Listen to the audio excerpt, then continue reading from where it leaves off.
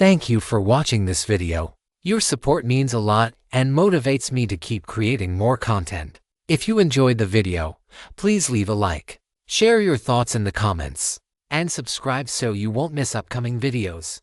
Part 3. How could a level 29 player withstand the ultimate move of a level 50 epic boss? Even though his SSS grade talent made Felix immune to fire elemental damage, the sheer impact alone was more than his fragile body could endure. The boss let out a disdainful snort and sank back into the magma. Only after the pillar of fire subsided did Felix's corpse fall from midair. Dead as could be, before he died, he had only one thought: damn you, Bai. But strangely, on the level leaderboard, Felix's ranking did not drop due to this death, and his level remained at @9. A moment later, Felix's corpse suddenly ignited with raging flames. At the same time, the magma in the crater began to boil once more. The players of the Sakura Kingdom were now driven to madness. Even those who went outside the city to grind monsters had dwindled significantly. If it weren't for the cost of living, it was estimated that the vast majority wouldn't even want to grind monsters anymore. Watching Bai's level skyrocket, they had fallen into despair. Baka, the local experts of the Sakura Kingdom, are all trash. After so many days, they haven't even managed to deal with one Bai. Grinding monsters only yields 26% of the XP now. What's the point of playing? I'm tired. Let it all be destroyed. I haven't leveled up in 3 days. Even Tsukuyomi no Mikoto can't make it onto the level leaderboard anymore. What kind of future do we Sakura players have? The mechanics of the Myriad Worlds game are just too disgusting. If the XP rate drops to 0%, what is the point of Sakura players even being here? Mom, I don't want to play this game anymore. I want to go home. Beside the corpse of the dark feather demon eagle, 3 figures suddenly appeared. Looking at the circular, bottomless pit nearby, the pupils of all 3 contracted simultaneously. This aura of death. How could Bai's strength have increased so rapidly? The person who spoke held a folding fan. It was Matsumoto Meiya, an elder of the Hidden Ninja Secret Society. This child must not be left alive. Abe Saijuan frowned deeply. Everyone understood this point, but they were completely unable to detect Bai's aura. Iga Dan, whose status and strength were slightly lower, stared at the dark feather demon eagle's corpse without a word, his eyes narrowing slightly. A week ago, Bai could only flee in all directions when facing him, yet now, he was capable of killing a legendary grade boss. The speed of this child's progress was simply horrifying. Just then, the expressions of all 3 suddenly changed. Who goes there? The next moment, a pale gray light curtain flashed and vanished, and Sumu Bai's figure instantly appeared not far away. Bai, you actually dare to show yourself. This venerable one was just worrying about how to find you. I didn't expect a fool like you to deliver yourself to our doorstep. The moment Matsumoto Meiya and Abe Saijuan saw Sumu Bai, their faces lit up with joy, and they immediately launched an attack. Iga Dan, standing to the side, also had a cold gaze, his palms instantly flickering with arcs of lightning. Severing Thunderblade. All 3 knew that to deal with Bai, they had to cut off his connection with his summoned creatures first. But since Sumu Bai dared to appear openly, he had naturally prepared for everything. The moment he appeared, he pointed his staff directly in the direction of the 3. The next moment, the prepared spell was instantly released. Sorrow of the Forgotten. 3 types of elements exploded violently. Although it failed to deal damage to the 3, it successfully caused them to forget their skills. Although the effect of Sorrow of the Forgotten could not last 5 seconds on these 3, it was already enough. The attributes of the 3 were suppressed by 60%. At the same time, a brilliant white light shone forth. You have used Goddess of Luck's blessing. For the next 30 seconds, your luck stat is increased to 64 points. The reason Sumu Bai came back was because he suddenly remembered one thing: the skyrocketing level and the series of gains, coupled with the cautious mindset from when his strength was lacking where he had to relocate as soon as he caused a stir. He hadn't managed to shake that habit off immediately. It wasn't until he left that he suddenly remembered his original intention for killing the dark feather demon eagle was to complete a quest. But when he saw Matsumoto Meiya and the other 2 from high in the sky, Sumu Bai suddenly changed his mind. The quest could wait. At worst, He could just go find another epic grade boss above level 180. But opportunities for this kind of experiment were rare. The rewards of a legendary grade quest simply couldn't compare to the spoils of killing 3 legendary grade experts. And so, after activating Blessing of the Goddess of Luck, Sumyubai's gaze instantly locked onto the corpse of the dark feathered demon vulture. Corpse destruction. This energy, oh no, this is impossible. Feeling the disturbance emanating from the dark feathered demon vulture's corpse, the expressions of Matsumoto Meiya and Abe Saijuan shifted violently. They had a premonition that if this energy were to erupt, they would absolutely be in mortal danger.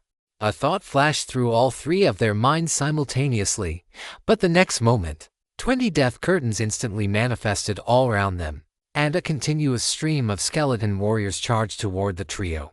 Even the sky above was obscured. Having temporarily forgotten their skills, they were unable to escape instantly at this moment.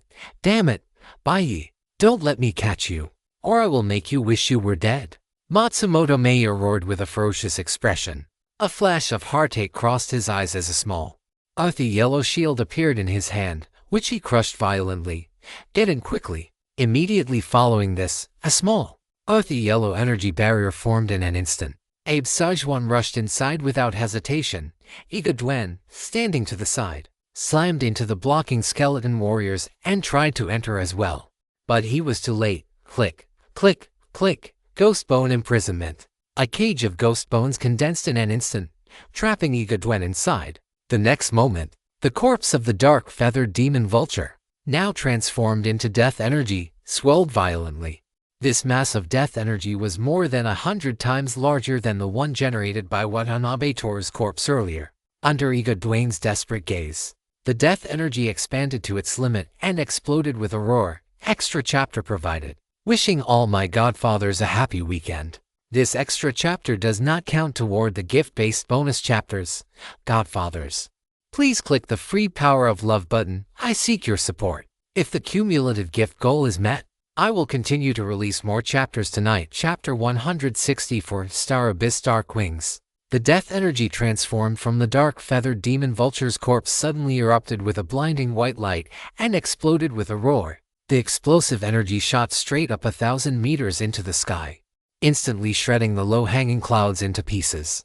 The terrifying shockwave swept violently through the surroundings. This time, the range was not just 30-some meters, but over a kilometer. The moment corpse destruction erupted, Iga Duen frantically tore open several scrolls, layering shield after shield upon himself. However, all of this was destined to be in vain. The moment the energy shockwave made contact with these shields, it didn't even pause, sweeping straight through them. 198.6 billion. Critical hit Kung double damage, accompanied by the heaven-defying 12-digit damage figure popping up. Iga Duen's figure vanished directly into the explosion. The dropped items were protected by the rules of the world game and were not destroyed the moment they appeared. They were automatically collected into Sumyubai's inventory. Crack. The earthy yellow energy barrier enveloping Matsumoto Meiya and Abe Saijuan was instantly covered in cracks.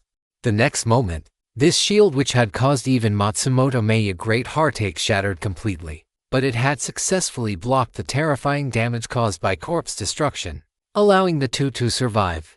Even so, Matsumoto Meiya and Abe Saijuan were pale-faced and spat out a mouthful of blood, clearly having suffered heavy injuries. At this point, the two great altars dared not linger any longer. Each pulled out a special teleportation scroll and tore it open, their figures vanishing from the spot. At this moment, only 2 seconds had passed since Sumyubai appeared.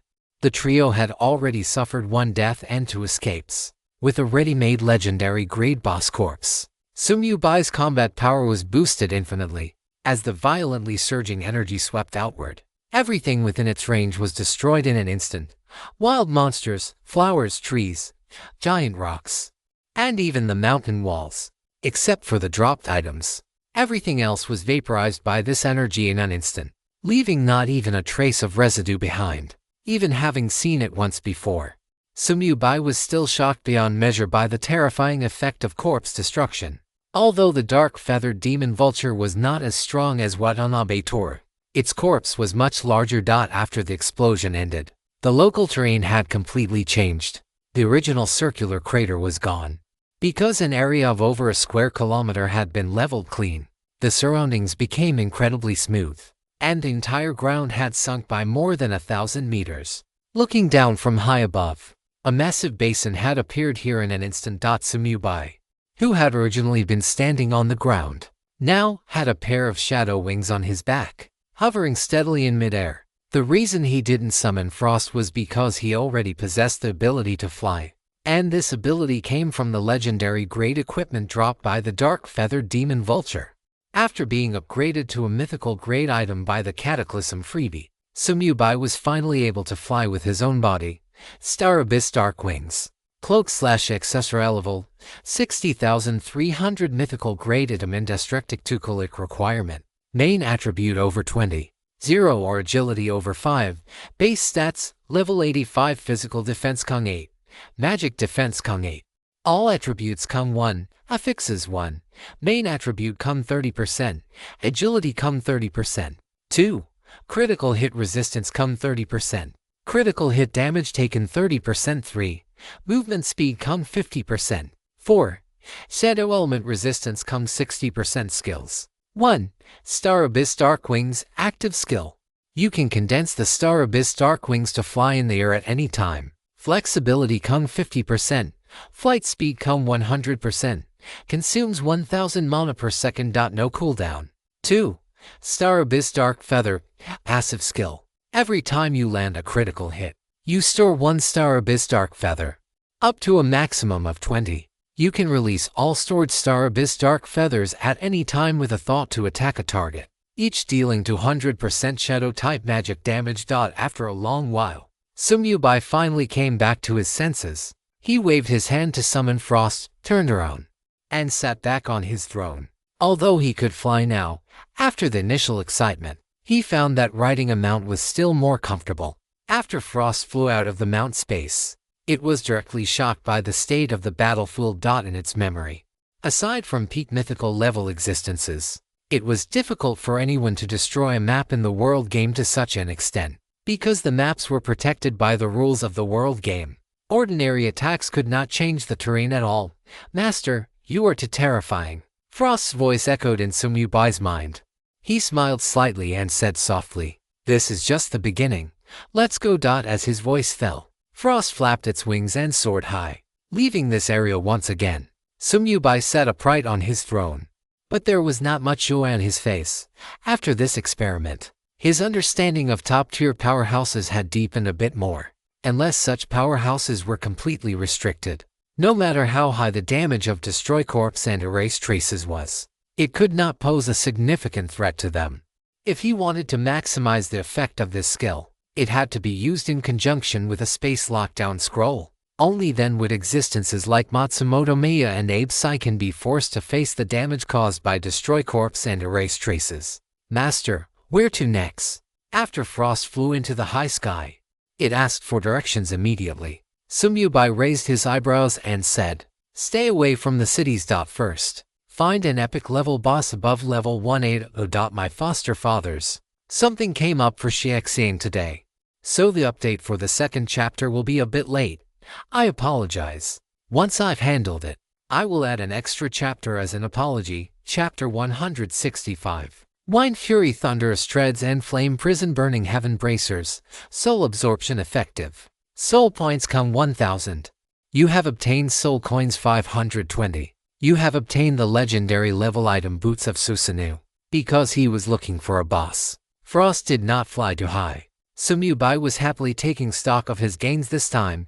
Watanabe Tor, the Dark Feather Demon Eagle, and Igadan. Aside from the 3,000 soul points, they had contributed nearly 1 million in soul coins alone. However, the World Chamber of Commerce had already set sail, so 1 million soul coins didn't mean much to Sumubai. The key was that, having the strength to take down legendary level bosses, he had finally started wholesaling mythical level equipment. Sumubai flipped his wrist, took out the Boots of Susanoo, and focused his mind. Catastrophe. Promote by 1 tier. You have obtained the mythical level item Wine Fury Thunderous Treads. As expected, just like the previous equipment, the gods of the Little Sakura country were not qualified to have their names appear on mythical level equipment. Wine Fury Thunderous Tread Shoes, Leather Armor Level, 60,300 Mythical Level Item Indestructible. Equipment Requirement: High Level Hidden Assassin Class and Agility over 5,000 Base Attributes, Level 85. Physical Defense cum 1020. Agility cum 30%. 2. Wind Element Resistance cum 60%. Thunder Element Resistance cum 60%. 3. Movement Speed cum 50%. 4. Can walk on water and ride the wind. Skills 1. Wind Fury Shadow. Active skill: draws upon the power of the wind element to instantly boost movement speed and attack speed to the extreme. Movement speed cum 500%. Attack speed cum 500%. Duration 30 seconds. Cooldown 10 minutes. 2. Thunderous Treads. Active skill: draws upon the power of the thunder element to deal 1000% physical attack as thunder element magic damage to all targets within a 500-meter radius. Targets hit will also fall into a paralyzed state for 5 seconds, cooldown 10 minutes. After the Death Sovereign class broke through to the second tier, the types of armor it could equip were no longer limited to cloth armor. Because Death Sovereign was an exclusive hidden class for all types, Sumyubai immediately replaced the double-layer cloth shoes he had been wearing for a long time with the Wine Fury Thunderous Treads. Looking at the level 5 black iron level equipment in his hand, Sumyubai had a thought. Catastrophe target. Double-layer cloth shoes. Prompt: please select the promotion tier. Tier 1, Tier 2, Tier 3. In the past, his lifespan was insufficient, and his own strength had increased too quickly. So, he had never used catastrophe on these low-level pieces of equipment. Now that he had plenty of lifespan, Sumyubai wanted to see what kind of catastrophe effects low-level equipment could have after being transformed. Catastrophe Tier 3. Prompt: confirm consuming 30 days of lifespan to overwrite the previous sublimation effect and promote the item cloth shoes to a higher tier. Confirm cancel. Is 30 days the minimum cost for catastrophe? Sumyubai raised an eyebrow. This piece of equipment was originally just level 5 common level gear, even at tier 3 catastrophe. It would only be gold level equipment. Using 30 days of lifespan for a piece of gold level equipment was clearly not worth it. But Sumyubai was wealthy and generous now, so he naturally didn't care about this small loss. He wanted to see if the catastrophe special effect could make this equipment undergo a complete transformation. Confirm. Prompt: you have lost 30 days of lifespan. Current lifespan, over 10,492 years. You have obtained the gold level equipment multi-layer exquisite cloth shoes. With a flash of golden light, the appearance of the double-layer cloth shoes in Sumyubai's hand changed instantly. However, that was not important. Sumyubai skipped the equipment attributes and focused his gaze on the newly added catastrophe trait. Catastrophe trait: triple jump. You can jump 3 times consecutively in mid-air. To be honest, this catastrophe trait was quite strong in the early stages of the game. However, for the current Sumyubai, it was completely useless. It seems that the strength of the catastrophe trait is also closely related to the tier of the equipment itself. Sumyubai gained a deeper understanding of the catastrophe talent. As for these multi-layer exquisite cloth shoes, they could only be kept as a souvenir. The catastrophe trait was not suitable to be exposed, and he wasn't short on money from selling this piece of trash equipment anyway. In addition to the Star Abyss Dark Wings and the Step of Gale and Thunder, Sumyubai also harvested another mythical grade piece of equipment. This piece of equipment was obtained through the free upgrade of the Kagetsuchi's wrist dropped by Watanabe Toru. Flame Prison Heaven Burning Bracers Wrist Guard, Plate Armor Level, 60,300 Mythical Grade Item Indestructible. Equipment Requirements: high level hidden class of the Warrior Archetype and strength exceeding 10. Level 85 Physical Attack Kung 12, Physical Defense Kung 8, Magic Defense Kung 6, all attributes Kung 1, affixes. 1. Strength Kung 602, Strength effects doubled. 3. Attacks inflict a burning effect, dealing an additional 50% fire elemental magic damage to the target. 4. Fire elemental resistance Kung 60% skills. 1. Flame Prison Heaven Burning, passive skill. Your attacks gain a splash effect, dealing 80% fire elemental magic damage to all enemies within a 10-meter radius of the target. Although this piece of equipment only has one passive skill, its effect is incredibly powerful. directly turning a melee player's basic attacks into an AoE skill. It is clearly equipment for a physical-based class. But Sumubai's Death Sovereign is a dual cultivator of both physical and magical arts. So, he is equally capable of meeting the equipment requirements. Sumubai directly equipped the Flame Prison Heaven Burning Bracers. And looking at his full set of top-tier gear, the corners of his mouth curled up slightly. The Undead Will necklace should be replaced as well. That piece of equipment is only level 1060, and it can no longer keep up with Sumubai's level. Just as he closed the equipment panel, a system notification sounded in Sumubai's ears. Notification: you have dominated the Blue Star Region Equipment Leaderboard, and all your equipment exceeds the leaderboard requirements by at least 1 grade. The effect of your title Peerless has been enhanced. Notification: a Blue Star Region announcement is about to be made. Sumubai was slightly stunned upon hearing this and opened the equipment leaderboard, which he hadn't checked in a long time. Blue Star Region Equipment Leaderboard minimum requirement: Epic Grade Item 1st place. Human Butcher's Mark Mythical Grade Item by ye 2nd place. Star Abyss Darkwings Mythical Grade Item by ye 3rd place. Step of Gale and Thunder Mythical Grade Item by ye 4th place. Flame Prison Heaven Burning Bracers Mythical Grade Item by ye 5th place. Goddess of Luck's Blessing Legendary Grade Item by ye 6th place. Hand of the Chanter Legendary Grade Item by ye 7th place. Dylan's Crystal Ball Legendary Grade Item by ye 8th place. Cursed Crown Legendary Grade Item by ye 9th place. Sorrow of the Forgotten Legendary Grade Item by ye 10th place. Protection of Frost Legendary Grade Item by ye, with 4 new mythical grade pieces of equipment added. Even the Death Speaker's Robe, a legendary grade item, was pushed off the equipment leaderboard. As for the Epic Grade Undead Will necklace, it had even less qualification to be on the list. With his own strength, Sumubai had single-handedly raised the entry requirements for the Blue Star Region Equipment Leaderboard by an entire tier. Fresh content, my dear readers, please enjoy.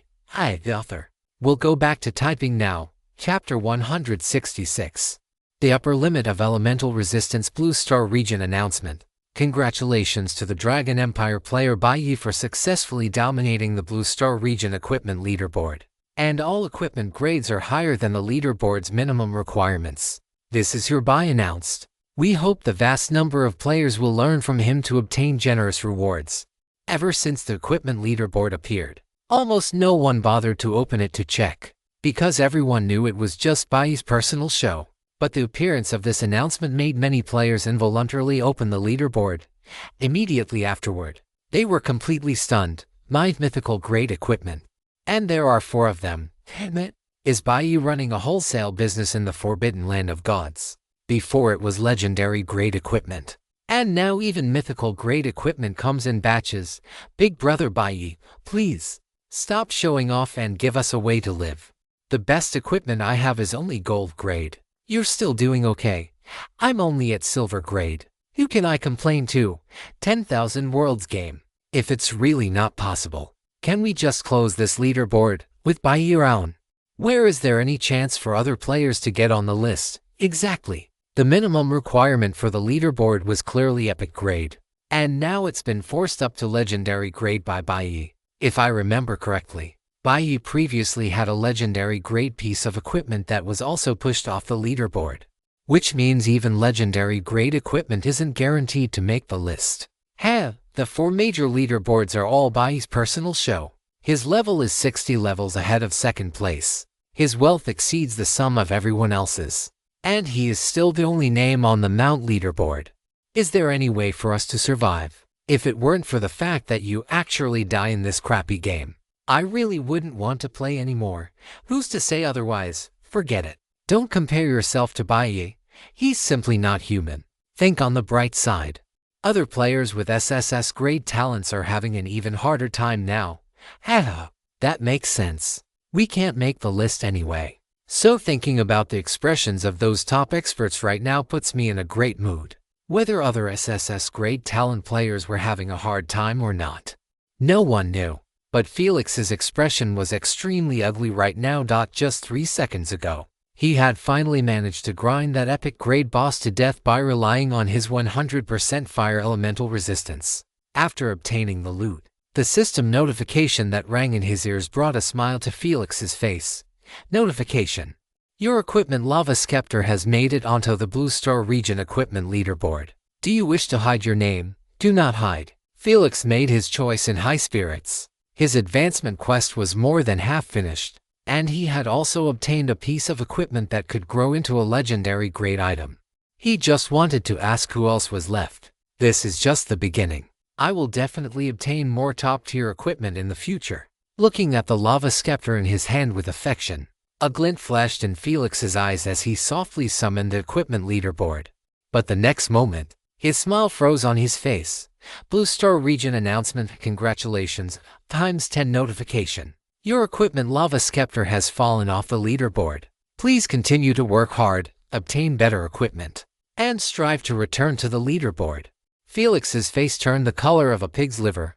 For a moment, aside from the sound of bubbling, boiling lava, there was no other movement in the sighing crater. The equipment ManhwaCapped hadn't even lasted a single second in the 10th position on the leaderboard before being squeezed out. After a long while, Felix suddenly gripped the scepter in his hand tightly, gritting his teeth as he spat out fuck, bye. You really deserve to die. Far away in the Sakura Kingdom, Sumyu-bai was naturally unaware that he had unintentionally caused Felix to have a mental breakdown. Of course, even if he knew, he wouldn't take it too hard at all. He had long since transcended the level of ordinary players. His current opponents were no longer players with SSS great talents, but the local powerhouses of other nations. Listening to the scrolling region-wide announcements, Sumyu-bai smiled slightly and checked the changes to his title, Fearless Rider. When wearing this title, EXP gained from all sources increases by 120%, and movement speed increases by 50%. The improvement wasn't significant, merely an additional 20% EXP gain. Moreover, Sumyu-bai had already reached the level cap, so the increase in EXP was temporarily of little significance. Therefore, with a thought, he directly replaced the title with Massacre Maniac. With the speed bonuses from Star Abyss Dark Wings and Wine Fury Thunderstomp, Sumyu-bai no longer really needed the 50% movement speed bonus from Fearless Rider. From now on, except when farming for EXP, he would wear the Massacre Maniac title. Notification. Your title has been replaced with Massacre Maniac. It will officially take effect in 30 minutes. Massacre Maniac. When wearing this title, attack power spell power 100%, critical hit rate 30%, critical hit damage 50%, due to the class bonus of Death Sovereign. Once the Massacre Maniac title took effect, both Sumyu-bai's attack power and spell power would increase by 200%. His critical hit rate would also officially break through 100%, reaching 130%. As long as a creature had less than 30% critical hit resistance, Sumyu-bai could land a critical hit with every single strike, and the critical hit damage would reach a terrifying 425%. While checking his attributes, Sumyu-bai noticed something amiss. Logically speaking, with the resistance increases from the 3 mythic grade pieces of equipment he had acquired later, plus the Death Speaker Robe's all-elemental resistance 10% affix, his wind, lightning, and fire resistances should have been at 70%. However, on his current panel, the resistance for these 3 elements was only 50%. After checking the annotation in the resistance column, Sumyu-bai finally understood. Unless one possessed special talents or bonuses, before breaking through to Tier 7, everyone's elemental resistance could only be raised to a maximum of 50%. Tier 7, which is the epic level, allows one to possess 60% elemental resistance. Tier 8, the legendary level, is 70%. And Tier 9, the mythic level, can only reach a maximum of 80%. As for the Saint Extinction level, the annotation did not mention it. However, Sumyu-bai also noticed a special point about Death Sovereign. For the Death, Curse, and Shadow elements, he could raise his resistance to 100% without any obstacles. Although he didn't understand why Death Sovereign didn't come with inherent resistances, Sumyu-bai didn't take it too much to heart. Perhaps they would appear after he advanced in the future. My materials have been digested for a long time now. Seeming to sense that Sumyu-bai had become idle, Frost's somewhat aggrieved voice rang out in his mind. Having been longing for a material feast that he still hadn't eaten, This guy was clearly getting a bit anxious. Take them. Sumyubai smiled. And with a thought, he directly took out all the materials and tossed them forward. Can you digest this many at once? The quantity of materials provided by Rich across the world this time was far greater than before. After his freeloading, there were 47 mythic grade materials alone, Master. I am the Frost Dragon King, after all. This little bit of material is no problem at all. Seeing the food, Frost's voice carried a hint of joy as he opened his mouth and sucked all the materials into his belly. His current size was approaching 100 meters, and after level 60, he would continue to grow larger with every level up. With so many materials, in time, Frost was destined to grow into a towering behemoth. Chapter 167. The remarkable effect of the Soul Origin Crystal. Epic grade bosses above level 180 were clearly not that easy to find. However, Sumyubai didn't stay idle. He simply pitched his spatial tent on Frost's back, and the latter directly condensed a layer of ice to secure the tent in place. Search slowly. Notify me when you find one. Sumyubai left these words behind and stepped into the spatial tent. He leaned comfortably on the living room sofa and waved his hand to release all the soul stones.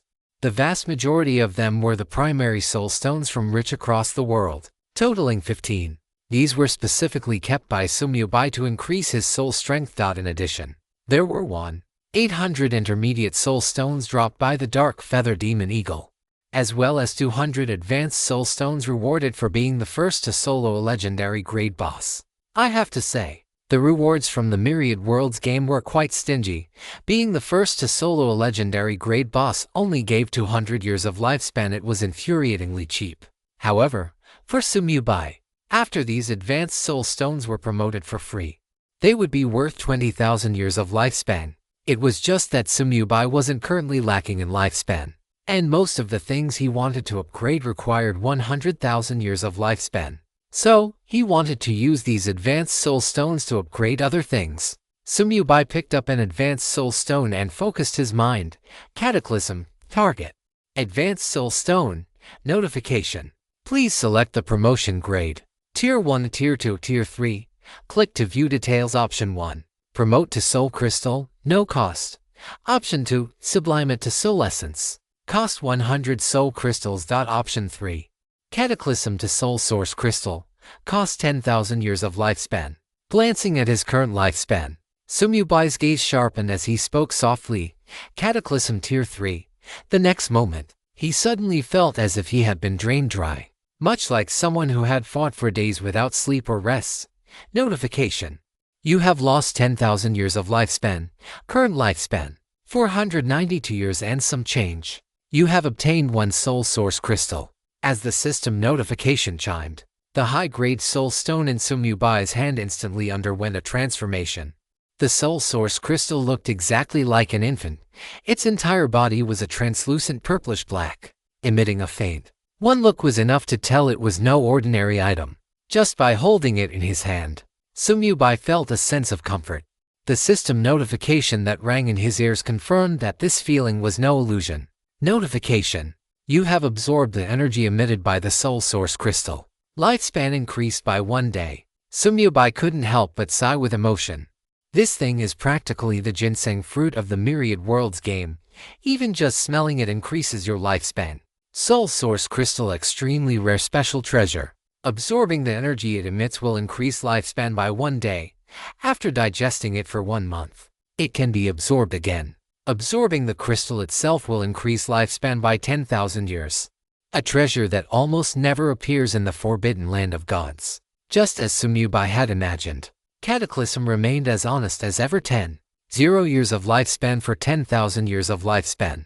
The only difference was that the Soul Source Crystal provided an extra day of lifespan every month, and it no longer carried the penalty of death-related loss. However, this bit of lifespan was not even worth mentioning to the current Sumyubai. What he cared about more was the added Cataclysm trait. Cataclysm trait significantly increases soul strength upon absorption. It really is related to the item's original grade. Seeing the word significantly in the Cataclysm trait description, Sumyubai's eyes lit up. When he used Cataclysm on the low-grade soul stone, the added trait only slightly increased soul strength. Now, it had directly become significantly, of course. The cost was also greater. Previously, he only lost 30 days of lifespan, but Cataclysm on a high-grade soul stone cost him a year. Compared to soul strength, what is 1 year of lifespan? Sumyubai murmured to himself and immediately began absorbing the energy within the soul source crystal. A rich surge of vitality poured into his body, beginning to replenish the deficit from before. The feeling of vitality surging was still as addictive as ever, and Sumyubai couldn't help but let out a soft moan. 10,000 years of lifespan naturally required some time to absorb. It took a full 15 minutes before Sumyubai suddenly opened his eyes, a sharp glint flashing in their depths. This time, he finally felt the increase in his soul strength. It was a feeling hard to describe.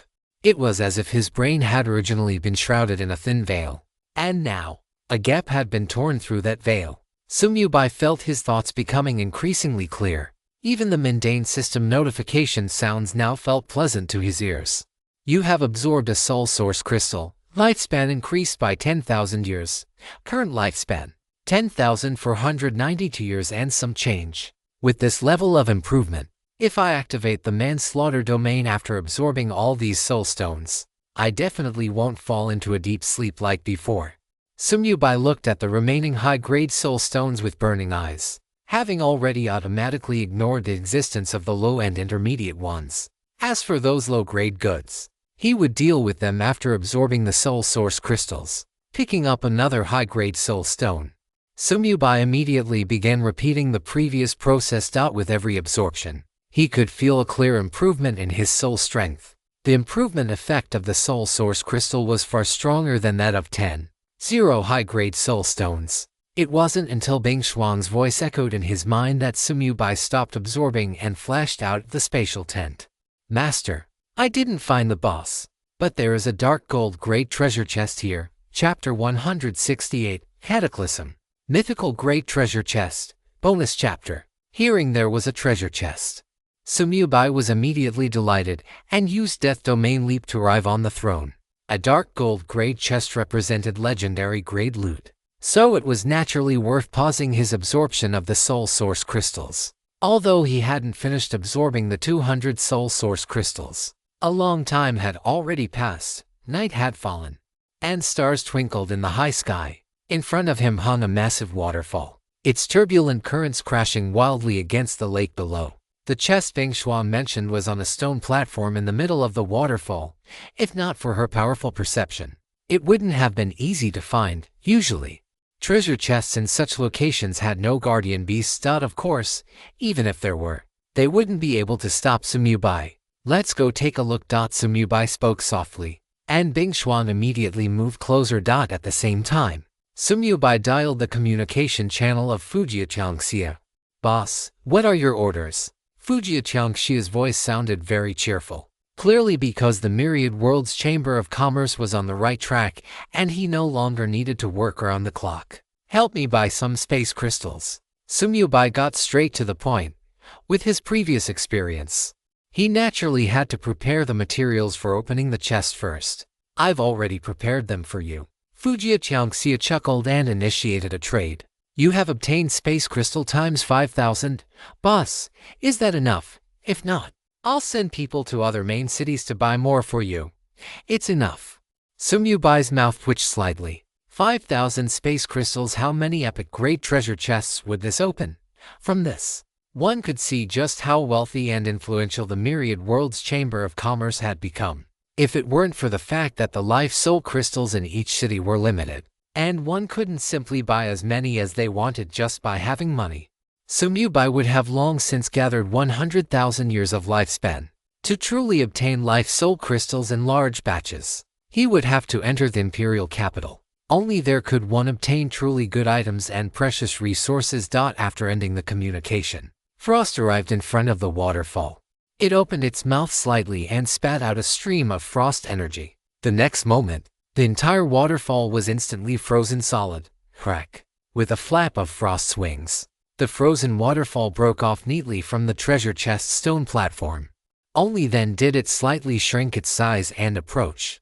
Sumyubai leaped onto the stone platform and patted Frost on the head. Well done. Frost raised its head slightly, seemingly enjoying its master's praise. Immediately afterward, it shrank into a mini dragon, curled up on Sumyubai's shoulder, and closed its eyes to digest the materials. Although it could digest while flying, it was clearly faster when it could focus. During the time Sumyubai spent absorbing the life soul source crystal, Frost's level had quietly risen to level 68, and that batch of materials was only a small portion of what it had consumed. Although the XP required for it to level up was 100 times that of a player, with the god of wealth Fujiya Changxia acting as its logistics support, Frost's level could quickly keep up with Sumyubai. Detected a locked dark gold great treasure chest. You do not have the key or the lockpicking skill. It cannot be opened. It's a locked one. Sumyubai curled his lip. However, whether it was locked or not made no difference to him. Catastrophe target. Dark gold great treasure chest. Prompt. Please select the promotion tier. Tier 1, Tier 2, Tier 3. Click to view details. I wonder how much it costs to sublime it. Sumyubai's thoughts stirred, and he directly checked the details. Option 1. Promote to epic great treasure chest. No cost. Option 2. Sublime it to legendary great treasure chest. Consumes 10 million soul coins. Option 3. Catastrophe to mythical great treasure chest. Consumes 10,000 years of lifespan.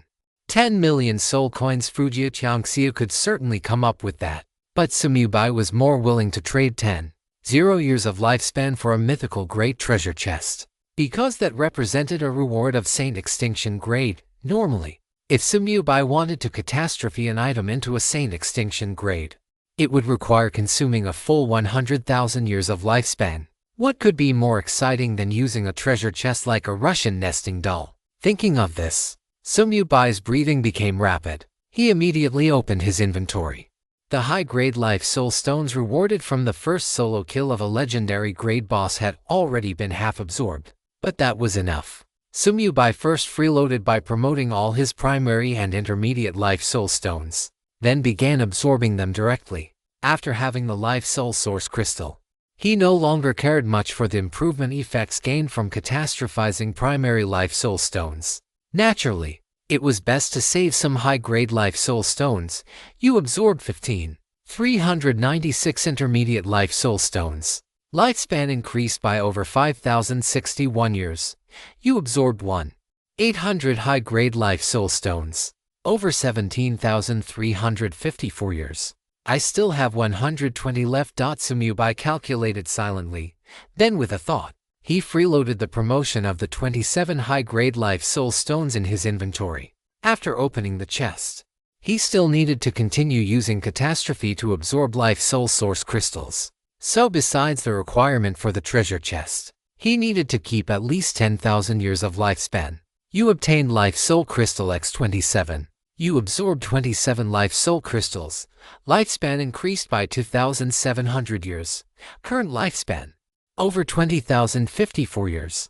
After being busy for more than 10 minutes, Sumyubai's lifespan had finally reached over 20,000 years. He took a deep breath, suppressing the excitement in his heart, and used catastrophe on the dark gold great treasure chest on the stone platform. Catastrophe Tier 3. You lost 10,000 years of lifespan. The next moment, the spacer on the treasure chest suddenly vibrated, and a 7-colored radiance shot into the sky. Wrapped in the 7-colored light, the entire chest began to shrink slowly, and layers of complex magicaries appeared on its surface. A full minute passed before the treasure chest's transformation ended. A 30-centimeter square treasure chest appeared before Sumyubai. The magic arrays on the chest had long since faded, replaced by countless dazzling gems. At the same time, the system notification sounded in Sumyubai's ears. Detected a locked mythical great treasure chest. Facing the Saint Extinction great treasure about to be in his hands, Sumyubai suppressed his excitement and waved his hand to store the mythical great treasure chest into his inventory. Once a treasure chest is promoted to epic grade or higher, it can be stored. It will naturally disappear after being opened. The commotion just now was not small. Although this place was far from the city, no one could say for sure if it would attract anyone. Sumyubai was in a hurry to open the chest now, and had no interest in playing games with people from the Sakura Kingdom. Get up and get to work. He raised his hand and tossed Frost out. The latter immediately returned to its full size.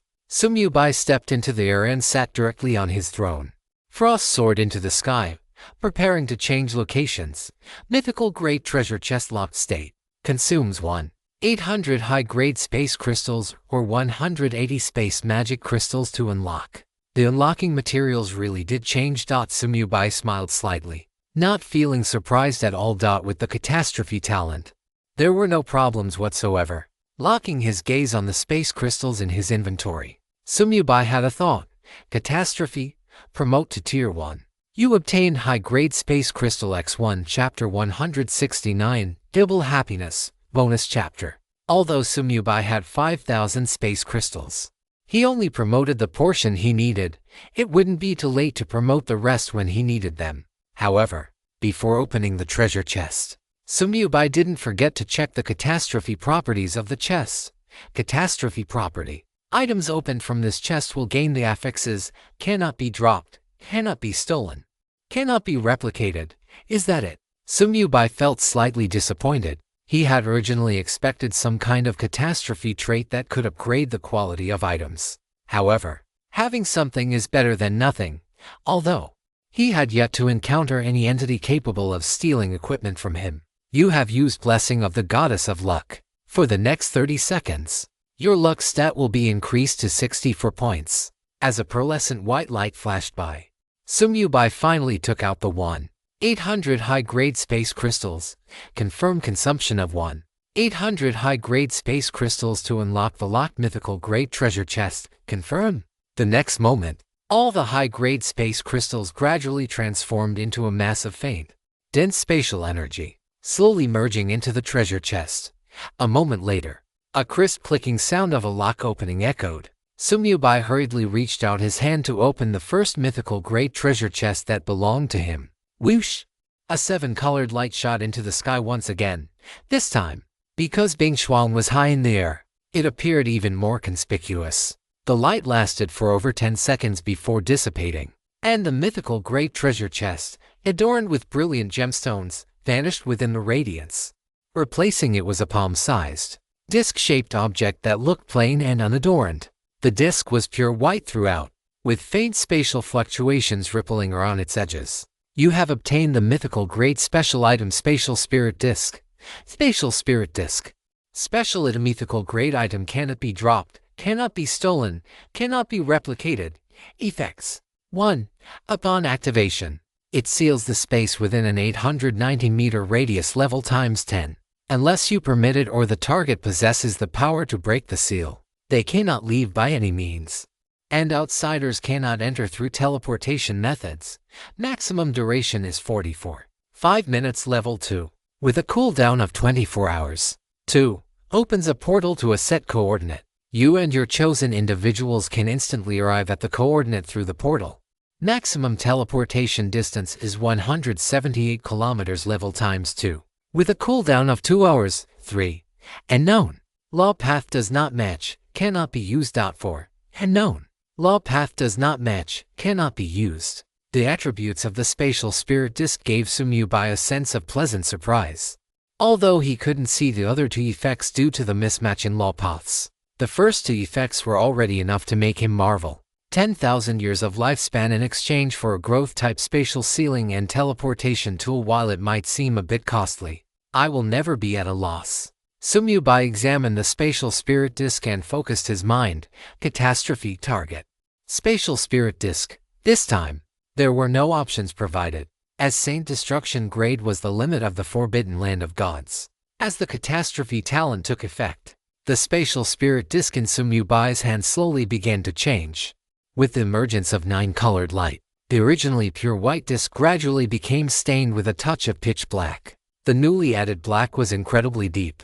It was clear that a Saint Destruction grade item could not be upgraded quickly. While Sumyubai waited, Bing Shuang suddenly spoke up. Master, I sense a not-so-weak aura over there. It should be a boss attracted by the commotion of the treasure chest.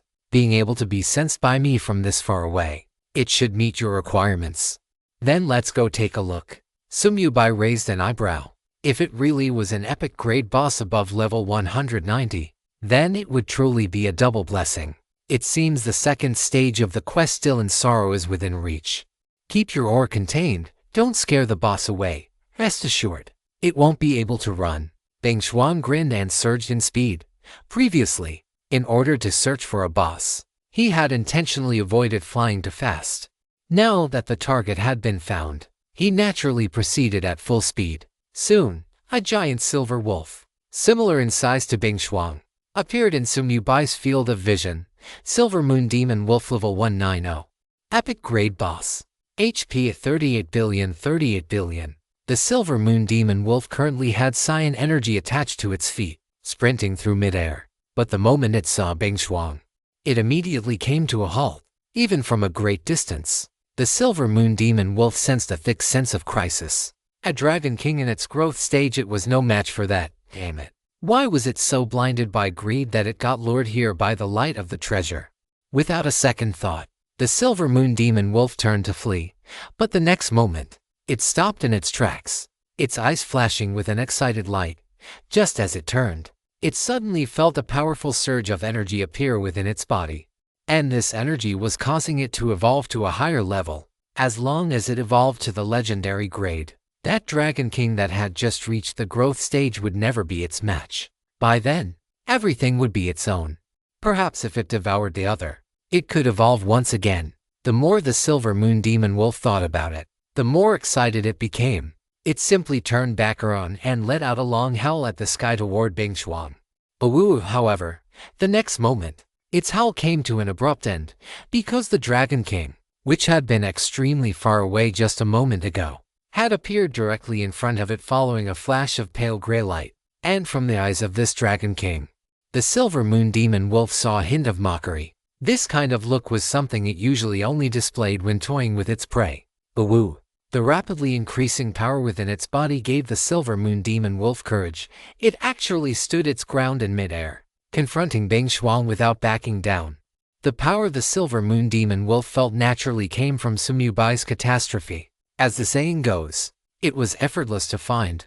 The boss he had been searching for in vain had delivered itself to his doorstep just by opening a treasure chest. He naturally had to strengthen the target to meet the quest requirements immediately. Master, shall we kill it here, or find another place? Bing Xuan glared at the Silver Moon Demon Wolf, flashed forward, and gave it a solid slap with his wing. Who are you staring at, you brat? If he hadn't been waiting for the opponent to finish evolving before killing it, that last strike certainly wouldn't have been as simple as a mere slap. Bing Xuan didn't want to waste her effort either, because after evolving, this guy would fully restore its status. Sumyubai looked up at the Silver Moon Demon Wolf, his gaze returning to the spatial spirit disc currently undergoing its promotion. But that single glance was enough to leave the Silver Moon Demon Wolf, which had been preparing to fight Bing Xuan to the death, completely stunned. Death gaze. 20.8 billion. Following that, a series of true damage numbers in the tens of millions popped up. At the same time, Bing Xuan's dragon claws suddenly gripped its spine, dragging it away as she flew into the distance. Before it finished evolving, the Silver Moon Demon Wolf, with all its attributes suppressed by 60%, had absolutely no power to fight back against Bing Xuan. Futile, my hands are sore from holding the phone. But I've finally made up for yesterday's missed updates and all the extra chapters I promised, including the updates from last night and this afternoon. That's a total of 6 chapters delivered. My dear patrons, please send some gifts. Chapter 170. It was a one-on-one just now. How did it suddenly become a gang fight? Under the night sky, moonlight and starlight intertwined, bringing specks of light to the darkness. Bing Xuan radiated endless chill, flapping her wings as she flew high, clutching the Silver Moon Demon Wolf, which was frozen by ice energy, beneath her. Before completing its evolution, the boss, with all its attributes suppressed by 60% due to death gaze, could not easily break free from Bing Xuan's control. Energy surged across its body as it evolved toward a legendary grade boss. At the same time, the spatial spirit disc in Sumyubai's hand was also in the process of ascending into a saint extermination grade item. A few minutes later, accompanied by a resounding howl, terrifying energy erupted instantly. Crack. Immediately after, the solid ice on the Silver Moon Demon Wolf's body shattered into shards in an instant, turning into countless ice crystals that scattered across the sky. After evolving into a legendary grade boss, the Silver Moon Demon Wolf broke free from Bing Xuan's restraints at the first opportunity. At the same time, its body size expanded by another circle, and it opened its blood-red maw to bite at Bing Xuan's dragon claws. Having endured several minutes of humiliation, it was finally time to get even. But what puzzled the Silver Moon Demon Wolf was why the power suppressing it hadn't weakened in the slightest. "You really are just a dog." Bing Xuan let out a cold snort, her dragon claws imbued with icy energy, clashing head-on with the Silver Moon Demon Wolf's fangs. Sumyu Bai was about to summon the Scourge Legion to suppress the Silver Moon Demon Wolf to the ground by charging from high altitude, but he suddenly had another idea. With a thought, a pale gray death curtain appeared and instantly expanded to a size large enough for Bing Xuan to pass through. The next moment, Sumyu Bai locked his gaze on the Silver Moon Demon Wolf and designated it as a friendly unit in his mind. Swish!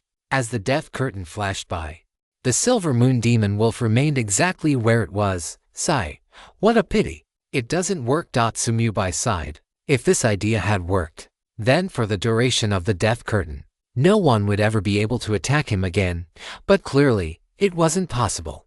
High in the sky, Bing Xuan and the Silver Moon Demon Wolf clashed several more times. Sumyu Bai, having failed his experiment, waved his hand and deployed the death curtain above the Silver Moon Demon Wolf. Immediately after, a series of Skeleton King warriors charged straight out. Wild charge, bang, bang. The continuous force of the charges, combined with the effect of gravity, actually forced the Silver Moon Demon Wolf down from the high altitude. Notification: you have consumed 500 points of death energy to strengthen the target Skeleton King warrior by 1000% of its main attributes. With the appearance of the strengthened Skeleton Kings, the terrifying force instantly slammed the Silver Moon Demon Wolf into the ground. With so many bonuses, the strength attribute of the strengthened Skeleton Kings was even higher than that of the suppressed Silver Moon Demon Wolf. Silver Moon Demon Wolf suppressed by Death Gaze. All attributes reduced by 60%. Level 190 Legendary Grade Boss HP 75. 4 billion a 76 billion. Although the Silver Moon Demon Wolf's level was 10 levels lower than the Dark Feather Demon Eagle, its HP was actually higher. For a legendary grade boss of such a high level, Bing Xuan's Dragon Might could no longer have any effect. This was the biggest difference between Dragon Might and Death Gaze. The latter only judged life level, and no other data would affect the result. As long as the life level was lower than Sumyu Bai's, they would be weakened by 3 points upon meeting. After stacking the profession's catastrophe trait, the effect of Death Gaze became even more terrifying, compared to the effect of suppressing all attributes. True damage and the fear status were almost not worth mentioning. It was precisely because he possessed this skill that Sumyu Bai had the ability to deal with high-level legendary bosses. Click, click, click. As soon as the Silver Moon Demon Wolf climbed up from the ground, it felt the surrounding death energy begin to boil. The next moment, a massive cage of ghostly remains condensed and imprisoned it. Ghostly remains imprisonment. At the same time, the death curtain unfolded, and the massive Scourge Legion instantly spread out, facing a massive boss. Their utility was far greater than when dealing with humans. The Silver Moon Demon Wolf, over 100 meters long, was restricted within the ghostly remains imprisonment, making it a living target. The strengthened Skeleton Kings rushed into the cage at the first opportunity, using their bodies as meat shields to block the Silver Moon Demon Wolf's attacks, preventing it from breaking the cage. Whoosh, whoosh, whoosh, boom, boom. Arrows and fireballs rained down in an overwhelming barrage. Aside from those coming from the ground, even more came from all directions. Under the effect of the death curtain, even skeletons outside the normal range could deal damage to the Silver Moon Demon Wolf in wave after wave. What was even more terrifying was that the skeleton mages ignored magic defense, and the skeleton archers ignored physical defense. Both were equivalent to dealing true damage. In an instant, the Silver Moon Demon Wolf was beaten into a daze. It couldn't figure out for the life of it how it had been a one-on-one just a moment ago, only to suddenly turn into a gang fight. And it was a gang fight of over 100,000 against 1. To maximize damage, Sumyu Bai commanded his archers and mages to unleash their skills on the death curtain in units of 1,000, rotating to a fresh legion as soon as one finished their volley. Inside the cage of ghostly remains, The Frost Skeleton King and the Enhanced Skeleton King traded blows, one with claws, the other with a sword, leaving the Silver Moon Demon Wolf snarling and baring its fangs, surrounded by nearly 100 Skeleton King warriors restricting its movements. The Silver Moon Demon Wolf was completely powerless to break the cage of ghostly remains, and this skill, as long as it remained unbroken, could be maintained indefinitely. Sumyubai found a suitable spot to watch the battle leisurely, using Death Gaze to supplement the damage every 60 seconds. Now that the Mass Murderer title was in effect, his attack power and spell power had both surpassed 1 million. Every time Death Gaze pulsed, it dealt tens of millions, or even hundreds of millions, of damage to the Silver Moon Demon Wolf. But soon, Sumyubai stopped paying attention to the battle on the field, because the spatial spirit disc in his hand had finally finished its promotion. Shenlong Empire, Imperial Capital, Shenlong Palace Headquarters. Inside a special cultivation room, Huijin suddenly opened his eyes, his pupils seemingly containing thousands of sword auras. Shock, doubt, confusion, and other complex emotions flickered across his face. This power, it cannot be wrong. This is definitely his power. Chapter 171. The person Huijin is looking for. The monstrous wheel of time and space. Huijin flipped his wrist, and a small, black and white token appeared in his palm. The token seemed to sense something as well, trembling incessantly. Huijin gripped the token tightly and waved his hand, scattering thousands of purple-black coins. These were ancient soul coins, far rarer than ancient gold coins. A mysterious power rippled out from the black and white token. Guided by this force, the ancient soul coins began to revolve slowly around Huijin. This scene was identical to what had happened in the sky above the capital of the Sakura Kingdom. With every rotation, the ancient soul coins slowly dissipated. Huijin seemed to be using the consumption of these ancient soul coins to locate something or perhaps someone. After a long while, Huijin stood up abruptly, exclaiming in disbelief. How could it be there?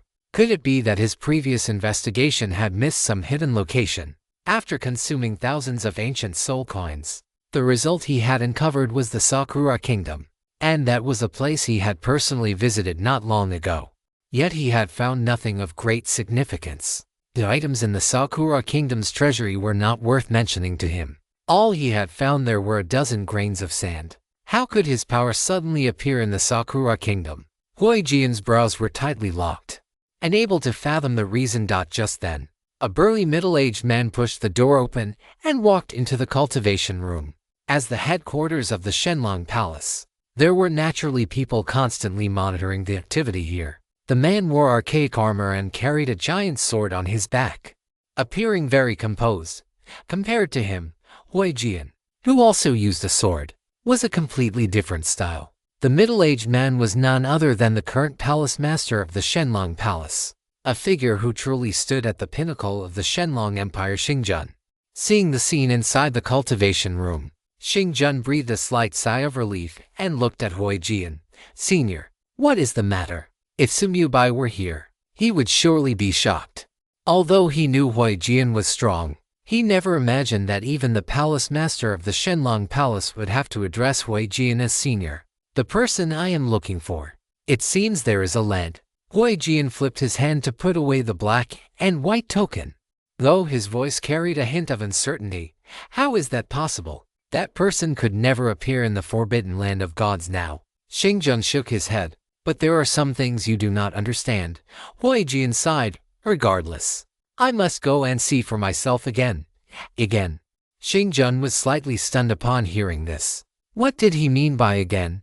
The Sakura Kingdom. As the words fell, Huijin's figure had already vanished from the cultivation room. Xingjun looked at the residual powder of the ancient soul coins on the floor and suddenly let out a long sigh. Senior Huijin is becoming increasingly obsessed. I wonder if this is a good thing or a bad thing. Ours.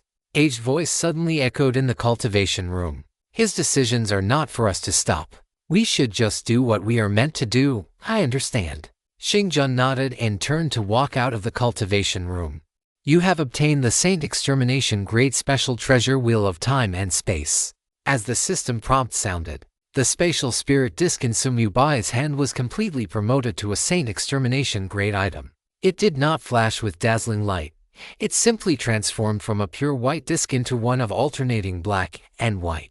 Because this was a special item and not wearable equipment, neither the spatial spirit disc nor the promoted Wheel of Time and Space would appear on the equipment rankings.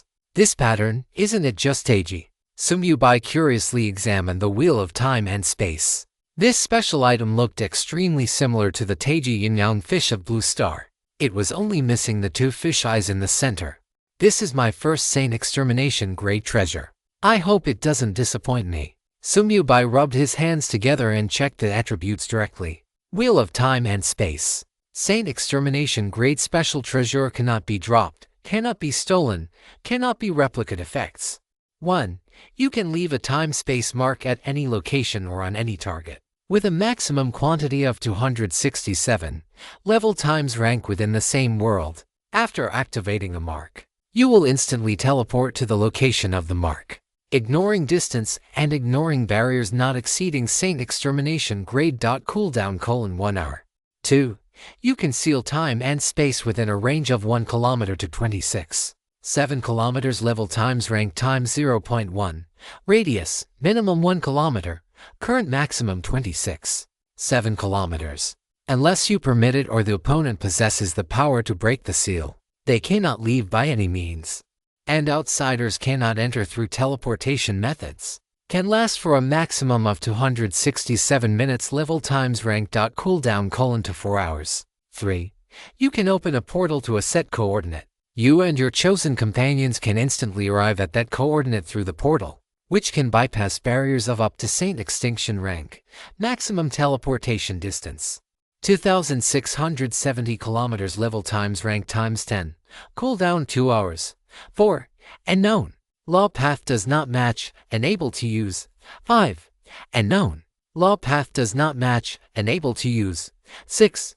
Unknown. Law path does not match. Unable to use. After reading the 3 usable effects of the Wheel of Time and Space, Sumyubai couldn't help but widen his eyes, murmuring to himself, is the gap between mythical rank and Saint Extinction rank really this massive? Compared to before the promotion, the range for both the lockdown and the portal had increased by dozens of times. Furthermore, there was now an added description stating it could bypass barriers up to Saint Extinction rank. Do national borders exceed the Saint Extinction rank? This thought flashed through Sumyubai's mind instantly. 2,670 kilometers was more than enough to teleport from the border of the Sakura Empire to the border of the Shenlong Empire. If that were possible, he would never need to trouble Huijin to cross national borders again. However, after glancing at the Silver Moon Demon Wolf that hadn't died yet, Sumyubai suppressed the urge to test it immediately. It wouldn't be too late to try after completing the quest. The Wheel of Time and Space wasn't going anywhere. As for the newly added effect, it was even more exaggerated. With 267 time space marks, he could teleport instantly regardless of distance once every hour. Sumyubai couldn't find any adjective other than perverted to describe it. At the same time, he gained a new understanding of how heaven-defying his catastrophe talent truly was. To have such an exaggerated increase in power from mythical to Saint Extinction rank, and for his talent to be able to promote it without any cost, could anything be more heaven-defying than this? After finishing the effects of the Wheel of Time and Space, Sumyubai's gaze fell upon the small line of text at the very bottom of the item description. His eyes narrowing. A special treasure created by the Master of Time and Space. It appears incomplete now, and ordinary people cannot use it at all. Master of Time and Space. This was the first time Sumyubai had seen the title of another master. And from this description, it was clear that the Wheel of Time and Space was incomplete. It must be missing to fisheye gems. Sumyubai squinted slightly, a few doubts rising in his heart. If ordinary people can't use it, why can I use 3 of its effects? Is it because I am also a master? Chapter 172. Essence of the Silver Moon. Bonus chapter. Carrying his doubts, Sumyubai summoned a skeleton warrior and casually left a time-space mark on it. The next moment, his figure vanished from where he stood. Death Domain Leap. The skeleton warrior, carrying its great sword, stared blankly at the spot where Sumyubai had disappeared. A moment later, Sumyubai's figure instantly appeared beside it. Instant teleportation. Forget the reason, as long as it works, it's a good thing. Looking at the wheel of time and space in his hand, the first effect had already entered its 1-hour cooldown. Sumyubai flipped his hand and stored it in his spatial ring. The only downside to this special treasure was that it had to be held in hand to be used. However, compared to its perverted effects, this minor flaw was completely negligible. Master, this guy is about to die. Bing Shuang's voice suddenly echoed in his mind. Sumyubai's thoughts stirred, but his expression froze immediately after. Notification. This skill is still on cooldown. He had reflexively prepared to use Blessing of the Goddess of Luck, but it hadn't even been an hour since he last used it. That was slightly embarrassing, but it was of no consequence, even without it. Sumyubai's luck stat remained as high as 32 points. Woo-woo. Accompanied by a mournful howl, the evolved Silver Moon Demon Wolf finally ended its miserable life, collapsing to the ground dead. The ghost bone cage that had imprisoned it, having lost its target, automatically dissipated in a human-like manner.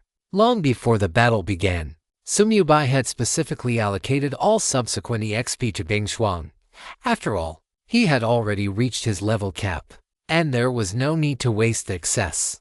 Even though a mythical rank creature required 100 times the XP to level up, the Silver Moon Demon Wolf's massive amount of experience allowed Bing Shuang to level up twice. At level 70, Bing Shuang's size had exceeded 100 meters, and the massive amount of materials within its body were still being digested. So its EXP continued to grow without pause. Soul absorption effective. Soul points come 1,000. You have obtained 130,000 soul coins. You have obtained level 1 Radiant Gem times 20. You have obtained legendary material Silver Moon Demon Wolf Hide times 1. You have obtained legendary material Silver Moon Wolf for times 20. You have obtained intermediate life Soul Stone times 1200. You have obtained legendary consumable essence of the Silver Moon times 1. A series of system notifications rang out, and Sumyubai couldn't help but frown. It was one thing that the quantity of other items was low because he hadn't activated the Blessing of the Goddess of Luck. But for a dignified legendary rank boss to not drop even a single piece of equipment, was this reasonable? I'll have to see what this essence of the Silver Moon is. With auto loot active, everything dropped by the Silver Moon Demon Wolf had already been collected into his inventory. Sumyubai flipped his hand and took out the essence of the Silver Moon. It was a fist-sized orb of hazy energy, flickering with faint silver light spots. Essence of the Silver Moon Legendary Consumable Lupin Absorption, gain 2,0 free attribute points and increase lifespan by 200 years. Only effective upon the first absorption. Note, if your main attribute is below 5,0, you will explode and die upon absorption. If your main attribute is below 10,0, you can only digest 50%. Only when your main attribute exceeds 10,0 can you fully digest the energy within. This is a rare treasure condensed by a legendary rank Silver Moon Demon Wolf that has absorbed the essence of the Moon for years. So, besides life soul stones, there are other treasures that can increase lifespan. Sumyubai raised an eyebrow. Compared to a piece of legendary equipment, it was hard to say which was better. After all, a legendary grade piece of equipment grown to level 85 can increase all attributes by 425 points, meaning a total increase of over 2,000 points across the 4 main stats. Moreover, as the level increases, the added values will continue to grow. Furthermore, Sumyubai had a hunch that once players break through to the corresponding tier, the base stats of high-tier equipment like legendary and mythical grades would receive another boost. He deduced this from the description of elemental resistance. There should be a watershed between the 6th and 7th tiers, which correspond to dark gold and epic grades. From then on, every time one breaks through a tier, there will be a significant improvement. However, the fact that a player can grow themselves after absorbing the essence of the Silver Moon is clearly better than relying on external objects like equipment. And it also grants an additional 200 years of lifespan for any player other than Sumyubai. This point is impossible to ignore. With my current main attributes, it should be no problem. Sumyubai thought for a moment. His gaze locked onto the essence of the Silver Moon. Catastrophe, promote by 1 tier. You have obtained the mythical grade consumable essence of the Blazing Sun. Essence of the Blazing Sun mythical grade consumable after absorption. Gain 6,000 free attribute points and increase lifespan by 600 years. Only effective upon the first absorption. Note: if your main attribute is below 15,000, you will explode and die upon absorption. If your main attribute is below 30,000, you can only digest 50%. Only when your main attribute exceeds 30,000 can you fully digest the energy within. This is a rare treasure condensed from the essence of the sun, absorbed over many years by a mythical grade blazing sun demon wolf. The effect has tripled, and the requirements have increased accordingly.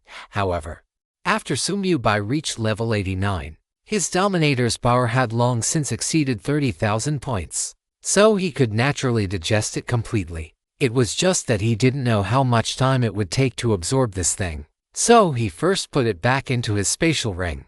He hadn't forgotten this time that hunting the Silver Moon Demon Wolf was to complete a quest. Using a dead zone leap, he arrived in front of the Silver Moon Demon Wolf's corpse and slowly extended his left hand. Dylan's crystal ball emerged, as energy enveloped the corpse of the Silver Moon Demon Wolf.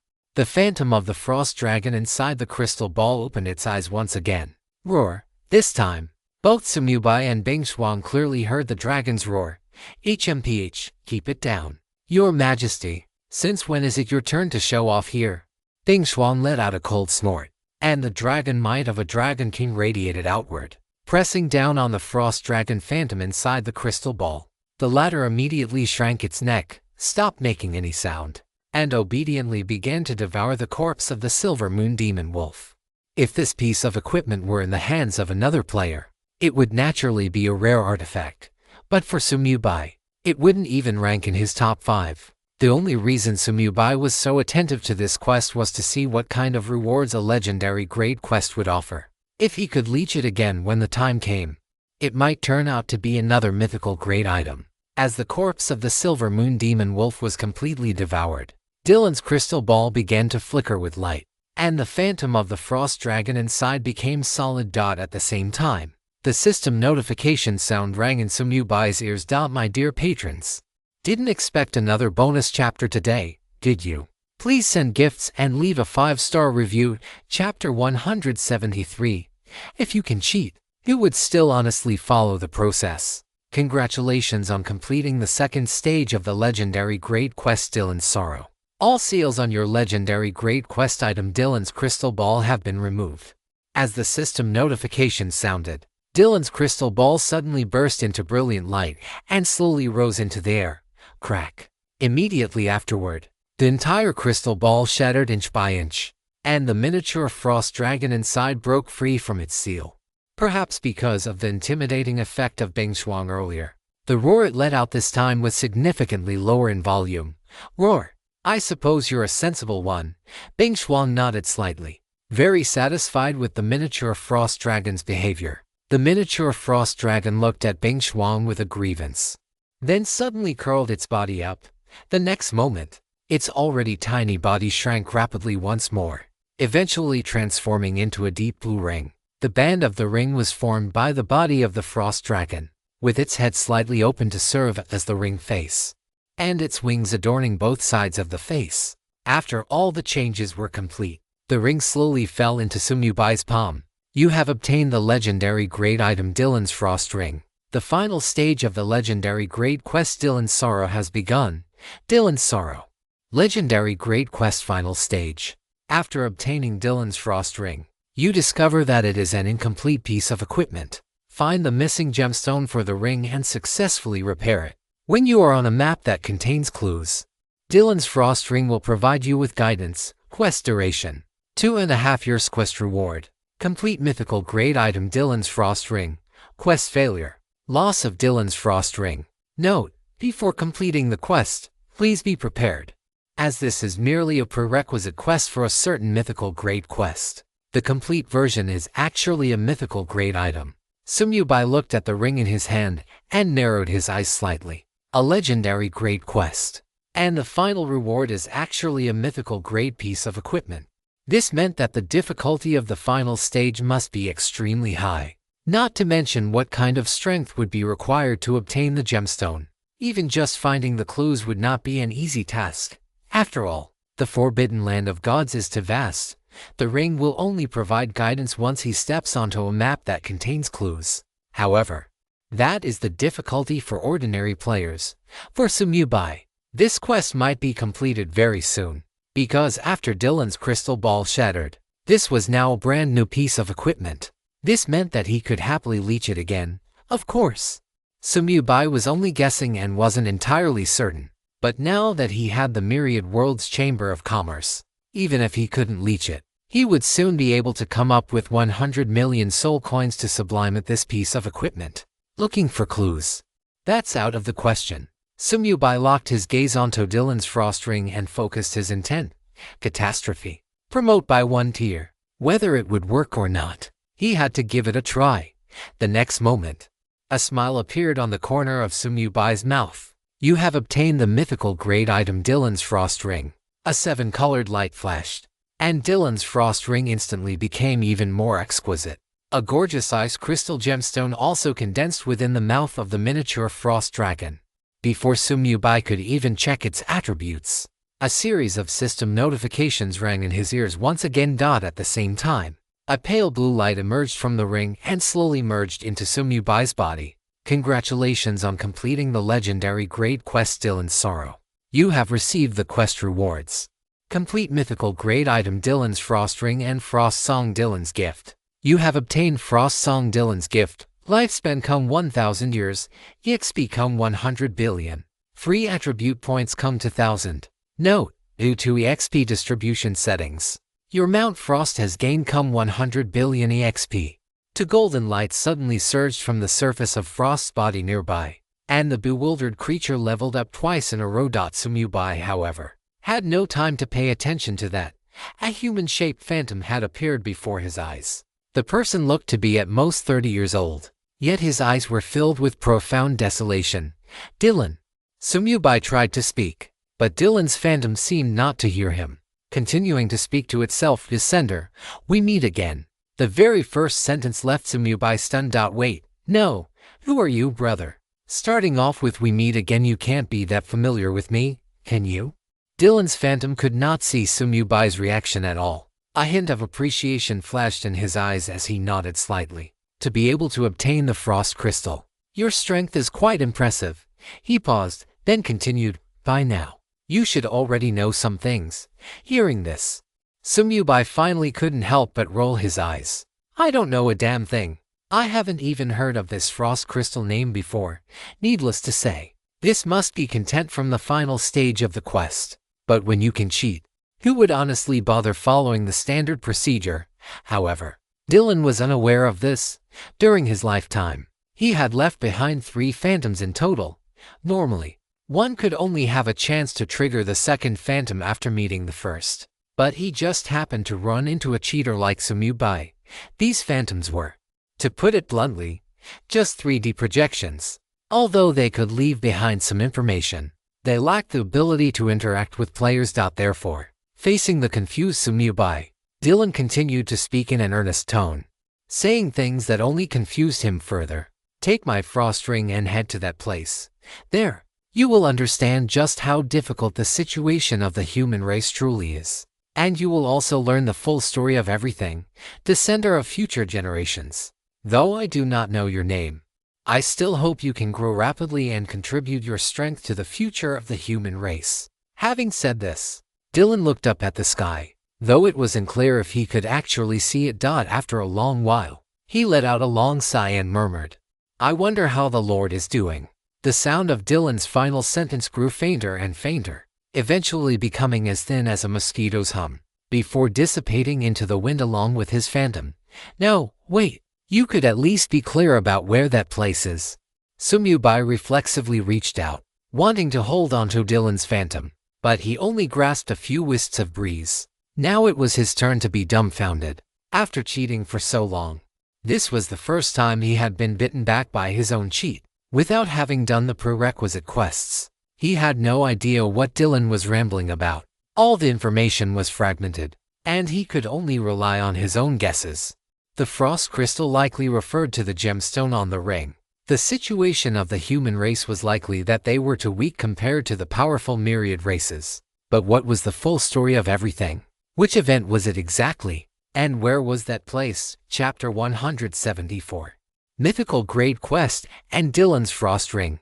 Sumyubai's brows were tightly locked as he tried to piece these fragments together, but lacking the key information, he was ultimately powerless. Even the system notifications and the quest description ringing in his ears failed to resolve the doubts in his heart. Note: you have accepted the Mythical Grade Quest Dylan's Sorrowed End. Dylan's Sorrowed End Mythical Grade Quest. Please use the clues obtained previously to sneak into the undead realm via the secret cross-boundary teleportation array left behind by Dylan. Upon arriving in the undead realm, Dylan's Frost Ring will provide you with guidance to officially begin the quest. Quest duration: 2.5 months. Quest reward unknown. Quest penalty unknown. Looking at the new Mythical Grade Quest summary, Sumyubai couldn't help but twitch his brow. If this quest fails, there's actually an unknown penalty. That meant he had no choice but to complete it. But where was he supposed to get the clues? The undead realm. Muttering these 3 words to himself, Sumyubai narrowed his eyes slightly, recalling the scene he had seen in the Void Rift back then. A cross-boundary quest. I wonder if something unexpected will happen now that I, the Sovereign of Death, am going to the undead realm. The only problem now was how to find the secret cross-boundary teleportation array left by Dylan without any clues. If it were any other world, Sumyubai would truly be at a loss. But for the undead realm, it wasn't impossible for him to complete the quest. He still had a set of coordinates in his mind.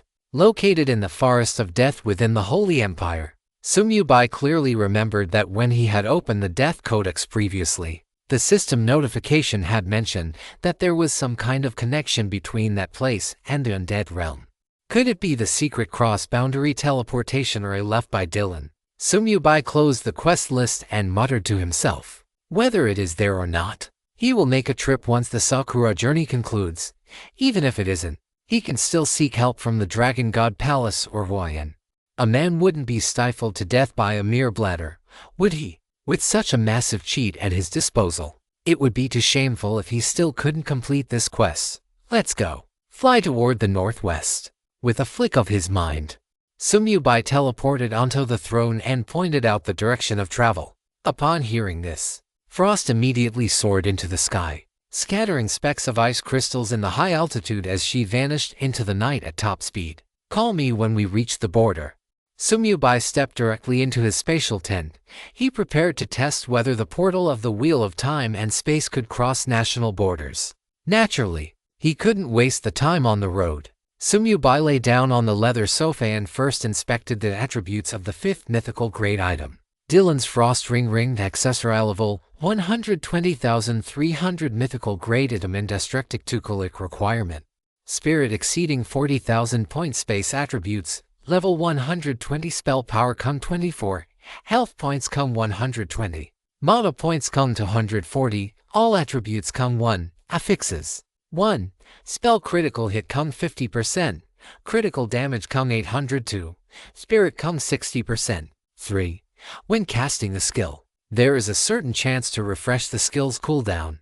4. Frost-type spell damage increased by 100%. Skills 1. Crystal of Frost Passive Skill. You can gain the ability to control frost elements through the Crystal of Frost and cast most ice-type spells below the Forbidden Spell level. 2. Dragon Soul Possession Active Skill. This ring contains the soul of a peak stage frost dragon. You can call upon its power to empower yourself. Spell Power Kung 100%. Skill range increased by 100%. Ice element resistance increased to 80%. Duration 120 seconds. Cooldown 1 hour. A relic of Dylan. A supreme treasure that every ice element mage dreams of. This was absolutely the strongest mythical grade equipment Sumyubai had ever seen. Though it was a pity the minimum level requirement was 120.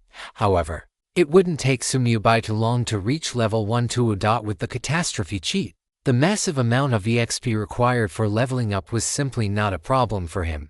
The only thing blocking him was the level cap before breaking through to the next tier.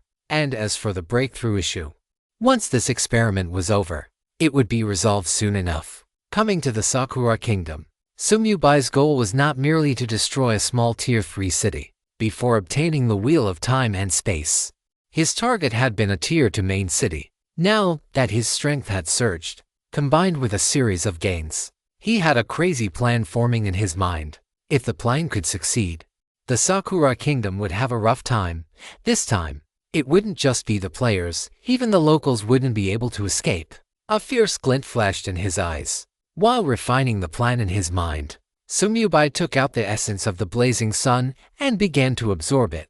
As Sumyubai channeled the energy within the essence of the blazing sun, the entire spatial tent became scorching hot. He felt streams of pure energy pouring into his body continuously. This sensation was very similar to absorbing life soul essences. Yet there were some differences. The improvement brought by the essence of the blazing sun gave one a warm, cozy feeling, as if bathing in the sunlight. A long while later, Sumyubai slowly opened his eyes. The essence of the blazing sun in his hand had been completely refined. A crisp system notification sounded in his ears. You have absorbed the mythical grade consumable essence of the blazing sun. Lifespan increased by 600 years. Free attribute points Kung 6. Current lifespan over 11,654 years. Who? Sumyubai exhaled a breath of stale air, a sharp light flashing in his eyes. The essence of the blazing sun plus Dylan's gift had brought him 1,600 years of lifespan and 8,000 free attribute points. And on top of that, he had gained a piece of incredibly powerful mythical grade equipment. The harvest from the legendary grade quest Dylan's sorrow far exceeded Sumyubai's expectations. Adding all his free attribute points into Dominator power, Sumyubai continued to use Catastrophe to absorb life soul source crystals. At the same time, he continuously summoned skeletons and headless knights to replenish his summoning space. After filling his summoning space, Sumyubai finally opened his brand new status window. Status window simplified player, Bai. Level 89 100% class, Death Dominator Tier 3 title Homicidal Maniac Dominator Power, 134,042. Health points, Physical Attack 3.297 per million, Spell Power 3.297 per million, Critical Hit Rate, Critical Damage. Element Resistance. Others 10% exclusive talent, Catastrophe Unique Forbidden Grade Skills, Emitted Normal Summoning Space, 111,250 111ths. Commander Summoning Space, 680 680ths 231,200 231. Equipment, Emitted Class Exclusive Death Cannon LV89 Lifespan, over 1,654 years Life Soul Source Crystal Absorption in progress. Although he lacked the bonus from one piece of legendary equipment, the addition of several mythical grade items and 8 0 free attribute points had brought his Dominator power to a terrifying level. Compared to when he broke through to Tier 3, Sumyubai was already several times stronger. After absorbing a dozen more life soul source crystals, Frost's voice echoed in Sumyubai's mind. Master, we have reached the border of the Sakura Kingdom. Chapter 175, Crossing the National Border. The Sakura Kingdom celebrates. Bonus chapter, we're here. Sumyubai's eyes lit up. He closed his status window and flashed to the exit of his storage space. Frost had already returned to the ground, where a continuous range of mountains stretched out before them, their peaks towering into the clouds. You have discovered the Severance Mountain Range. This was the natural border between the Divine Dragon Empire and the Sakura Kingdom. Of course, the Severance Mountain Range alone was not enough to truly isolate the two nations. What truly played the role of a barrier was the invisible national border. Sumyubai's thoughts stirred, and he immediately activated Death Domain Leap. His destination was the mountain range at the edge of his vision. System prompt. A national border exists ahead. You cannot cross it. As the system notification rang in his ears, Sumyubai's figure appeared more than 10 meters in front of Frost. So it really doesn't work. Sumyubai frowned and reached out to touch the space in front of him. Unlike the visible rift when Huijian had torn through the national border previously, the border here was an invisible, colorless, transparent barrier that blocked his leap. Logically speaking, Death Domain Leap was an SSS rank skill, which should be on the same tier as the Saint Extermination rank Wheel of Time and Space. If even Death Domain Leap couldn't get through, would the Wheel of Time and Space really work? It was only at this moment that Sumyubai considered this point. However, since he was already here, he naturally had to give it a try. Frost, come here. Sumyubai didn't attempt it immediately. Instead, he beckoned to Frost. The latter immediately shrank its body and flew over to Sumyubai, wagging its tail excitedly. "Master, what is it?" Sumyubai took out the wheel of time and space and, with a thought, left a time-space mark on Frost. He then waved his hand and said, "It's nothing. You are free to do as you please for now." "Ah, Master, where are you going?" Frost was clearly stunned for a moment, then it suddenly realized, its eyes glowing. "I understand, Master. Which city are we attacking this time? No rush for now." Sumyubai shook his head with a smile. This Frost was practically a terrorist. "If I manage to cross the national border in a moment, just go level up on your own. Stay safe." "All right then," Frost nodded. Its mood dampened, seemingly disappointed that it couldn't go on a siege immediately. "You rascal." Sumyubai smiled and patted Frost's head, saying, "Don't worry. I'll let you have some big fun soon enough." As he spoke, he left another time-space mark on the spot before activating the Wheel of Time and Space to open a portal. Since he didn't have a specific coordinate, he set the destination directly to White Knight Court. The system would automatically select the closest coordinate within the portal's maximum range. The Wheel of Time and Space emitted black and white light, and energy surged forth. After only 3 seconds, a standard-sized portal condensed and stood before Sumyubai. Sumyubai also understood the mechanism of this portal. The larger the volume and the further the distance, the longer it took to open. "I wonder if it will work." Sumyubai took a deep breath and stepped into the portal. The next moment, his figure vanished from the spot, as expected of Master. He can even cross national borders at will. Frost took a deep look at the portal, which had yet to close, then turned and flew high into the sky. The moment Sumyubai entered the portal, a system announcement rang out across the Sakura Kingdom once again. Sakura Kingdom announcement. The intruder White Knight from the Divine Dragon Empire has voluntarily left the territory of the Sakura Kingdom. The Sakura Kingdom Defender buff is temporarily solidified. The scrolling national announcement caused all Sakura players to heave a long sigh of relief. Ha ha ha ha, that pervert actually left on his own. This is simply the best news ever. White Knight must have been chased and fled back to the Divine Dragon Empire in a pathetic state. 12 days. 12 whole days. I didn't even dare to step out of the city. It's finally over. I don't have to live in fear anymore. Ha! So what if White Knight is gone? We only get 24% EXP from grinding monsters now. What's the point of leaving the city? Soul leveling is better than being dead. That makes sense. I was being too greedy. It's good enough to be alive. Since entering the World of Worlds game, this was the only announcement that had moved the Sakura players to tears of joy. Finally, that god of slaughter had finally left. After the announcement ended, many players who had already been resting jumped up, excitedly preparing to head out of the city to vent. During this period, everyone had been living in fear. Not to mention leveling up. They hadn't been able to farm money properly for a long time. If White Knight hadn't left, many timid Sakura players would have struggled to even maintain their basic livelihoods. However, just as the Sakura players were celebrating nationwide, the capital of the Sakura Kingdom welcomed an uninvited guest. A streak of sword light descended from the sky, hovering steadily above the capital. The next moment, urgent alarms sounded, and over a dozen figures shot into the sky. Yamamoto Yoji looked at the figure surrounded in the center with an ashen face, his heart trembling. He's back. Is this robber not satisfied even after plundering the treasury? What exactly does he want? The person who arrived was naturally Huijian, although he was surrounded by over a dozen elders of the hidden ninja secret society.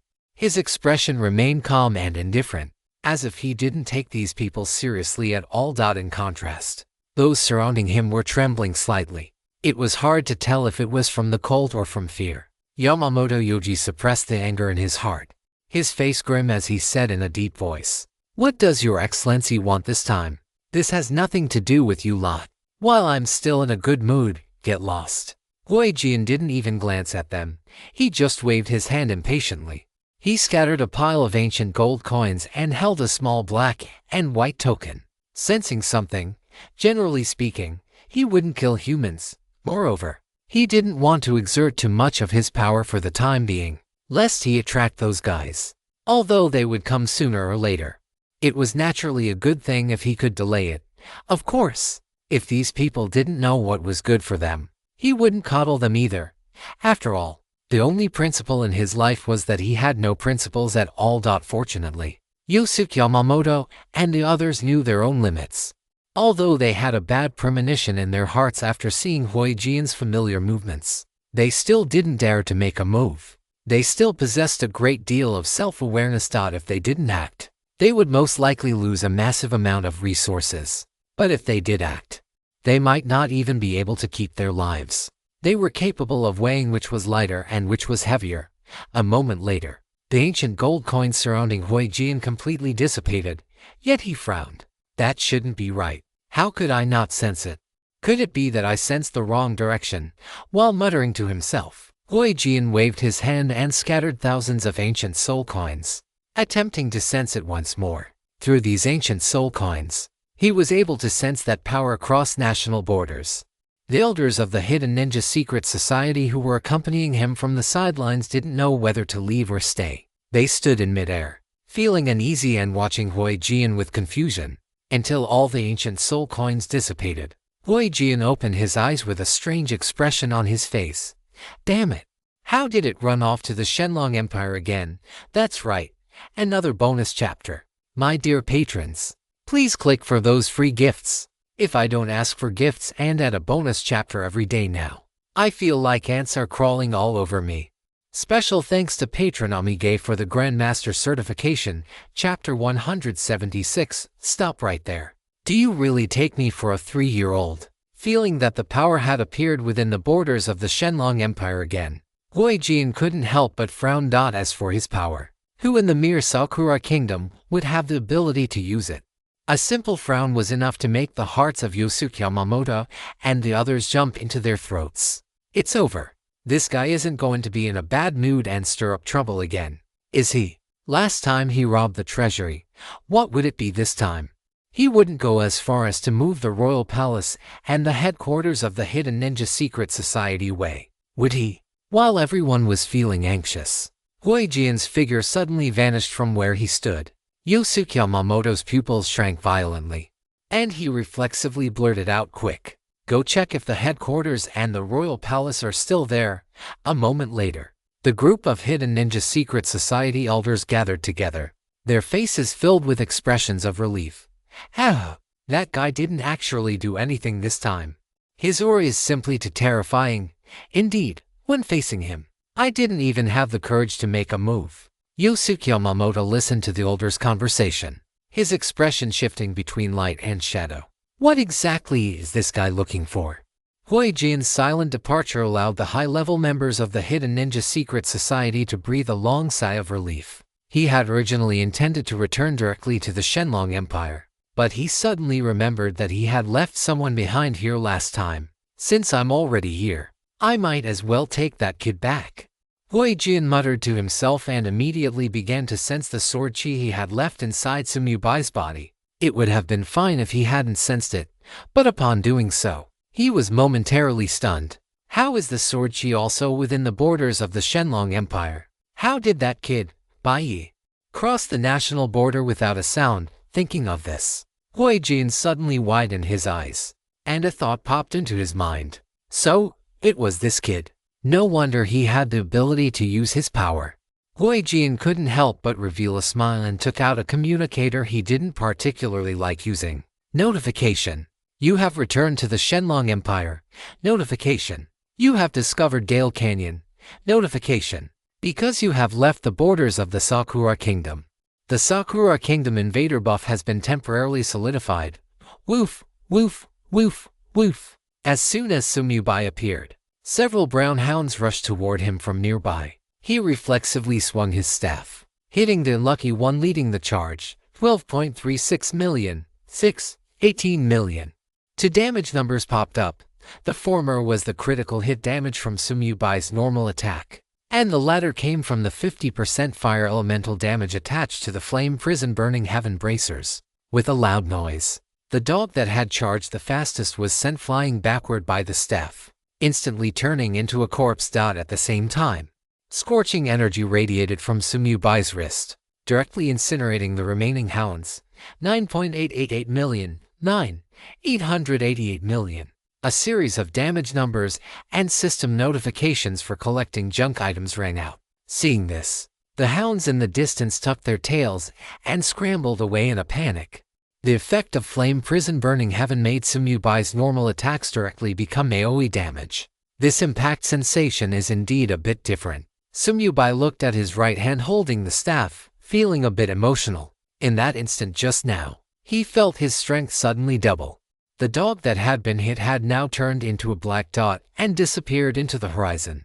The items dropped in midair were also automatically picked up and stored in his inventory.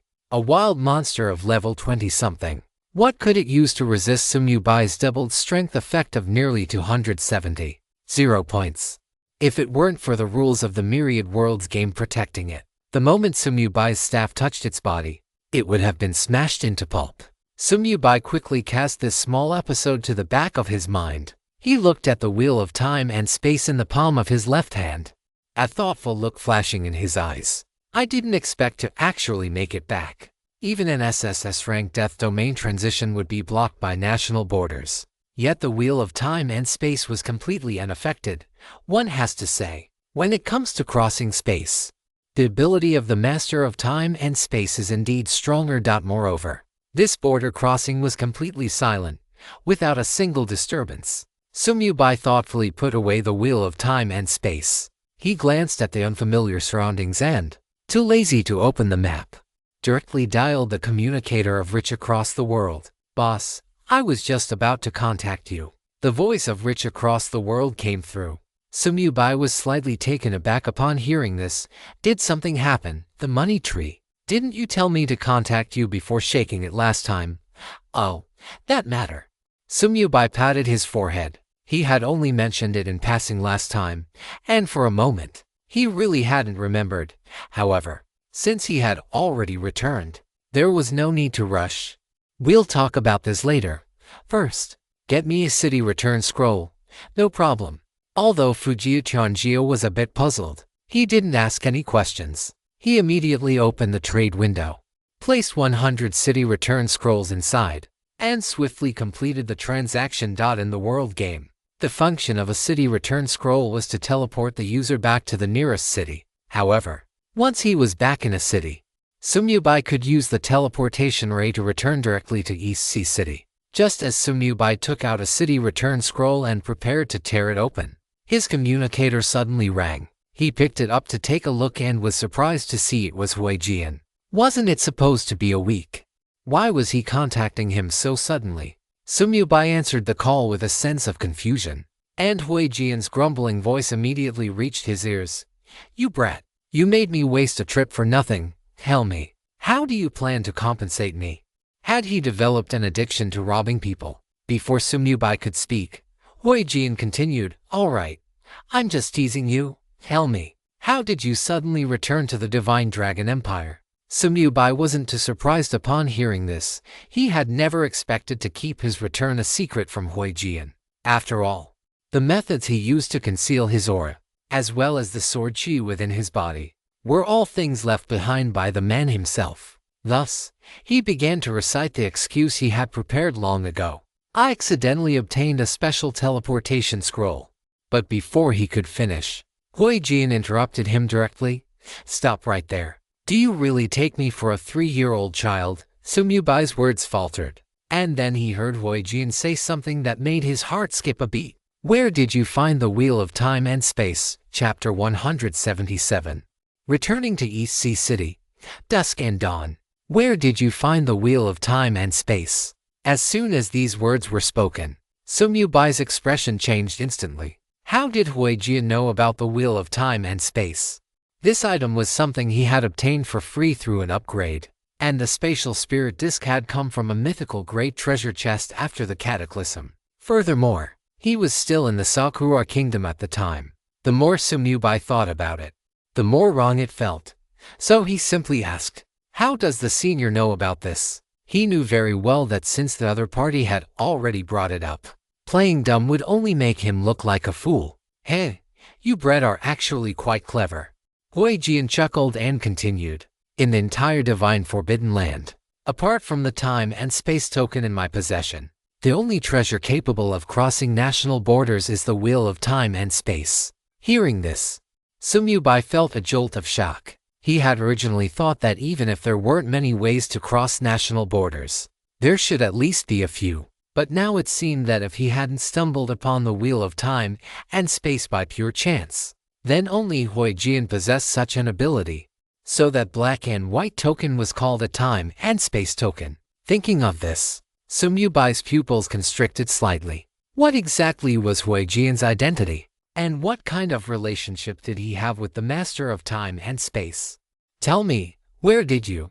Halfway through his sentence, Huijian suddenly changed the subject. Forget it. Let's talk when I get back. Get back. Sumyubai was a bit confused. Wasn't Huijian already in the Divine Dragon Empire? Why do you think I said I wasted a trip? Hearing this, Sumyubai immediately understood.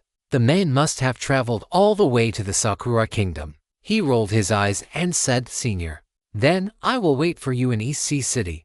Anywhere is fine. Far away in the Sakura Kingdom, Huijian ended the call and suddenly laughed, cursing his brat. Specifically choosing Ecchi City. Is he afraid I'm going to snatch his things? Am I that kind of person? Given Huijian's strength and status, he was naturally aware that Sumyubai had some connection to Shichuji, but in his eyes, even the Hall Master of the Divine Dragon Hall was just a junior. What did an elder count for? The corners of his mouth curled up slightly. He looked down at the time and space token in his hand.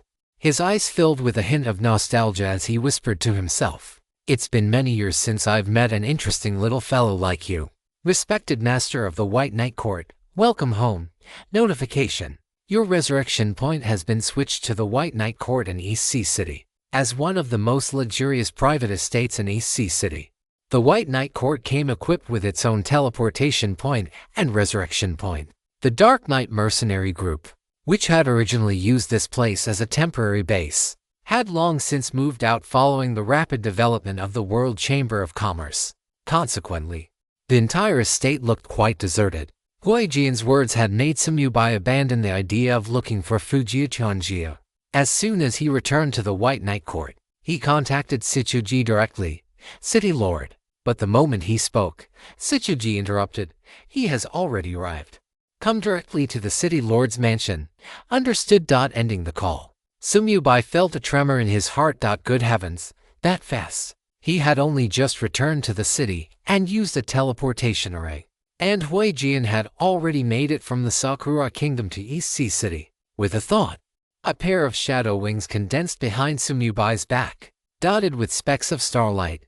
Even without frost, Sumyubai now possessed the ability to fly. He locked onto the direction of the City Lord's mansion and flew straight toward it. Although his speed was slightly slower than it had been with frost, that was only by comparison.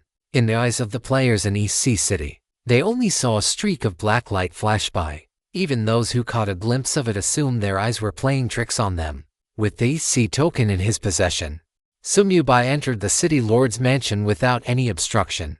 As soon as he stepped into the reception hall, he saw Huijian sitting in the main seat with a relaxed, imposing posture. Shichuji nodded at Sumyubai with a smile, said nothing, and opened a portal to leave. Huijian glanced at the teacup on the table, curled his lip, pulled a small gourd from his robes, and took a swig. Drinking wine is much more comfortable. Putting the wine gourd away, he looked at Sumyubai with a half smile and pointed to a seat nearby. Sit. Before he finished, he added, Don't worry, I don't rob acquaintances. Sumyubai grinned upon hearing this and plopped down onto a chair. Senior, how could you possibly be that kind of person? Huijian smiled and reached out a hand, handed over. Sumyubai's expression stiffened instantly. Didn't you just say you don't rob acquaintances? What, are we not considered acquaintances? What kind of look is that? Huijian glared at Sumyubai and said, I'm just taking a look. Sumyubai thought for a moment, then flipped his hand to retrieve the wheel of time and space and handed it over. In any case, with the catastrophe trait added by the treasure chest, this item could not be dropped, copied, or stolen. After Huijian took the wheel of time and space, the expression on his face changed immediately. Whoosh. Vaguely, Sumyubai seemed to hear the sound of flowing river water. But the next moment, Hui Jian had already tossed the wheel of time and space back to him. That's it. You're done looking. Sumyubai caught it reflexively, feeling somewhat confused. You rushed all the way back from the Sakura Kingdom just to take a single look. The whole process probably didn't even take a second, did it? How much longer do you want me to look? I just wanted to confirm something. Hui Jian suddenly pulled out that wine gourd again, flipped his hand to produce a cup, and after sizing Sumyubai up a few times, poured a single drop into it. He waved his hand, and the wine cup drifted slowly towards Sumyubai. This is good stuff. Drink it while you listen to me. Sumyubai reached out to take it and raised an eyebrow. A mere drop of wine. Who are you looking down on? And drink while listening to you.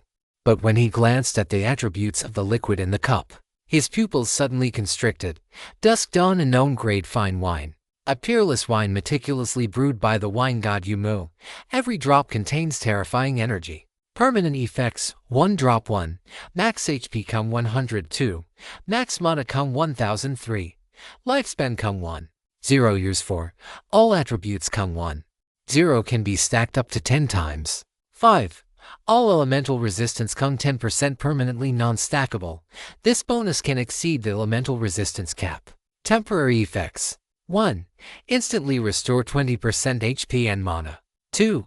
All attributes increased by 20% for 60 seconds. 3. Remove all negative status effects, including those caused by the power of laws. A peerless brew that should not exist in the forbidden land of gods. Don't be greedy. This wine is extremely potent. Even I can't drink much of it.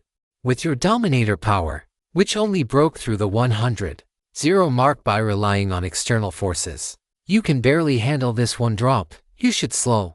Many thanks, senior. Before Hui Jian could finish his sentence, Sumyubai had already impatiently downed the wine in the cup. The next moment, he felt as if the Hui Jian in front of him had multiplied into several people, and his head began to spin. The fierce potency of the wine went straight to his head in an instant. Good wine, old geezer. Come again, fill me up.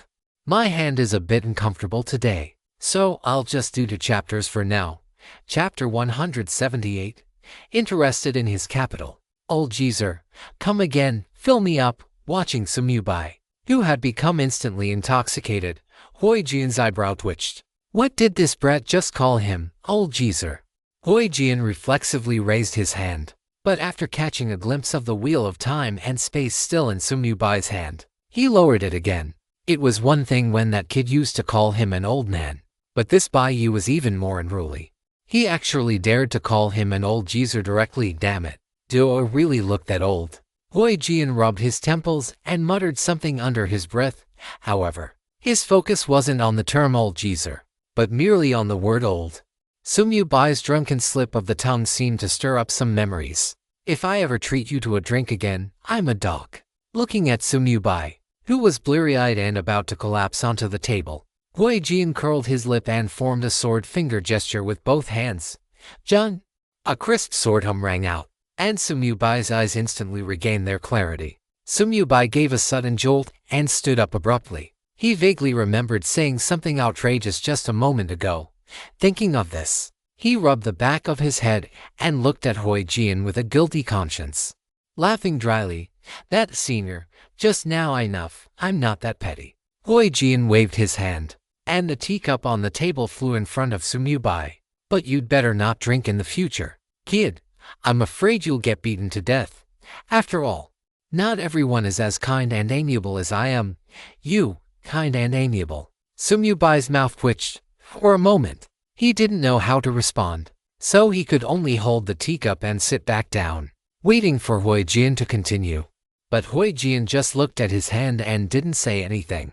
Sumyubai asked with some confusion, Senior, didn't you tell me to listen to you? I'm done talking. Hui Jian raised an eyebrow. Sumyubai was stunned upon hearing this. Although he was drunk just now, he hadn't blacked out. Hui Jian clearly hadn't said anything at all. You'll understand in the future. Hui Jian gave a mysterious smile, then suddenly changed the subject. Why do I feel like there's still a familiar aura on you? Sumyubai was completely bewildered, realizing he couldn't keep up with Hui Jian's rhythm at all. This guy was even more of a riddle maker than a riddle maker. But the next moment, His eyes widened, because Huijin simply reached out and grabbed at the air, and a ring overflowing with cold air suddenly appeared in his hand. Sumubai was certain that it was Dylan's frost ring, which he had just put into his inventory not long ago. Sure enough, it was only then that the system notification sounded in his ears. Notification: Huijin has stolen your mythical grade item Dylan's frost ring.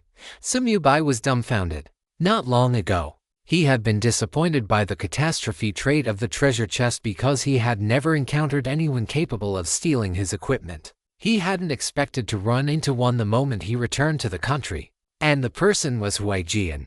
Isn't this old geezer supposed to be a swordsman?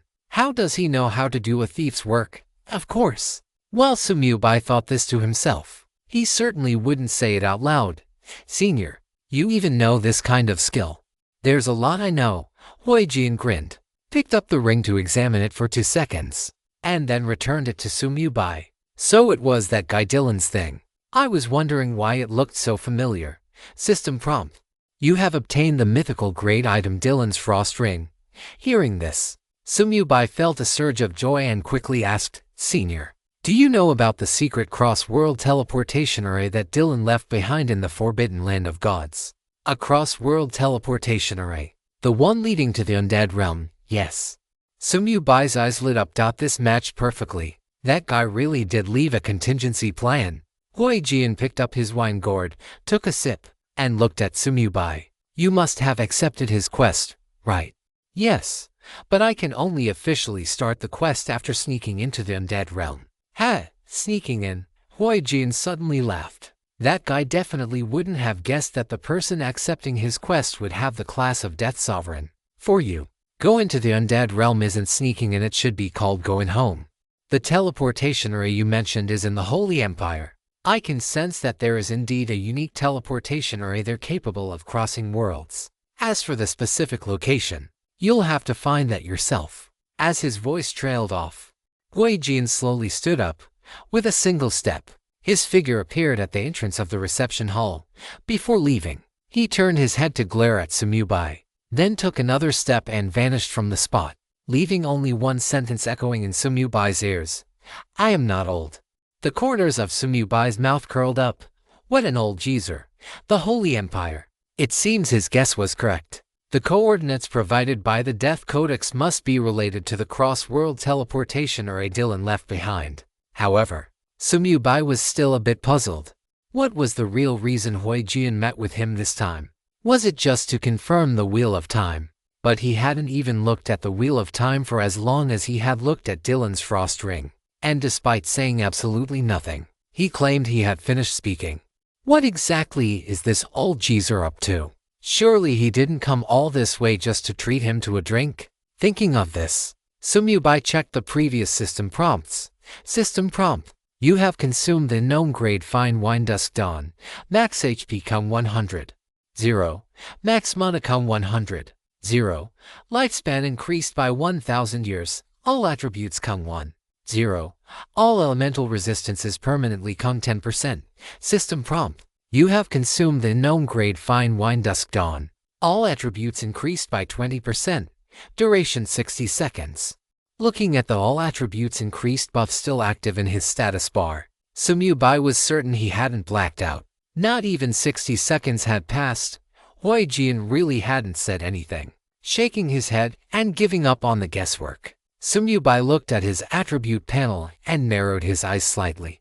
In the HP column, that striking number remained, completely out of place with his other attributes. HP 1/1 due to unknown reasons. The maximum limit cannot be permanently increased, so even wine that can dispel the negative effects of low power is useless. Sumubai frowned. What exactly is this unknown reason? Could his vegetative state before entering the game really have such a profound impact on his panel? While Sumubai was deep in thought, a teleportation portal suddenly appeared beside him, and Shichiji, who had left earlier, stepped out from it. City Lord. Sumubai stood up to greet him. To this day, he still couldn't see the panels of Huijin or Shichiji. The former went without saying, and the latter was definitely not someone a city lord or elder of the Sakura kingdom could compare to. After all, The Divine Dragon Empire was one of the two most powerful empires in the Forbidden Land of Gods. Shichuji nodded. Sit, Bai. The speed at which your strength is growing is simply beyond my imagination. I heard you destroyed a level 3 city of the Sakura Kingdom single-handedly. As he spoke, he sat in the seat Hui Jian had previously occupied, looking at Sumyu-bai with a smile as he continued, I wonder, are you interested in their capital city? Chapter 179, New Mythical Quest, Enlightenment Potion. More than 10 minutes later, Sumyu-bai walked out of the city lord's mansion, looking at the brand new mythical grade quest on his quest list. The corners of his mouth curled upward. Preemptive Conquest Mythical Grade Quest. The Divine Dragon Palace wishes to conquer the Sakura Kingdom ahead of schedule. What you need to do is find a way to enter the capital city and destroy the Sakura Kingdom's world-protecting spell. Quest duration, 1 year. Quest reward. You may choose one mythical grade treasure from the Divine Dragon Palace treasury. Failure penalty. After talking with Shichuji, Sumyu-bai became even more curious about Hui Jian's identity. According to Shichuji, before the national borders are opened, even if Sumyu-bai opened a portal, they would be unable to enter other countries. This was a restriction of the world game. Yet, Hui Jian was able to travel to other countries at will, unrestricted. However, Shichuji remained tight-lipped about Hui Jian's specific identity. Sumyu-bai could only guess that Hui Jian was likely not a native of the Forbidden Land of Gods. As for where he actually came from, it remained unknown. That old geezer is quite mysterious. Sumyu-bai couldn't help but chuckle when he remembered Hui Jian working as a part-time appraiser in the novice village.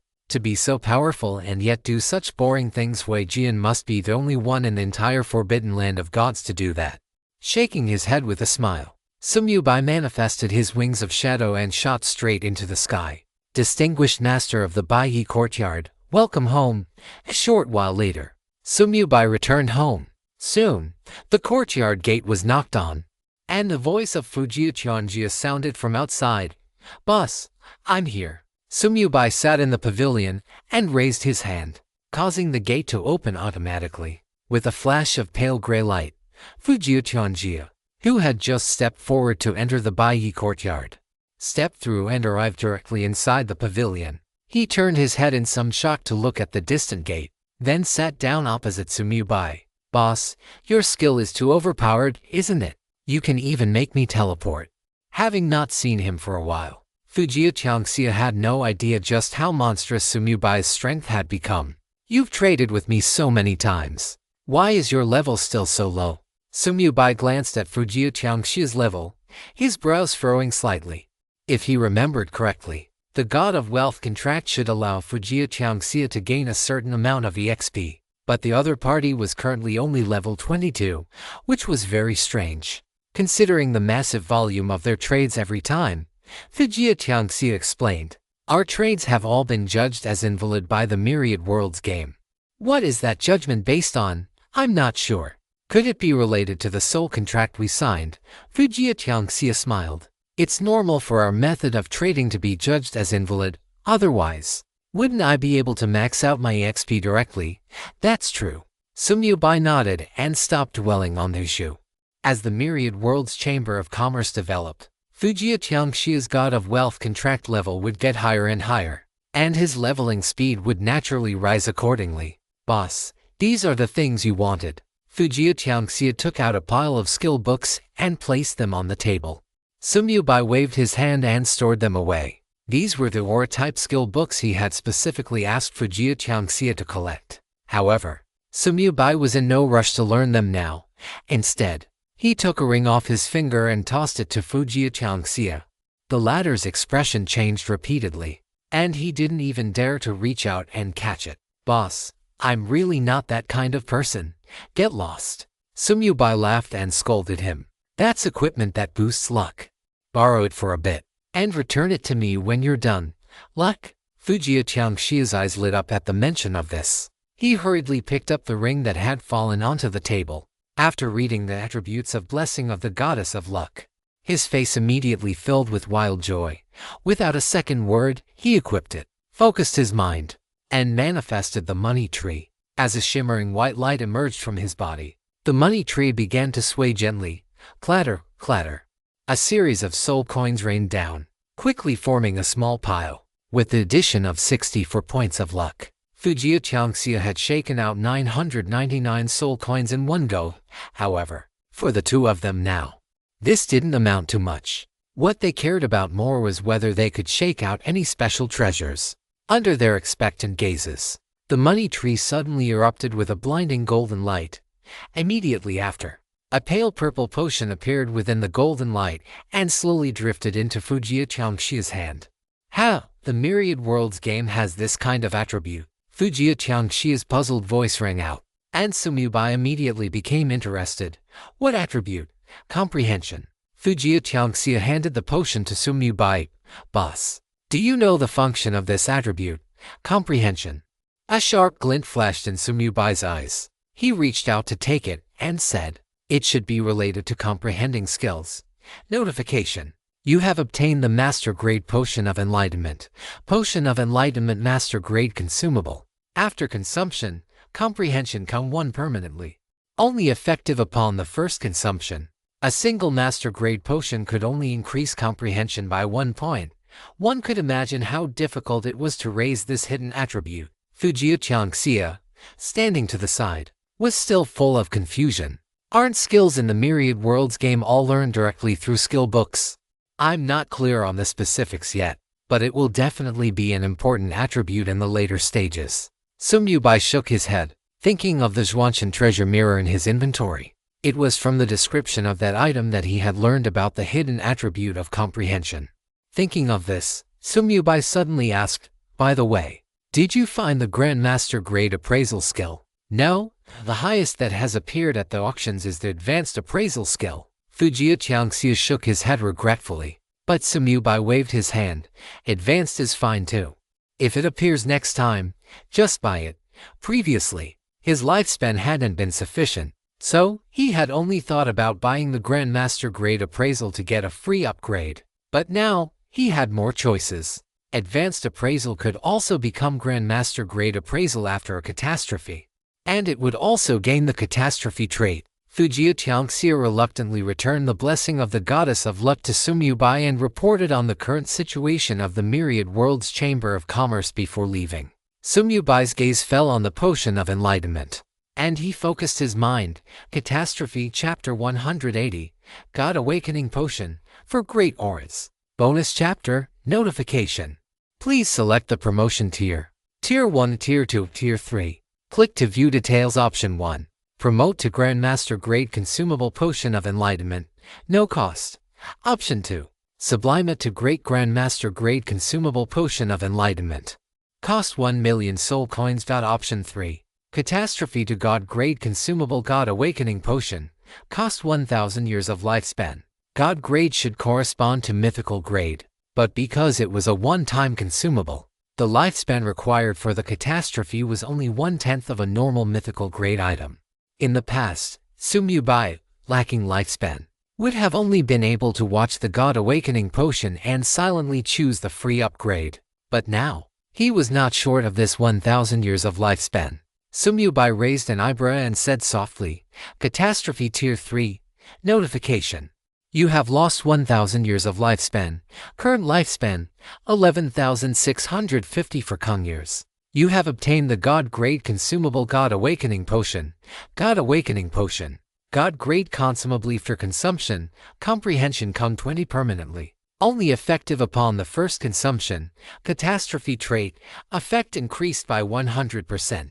Within half an hour after consumption. Comprehension is temporarily increased by 100%. The effect had increased by 20 times, which was not as much as Sumubai had imagined. This once again illustrated the rarity of the hidden attribute of comprehension. It was even harder to increase than the luck stat. The effects of the cataclysm trait did not disappoint Sumubai. In addition to doubling the potion's efficacy, it also granted an extra temporary effect. However, this specific effect made Sumubai decide against consuming it right now. A buff that increases comprehension by 100% must not be wasted. Clearly, it had to be saved for when he used the Mystic Heaven treasure mirror to maximize the value of the God Awakening Potion. Flipping his hand to store the God Awakening Potion in his inventory, Sumyubai took out the pile of skill books that Fujiitianjia had just brought him. These books were all aura-type skills for necromancers. After breaking through to the 3rd rank, Sumyubai's skill slots had increased to 40, and he had already planned to add some aura-type skills. After all, the Scourge Legion was his primary source of combat power. As he took out the skill books, the system notification that had sounded earlier appeared once more. Notification: you possess the skill book's fire resistance aura, frost resistance aura, lightning resistance aura, etc. Would you like to fuse them into all element resistance aura? Fuse. The moment Sumyubai made his choice, the vast majority of the skill books on the table turned into light and merged into one. The next moment, a brand new skill book appeared in Sumyubai's hand. You have obtained the rank skill book All Element Resistance Aura. These skill books naturally did not come from players, but were collected by Fujiitianjia through many auctions. After all, the strength of ordinary players could not keep up with Sumyubai's pace. The aura-type skill books they dropped were to low tier, mostly adding fixed values rather than percentages. Sumyubai's mind stirred, and he directly used his free upgrade to promote it by 1 rank before learning it. Notification: you have learned the new skill All Element Resistance Aura. All Element Resistance Aura. Passive skill. No level. All friendly undead creatures gain 20% resistance to all elements. Range of effect: equivalent to the control range of summoned creatures. Do not underestimate this 20% all-element resistance. Even the legendary grade Death Speaker's robe only added 10%.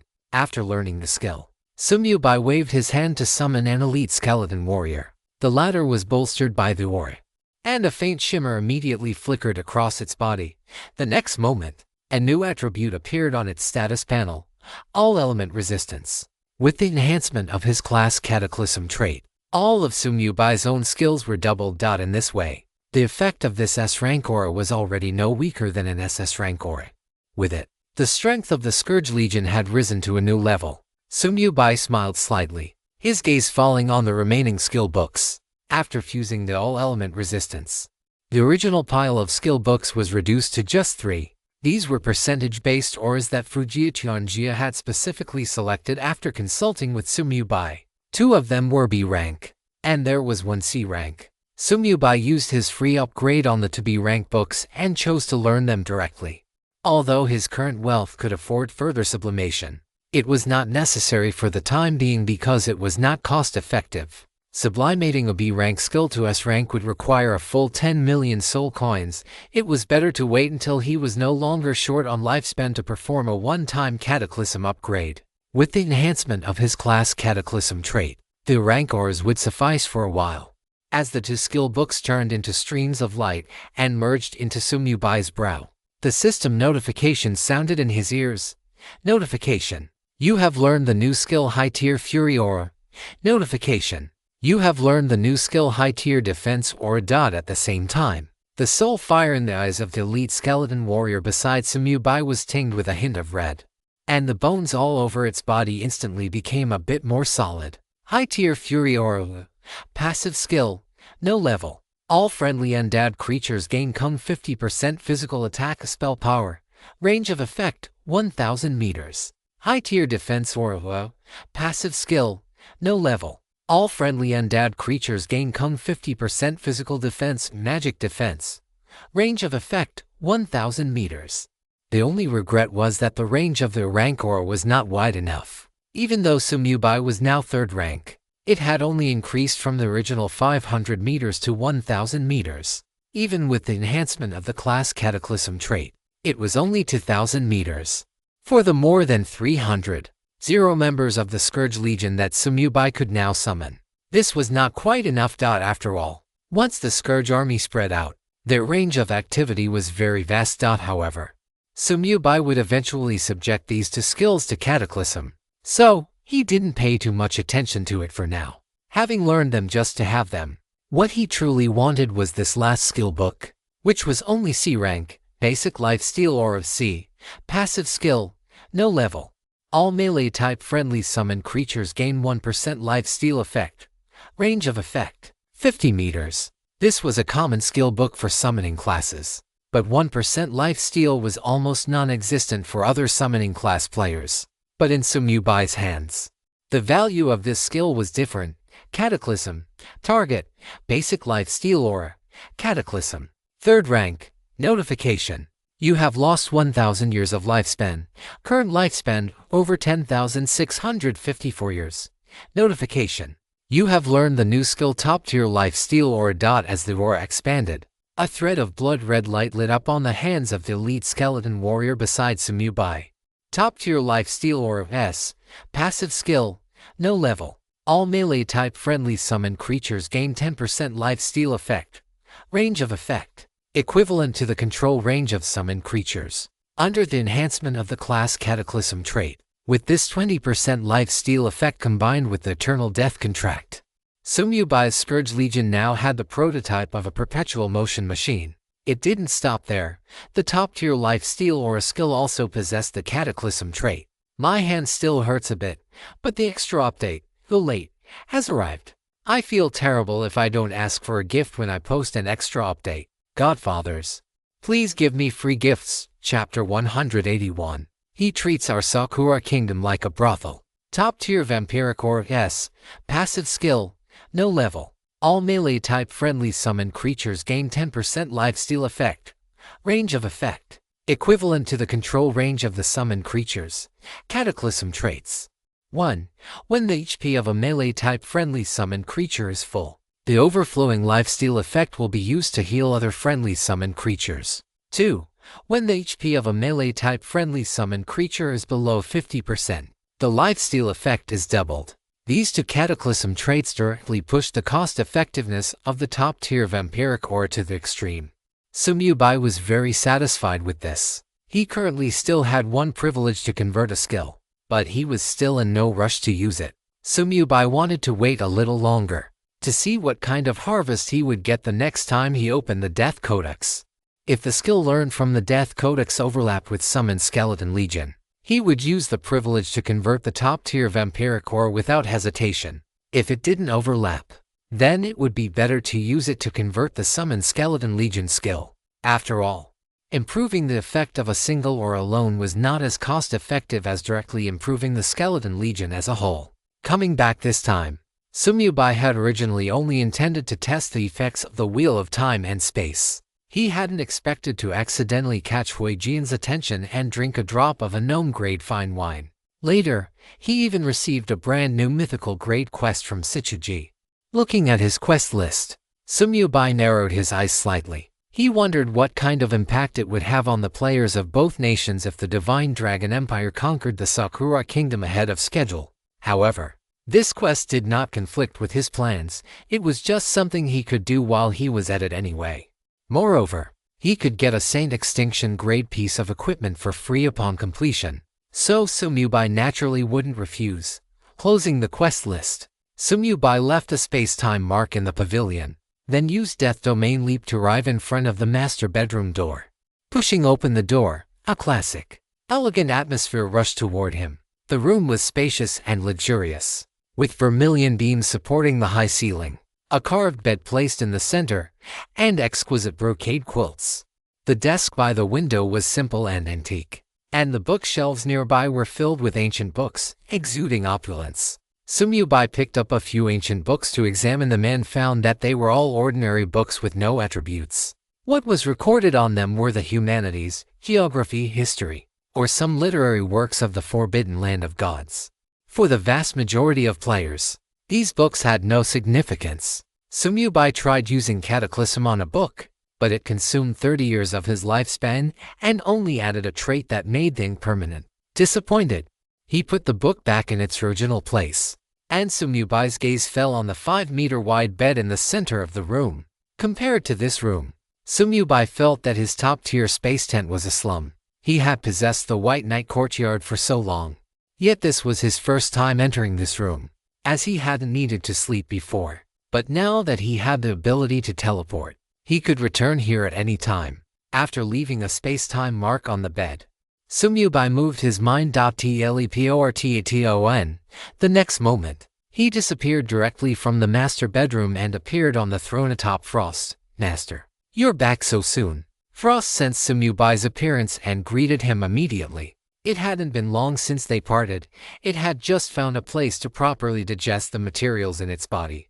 Compared to these materials, the XP gained from grinding monsters was still too little, unless they were high-level wild monsters like legendary grade bosses. Sumyubai nodded slightly, just as he opened the map and prepared to start his next move. A series of system prompts rang in his ears. Prompt: you have entered the territory of the Sakura Kingdom.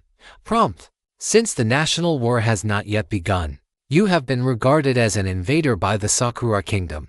All forces and players in this country will hunt you down.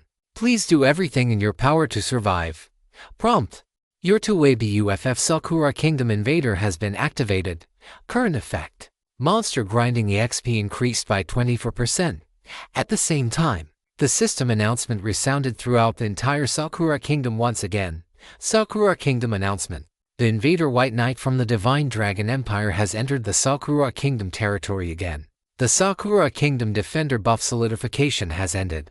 The suddenly sounding announcement left the Sakura players, who had just finished celebrating, completely stunned. A moment later, the chat channels of major cities suddenly began to be flooded with messages. Baka, what is the point of this broken national border? Why can White Knight come and go as he pleases? How long has it been since he left? Has it even been half an hour? He's here again. White Knight, I'm in. I'm out. I'm in again. I'm just playing around. Hey, what's the point of playing anymore? I feel like White Knight has treated our Sakura Kingdom like a brothel.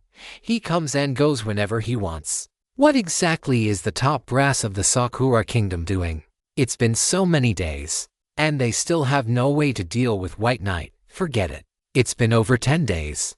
Don't you realize they are all useless? If they really had a way, would they still let our EXP drop so much? In addition to complaining on the chat channels, those players who had just left the city were scrambling to return. Grinding for EXP was already difficult enough as it was.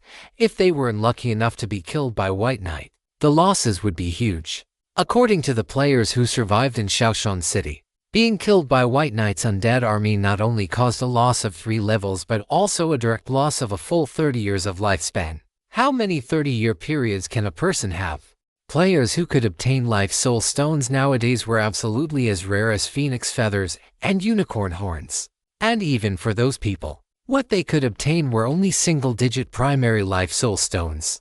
Compared to the losses from being killed by White Knight, these primary life soul stones were not even worth mentioning. Therefore, when the system announcement indicated that White Knight had entered the Sakura Kingdom again, almost all players still in the wild chose to return to the city. They would only dare to leave the city to grind for EXP after receiving news that Baiyi had appeared in other cities. Sumyubai naturally did not care about the thoughts of the Sakura Kingdom players. At this moment, he was sitting upright on his throne, examining the map of the Sakura Kingdom. A moment later, Sumyubai closed the map and pointed out the direction to Frost. Originally, according to his plan, he had intended to destroy Tier 2 main city this time. But after breaking through to the 3rd rank and obtaining several more mythical grade pieces of equipment, Sumyubai's strength could be described as having advanced by leaps and bounds. Compared to when he destroyed Shaoshan City, he was now a world apart. Coupled with the new mythical grade quest and the existence of the Wheel of Time and Space, Sumyubai's goals had shifted. Since he was going to play for high stakes, he might as well go for the biggest one. The direction Frost was heading in at this moment was none other than the location of the Sakura Kingdom's capital. Chapter 182. Retrieving the Source of Deadly Poison, Sakura Kingdom, Royal Capital. Although this place was not as prosperous as the imperial capital of the Divine Dragon Empire, it was still the capital of a nation and not a place that players at the current stage could enter. However, a player had arrived here today. Not only that, but he had even been brought to the headquarters of the Hidden Ninja Secret Society. Tsukuyomi was currently kneeling before Matsumoto Minju, listening to his teachings. Back when he had died repeatedly in Shaoshan City, his level had dropped by 10 levels instantly, due to the weakened status. He had not dared to resurrect after being killed by wild monsters. It was only when he was in his soul state, watching Baiyi being chased away from Shaoshan City by 3 powerhouses, that he finally dared to resurrect in the Wailing Resurrection Hall. After resurrecting, Tsukuyomi learned from the surviving players that before leaving, Baiyi had used 3 corpses to instantly kill over 100,000 people. Having already harbored fear toward Baiyi, he was now completely terrified out of his wits. And so, Tsukuyomi remained in the ruins of Shaoshan City in a daze, even after the weakened status disappeared. He did not choose to leave, because Baiyi had completely shattered his conviction. It wasn't until a week later that Matsumoto Minji and Abe Jaikshuin suddenly appeared, although the two looked quite miserable at the time, with blood at the corners of their mouths and appearing heavily injured. Tsukuyomi recognized them at a glance as the top-tier powerhouses who had chased Baiyi. He clung to them like a drowning man grabbing a straw, approaching them directly and revealing his SSS-grade talent. Since then, Tsukuyomi had been brought back to the royal capital by Matsumoto Minji. Of course, he did not know that Matsumoto Minji and his companion were heavily injured because of Sumubai. Sakura Kingdom announcement. The invader from the Divine Dragon Empire, Baiyi, has once again entered at ×10. When the announcement rang out, Tsukuyomi's expression changed. His fists clenched involuntarily, and he gritted his teeth, saying, "Teacher, this time we absolutely cannot let him escape again." Matsumoto Minji's mouth twitched slightly. Let him escape? If I hadn't had so many tricks up my sleeve during our last meeting, I fear I wouldn't even have had the chance to escape. Although he felt a sense of dread in his heart regarding Baiyi's ability to detonate the corpses of legendary grade bosses, Matsumoto Minji did not show it. Cough, comma, cough. He coughed twice, feigning composure. Rest assured, Baiyi won't be able to jump around for much longer. As he spoke, Matsumoto Minji slowly stood up and turned to walk out the door. Once Baiyi is dealt with, I will report to the council to open a trial specifically for you. Use this time to prepare well. Watching Matsumoto Minji's departing back, a look of wild joy appeared on Tsukuyomi's face. He knew he had bet correctly. After exposing his SSS-grade talent, the Hidden Ninja Secret Society had finally decided to cultivate him with all their resources. Thinking of this, a fierce glint flashed in Tsukuyomi's eyes. Baiyi, let's see who gets the last laugh. Whether Baiyi would get the last laugh was unknown, but Tsukuyomi would soon be unable to laugh at all, because Frost was flying toward the Sakura royal capital at high speed, supplied with massive amounts of materials. Frost's EXP was increasing every moment. Now, its level had reached 78, and it wouldn't be long before it caught up to Sumubai's progress. After entering the growth stage, Frost's size had also increased along with its level. Its body length had now reached 150 meters, an increase of nearly half. The power of a mythical grade creature was gradually beginning to reveal itself. Flying all the way here, its Dragon King level aura swept through the area, and wild monsters in the high altitude dared not even approach. The scene of being chased by the Dark Feather Magic Eagle would never happen again. Sumubai sat on his throne, checking the distance while initiating a trade with Fujiuchanjia. He had been in a rush when he left, and he had forgotten 2 things. The first was to leave a space-time mark on Fujiuchanjia, but that wasn't a big problem. He could just leave one next time. In any case, now that he had the wheel of time and space, national borders were places he could enter and exit as he pleased. The second thing was that he had forgotten to get an item from Fujiuchanjia. After the trade concluded, a series of system notifications rang in Sumubai's ears. Notification: you have obtained the legendary grade special item Source of Deadly Poison. Notification: the awakened Yamada no Orochi has once again sensed the aura of the Source of Deadly Poison. It will track the aura and reclaim the Source of Deadly Poison from you. Yamada no Orochi should be a mythical grade boss, right? Sumubai looked at the purple-black orb in his hand and narrowed his eyes slightly. The Sakura royal capital was, after all, the place with the most experts in the Sakura kingdom. He naturally wouldn't be arrogant. Since he couldn't find a helper in the Sakura kingdom, he would create one himself. The only thing he wasn't sure about now was whether Yamada no Orochi would still dare to come after sensing the source of deadly poison in the royal capital. After all, his original plan had been to lure Yamada no Orochi to a tier to main city. Thinking of this, Sumubai's eyes rolled, and he said, "Slow down a bit, lest we scare that snake away." Sakura Kingdom, and Dying Sacred Mountain. 16 vertical pupils opened simultaneously. flickering with eerie light inside the pitch-black belly of the mountain. Hiss! I smell it again. The aura of the source of deadly poison has suddenly returned from the Divine Dragon Empire. Why would this happen? The 8 heads of the Yamata no Orochi swayed and intertwined, as if possessed by 8 distinct minds. Could this be a trap? Regardless, we must reclaim our power. If things continue like this, we are doomed to die anyway. Correct. We must retrieve the source of poison first. As they spoke, one of the heads flashed with a cold light in its eyes. It opened its maw, flicking out a long, forked tongue, and the entire head began to glow with a purplish-black radiance, as if activating some sort of skill. A moment later, it snapped its eyes open and declared, "This is bad. The source of poison is moving toward the royal capital." How far away is it?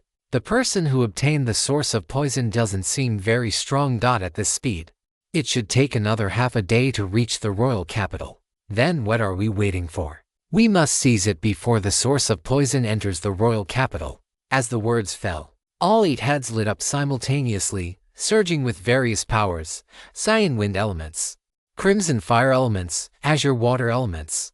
As the strongest boss in the Sakura kingdom, the Yamata no Orochi had mastered 8 different types of power. With all 8 powers gathered, the head that controlled the power of poison began to chant an incantation. The interior of the mountain cavern gradually brightened, and a massive magic circle slowly emerged. This was a preparation the Yamata no Orochi had made over many years, and now it was finally being put to use. Chapter 183. The main quest is pulling a telecom scam. Bonus chapter: Master, who was that snake you mentioned earlier? After holding it in for a long time, Bing Xuan finally voiced the doubt in her heart. Sumubai smiled slightly. A big guy, if I'm not mistaken. It used to be a mythical grade boss, though I'm not sure what its rank is now. Without the wheel of time and space, Sumubai would never have dared to lure the Yamata no Orochi here so recklessly. Although he currently had the strength to deal with legendary grade existences, it would be dangerous if the Yamata no Orochi were still at the mythical grade. Bing Xuan was only at level 70-something and was already this terrifying. One could only imagine how strong a high-level mythical boss would be. However, with the wheel of time and space, Sumubai felt confident. Even if he couldn't win, he could use teleportation to return to the Shenlong Empire at any time. When that time came, no matter what level the existence was, it could only sigh in frustration when faced with the national border. Mythical grade. Bing Xuan's eyes lit up upon hearing this. What element is it? Poison, I suppose. Sumubai glanced at the source of poison in his hand and said uncertainly, it could also be multi-elemental. After all, that guy has 8 heads. Shouldn't a mythical grade snake be a hydra? This is the first time I've heard of one with 8 heads. Bing Xuan's voice carried a hint of confusion. As the two were conversing, the source of poison suddenly began to flicker. Seeing this, Sumubai smiled slightly. Because Bing Xuan had been deliberately controlling their speed, they were still a long distance from the royal capital. Sumubai wanted to see for himself what rank the Yamata no Orochi currently held. After the source of poison flickered at a specific frequency for half an hour, it suddenly erupted with a dazzling light. Sumubai's gaze sharpened. Is it here? The next moment, a magic circle suddenly appeared and rapidly expanded. Immediately following, a massive figure appeared within the magic circle. And like what Sumubai had imagined, the Yamata no Orochi hadn't chased them. It had appeared directly through a teleportation array. Hiss, little ghost, hand over the source of poison, and this deity will spare your life. Set up, the Frost Dragon King. Bako, we've been tricked. Damn it, hurry back. After the Yamata no Orochi appeared, it acted as if it had developed schizophrenia, immediately beginning to talk to itself. Following that, the teleportation array flashed with light once more. It was actually preparing to retreat immediately. Seeing this, Sumubai vanished from his throne and instantly appeared above the Yamata no Orochi's head. Standing in midair, he flipped his hand to retrieve the wheel of time and space, directly leaving a space-time mark upon it. The next moment, the figure of the Yamata no Orochi vanished into the teleportation array, as if it had never appeared at all. Master, why is this guy only epic grade? Bing Xuan flapped her wings and flew over. Sumubai took a step and sat back down on his throne. It must be because its injuries are too severe. Sumyubai had just seen the Yamada no Orochi's status window. Yamada no Orochi level 209 severely injured state, level reduced. Epic grade boss power missing, rank reduced, HP 300 billion to be honest. The Yamada no Orochi's current strength left Sumyubai somewhat disappointed. However, the system notification that rang in his ears just now caught him completely off guard. Notification: you have triggered a Sakura Kingdom main quest. Please make a selection from the following quests. Click to view details. As an invader, I can actually trigger a main quest for the Sakura Kingdom. What kind of twisted sense of humor does the Myriad Worlds game have? A hint of confusion flashed in Sumyubai's eyes as he checked the quest details. Quest 1. Seal the Yamada no Orochi. Seal the Yamada no Orochi mythical grade quest. An ancient fierce beast, the Yamada no Orochi, has awakened. It will now do everything in its power to rapidly recover its strength. Once the Yamada no Orochi recovers its strength, it will unleash a bloodbath across the Sakura Kingdom. You must seal it before it fully recovers. Quest hint: please head to the headquarters of the Hidden Ninja Secret Society, where you will obtain the method to seal the Yamada no Orochi and receive some assistance. Quest duration: 2.5 years. Quest reward: enter the Sakura Kingdom's treasury to select one mythical grade item. Failure penalty: the fully restored Yamada no Orochi will hunt you down until you are dead. Looking at this quest, Sumyubai's expression turned strange. Hadn't the Sakura Kingdom's treasury already been looted by that old geezer, Hoijian? Doesn't this mean there would be no reward even if the quest were completed? The main quest is pulling a telecom scam too. Sumyubai curled his lip. In any case, there was no way he was going to accept this quest. Help the Sakura Kingdom seal the Yamada no Orochi. What a joke. Besides, if he went to the headquarters of the Shadow Ninja Secret Society, he would be hunted down the moment he arrived. How could he possibly obtain the method to help and seal the Yamada no Orochi? That was impossible. I wonder what the second quest is. Sumyubai muttered to himself and clicked on the details of the second quest. Quest 2. Aiding the Serpent in its Wickedness. Mythical grade quest.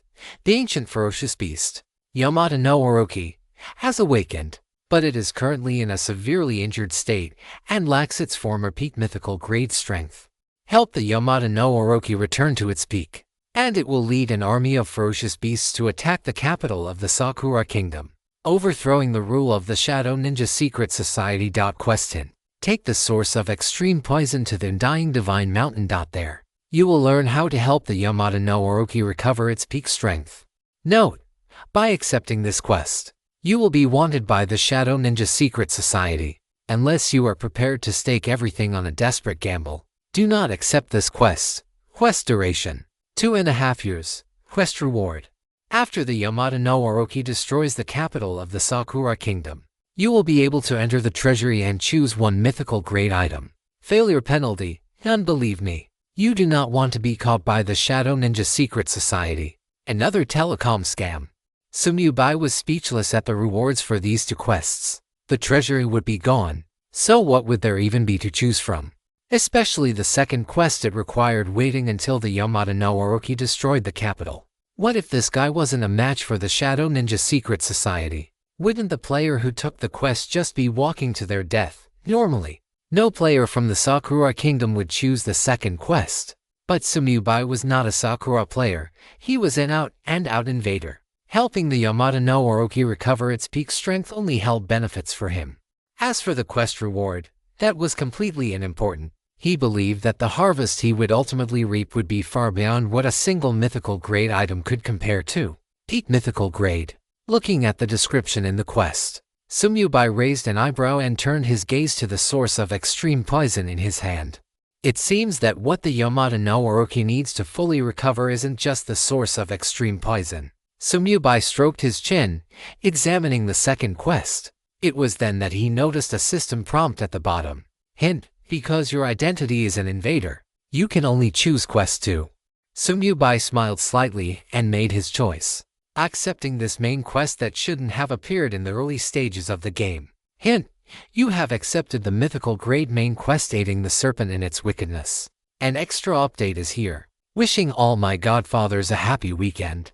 I've gotten used to 3 updates a day, I hope you all continue to support me. Please send free gifts. Chapter 184. Can you speak properly now, Sakura Kingdom, and Dying Divine Mountain? Inside the belly of the mountain, the light of the massive magic circle had not yet fully dissipated before it began to shine once more. As space twisted slightly, a colossal figure gradually solidified. The light of the magic circle illuminated the pitch-black interior of the mountain, revealing the appearance of the Yamata no Orochi. Its body was as towering as a mountain, covered in thick, jet-black scales as hard as iron, which shimmered with a cold, chilling luster under the radiance of the magic circle. Its 8 heads were all hideous and distinct, each corresponding to one of the 8 elemental powers. As they flicked their tongues, elemental energy surged wantonly. Behind it, 8 thick tails writhed and stretched out like 8 dancing giant pythons, the scales scraping against the ground with a rustling sound. The tip of each tail was as sharp as a hook, as if it could easily tear through anything that stood in its way. This ferocious appearance was like a demon god stepping through the void from ancient times, making the surrounding air heavy and oppressive to the extreme. However, once the Yamata no Orochi spoke, this aura was instantly ruined. Extreme poison. How did you sense that? He's a growth stage Frost Dragon King. And you actually said it shouldn't be strong, reporting false military intelligence. You deserve a beating. 7 heads glared with murderous intent, staring fixedly at the head representing the power of poison, flicking their tongues as if they were considering ganging up on it. Such a bizarre sight could only occur with a freak like the Yamata no Orochi. The poison head shrank its neck, its eyes filled with grievance. Can you blame me? That guy didn't show much speed before. Who knew it was doing that on purpose? As they conversed, the magic circle gradually faded, and the interior of the mountain became pitch black once more, with only 16 greenish, slit-pupiled eyes flickering with a ghostly light. When you put it that way, I suppose I can't blame you. It's a good thing we ran fast. Otherwise we would have become that guy's food. Damn the Shadow Ninja Secret Society. If it weren't for them tricking us back in ancient times, we wouldn't have ended up in this state. HMPH, if we hadn't lost our source of power, what would there be to fear from a mere growth stage Frost Dragon King? Enough. There are no outsiders here, so stop putting on and act out. The problem now is, how do we get back our source of power? The source of extreme poison is temporarily out of reach. We can only start with the other sources of power. At this, all 8 heads fell silent, without any of their strength recovered. The Yamata no Orochi dared not stay outside for too long. If the Shadow Ninja Secret Society discovered it had awakened, the next step would undoubtedly be an endless pursuit. A moment later, the poison head suddenly spoke. Did you notice just now? Notice what? Don't keep us in suspense. Speak up. There seemed to be a human on that Frost Dragon King. He's stilled now that you mention it. I remember. The scent on that person didn't seem to belong to the forbidden land of the gods. Could that be an rival from the myriad worlds? Do you think he would accept a quest to help us? How could a human possibly help us? He must be afraid of the Shadow Ninja Secret Society's pursuit too. Sigh. If only he died at this point. All 8 heads fell silent simultaneously, because a voice that did not belong to them had suddenly appeared inside the mountain. Are you looking for me? The person who arrived was none other than Sumyubai. He had merely sensed the direction of the space-time mark for a brief moment before using teleportation to arrive directly at this location. You little brat. Get off this venerable one's head immediately. After a moment of silence, the poisonous head suddenly let out a roar. This was because Sumyubai's teleportation landing point happened to be right on top of its head. I advise you to watch your tone, instead of getting off. Sumyubai stomped his foot and let out a cold snort. Impossible. How did you enter this place? Even the Shadow Ninja Secret Society has no way of getting in. Damn it. Without that Frost Dragon King, you, a mere human, dare to walk right into a trap. At this, it wasn't just the poisonous head. The other 7 heads were also enraged. They were not mounts.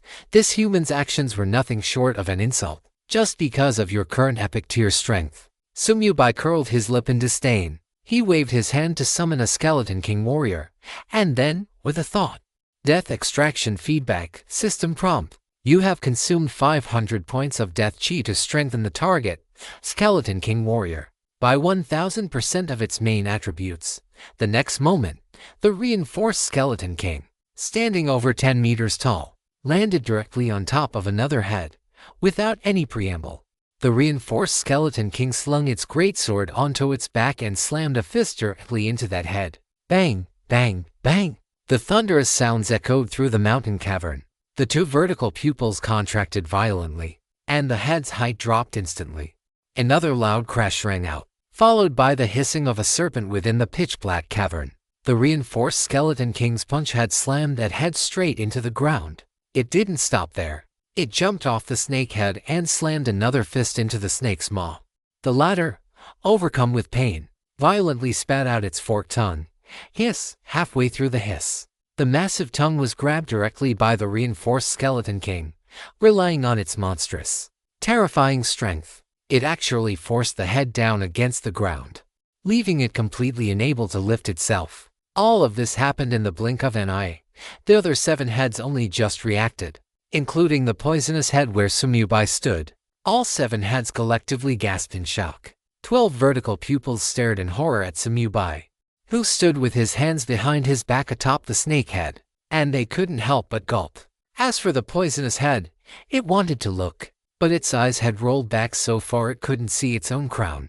Even more miserable was the head on the ground, which was still having its tongue yanked by the reinforced Skeleton King, grimacing in agony. One must know that Sumubai's current sovereign power had seen a massive increase. The reinforced Skeleton King, influenced by this attribute, had become terrifyingly powerful. Skeleton King Warrior. Double Supreme Aura Kung Death Chi Enhancement Kung for Major Auras Version Level. Strength 139 million Constitution, 13.88 million Agility, 13.88 million HP, 1.388 billion over 1.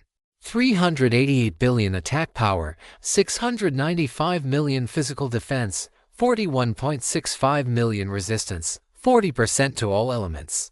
Lifesteal, Skills, Heavy Strike LV9, Wild Charge LV9. Looking at the reinforced Skeleton King's status window, even Sumubai, a player who relied on cheats, felt it was a bit excessive. It was just a summoned creature. Not only did it have over a billion HP, but its strength and attack power were the most terrifying aspects. The stacking of the 5 major auras was simply monstrous. It could be said that within the 120 seconds of Death Chi enhancement, this Skeleton King Warrior's terrifying power was enough to suppress an epic tier boss. With its lack of strength and its heavily wounded state, the Yamata no Orochi was currently nothing more than an epic tier boss. In the hands of the overpowered reinforced Skeleton King, it was completely helpless. Facing the shocked gazes of the several snake heads, Sumubai stepped on the poisonous head, rested one hand on his knee, leaned forward, and spoke word by word. Can you speak properly now? Chapter 185, The Word of Pui Gulp, times 7 Erk. The 7 snake heads nodded reflexively. Even the one lying on the ground blinked its eyes and let out a muffled groan. That's more like it. Sumubai grinned. His shadow wings unfurled behind him, and he flew to the side of the reinforced Skeleton King, snapping his fingers nonchalantly. The next moment, the reinforced Skeleton King vanished, and the snake head that had been pinned to the ground immediately lifted up. All of you, lower your heads. Seeing this, Sumubai snorted coldly. The head that had just been beaten up reacted the fastest, immediately prostrating itself on the ground again. Its behavior left Sumubai slightly stunned. Is the after effect of having one's tongue pulled that strong? Could this guy have developed Stockholm Syndrome? The other 7 heads flashed with a look of humiliation, but they had no choice but to lower their heads obediently. The Yamata no Orochi was naturally unconvinced in its heart. It didn't need to be in its prime, even if it had only recovered half of its strength. Why would it ever suffer such humiliation? But given the current situation, it had no choice but to swallow its pride. Sumubai nodded in satisfaction. The reason he had given the Yamata no Orochi a show of force first was to seize the initiative. The main quest of the Divine Dragon Empire was one thing, but for a mere main quest in the Sakura Kingdom, did he really have to cooperate with a snake? How the quest was to be completed had to be decided by him. Although the Yamata no Orochi's level and rank had dropped, its size was still immense. Even Frost, in its current state, was only about the size of one of its heads. The 8 heads loomed before Sumyubai like 8 small mountains. However, the contrast in strength between the two sides was stark. The Yamada no Orochi looked at the tiny human before it, feeling extremely anxious. It didn't know what this person wanted. On the surface, it had submitted, but in the shadows, it was already plotting a way to escape from this moment on. In addition to the hidden ninja society, there was one more object of its hatred, an outworlder named Baiyi. However, Sumyubai did not care about this in the slightest. In his eyes, the Yamada no Orochi was, at best, nothing more than a tool to be utilized. Before coming here, he had already asked Frost. This creature was not a true living being, but merely a boss created by the Myriad Worlds game. Can you shrink? Looking at the 8 small mountains before him, Sumyubai frowned. The Yamada no Orochi blinked its eyes immediately. A glow surged over its body, and its massive form shrank rapidly. Soon, it transformed into an ugly snake with 8 heads and 8 tails, standing upright and just a fraction shorter than Sumyubai. Not bad, you're sensible. Sumyubai nodded slightly and flipped his hand to take out the source of deadly poison. The next moment, all of the Yamada no Orochi's eyes lit up, with the poison attribute head being the most obvious. It even flicked its tongue, eager to coil the source of deadly poison into its belly. Don't be nervous. I came here this time to help you. Sumyubai tossed the source of deadly poison in his hand, speaking in a nonchalant tone. The art of pure, at its most basic level, is to strike with a stick and then offer a sweet date. As the former CEO Sumyubai was exceptionally proficient in this. The poison attribute head's eyes followed the source of deadly poison as it moved up and down. If Sumyubai hadn't displayed such terrifying strength, it would have long since been unable to resist snatching it by force. The other heads, upon hearing this, also had their eyes brighten. Help us. Are you not afraid of the hidden ninja society's pursuit? Having lived since the ancient era, although the Yamada no Orochi was somewhat schizophrenic, it was no fool. It truly could not understand why this human would choose to help it. HMPH, the hidden ninja society's pursuit. Sumyubai let out a disdainful snort. That would require them to actually have the capability to do so. As he spoke, he tossed the source of deadly poison in his hand. The poison attribute head, which had been waiting with bated breath, immediately opened its blood-red maw, stretched its neck, and swallowed it whole. The way it acted was exactly like a dog. The next moment, the poison attribute head suddenly erupted with a purple-black glow. The Yamada no Orochi's body involuntarily returned to its original size and continued to grow larger as the light persisted. It seems the gap between mythical grade and legendary grade is even greater than I imagined. Watching the Yamada no Orochi's body grow increasingly massive, Sumyubai narrowed his eyes slightly, feeling a sense of awe in his heart. A long while later, the light dissipated. The Yamada no Orochi shrank its body once more, looking as if it still wanted more. Its status window had also changed. Yamada no Orochi. Level 219, severely injured state. Level reduced. Legendary grade boss power missing. Rank reduced. HP. After absorbing the source of deadly poison, the Yamada no Orochi's level had increased by 10, and its rank had been restored directly to legendary grade. The HP field had also turned into question marks. Only then did Sumyubai realize with a start that when the Yamada no Orochi was still epic grade, its HP had already reached 300 billion. This number naturally exceeded that of the Dark Feather Demon Eagle and the Silver Moon Demon Wolf, which had not been suppressed by Death Gaze, and those two were legendary grade bosses. The Yamada no Orochi's health bar was the largest Sumyubai had ever seen. Even the mythical grade Frost, once grown to the same level, could not compare to this guy. Sumyubai speculated that this must be related to the Yamada no Orochi being a main storyline boss. Its HP had likely been boosted by the Myriad Worlds game. After all, once this guy recovered, it would be the strongest boss in the Sakura Kingdom. At the same time, a series of system notifications rang in Sumyubai's ears. Notification. Having absorbed the source of deadly poison you provided, the Yamada no Orochi's strength has partially recovered.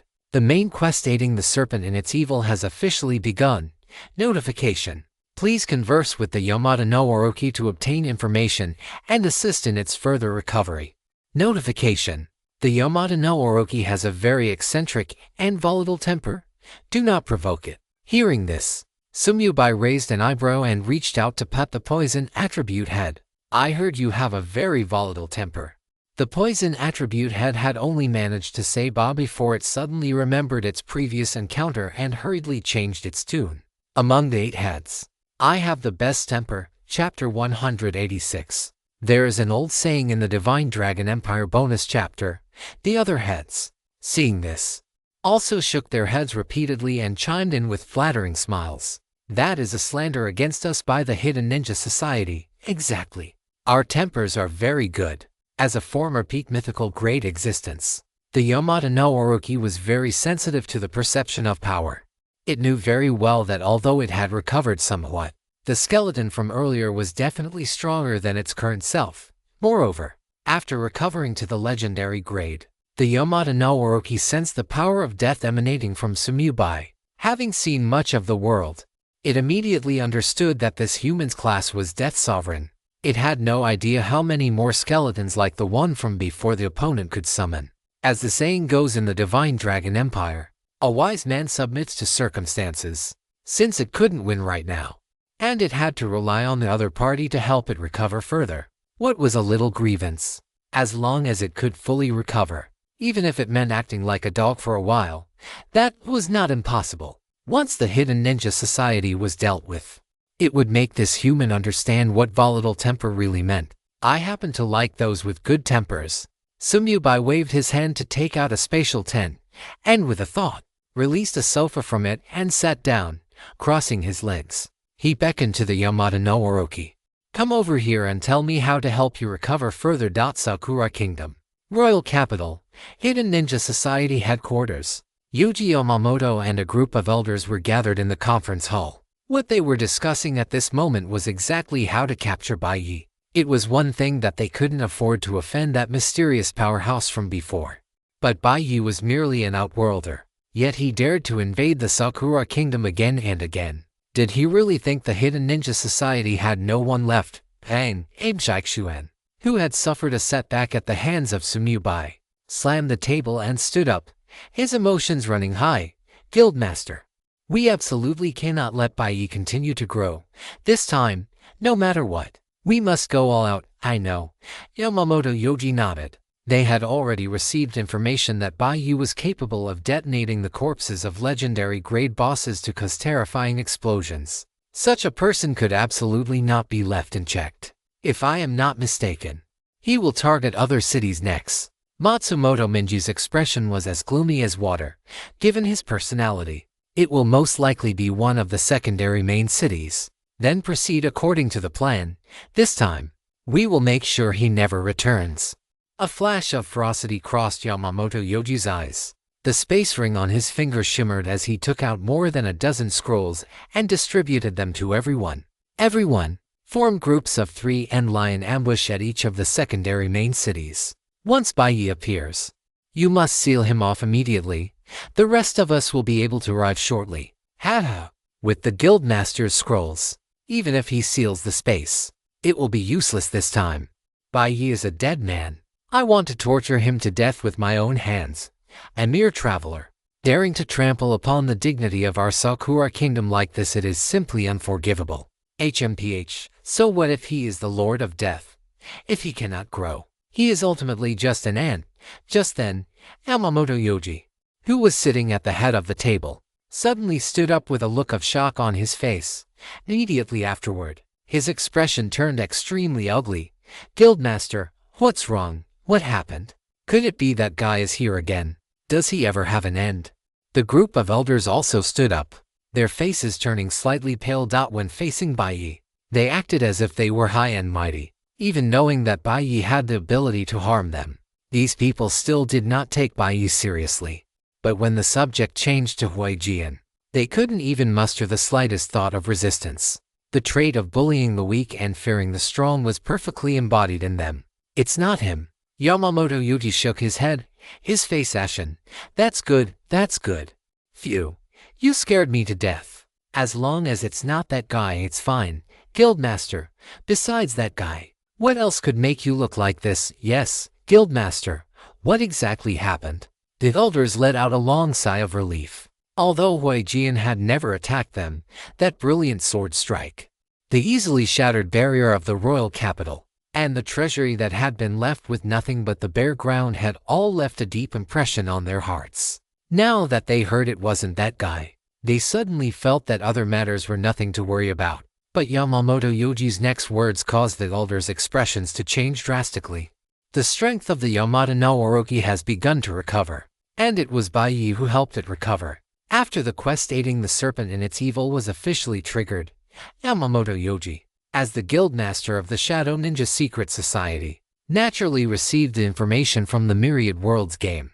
Because this quest required him to issue a wanted order for Bai Yi. However, Bai Yi had already been wanted for a long time, so this step was completely superfluous. At most, it would only increase the bounty on Bai Yi. But now, in the entire Sakura Kingdom, besides their Shadow Ninja Secret Society taking action personally, who else could catch Bai Yi? Therefore, even if the reward for the wanted order was generous, it was as good as nothing. How could the Yamada no Orochi wake up so early? Each of its sources of power was shattered into 12 parts and distributed within different bosses. How could Bai Yi possibly collect one of the sources of power so quickly? What do we do now? Compared to Bai Yi, the Yamada no Orochi is the true disaster. Once it fully recovers, it will definitely lead an army of ferocious beasts to attack the royal capital.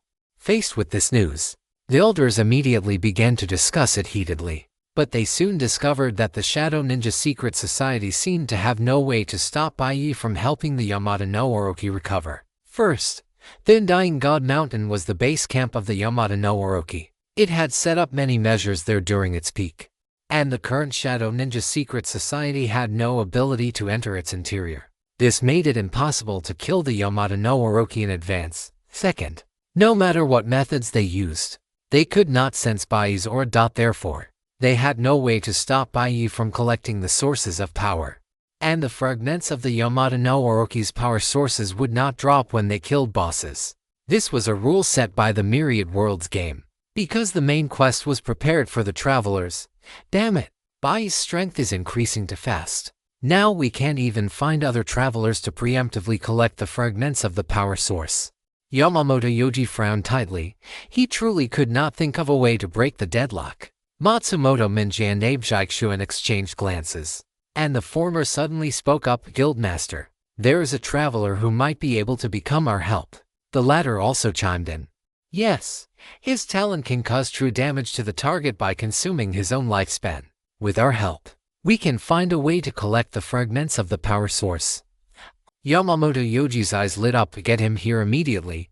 As he spoke, he scanned the other elders and sighed. The previous plan is cancelled. We don't know when the Yamada no Orochi will attack the royal capital, so everyone should not leave during this period. Extra update delivered. I'm updating hard, so you foster fathers should be generous with the gifts too. To be honest, the gifts from the past few days aren't even enough for one extra update, but I still update it anyway. Kneeling and begging for gifts. Chapter 187. You can start gathering the army of ferocious beasts now on the God Mountain. Inside the mountain valley, Sumyu Bai leaned back on the sofa, crossing his legs, a thoughtful look in his eyes. In other words, you still need to absorb 7 more sources of power to recover your peak strength. Yes. The Yamada no Orochi nodded repeatedly. As long as I recover my strength, I will summon an army of ferocious beasts to attack the royal capital and annihilate the Shadow Ninja Secret Society. After a pause, it added, that way, you won't have to worry about being wanted by the Shadow Ninja Secret Society anymore. Sumyu Bai narrowed his eyes slightly, locking his gaze onto the Yamada no Orochi. But he did not speak. He had no spare time to help the Yamada no Orochi collect the remaining 7 sources of power. Although he possessed the Cataclysm talent, which meant he only needed to collect 1 fragment for each source of power, it was still a massive hassle. Even the Yamada no Orochi itself did not know which bosses held the fragments of the power sources. Only after the fragments were fused could he sense their specific locations. Sumyu Bai was currently considering whether to directly use Cataclysm to promote the Yamada no Orochi to the mythical grade. He wasn't sure if the Yamada no Orochi would be able to return to its peak strength after a free promotion. After all, There were gaps even among mythical grade entities. Thinking of this, Sumyubai focused his mind. Cataclysm. Target. Yamada no Orochi. Hint: please select the promotion rank. Tier 1 tier to click to view details. Option 1. Promote to mythical grade boss Yamada no Orochi. No cost. Option 2. Ascend to Saint Extinction grade boss Serpent of the End. Cost 10,000 soul crystals. Without making a choice, Sumyubai locked his gaze on option 1. The next moment, the specific details of the promotion appeared in his field of vision. After promotion, the Yamada no Orochi's critical injury status will be removed, and it will have the ability to recall its missing power, reaching the peak of the mythical grade. Only he could see this panel from the perspective of the Yamada no Orochi. Seeing Bai staring straight at it, it felt a sudden, inexplicable chill. Just as it was feeling at a loss, Sumyubai suddenly spoke. Is your grudge against the Shadow Ninja Secret Society that deep? It is irreconcilable. As soon as I recover, the first thing I will do is wipe out the Shadow Ninja Secret Society. If it weren't for them, we wouldn't have been slumbering here for so long. The moment the Shadow Ninja Secret Society was mentioned, the Yamada no Orochi became agitated. Its 16 vertical pupils flashed with a fierce light, and its 8 heads gnashed their teeth. Such a deep grudge that made things easier. Sumyubai nodded slightly and asked again, how long will it take you to summon an army of ferocious beasts? 1 day. The Yamada no Orochi's eyes lit up. In just 1 day, I can summon countless ferocious beasts and launch a direct attack on the entire Sakura Kingdom. The entire Sakura Kingdom? Sumyubai was slightly taken aback. He had assumed the Yamada no Orochi would only attack the royal capital upon recovery. It seemed that this main quest would trigger a monster siege covering the entire Sakura Kingdom. However, this had no impact on him. No matter how heavy the losses were for the Sakura Kingdom, it had nothing to do with him. You can start summoning the army of beasts now. I will wait for you at the royal capital. Sumyubai slowly stood up, waved his hand to put away the sofa, and holding the wheel of time and space, he summoned a portal. Now, the Yamada no Orochi was full of confusion. I haven't recovered yet. Even if I wanted to summon them now, I couldn't. It wanted to summon them, but without its strength restored, the beasts wouldn't listen to it. Seeing Sumyubai about to leave, the Yamada no Orochi grew anxious. Wait, are you going to help me find the sources of power or not? Give me a straight answer. Just as it opened its mouth to confirm, the Yamada no Orochi suddenly froze, because before stepping into the portal, Sumyubai had glanced at it nonchalantly. Cataclysm. Promote to Tier 1. As the portal closed, only the bewildered Yamada no Orochi remained inside the Immortal God Mountain. At this moment, it felt a powerful surge of energy appearing within its body. This energy was rapidly boosting its strength. As its critically injured body began to recover, the Yamada no Orochi also sensed the presence of 95 power fragments. Who exactly is this Bai? To possess such unfathomable and godlike methods? No, wait. Why are there 95 fragments? The source of poison has already returned. There should only be 84 power source fragments in the outside world. Right. A look of confusion flashed in the Yamada no Orochi's eyes. But soon, it couldn't care about that anymore, because its power was recovering too quickly. As 8 colors of light flickered, the Yamada no Orochi's body involuntarily returned to its original form and began to grow rapidly in size. The previously spacious interior of the mountain began to feel cramped out rumble. The entire Immortal God Mountain began to shake violently, as if a massive earthquake had struck. The monsters on the mountain began to flee in a frenzy, although they didn't know what was happening. They felt a terrifying power awakening. Boom! A heaven-shaking roar echoed as the nearly 10,000-meter-tall Immortal God Mountain began to collapse, and 8 massive, hideous snake heads burst out from within the mountain. On the other side, 8 equally enormous snake tails tore through the mountain walls, and with a casual sweep, they severed the entire Immortal God Mountain at the waist. Rumble. The 10,000-meter-tall body of the Yamada no Orochi was fully revealed to the world. In an instant, mountains collapsed and rivers burst their banks. The 8 colors of light surrounding its body intertwined, resembling a doomsday neon display, illuminating the sky in eerie, variegated hues. Although it had not yet reached its peak, the Yamada no Orochi had already stepped into the mythical grade. This also meant that it now had the ability to directly recall the power source fragments. My power. Heed my call and return. Sensing the locations of the 95 power source fragments, the Yamada no Orochi let out a thunderous roar. The next moment, within the borders of the Sakura Kingdom, 94 epic-grade bosses simultaneously froze. Immediately afterward, light of various colors surged from the surface of each boss's body. There was blue light representing the water element, red for the fire element, yellow for the earth element, cyan for the wind element, purple for the lightning element, black for the shadow element, and pink for the power of illusion. A moment later, the light condensed into beads of various colors, which then tore through the air at high speed. After having their source of power fragments extracted, these bosses immediately became listless and withered. They were originally only dark gold tier bosses. It was precisely because they had devoured the fragments of the Orochi's source of power that they were able to evolve. Now that the source of power had been extracted, it wouldn't be long before these bosses dropped in rank, returning to the dark gold tier. The reason there were only 90 for bosses was that one had already been killed. Chapter 188. To hell with killing. 10 minutes ago, Sakura Kingdom, Clear Wave Pool. Go? According to the intelligence from the secret society, the creature in the pool possesses a fragment of the source of clear water. Matsumoto Meiya nodded towards Tsukuyomi, his folding fan swaying gently in his hand as a ghostly phantom instantly attached itself to the latter's body. Rest assured, with the Shikigami's protection, that beast cannot harm you. Thank you, Master. With excitement on his face, Tsukuyomi dove headfirst into the clear wave pool. He never expected that the appearance of Baiyu would actually bring him such great benefits. In order to obtain the Orochi's source of power fragments one step ahead, the Shadow Ninja Secret Society decided to provide him with sufficient soul stones to utilize his talent. And the boss in the clear wave pool was merely the beginning. Further ahead, there were dozens of high-level bosses waiting for him to kill. Having consumed an underwater breathing potion, Tsukuyomi dove diligently, the cold pool water enabled to cool his burning heart. So what if his EXP dropped? Who else could constantly kill epic tier bosses to level up like he could? Even Baiyu didn't have this ability, right? Tsukuyomi had already foreseen the future where he climbed to the top of the level rankings and pushed Baiyu down. After just a few minutes, Tsukuyomi rushed out of the clear wave pool, holding a clear blue bead in his hand, and shouted excitedly at Matsumoto Meiya, Master, I have obtained the clear water bead. This item was the same as the poison bead that Sumubai had obtained. By collecting 12 of them, one could synthesize the source of clear water. At this moment, Tsukuyomi's level had risen directly from level 9 before entering the water to level 22.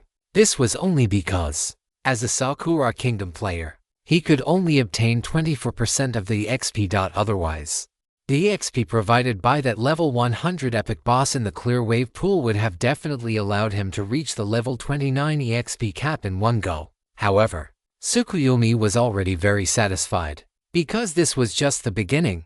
Moreover, every time he killed an epic tier boss, the Shadow Ninja Secret Society would provide him with enough high-level soul stones to replenish his lifespan. As long as the boss's HP was not higher than 3.1536 billion, he could kill it instantly. Of course, his talent effect could only take effect once on the same target, coupled with Matsumoto Meiya leading him to find bosses. Tsukuyomi could imagine how fast his leveling speed would be from now on. Well done. Matsumoto Meiya gave his folding fan a flick, and the clear water bead in Tsukuyomi's hand flew into his palm. After confirming that it was indeed a fragment of the Orochi's source of power, Matsumoto Meiya nodded with satisfaction. Let's go to the next location. Matsumoto Meiya was very confident in curbing the Orochi's recovery of strength because they possessed two major advantages. First, after years of exploration, the Shadow Ninja Secret Society had mastered the locations of more than 20 bosses that had devoured the fragments, while Baiyu had to search everywhere. This was an advantage in intelligence. Second, they did not need to find all the fragments. They only needed to obtain one fragment of each source of power to prevent the Orochi from returning to its peak. After all, to fuse a source of power, all 12 fragments were indispensable. This was an advantage in terms of difficulty. With such a huge advantage, Matsumoto Meiya didn't know how he could possibly lose. Tsukuyomi, When this matter is over, I will personally request a reward for you. In high spirits, Matsumoto Meiya immediately dangled a carrot in front of Tsukuyomi. A glint flashed in the latter's eyes as he quickly said, "It is my honor to contribute to the Shadow Ninja Secret Society. Good temperament. But what is yours? I shall certainly strive for it for you." Matsumoto Meiya nodded with satisfaction and was about to summon his mount to take Tsukuyomi to the next location when his expression suddenly changed. Master. Why is this clear water bead?" Before Tsukuyomi could finish his sentence, he was stunned. The clear water bead suddenly burst into a water blue light, and immediately after, it broke free from Matsumoto Meiya's palm and tore straight through the air. The speed was so fast that even Matsumoto Meiya, an 8th rank existence, could not react in time. Almost in an instant, the clear water bead disappeared from their field of vision. "Master, what is going on?" Tsukuyomi asked with a bewildered expression, while Matsumoto Meiya beside him turned livid. "You ask me? Who am I supposed to ask?" Beep beep beep beep beep. The communicator rang urgently. Matsumoto Meiya hurriedly answered it, and his expression changed drastically. A moment later, he hung up the call and said with a pale face, "Return to the royal capital." Tsukuyomi was stunned, asking in confusion, "Are we not killing the remaining bosses? To hell with killing. The Orochi has already recovered." At the same time, Mount Immortal, rumble. The entire mountain was still collapsing, and the Orochi's massive body had completely altered the surrounding terrain. Its heads towered into the clouds, and its dark green vertical pupils, like 16 green stars, flickered in and out of the mist. Hiss, times 8. 8 long snake tongues stirred the wind and clouds, and the power constantly rising within its body made the Orochi hiss incessantly. It had forgotten how many years it had been since it felt this power. This feeling was simply too wonderful. Whoosh, whoosh, whoosh. Not long after, a series of whistling sounds pierced the air as dozens of jewels of various colors shot through the sky, each being swallowed by one of the heads of the Yamata no Orochi. "They're back. They're all back. My power, it feels amazing. Ha ha ha ha. This deity is going to set the Sakura Kingdom's capital ablaze with a monstrous fire. HMPH, I'm going to drown the capital in a flood." Amidst the excited voices of the various heads, a sudden, out-of-place question emerged. Why are there poison jewels here too?" The poison element head, looking completely bewildered, stared blankly at the 11 poison jewels streaking toward it, reflexively opening its mouth. It wasn't until after it had swallowed them that it finally came to its senses. As all the jewels entered its body, a brilliant radiance erupted from the surface of the Yamata no Orochi. 8 colors intertwined and shone, changing the very color of the sky. The commotion was so great that it sparked heated discussions in the surrounding cities. "Nani? Everyone, look, what is that? Could it be a treasure manifesting? This light is way too blinding. Should we go take a look?" "Forget it. If you run into Baiyi out there, you'll be in serious trouble." "That's true. Sigh, why hasn't Baiyi shown himself yet? If I don't go out and grind monsters soon, I'll be too broke to even afford a meal." Just as these players were debating, a series of server-wide announcements rang out, causing everyone to gasp in shock. This time, the sky had truly collapsed. Chapter 189. Is this an expansion pack that should be unlocked at this stage? Bonus chapter. Sakura Kingdom announcement. The intruder Baiyi has successfully helped the Yamata no Orochi return to its peak, led by this mythical great peak boss. The Sakura Kingdom's brand new expansion pack, Beast Tide Incoming, has officially begun. Sakura Kingdom announcement. In 24 hours, an army of ferocious beasts will attack every city. All players are requested to prepare and contribute their strength to their respective cities. Hint, the minimum level for the ferocious beasts is 120, and the maximum is 180. Killing beasts will grant points. If the beast tide is successfully repelled, points can be used to exchange for rewards. Sakura Kingdom announcement. In 24 hours, the Yamata no Orochi will personally lead the army of beasts to attack the capital. Players with sufficient strength are requested to head to the capital as soon as possible to defend it together. Hint, during the capital defense battle, players will earn double points. If the capital falls, all players will have their levels reduced by 100 and all attributes permanently decreased by 50%. Listening to the nationwide broadcast of the event, Every Sakura player stood frozen in shock. After a long silence, the chat channels in every city exploded. No way, I'm only level 12. You want me to deal with beasts that are at least level 120? World game, are you even looking at what you're doing? Is this expansion pack really meant to be unlocked at this stage?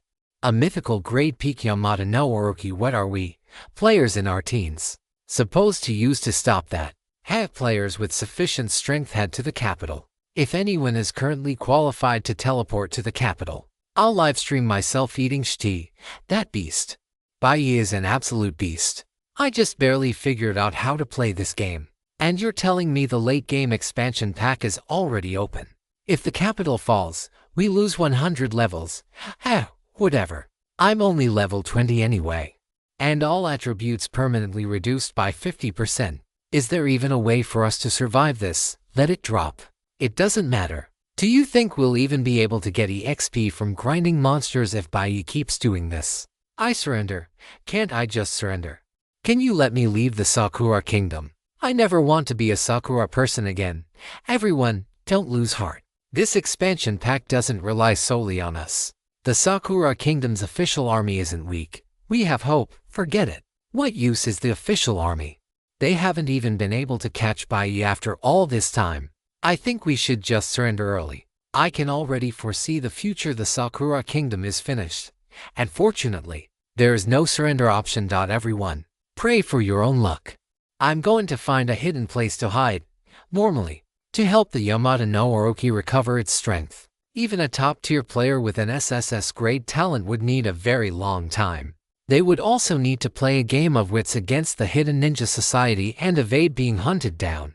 Therefore, the Beast Tide incoming expansion pack was clearly intended to be unlocked in the mid to late stages of the game.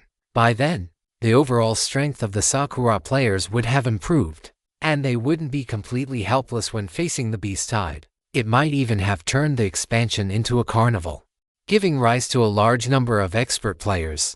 The point rewards provided by the world game would have allowed these experts to take their strength to the next level. However, the appearance of a cheater like Sumubai caused the Beast Tide incoming expansion to be unlocked several years ahead of schedule. The entire main questline was essentially skipped and infinitely simplified by Sumubai's exploits. Others would have to kill countless epic grade poison type bosses just to collect 12 poison jewels and fuse them into the source of poison. He managed it in one go through a free ride promotion. Others would be hunted down by the Yamada no Orochi for carrying the source of poison, but he turned around and chased the Yamada no Orochi to its lair, beat it up, and quickly triggered the follow-up quests. The entire 2.5-year quest duration was completed instantly by Sumubai, thanks to his catastrophe ability. This led to the current plight of the Sakura Kingdom. Players who were generally below level 20 would have to face a Beast Tide with a minimum level of 120 in just 24 hours. Once the capital fell, all Sakura players would be dropped back to level 0. Faced with such news, not a single person in the entire Sakura Kingdom could manage a smile. At this moment, their eyes held nothing but despair. At the same time, sirens wailed across every city in the Sakura Kingdom. The city guards mobilized immediately. All magic towers within the cities were activated, and the cannons and arrow towers on the walls entered standby mode. Not only that, batch after batch of craftsmen climbed onto the walls, racing against time to build more defensive structures. By this point, the various cities no longer cared about the cost or the logic of their defensive layouts. As long as something could be built within 24 hours, they built it all without hesitation. The city lords were currently wishing they could pack every inch of their city walls with arrow towers and artillery batteries. If this had happened a few years later, they wouldn't be this panicked, because the Descenders would have grown into a powerful force by then. But right now, what could those level 10-something Descenders even do? Choke the ferocious beasts to death? The Sakura Kingdom could only rely on its native forces now. The scope of this Beast Tide encompassed the entire nation, and the higher tier the city, the more ferocious the attacks would inevitably be. Therefore, there was no mass exodus of people. Mainly, it was because they had nowhere to run, with national borders blocking the way. Where could they go? Sakura Kingdom, royal capital. The atmosphere here was growing increasingly tense. Countless magic towers rose from beneath the ground within the city, shimmering with elemental radiance. Specks of starlight coalesced, and magical lines connected the towers one by one, viewed from high above. It looked like a giant spider web. As energy gathered, a light barrier appeared, enveloping the entire city. This was the royal capital's strongest defensive barrier, because it required time to activate and consumed a massive amount of energy. It was not usually deployed. The barrier that had been shattered by a casual sword strike from Huijian last time was like heaven and earth compared to this defensive barrier. Even so, Yuji Yamamoto's expression remained grim. Only he knew best just how strong the Yamata no Orochi was at its peak. Because he was the only person in the Sakura kingdom who had lived from the ancient era until now.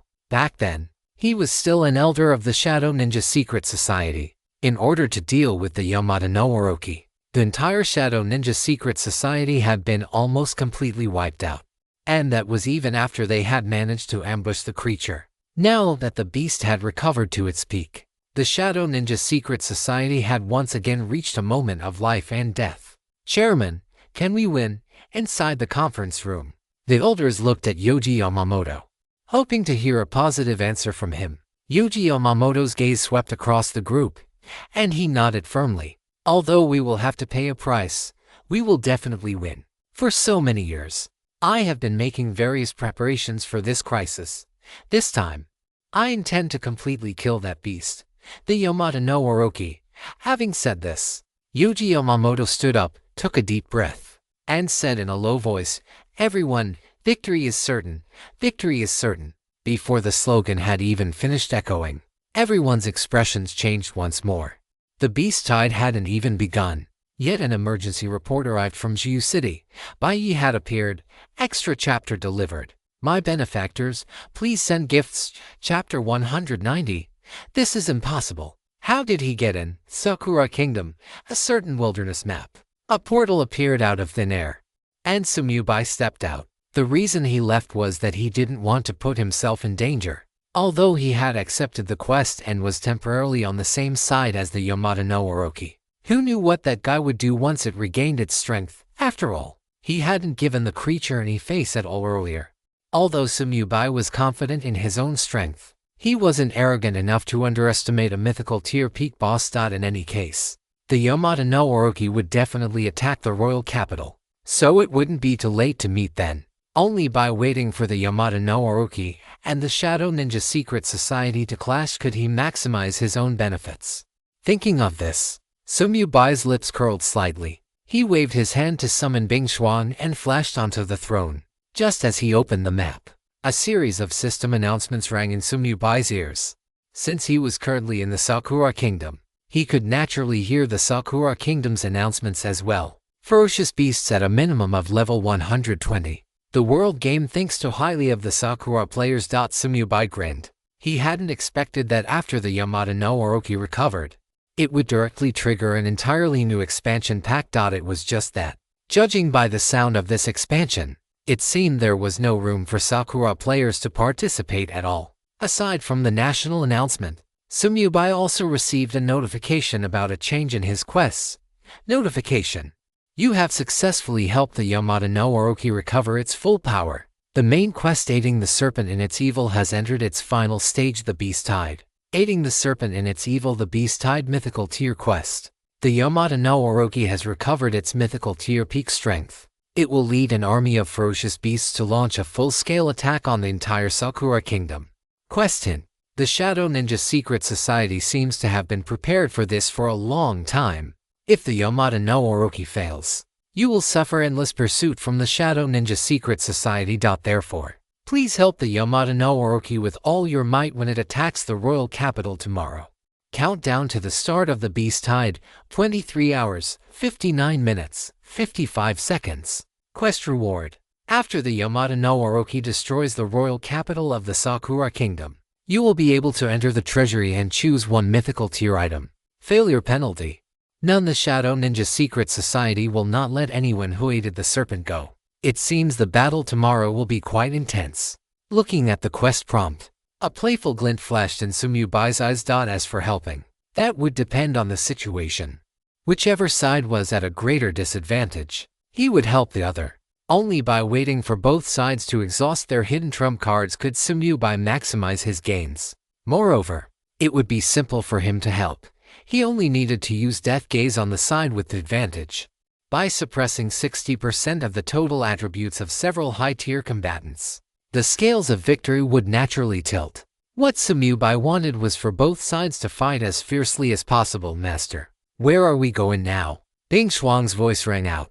Sumyubai opened the map, took a look, and said, Shuyu City. It would take the Yamada no Orochi a day to gather its army of beasts, so he might as well take this opportunity to complete his advancement quest. The battle at the royal capital tomorrow would be full of juicy EXP. If he missed out on that EXP because he hadn't broken through yet, that would be a huge loss. Although the Yamada no Orochi thought Sumyubai was on its side, Sumyubai had never once entertained that thought. Anyway, the penalties and rewards of this mythical grade quest were completely meaningless to him. Falling Moon City. This was one of the few tier 2 main cities in the Sakura Kingdom.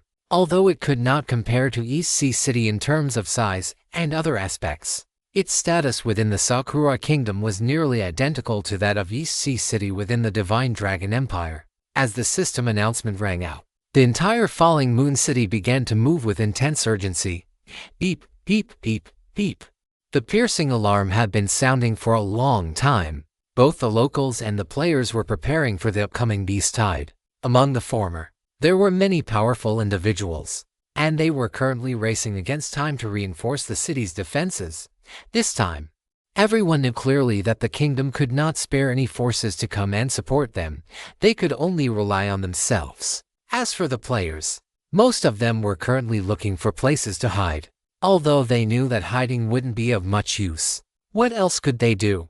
After all, facing ferocious beasts that were at least level 120, these players couldn't even break through their defenses. Akiyama Ling stood atop the city wall, gazing into the distance with a deep frown. City Lord, are you worried about tomorrow's beast tide?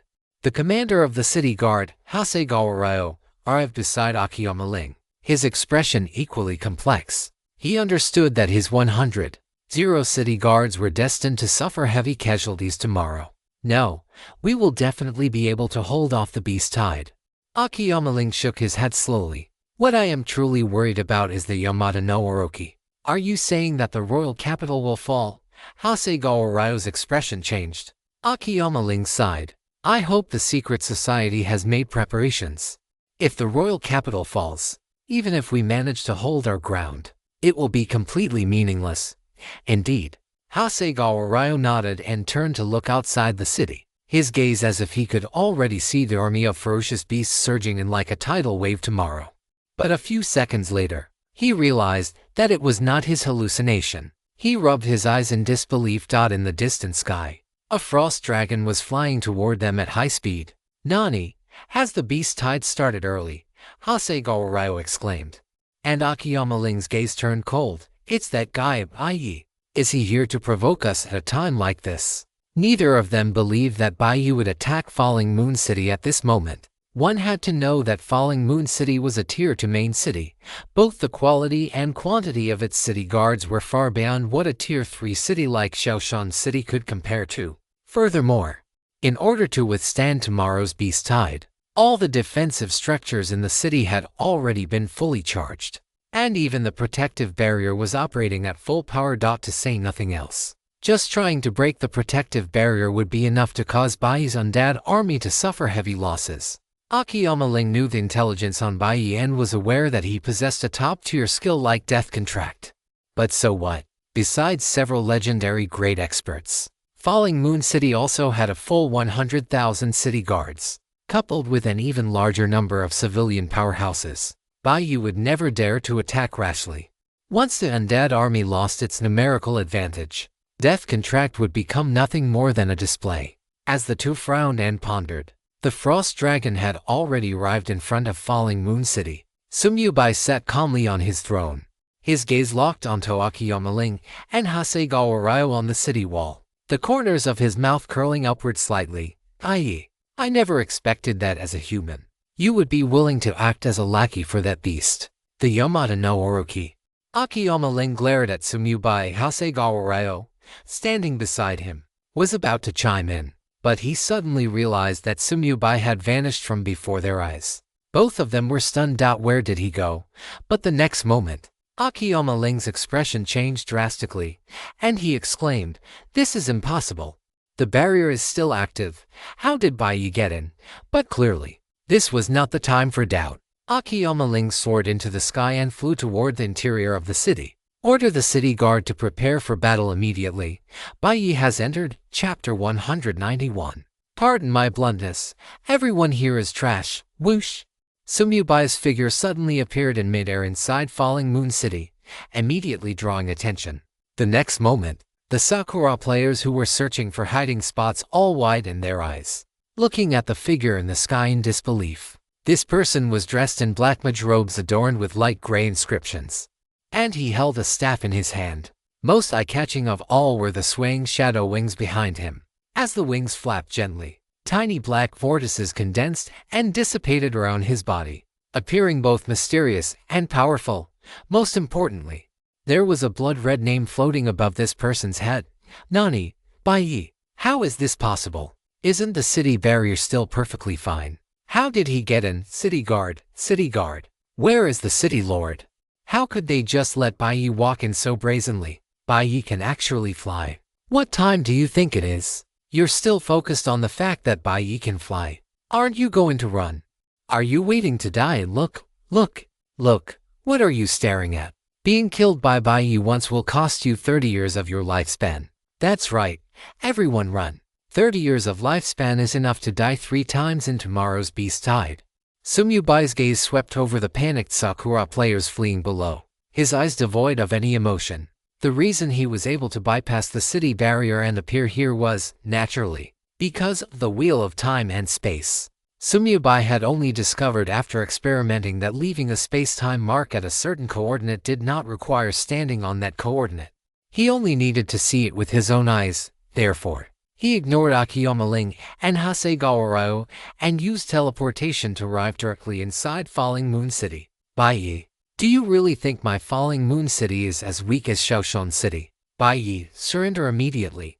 Akiyama Ling and Hasegawa Ryo flew over at high speed, their stern shouts echoing throughout the entire Falling Moon City. At the same time, the city guard quickly assembled, ready to welcome the undead army. The civilian experts within the city also drew their weapons one after another, preparing to take Bai down. In their eyes, Bai represented a massive fortune. On the wanted list of the Yin Ren secret society, the bounty for capturing Bai had been raised to an incredibly lucrative level. Forgive me for speaking bluntly, but everyone here is trash. Sumyubai turned to look at Akiyama Ling and gently raised both hands. The next moment, 19 curtains of death swept across the surroundings, and the dense Scourge Legion descended in an instant. Roar! At the same time, Frost, whose body length now exceeded 160 meters, flapped its wings and flew out of the mount space. As it raised its head and roared, a terrifying Dragon King-level dragon aura descended, instantly suppressing all living creatures within a 10-kilometer radius. After entering the growth stage, it wasn't just Frost's size that had increased, but also the effective range of all its skills. Boom!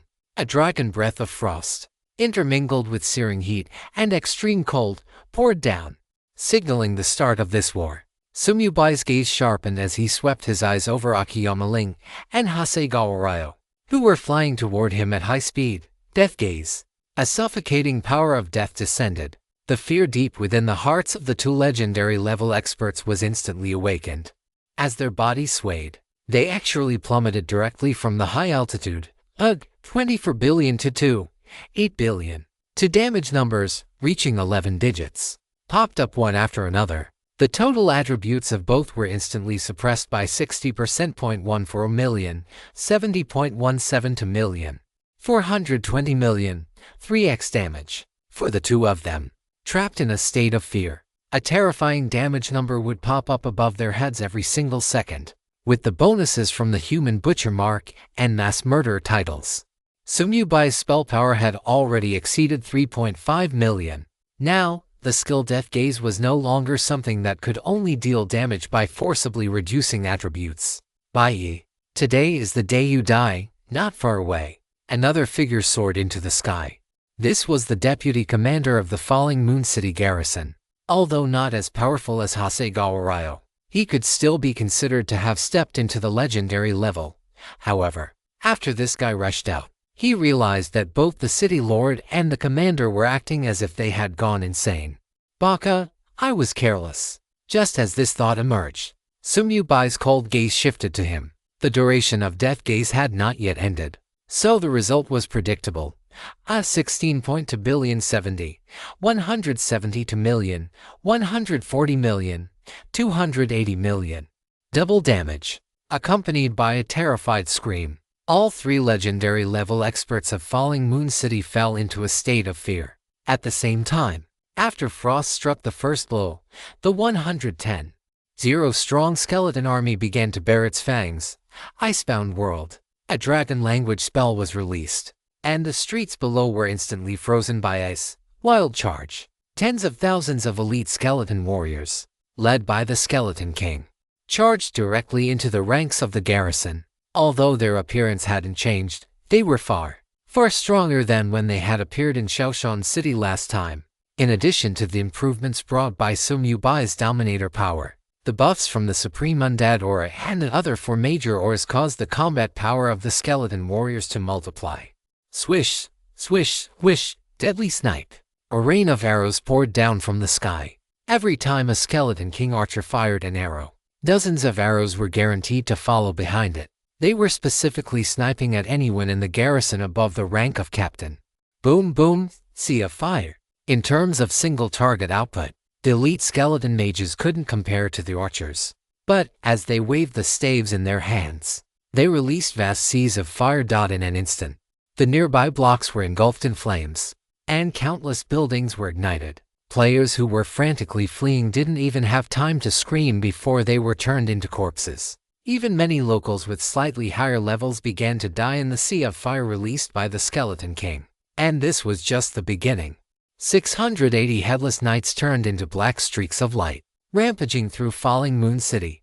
Death Charge. Following closely behind them was the massive army of 230,000 Shadow Knights. Shadow Charge. Bang, bang. The Knight Legion ignored all obstacles.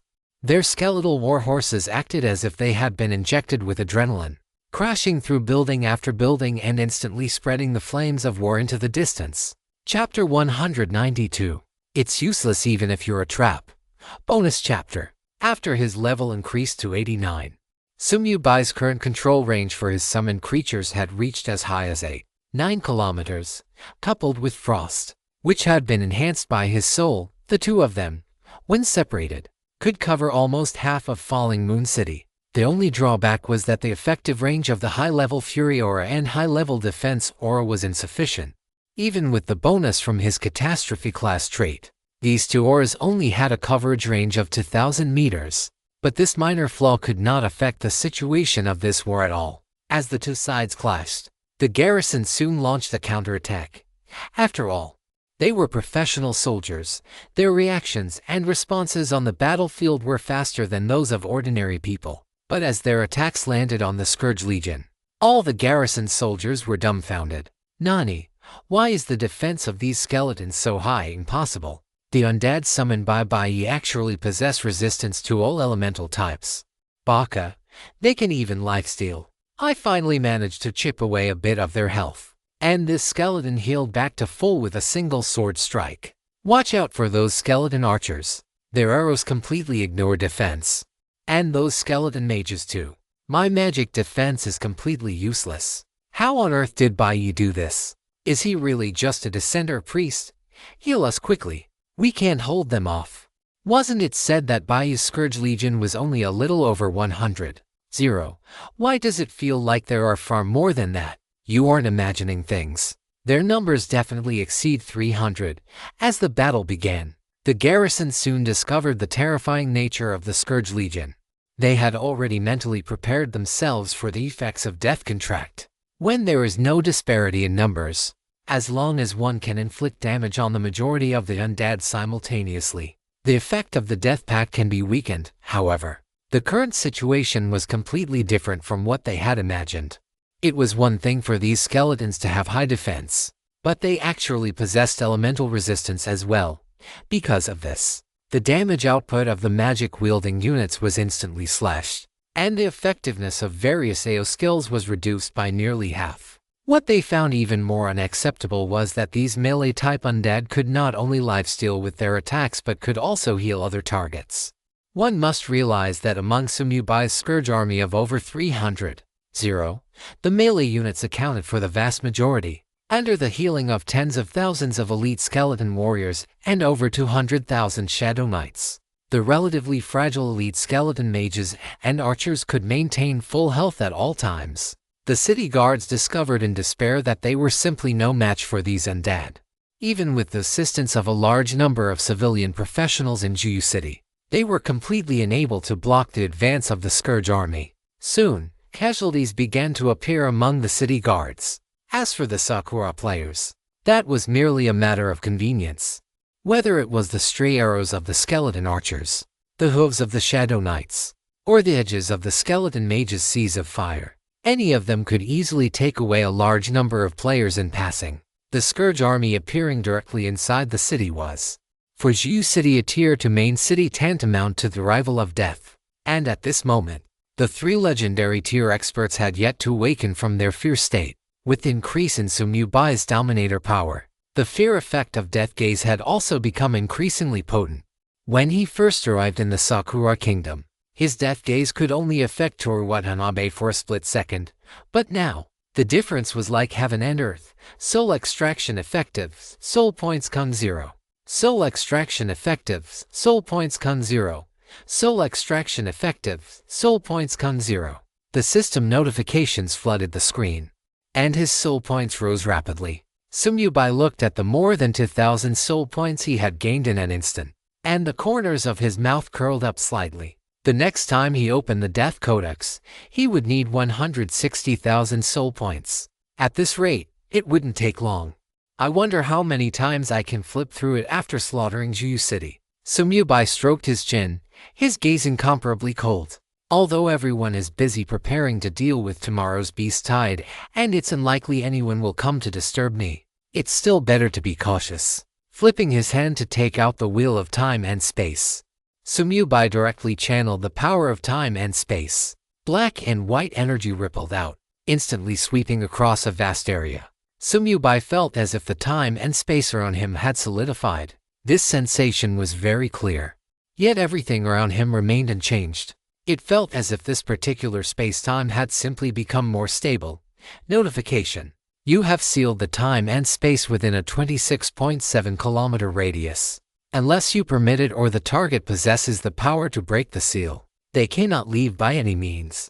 And outsiders cannot enter through teleportation methods. Seal duration to 4 hours, 26 minutes, 59 seconds. The cooldown for this effect was 24 hours.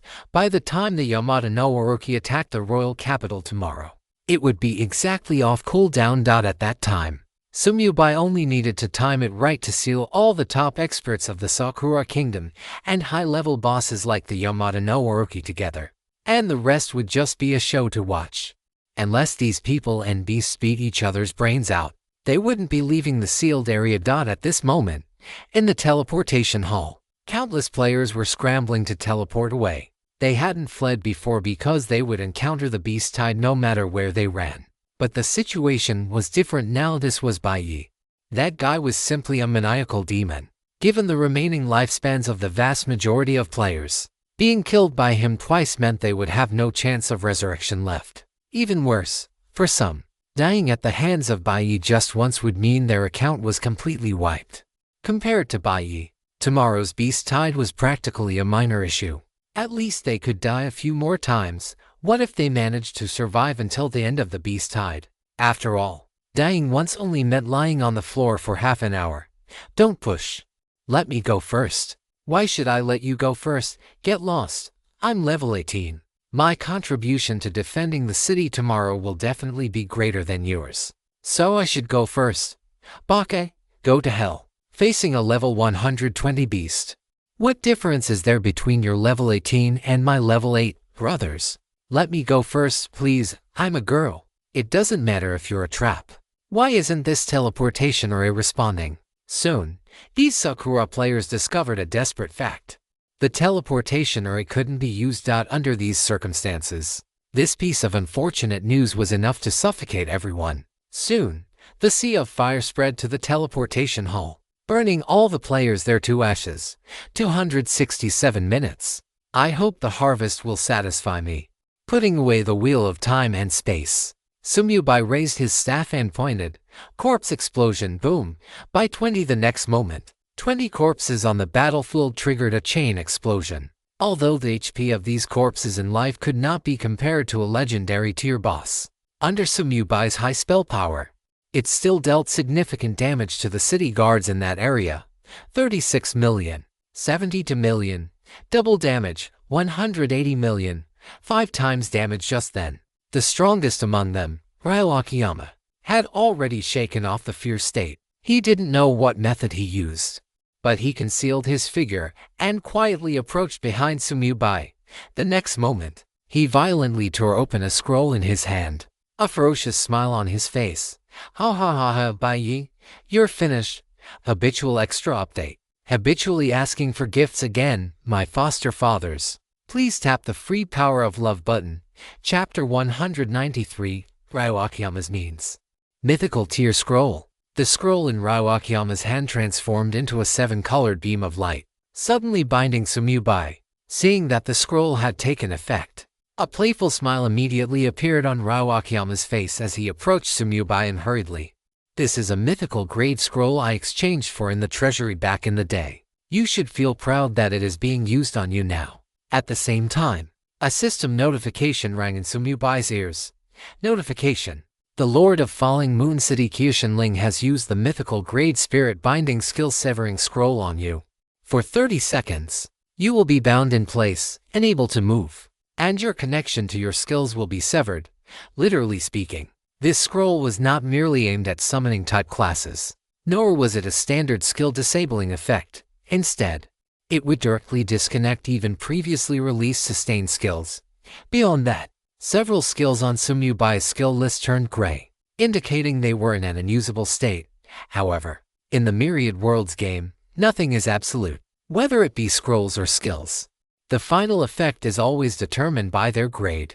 A mythical grade scroll would certainly be powerful for a normal person, but when used on Sumyubai, it was somewhat underwhelming.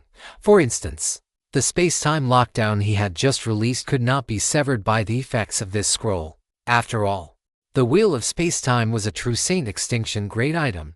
How could it be shaken by a mere mythical grade scroll? However, Kyushin primary goal was not to sever the space-time lockdown, but to cut off the connection between Bai and the Scourge Legion, and to disable Bai's displacement skills, according to his knowledge.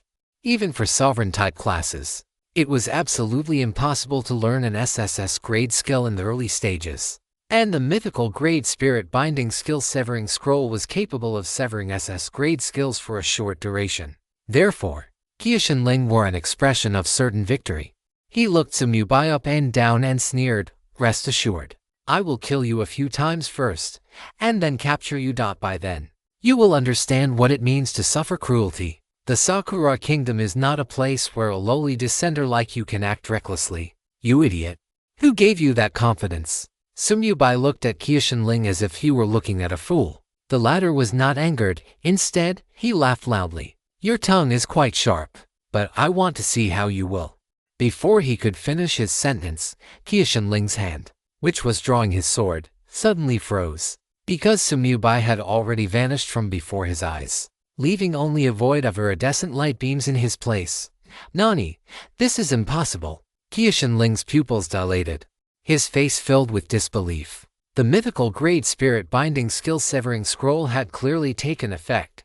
How did Bai manage to displace? Unless he possessed an SSS grade displacement skill. But how could that be possible? According to the records of the Hidden Ninja Secret Society, even for a sovereign class, one would need to break through to at least the 7th rank to learn an SSS grade skill. Could it be that his talent was an SSS grade spatial talent? Staring blankly at the iridescent light beams before him, Kyushin was completely stunned. He could not fathom how the measures he had meticulously prepared had absolutely no effect on Bai. Even the undead legion that was wreaking havoc within Falling Moon City remained completely unaffected. The development of the situation had completely deviated from Qianling's plan, and for a moment, he was at a loss for what to do. But in the current situation, there was clearly no time for him to think. As a pale gray curtain of light flashed in midair, a massive skeleton king charged out, wielding a giant sword. Its speed was so great that it instantly slammed into the still-dazed Qianling. Wild charge, 1.226 billion, accompanied by a loud crash. Qianling was knocked directly from mid-air to the ground by the enhanced Skeleton King warrior. A 3-story building collapsed with a roar, with the blessing of 5 major auras and the enhancement of death energy. This Skeleton King's strength reached a terrifying 139 million points. Meanwhile, all of Qianling's attributes were suppressed by a full 60% due to death gaze. With the disparity between their strengths, Qianling, a legendary great expert, was forced into a 2-second stun state. The enhanced Skeleton King did not let up. Its massive body landed, and the door-sized greatsword in its hand swung down with a boom. Heavy strike. 1.58 billion. Another loud crash echoed, and the ruins of the building were sent flying in all directions. It was only when Qianling recovered from the stun state that he was finally able to block the enhanced Skeleton King's offensive. However, he no longer had the ability to continue harassing Sumyubai, Hasegawa, and the vice commander, who had successively awakened from their fear state, were also intercepted by another enhanced Skeleton King. After being suppressed by death gaze, it was only by joining forces that they could barely hold their own against the enhanced Skeleton King. Above the city lord's mansion, Sumyubai's figure appeared out of thin air, overlooking the protective barrier below. Sumyubai pointed his staff. The next moment, the shroud of death unfurled, instantly teleporting tens of thousands of the Scourge Legion from the battlefield. Break this turtle shell for me. Following Sumyubai's command, the Scourge Legion below immediately launched a frenzied assault on the barrier enveloping the city lord's mansion. Heavy strike, fatal snipe, fireball. A barrage of skills and attacks landed on the barrier. Although they didn't break it immediately, they caused visible ripples. The cooldown for teleportation was 1 hour, and Sumyubai couldn't wait that long, so he prepared to force his way through. Seeing this, Qianling and the others in the distance were as anxious as ants on a hot pan, but they were powerless to stop it and could only watch as the barrier was continuously depleted. As Frost joined the fray, the group could no longer care whether the city lord's mansion was destroyed, because their own safety could no longer be guaranteed. Behind Sumyubai, his shadow wings swayed. He stood suspended in the air, his gaze cold as he watched the scene in Falling Moon City. Over 300,000 of the Scourge Legion had descended, turning the city into a purgatory. At every moment, people were dying. Desperate, helpless screams echoed throughout Falling Moon City. And even the powerful city guard was retreating steadily. No match for the Scourge Legion at all. Soul extraction effective, soul points con 0. Soul absorption effective, soul points con 0. Soul absorption effective, soul points con 0. The system notifications flooded the screen incessantly. The soul points absorbed by the Death Codex continued to climb, quickly breaking through the 50,000 mark and surging toward the 100,000 milestone. However, Sumyubai's attention was not on this at the moment.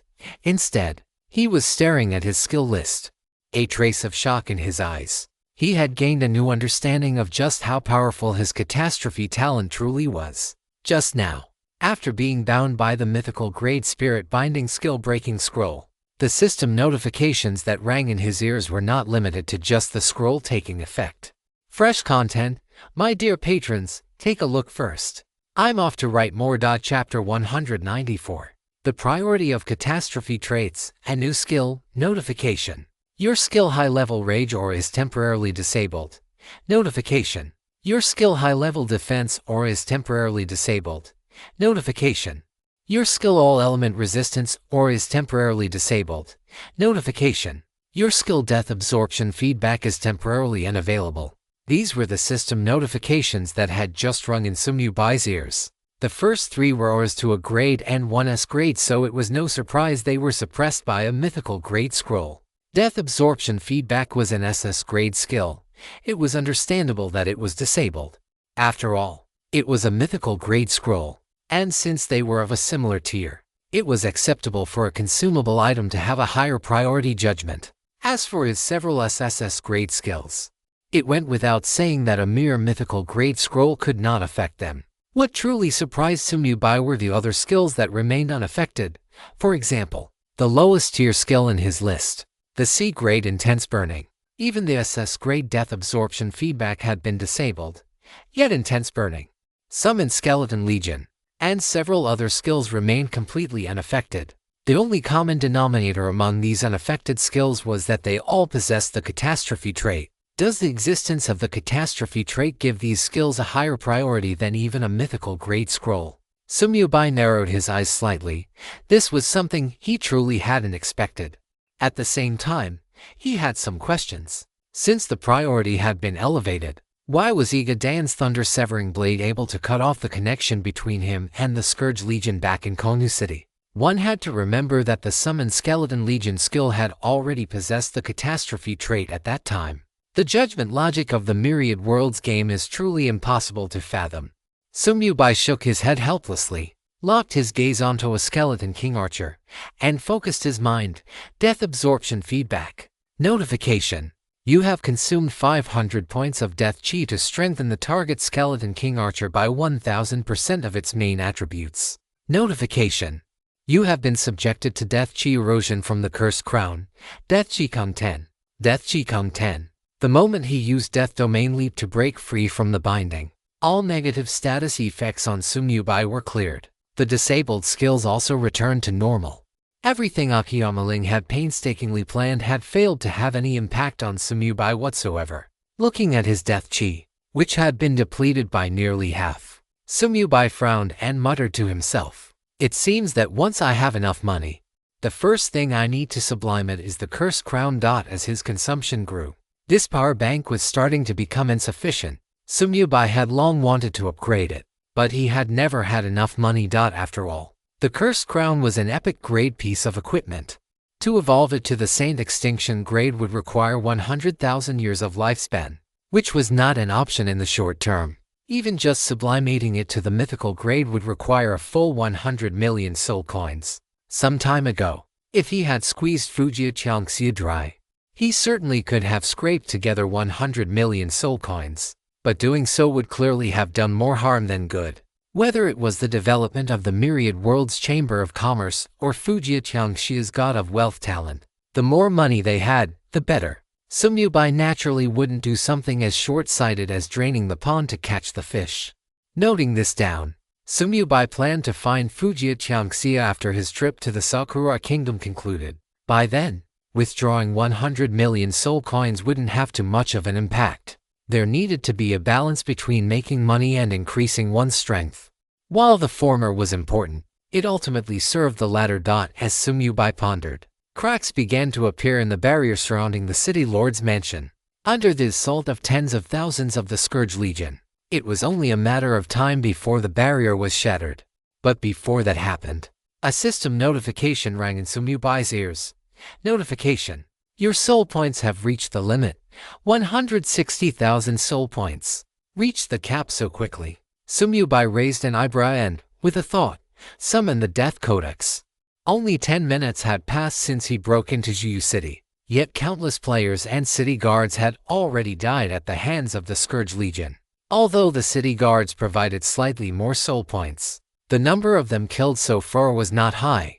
This meant that the majority of these 160,000 soul points were provided by the Sakura players. This implied that in these short 10 minutes, over 1 million Sakura players had died. Of course, the vast majority of them were dying at Sumyubai's hands for the first time, so they could still respawn. However, Juyu City was now occupied by the Scourge Legion, who would dare to respawn. All they could do was lie on the ground as corpses for half an hour and then face true death. This sense of despair while waiting for death was enough to drive anyone insane, but this was clearly not within the scope of Sumyubai's considerations.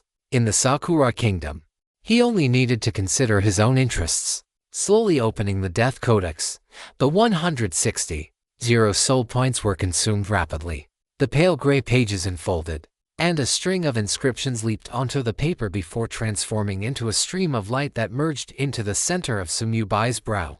Immediately after, the corners of Sumyubai's mouth curled upward, just as he had expected.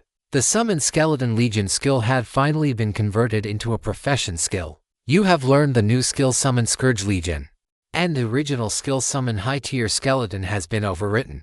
Note: after the skill was overwritten, 9 skill points have been refunded to you. Detected that this skill contains unknown entries exceeding the limit. Full overwrite failed, and known entries retained. Sumyubai first glanced at the skill level, and surprisingly, it was another SSS rank skill. After the Death Cannon was upgraded through a free ride, it was effectively 1 tier higher than his current class. Therefore, the skills learned from it were also stronger than those acquired during class advancements. The Cataclysm trait was perfectly preserved. The overall effect remained the same as before, with no changes, except that the 3 individual effects had now merged into one. The reason for this was that the skill Summon Scourge Legion was not merely about summoning a skeleton army. I wonder if I'll be able to attach the complete Cataclysm trait to SSS rank skills in the future. Looking at the skill description, Sumyubai narrowed his eyes slightly. SSS rank skills were the limit of the God-forbidden land. This meant that once he reached the undead realm, he would be able to continue upgrading them. However, to attach the Cataclysm trait, he would need to upgrade it by 3 tiers. But was there even room for an SSS rank skill to be upgraded by 3 tiers? Thinking of this, Sumyubai frowned slightly. If he couldn't attach the Cataclysm trait to SSS rank skills, would the strength of the Cataclysm talent still be worthy of its unique forbidden grade status? Or perhaps, would there be other changes in the future? That is a question only the future can answer. Shaking his head, Sumyubai flipped his hand to take out a perfect skill book and, with a thought, used it directly. Note: you have used the perfect skill book to upgrade Summon Scourge Legion to max level. Just finished eating. Here is the fresh second chapter. This is to make up for yesterday's leave. There will be 2 to 3 more chapters at 12:00 a.m. I'll write them out and post them all together. Chapter 195. The Terrifying Scourge Legion. The strongest SSS rank skill. Summon Scourge Legion SSS Max. Active skill. Skill effects. 1. Simultaneously open multiple summoning gates. Continuously summoning various undead creatures until your summoning space is filled. Instant cast. No cooldown. Each summoning gate consumes 1% of your maximum mana per second. 2. For every 100 low-tier undead creatures of the same type, a king of that type will be born, possessing triple the attributes. 3. Targets killed by the Scourge Legion will have their corpses eroded by death energy. After 5 seconds, a Scourge Skeleton will be born from the corpse. Targets killed by a Scourge Skeleton will also be eroded by death energy, birthing a new Scourge Skeleton, continuing until they die again, depending on the corpse's class and strength during its lifetime. The born Scourge Skeletons range from small skeletons to Skeleton Kings. Scourge Skeletons do not benefit from any of your skill bonuses, do not occupy summoning space, and cannot be retracted into the summoning space. After leaving the control range, unless commanded by you, the Scourge Skeletons will wander aimlessly and attack all targets within range until they return to your control range or die again. Cataclysm trait. 1. Warrior-type skeleton maximum HP increased to 500%. Attack power increased by 100%. Archer-type skeleton attack speed increased by 100%. Attacks ignore the target's physical defense. Mage-type skeleton spell power increased by 100%. Spells ignore the target's magic defense. Endless and infinite. That is the Scourge. After reading the specific attributes of Summon Scourge Legion, even Sumyubai was shocked beyond measure. It is no exaggeration to say that this was the most terrifying SSS rank skill he had ever seen. Although the Scourge Skeletons born from eroded corpses could not enjoy any skill bonuses, they were still worthy of being called heaven-defying. After all, these things were born based on the target's strength during their lifetime. They did not occupy summoning space, and there was no duration limit. This meant that as long as Sumyubai wanted, he could possess an infinite number of Scourge Skeletons. Others might not be able to take Scourge Skeletons very far. But Sumyubai was different. For short distances, he had Death Domain Shift, and for long distances, He had the wheel of time and space, even without skill buffs, and without the effects of auras or the eternal death contract. As long as the number of Scourge Skeleton Kings was large enough, they would be a nightmare for any faction. Sumyubai could no longer care about his planned conversion of the top-tier lifesteal aura. He impatiently waved his staff. Summon Scourge Legion. The moment the skill was activated, a notification echoed in his mind. Sumyubai focused his thoughts and chose to open 5 summoning gates simultaneously. This meant consuming 5% of his maximum mana per second. The next moment, 10 massive portals, 44.5 meters wide and 89 meters high, instantly descended upon Falling Moon City. This was the effect of the class Cataclysm trait. For the same cost, the number of summoning gates doubled. Clack, clack, clack. Clatter, clatter, clatter. Double quotes roar. The next moment, the sound of clashing bones, trampling hooves, and terrifying roars erupted simultaneously. Immediately after, before Sumyubai's shocked eyes, a massive horde of the Scourge Legion rushed out of the summoning gates, scrambling over one another. There were sturdier skeleton berserkers and shield warriors, increasingly agile skeleton crossbowmen and magic archers, and various types of skeleton elemental mages. The latter were the most numerous. Sumyubai took a rough look and saw that, aside from light and life elements, every other element, fire, wind, water, ice, etc., was present, although they only had 2 or 3 basic skills. As long as there were enough of them, and with the buffs from Sumyubai's various skills, they would also be a powerful mage legion. And the skeleton army was merely the beginning. Hideous and terrifying abominations with toxic mist permeating their bodies. Agile ghouls with sharp claws, imposing shadow knights, banshees with curse skills, gargoyles capable of flight. All kinds of undead creatures poured out of the summoning gates, replacing the original elite skeleton army. The survivors near the 10 summoning gates seemed to have forgotten that they were still in a life or death crisis. Most of them stood frozen in place, staring blankly at the shocking scene before them. He's such a terrifying existence. And you're telling me he's an arrival who has been in the forbidden land of gods for less than a month? Gulp, it's over. Moonfall City is finished. Why hasn't the reinforcement arrived yet? We can't hold on anymore. Various voices erupted. With the aid of the Shroud of Death, the newly emerged Scourge Legion quickly dispersed to every corner of Moonfall City. The skeleton army before them had inexplicably vanished, and the city guards had just breathed a sigh of relief, thinking that the city lord had successfully killed Bai. But the next moment, the smiles that had just appeared on their faces vanished. The previous skeletons were gone, but an even more terrifying enemy had arrived, above the city lord's mansion. Even Sumyubai was stunned for a long time before he regained his senses. Once the skill-summoned Scourge Legion was truly unleashed, it was even more powerful than he had imagined. Of course, the reason it was so powerful had a lot to do with the bonuses from the Scourge World, Death Edict, and the Catastrophe trait of his class. Without these 3, Sumyubai would not have been able to possess the massive summoning space required to summon so many different types of undead creatures. Each type of undead creature had different attributes and occupied a different amount of summoning space. Trash units like ghouls had 4-dimensional attributes that were only about 1/3 of a skeleton berserker, and their attribute bonuses were also lower. But 5 of them only occupied 1 unit of summoning space. Special units like abominations and banshees had average attributes, but each had their own advantages. The former were tanks with high health, while the latter excelled at curses, capable of weakening enemies. Each abomination and banshee occupied 3 units of summoning space. Shadow Knights and Gargoyles each occupied 5 units of summoning space. The Scourge Legion was not summoned randomly. It was selected by Sumyubai himself. Therefore, after reviewing the attributes of the various units, he decisively changed the types being summoned. The next moment, the ghouls, abominations, Shadow Knights, and other units stopped appearing, and a massive army of skeletons poured out from the 10 summoning gates.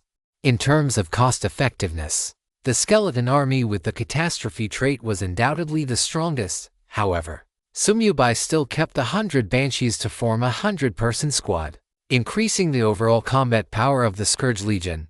Chapter 196. The Scourge Legion that grows the more it fights, except for the banshees.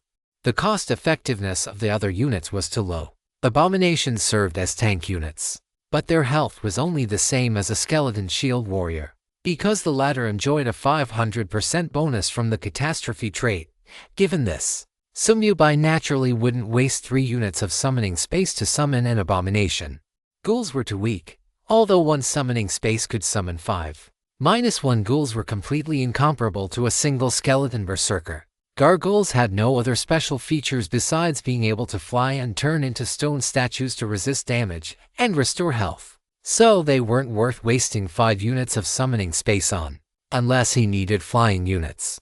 Sumyubai had no intention of summoning those things. As for Shadow Knights, the number of Headless Knights alone was already over 200,000, which was already a complete overflow. Therefore, Sumyubai's Scourge Legion remained composed of various types of skeletons. However, the current skeletons were much stronger than before. The coefficient of the bonus from Sumyubai's Dominator power had increased from the original 0.6 to 1. The greatest improvement of this skill, however, came from the number of summons and the effect of generating Scourge skeletons. In 1 minute, the more than 110 strong Scourge Legion had completely replaced the previous skeletons. Sumyubai was slightly stunned, because he suddenly discovered that his mana had not been consumed at all. Logically speaking, a 5% consumption per second should only last for 20 seconds. It was then that Sumyubai remembered an effect of the Eternal Death contract that he had previously overlooked. 3. Your consumption will be shared equally among all Eternal Death contract creatures. And this consumption was determined based on his own maximum mana.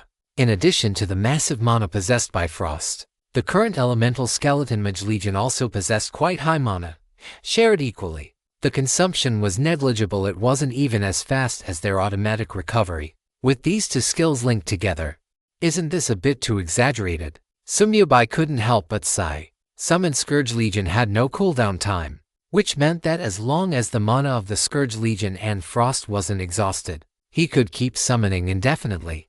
In the current Forbidden Land of Gods, was there really anyone who could fight their way through this? I'm afraid even that old geezer Huaijian would. Thinking of this, Sumyubai shook his head violently. He couldn't get too arrogant.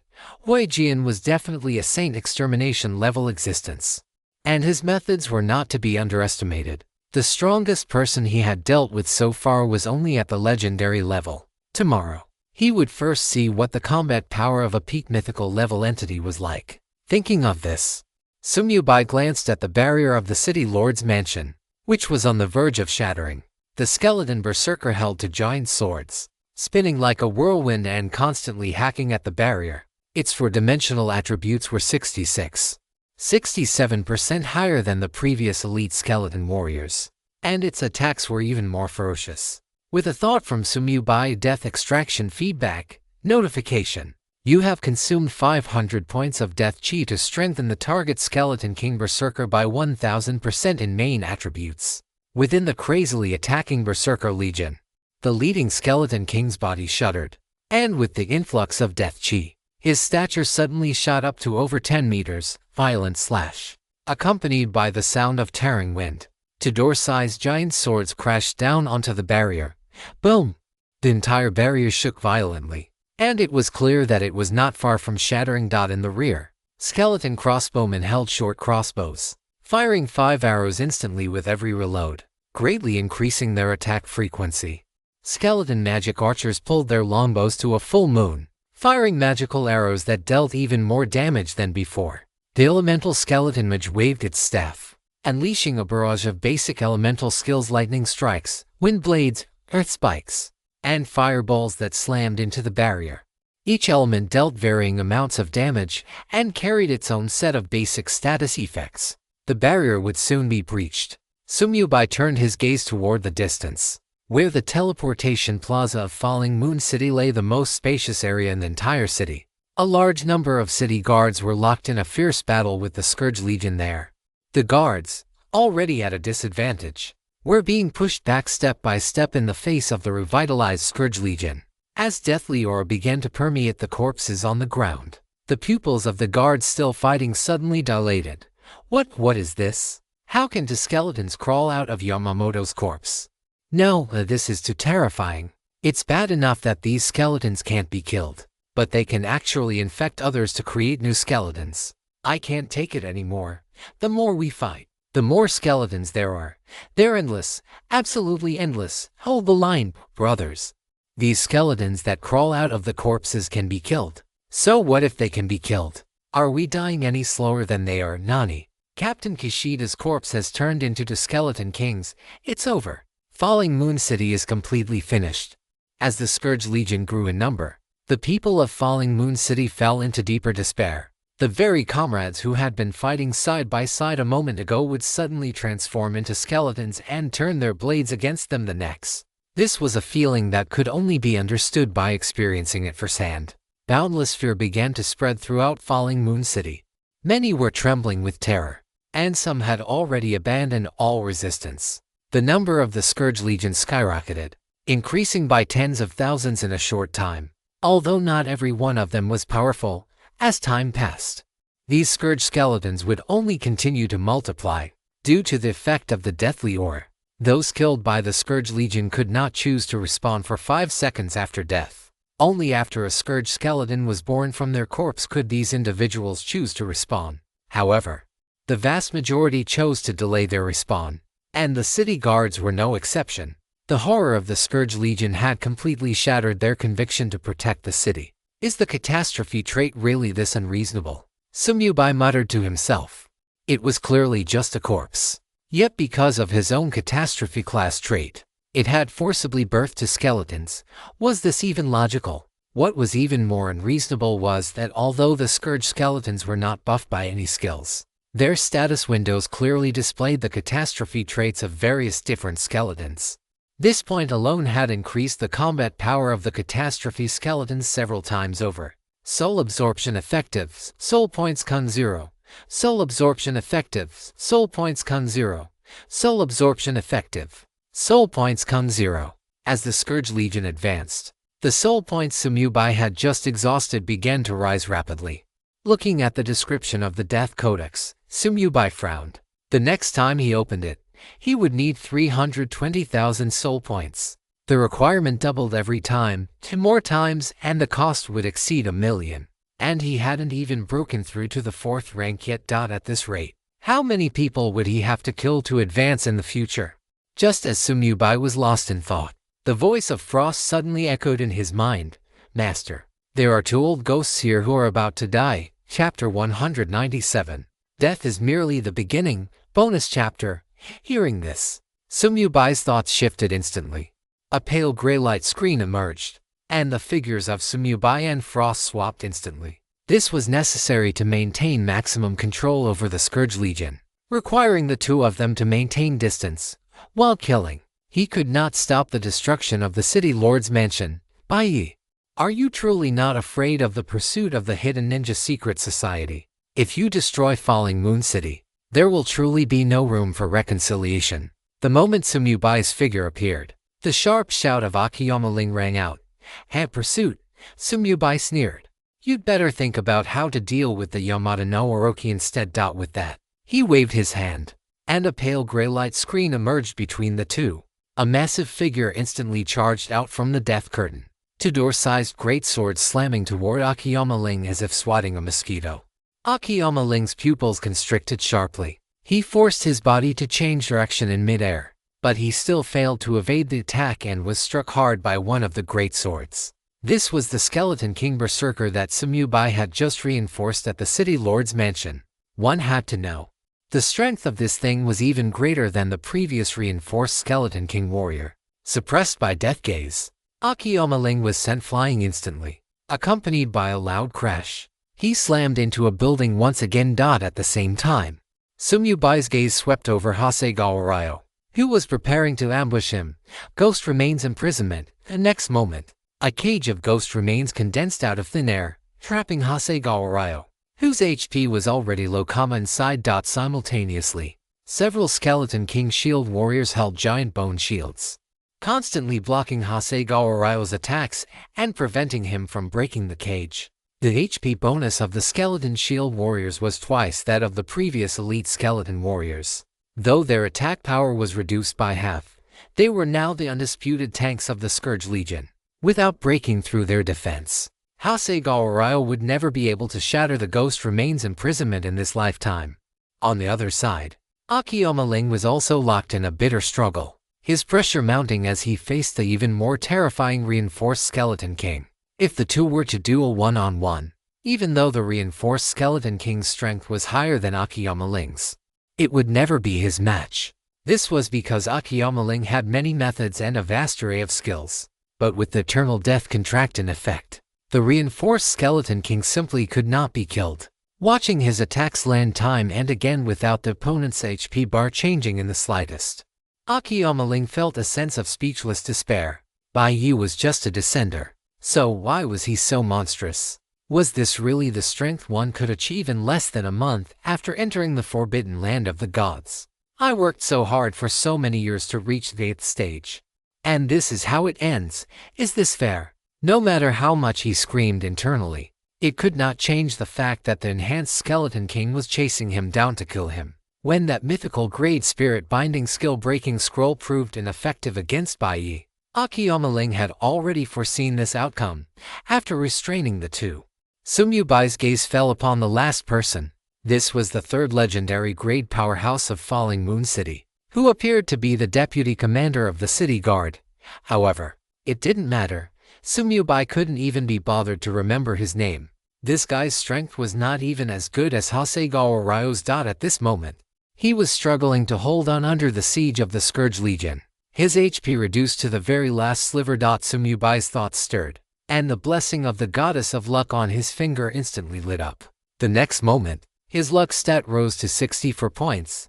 Death Gaze. Although the attribute suppression effect would not stack, the fear effect and base damage would not be diminished. As Sumyubai's gaze swept across the deputy commander and Hasegawa Ryo, both of them fell into a state of fear one after another. At times too, as the screams rang out, damage numbers continuously popped up above their heads. 280 million, double damage, 420 million, triple damage, 280 million, 280 million, 1.4 billion, tenfold damage. After activating the blessing of the goddess of luck, Sumyubai was able to trigger double damage almost every time. Even the tenfold damage, which only had a 1% chance to trigger, appeared once. This tenfold damage directly sent both Hasegawa Ryo and the deputy commander to their graves. Soul extraction activated. Soul points come 1000. You have obtained soul coins times 280. You have obtained the epic grade item Wine Soul Boots. Soul extraction activated. Soul points come 1000. You have obtained soul coins times 190. You have obtained the epic grade item Dark Night Cloak. To poor wretches. Sumyubai spat at their corpses with disdain. They were 8th stage experts. Yet with the blessing of 64 points of luck, they only dropped to epic grade items. They were so poor it was speechless. Sumyubai had wanted to use their corpses to kill Akiyama Ling, but that guy was a coward. The moment he saw the two die, he immediately put some distance between them. Judging by this reaction, it was clear he had learned that Sumyubai could detonate the corpses of legendary grade experts. Hasegawa Ryo and the deputy commander also didn't give Sumyubai the chance to use their corpses, choosing to resurrect the moment they died. They were not ordinary city guards. If they showed cowardice, even if they survived this time, they would be liquidated by the hidden ninja secret society. However, they would soon discover that this death was merely the beginning. Once they resurrected, they would truly understand what real despair was. Sure enough, two shrill screams echoed from the resurrection hall. No, my lifespan. This is impossible. Why are all my attributes reduced to only one? What kind of heaven-defying status is this? Following closely behind were two more system notifications. Soul extraction activated. Soul points come 1000. Soul extraction activated. Soul points come 1000. Clearly, the two had died at the hands of the Scourge Legion the moment they resurrected. When Sumyubai stepped through the curtain of death, he only saw four skeleton kings rising from their corpses. He waved his hand to collect the equipment they dropped, and surprisingly, it was epic grade again. But this time, the two would rather be liquidated by the hidden ninja secret society than resurrect, choosing to lie as corpses for half an hour. The state of having all attributes reduced to 1 would last for a full 24 hours. If they resurrected now, what could they do other than throw their lives away and their soul states?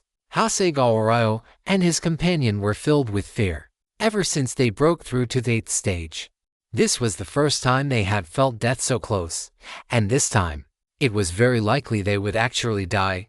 Hearing their screams, Akiyama Ling couldn't help but want to retreat. If he accidentally died at Bai's hands once, it would truly be over for him. As the saying goes, as long as the green hills remain, one need not worry about firewood. Falling Moon City was already finished. Surely the elders wouldn't say much even if he fled. Moreover, with him joining, he could increase the combat power of the royal city to better deal with the Yamata no Orochi.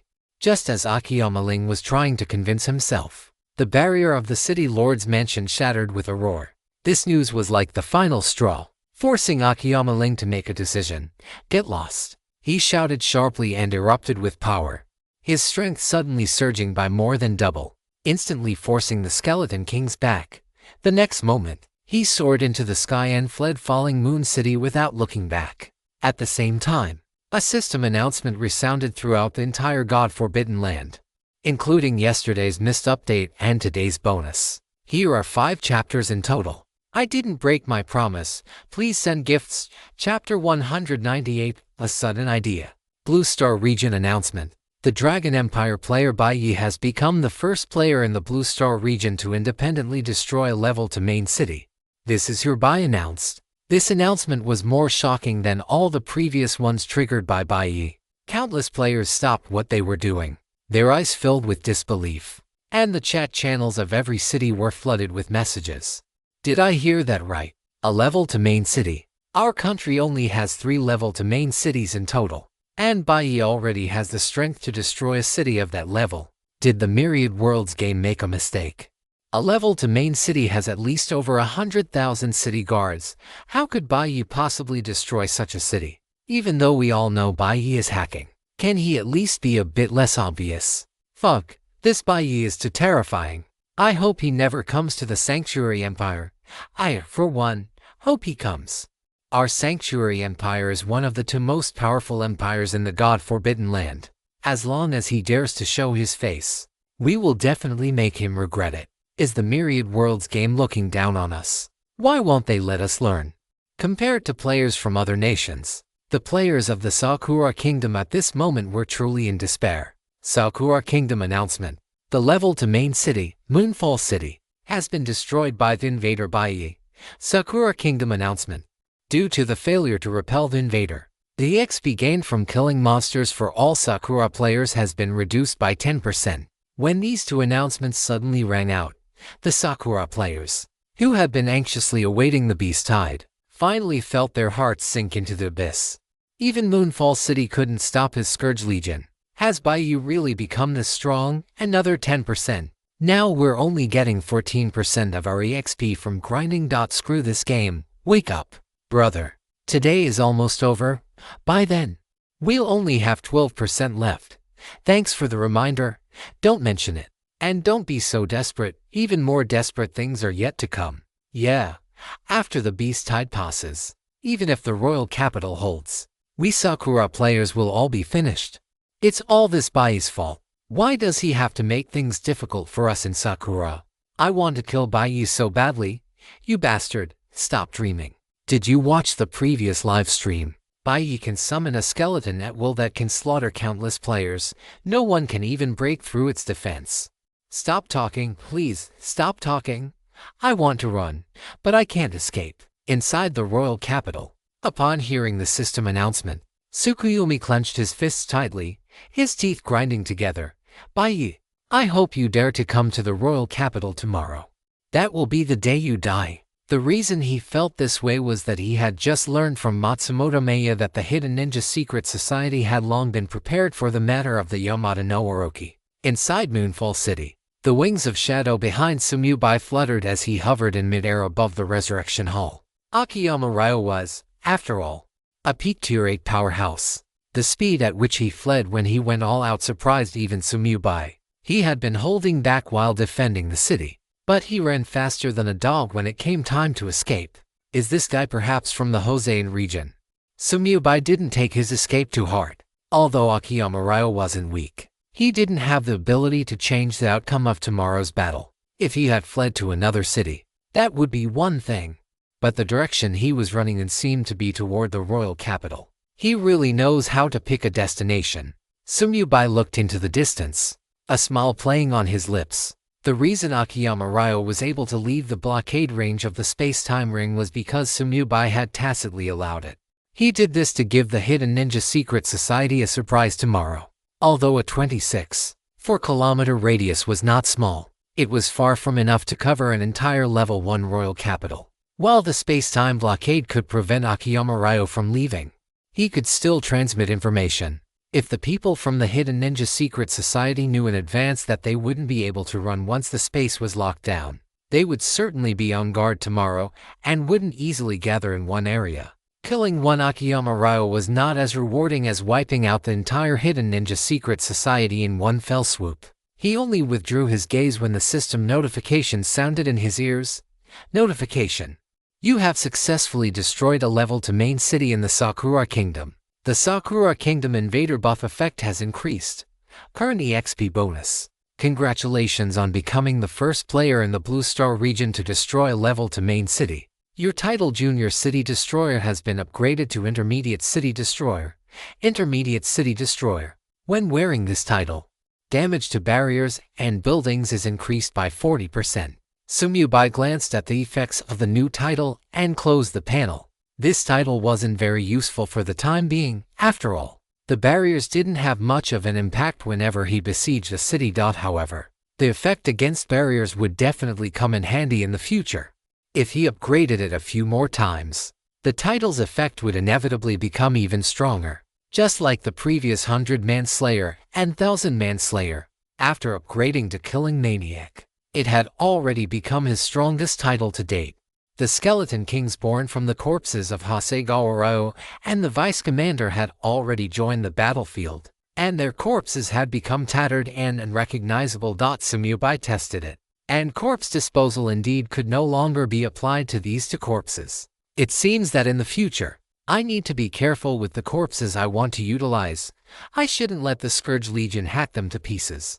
Sumiyubai frowned, feeling that the two skills were conflicting slightly. He didn't know if it was because human corpses were too small, but after the Scourge skeletons were born, all the bones were gone, leaving only a pile of rotten flesh. After this trip was over, he planned to try again to see if he could still detonate the corpses of massive bosses using corpse disposal after they gave birth to a Skeleton King. If that worked, then there would be no problem. After all, the blast radius of a human corpse wasn't very large anyway. The flames of war continued to spread throughout Moonfall City. Sumiyubai brought out a sofa and sat directly at the entrance of the Resurrection Hall. Using Frost as a relay station, he controlled the Scourge Legion to hack their way from the south of the city to the north. Along the way, the most destructive forces were naturally the elemental skeleton mages, seas of fire, blizzards, earthquakes, tornadoes. Although they each only had one AO skill, under the high attribute bonuses, they still turned this prosperous city into ruins. Sumiyubai, who was sharing Frost's vision, looked at the equipment scattered all over the ground and suddenly had an idea. Since the casting range of Death Domain Shift was equivalent to his line of sight, would shared vision count? He acted on the thought immediately. Sumiyubai focused his mind and attempted to open the Shroud of Death. Chapter 199, The Second Domain, Soul Capture. As Sumiyubai focused his mind, a pale gray light suddenly appeared not far in front of Frost. Master, are you looking for me? Bing Xuan, confused by the situation, immediately voiced its question. Assuming Sumiyubai wanted it to enter the Veil of Death. It's nothing. Just continue with your work. Sumiyubai's voice carried an unconcealable joy. It was actually possible. One had to realize that he was currently sitting on a sofa on the ground, his line of sight blocked by the surrounding ruins, making it impossible for him to see what was in front of Bing Xuan. In other words, this Veil of Death had been cast through Bing Xuan's field of vision.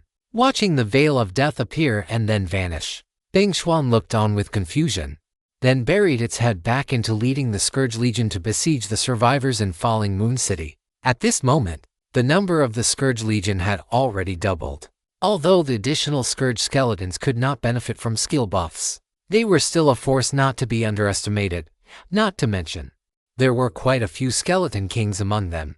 It wouldn't be long before the entire Falling Moon City was slaughtered clean. Soul extraction effective. Soul points con 0. Soul extraction effective. Soul points con 0. Soul extraction effective. Soul points con 0. Soul points were rising rapidly. But Sumyubai didn't pay them any mind, instead beginning to command some of the weaker Scourge skeletons to clean up the battlefield. These had been born from the corpses of players and were almost all small skeletons. They were of no use other than cleaning up the battlefield. Once these skeletons had gathered the coins, equipment, and other items from the ground, Sumyubai simply moved his mind. The Veil of Death emerged, bringing the spoils directly to his side. The next moment, auto-loot took effect, and all items were instantly stored into his inventory. Even with the high-grade space ring, which had increased Sumyubai's inventory capacity to 100,000 slots, he still heard the system notification very quickly. Notification: your inventory is full. The space inside the space ring existed independently. Auto-loot would not place items into it. Next, it was the turn of the worker, Fujia Tianjia.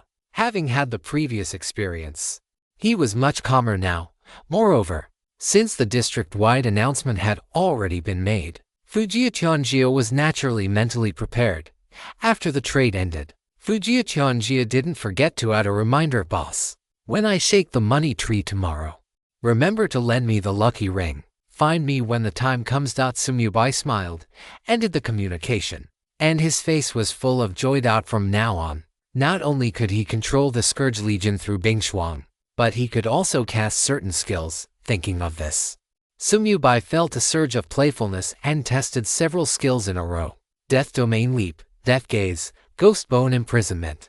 As long as the casting range was equal to the field of vision, any skill could be used through shared vision.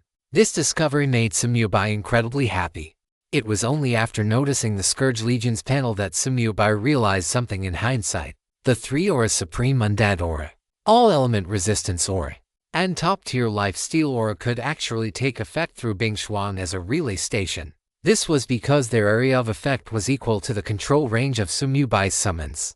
And since Bingshuang was merely a relay station, those Scourge Legion members still fell within Sumyubai's control range. His gaze landed on the Top-Tier Life Steal Aura, and Sumyubai remembered that he still had a skill conversion privilege he hadn't used. Thinking of this, Sumyubai locked his gaze onto the Top-Tier Life Steal Aura and moved his mind. Convert? He had considered converting the Summon Headless Knight skill, but due to the Cataclysm trait, he ultimately chose the Life Steal Aura.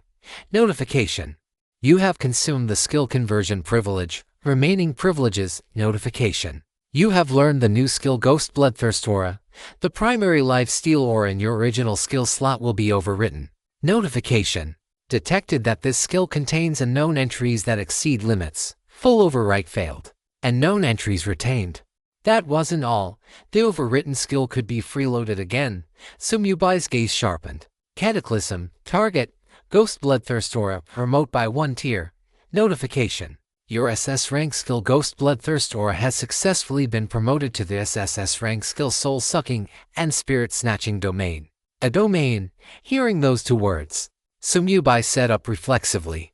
He didn't even check the skill details. The first thing he did was deactivate the skill effect. The situation after using the Human Butcher domain last time was still fresh in his memory. He had only activated it for 1 second, and he, who hadn't slept once since entering the game, had fallen into a coma for a whole week. From the tone of the later messages from Huijian, he knew that a domain was definitely not something that could be used at a low level. Even though he had increased his soul strength through the Soul Source Crystal after the Cataclysm, he didn't dare to try it lightly now. The resistance in Falling Moon City was already negligible.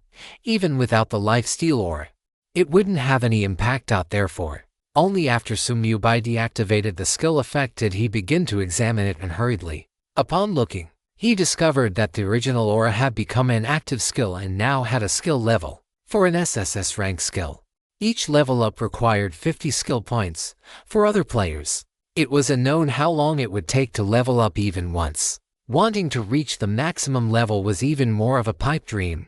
But Samubai had no such worries. He hadn't even finished using the 8 perfect skill books he had freeloaded last time. And for him, as long as there were high-grade skill books, he could have as many as he wanted. He flipped his hand to take out a perfect skill book and moved his mind. Notification. You used a perfect skill book to raise soul-sucking and spirit-snatching domain to the maximum level. Soul-sucking and spirit-snatching domain, SSS Max, active skill. Suck souls and snatch spirits, weaken enemies, strengthen oneself. Skill effects. 1. All friendly undead creatures gain 50% lifesteal. Friendly undead creatures with mana can also convert healing effects into an equal amount of mana. Passive aura. No consumption, currently deactivated. 2. Excess healing effects will automatically generate a shield on the surface of allied undead creatures, with the shield value capped at 50% of the creature's maximum health. Passive aura. No cost, currently disabled. Aura range. Equivalent to the control range of summoned units. 3. Master the power of death to form a soul-devouring domain around your body. While within the domain, the passive effects of this skill are doubled out by consuming soul power. You can freely extract soul points from all targets within the domain. The extraction effect depends on the disparity in soul strength. Targets whose soul points are extracted will fall into a weakened state. Once their soul points are completely drained, the target will die permanently, and a scourge skeleton will instantly be born from the corpse. The domain moves with the player. Its coverage area scales with level. It is cast instantly. Its duration scales with level, and it has no cooldown. Please note that releasing and maintaining the soul-devouring domain consumes soul power. If you feel any discomfort, please proactively deactivate the domain immediately. Cataclysm trait. 1. Excess lifesteal effects will be used to heal other allied units. When health is below 50%, lifesteal effects are doubled. Master of Death. Rule the soul and devour the spirit. Chapter 200. Flattening, digging 3 feet deep. Slaughtering the city. Bonus chapter. Looking at the skill description of the soul-devouring domain, Samubai was stunned. The Cataclysm trait, just like Summon Scourge Legion, had been merged into a single entry, which meant that after this skill truly underwent a cataclysm, it could possess even more powerful cataclysmic traits. But what truly shocked Samubai was the domain effect. The previous human butcher domain had a very vague description, only stating that it could control materialized killing intent to attack any target, with the attack intensity changing according to the main attribute. However, the soul-devouring domain clearly described the ability to freely extract soul points from targets. This was the first time Samubai had ever seen such a skill. Compared to this, things like ignoring defense or dealing true damage were far inferior. Directly extracting soul points, could you believe it? Even Samubai, the owner of this skill, didn't know how one would defend against this. Moreover, after draining the soul points, the target would die completely, leaving no chance for resurrection, and would ultimately turn directly into a scourge skeleton. No, wait, with the blessing of the class Cataclysm trait, killing one person would result in the birth of 2 scourge skeletons. Is there really no cooldown? Samubai almost thought he had misread it. He clearly remembered that the human butcher domain attached to the human butcher mark had a full 24-hour cooldown. After rubbing his eyes and checking again and again, Samubai finally confirmed it. The soul-devouring domain truly had no cooldown, which meant that as long as his soul power was strong enough, he could activate it at any time. This must be the difference between a domain attached to equipment and a domain of one's own. Soul strength will inevitably be the most important thing in the late game, Samubai murmured, his emphasis on soul strength increasing once again. Having the precedent of falling into a coma for a week, he would not easily attempt to activate the soul-devouring domain in the short term. Hui Jian had also said that if one's soul strength was insufficient, forcibly opening the domain could easily damage the soul. Although he still didn't understand what a soul actually was, it didn't stop him from taking advice. As the saying goes, if you don't listen to the elders, you'll suffer the consequences. For such obviously well-intentioned warnings, one should still listen. Closing the skill panel, Samubai activated the passive aura effect of the soul-devouring domain. Since this thing had no cost, there was no reason not to use it. Besides, he also wanted to confirm one thing. He manipulated two Skeleton King berserkers to walk in front of him. One was summoned by himself, and the other was a scourged Skeleton King born from a corpse. As the aura took effect, a blood-red line quickly appeared on the surface of the summoned Skeleton King, extending to every single bone. The same change appeared on all official members of the Scourge Legion. Even Frost had the same blood-red lines appearing on her surface. This change added a touch of bloodthirst to the Scourge Legion, making the entire army look even more terrifying. Only the Scourge skeletons remained the same, as they could not receive the bonuses from Sumyubai's skills.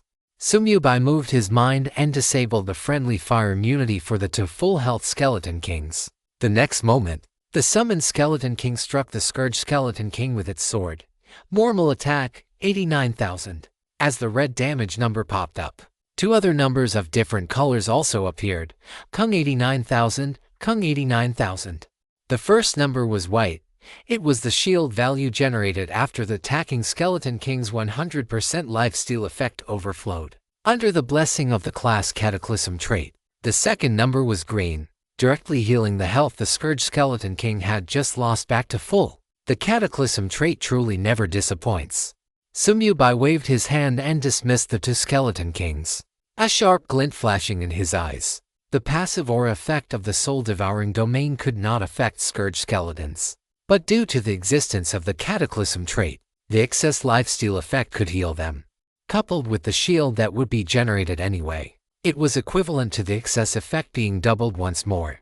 The law of conservation of energy had been trampled into shreds once again in front of the Cataclysm trait, as he used it more often, and his skills with the Cataclysm trait became more powerful. Sumyubai felt more and more the terrifying nature of this unique forbidden level talent.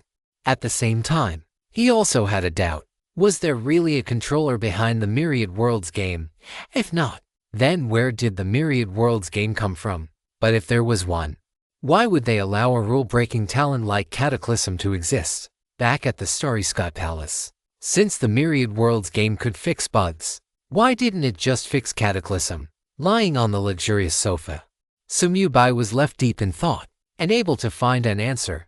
However, he had a good habit. He didn't like to overthink things. For problems that were impossible to figure out, he simply set them aside, waiting until he had more experience before pondering them again.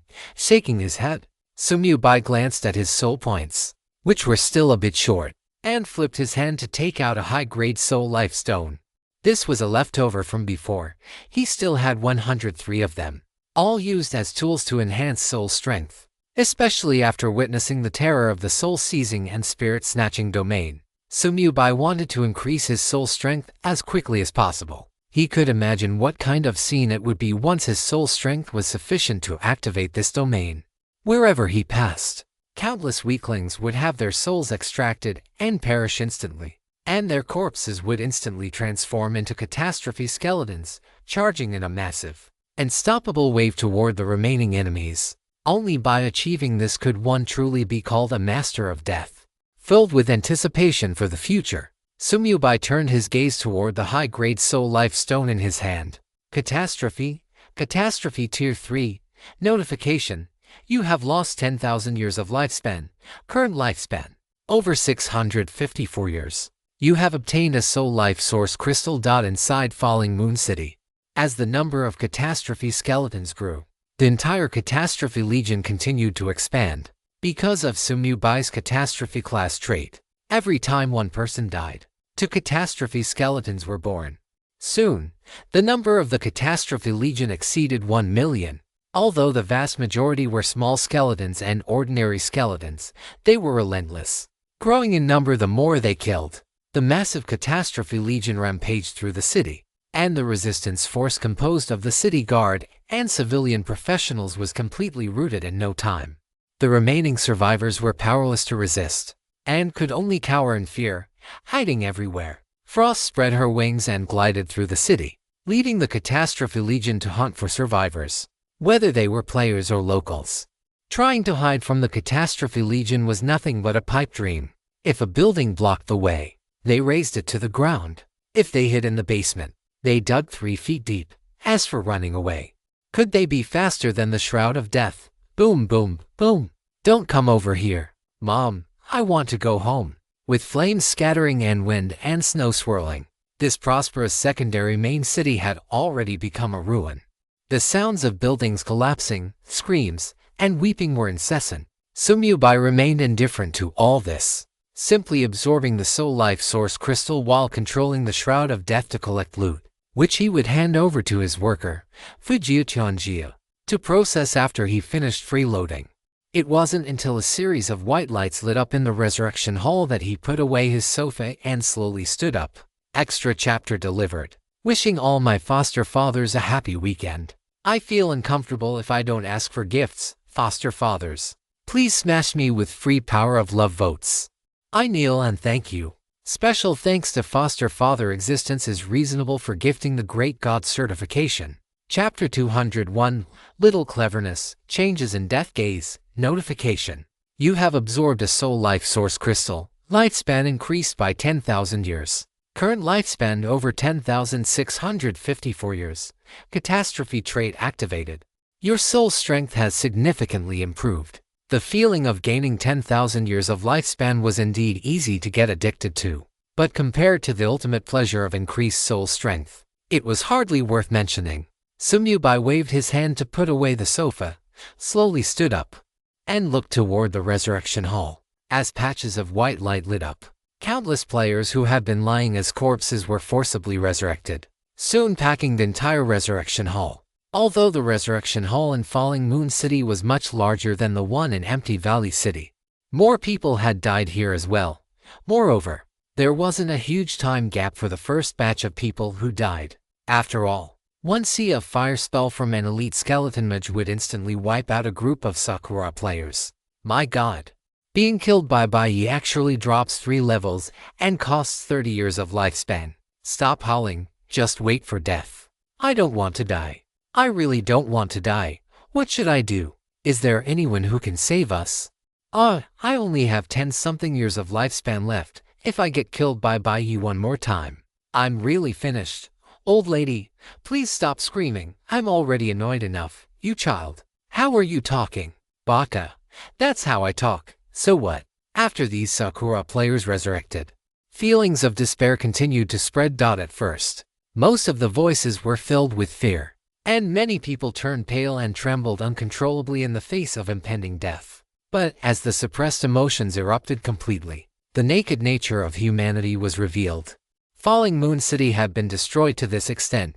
No one feared the city guard anymore, so there was no need to follow the laws of the main city.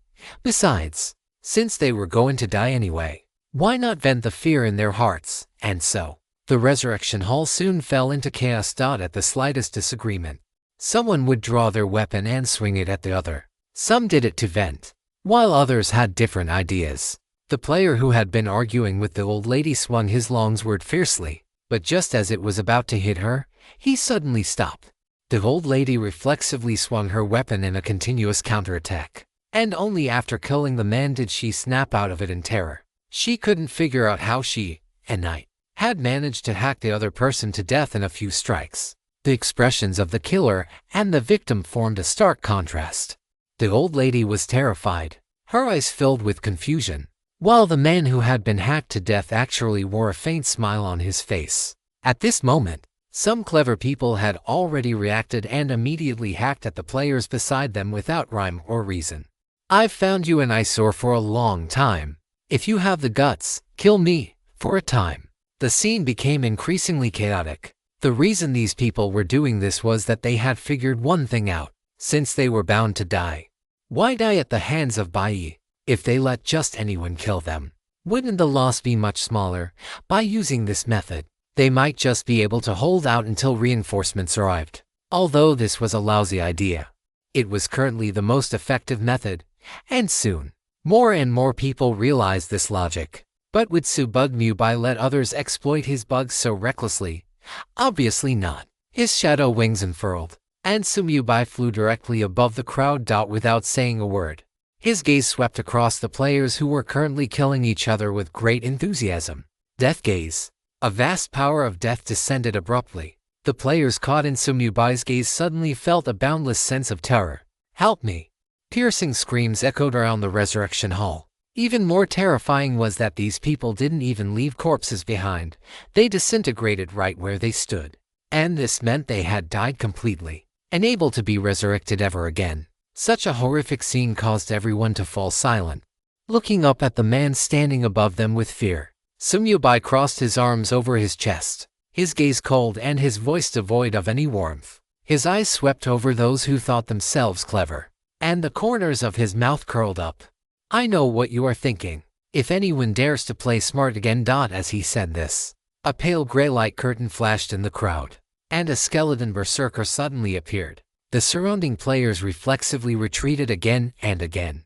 The skeleton ignored these players, instead grabbing a corpse left over from the previous chaos and hurling it violently into the air. At the same time, Sumyubai pointed a finger at the corpse and spoke slowly. If anyone plays smart again, the next corpse won't be in the sky. As his voice fell, a loud boom rang out. The corpse flying in midair exploded instantly, and the terrifying shockwave blew the roof of the resurrection hall right off. Gulp. 9999. Everyone present swallowed their saliva in unison. Many even collapsed to the ground, their faces as pale as paper, filled with despair. He was too terrifying. The previously chaotic resurrection hall fell silent in an instant. Everything that had just happened was simply too horrifying. Bai Yi had killed hundreds of people with just a glance. How could such a terrifying player exist in the world game? Sumyubai had also just discovered that, at some point, Death Gaze was no longer a single target skill. Although it wasn't an AoE skill like corpse disposal, he could now gaze at a dozen or 20 targets at once within his line of sight. Chapter 202 Feeling Death Too Clearly. The skill description was no different from before, and Sumyubai didn't understand why such a change had occurred. Death Gaze had been at max level for a while, but before this, it could only gaze at one target per second. If there was one change during this period, it was that he had absorbed many soul source crystals after the catastrophe, and his soul strength had improved significantly. Does an increase in soul strength affect skills? Thinking of this, Sumyubai narrowed his eyes slightly, a few guesses forming in his mind. However, this was clearly not the time to confirm that theory. With his shadow wing swaying behind him, Sumyubai slowly lowered his altitude. His powerful aura made all the Sakura players tremble like cicadas in winter. Some even knelt on both knees immediately, kowtowing to Sumyubai repeatedly while repeating, "Bai-kun, please, let me go. I really don't want to die." In such an atmosphere, once someone made such a move, it would inevitably spread like a virus, affecting a large group of people. And so, the resurrection hall was soon filled with kneeling people. Even those who didn't want to kneel followed suit, fearing they would become the target of his wrath. "Lord Bai, if you want to destroy the Sakura kingdom, we can lead the way for you. Just please don't kill us, we beg you." Thud, thud, thud. The sound of kowtowing continued incessantly. Sumyubai even saw damage numbers popping up over some people's heads from time to time. 1, 1, 1. It was clear that these people were putting some force into their kowtowing to save their lives. Yet, Sumyubai remained unmoved.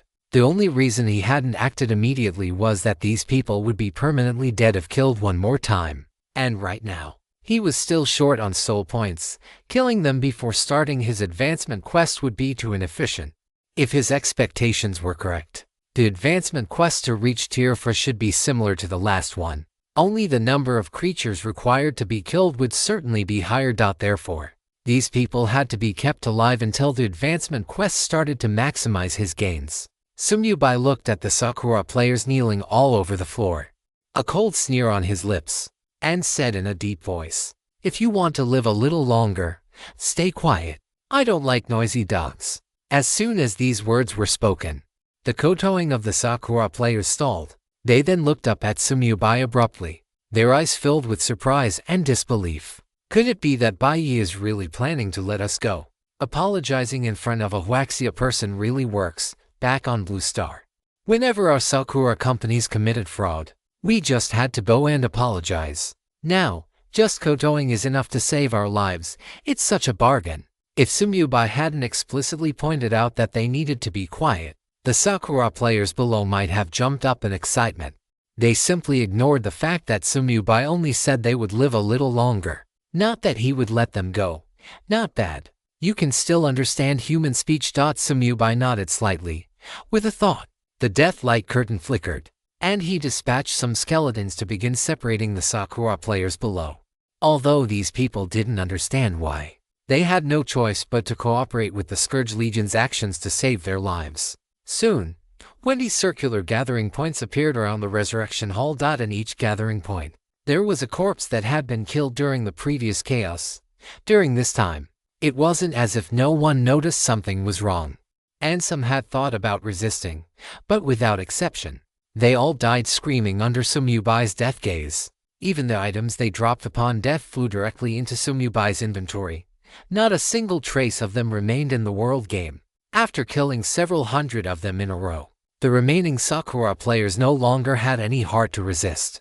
Everyone huddled in the gathering points, trembling, not even daring to glance at Sumubai in mid-air. At this moment, all they wanted was to survive. As for whether they could actually survive, no one could be sure, but regardless, could the outcome really be worse than dying right now, even if there was only a 1 in a billion chance?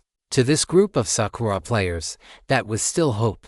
Although they kept saying that grinding monsters without EXP was no different from being dead, when it came to actually dying, not a single one of them was willing. White light flashed continuously near the Resurrection Hall. As newly resurrected players saw the scene before them, they silently crouched down and, under the arrangement of the Scourge Legion, joined the various gathering points. Just as these Sakura players were suffering through their torment, a smile suddenly curled the corners of Sumubai's mouth. Notification. Your soul points have reached the maximum limit. 320,000 soul points after the city-destroying search by the Frost and Scourge Legions. They were finally full. Sumubai slowly raised his hand, accompanied by a pale gray radiance. The Death Codex condensed in his left hand. As the pages flipped open, complex and ancient mysterious inscriptions instantly transformed into a stream of information, pouring into the center of Sumubai's brow. In an instant, that vast and boundless power of death descended upon the God-forbidden land once again. At the same time, the system notification sound rang in Sumubai's ears. Notification. You have accepted the advancement quest Feeling Death to Advancement Quest. To become a true Death Sovereign, you must personally experience a vast amount of death. Please completely kill 100 living beings within 1 week to experience the power of death. Quest restrictions. 1. The targets must be true living beings. 2. Targets killed by summons and contracted creatures do not count toward the total. 3. If not completed within 1 week, the quest data will be cleared, and you must start over.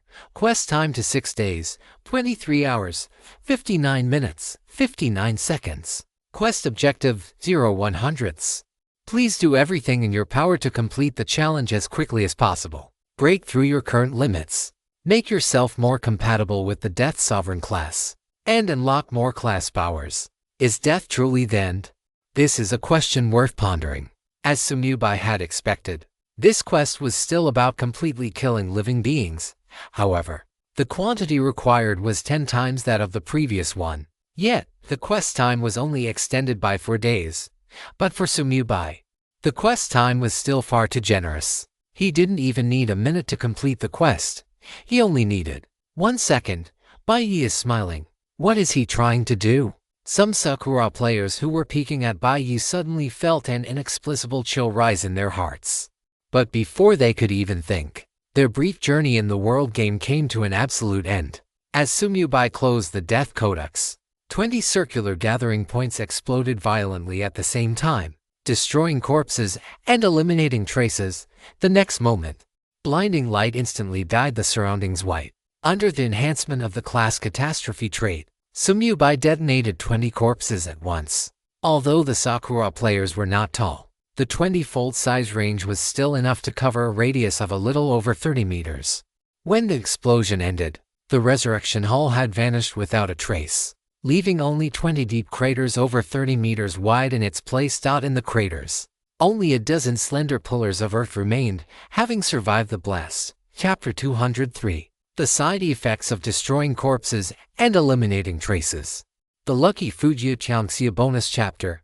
Soul Extraction Effective. Soul Points Kung 1, 9999.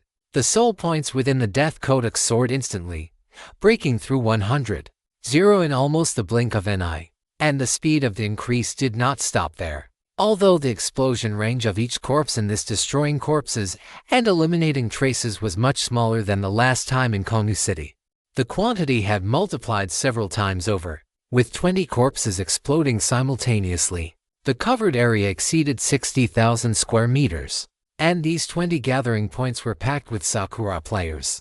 A rough calculation showed that the number of people who died in the explosion exceeded 200. Notification: your inventory is full. If I want to upgrade the mass murderer title again, do I need to kill 1,000,000 people? Sumyubai narrowed his eyes slightly, waiting for the quest completion notification while trading with Fujiya Jiangxia. The countdown for the Feeling Death to quest stopped directly at 6 days, 23 hours, 59 minutes, and 59 seconds. The quest had ended just as it began. Perhaps even the world game hadn't expected that a Tier 3 player could complete such a high difficulty advancement quest in an instant. Therefore, it wasn't until Sumyubai had traded all the loot to Fujiya Jiangxia for free that the system notification for quest completion arrived belatedly. Congratulations on completing the advancement quest. Your XP cap has been increased. Congratulations to player Bai for reaching level 90. All for attributes Kung 1. Skill points Kung 1. Free attribute points Kung 30. Congratulations to player Bai for breaking through to Tier 4. Based on your class, you have received free attribute points Kung 1800. Congratulations to player Bai for breaking through to Tier 4. Your compatibility with the Death Sovereign class has increased, unlocking a portion of your class power. Power is currently merging. Please wait patiently. Looking at the system notification, Sumyubai raised an eyebrow. The free attribute points actually doubled. According to the improvements brought by previous advancements, he should have received 900 attribute points. He hadn't expected to be given 1800 points directly. Although 1800 free attribute points weren't much to Sumyubai, it was still a pleasant surprise. Adding all 1830 free attribute points into sovereign power, Sumyubai closed his status window and looked down at the Resurrection Hall, which had undergone a drastic change in landscape. After observing for 2 minutes, Sumyubai couldn't help but frown. Ever since the explosion, the resurrection light had never shone here again. Is the corpse disposal effect from detonating a player's body really this intense? It actually blew away the resurrection effects of the Resurrection Hall. Sumyubai muttered to himself. Logically speaking, how much HP could a player even have while alive? Why was the destructive effect on the map after the explosion comparable to the corpse of an 8th tier expert? He couldn't help but open the detailed description of the corpse disposal skill, examining it up and down several times. Yet he found no description related to any destructive effects. Could it be because of the catastrophe trait? Unable to find the cause, Sumyubai could only attribute it to the bug-level catastrophe trait. But if this were the case, where would the players who were supposed to resurrect here go?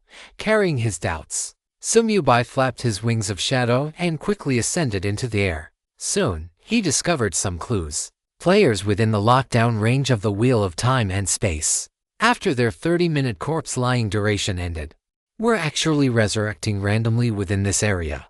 As for the corpses outside the lockdown range, once they disappeared, no white light shone within Falling Moon City. In other words, this portion of players must have resurrected directly in nearby cities. Although the lockdown range of the Wheel of Time and Space was 26.4 kilometers, Falling Moon City, as a tier to main city, clearly covered an area larger than that. With the Resurrection Hall gone, many little Sakura players had escaped the catastrophe.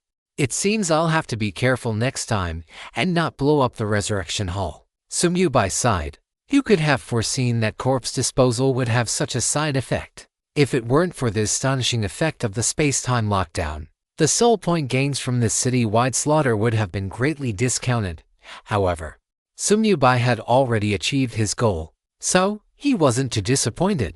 After observing for a moment, he issued a direct command, and the Scourge Legion immediately began slaughtering the newly resurrected players.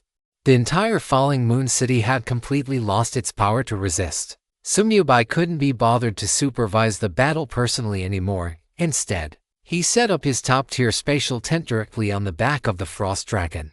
Soul absorption effective. Soul points come 1. As his soul points steadily progressed toward 300,000, Sumyubai lay comfortably on the large bed and took out a high-tier soul fate stone.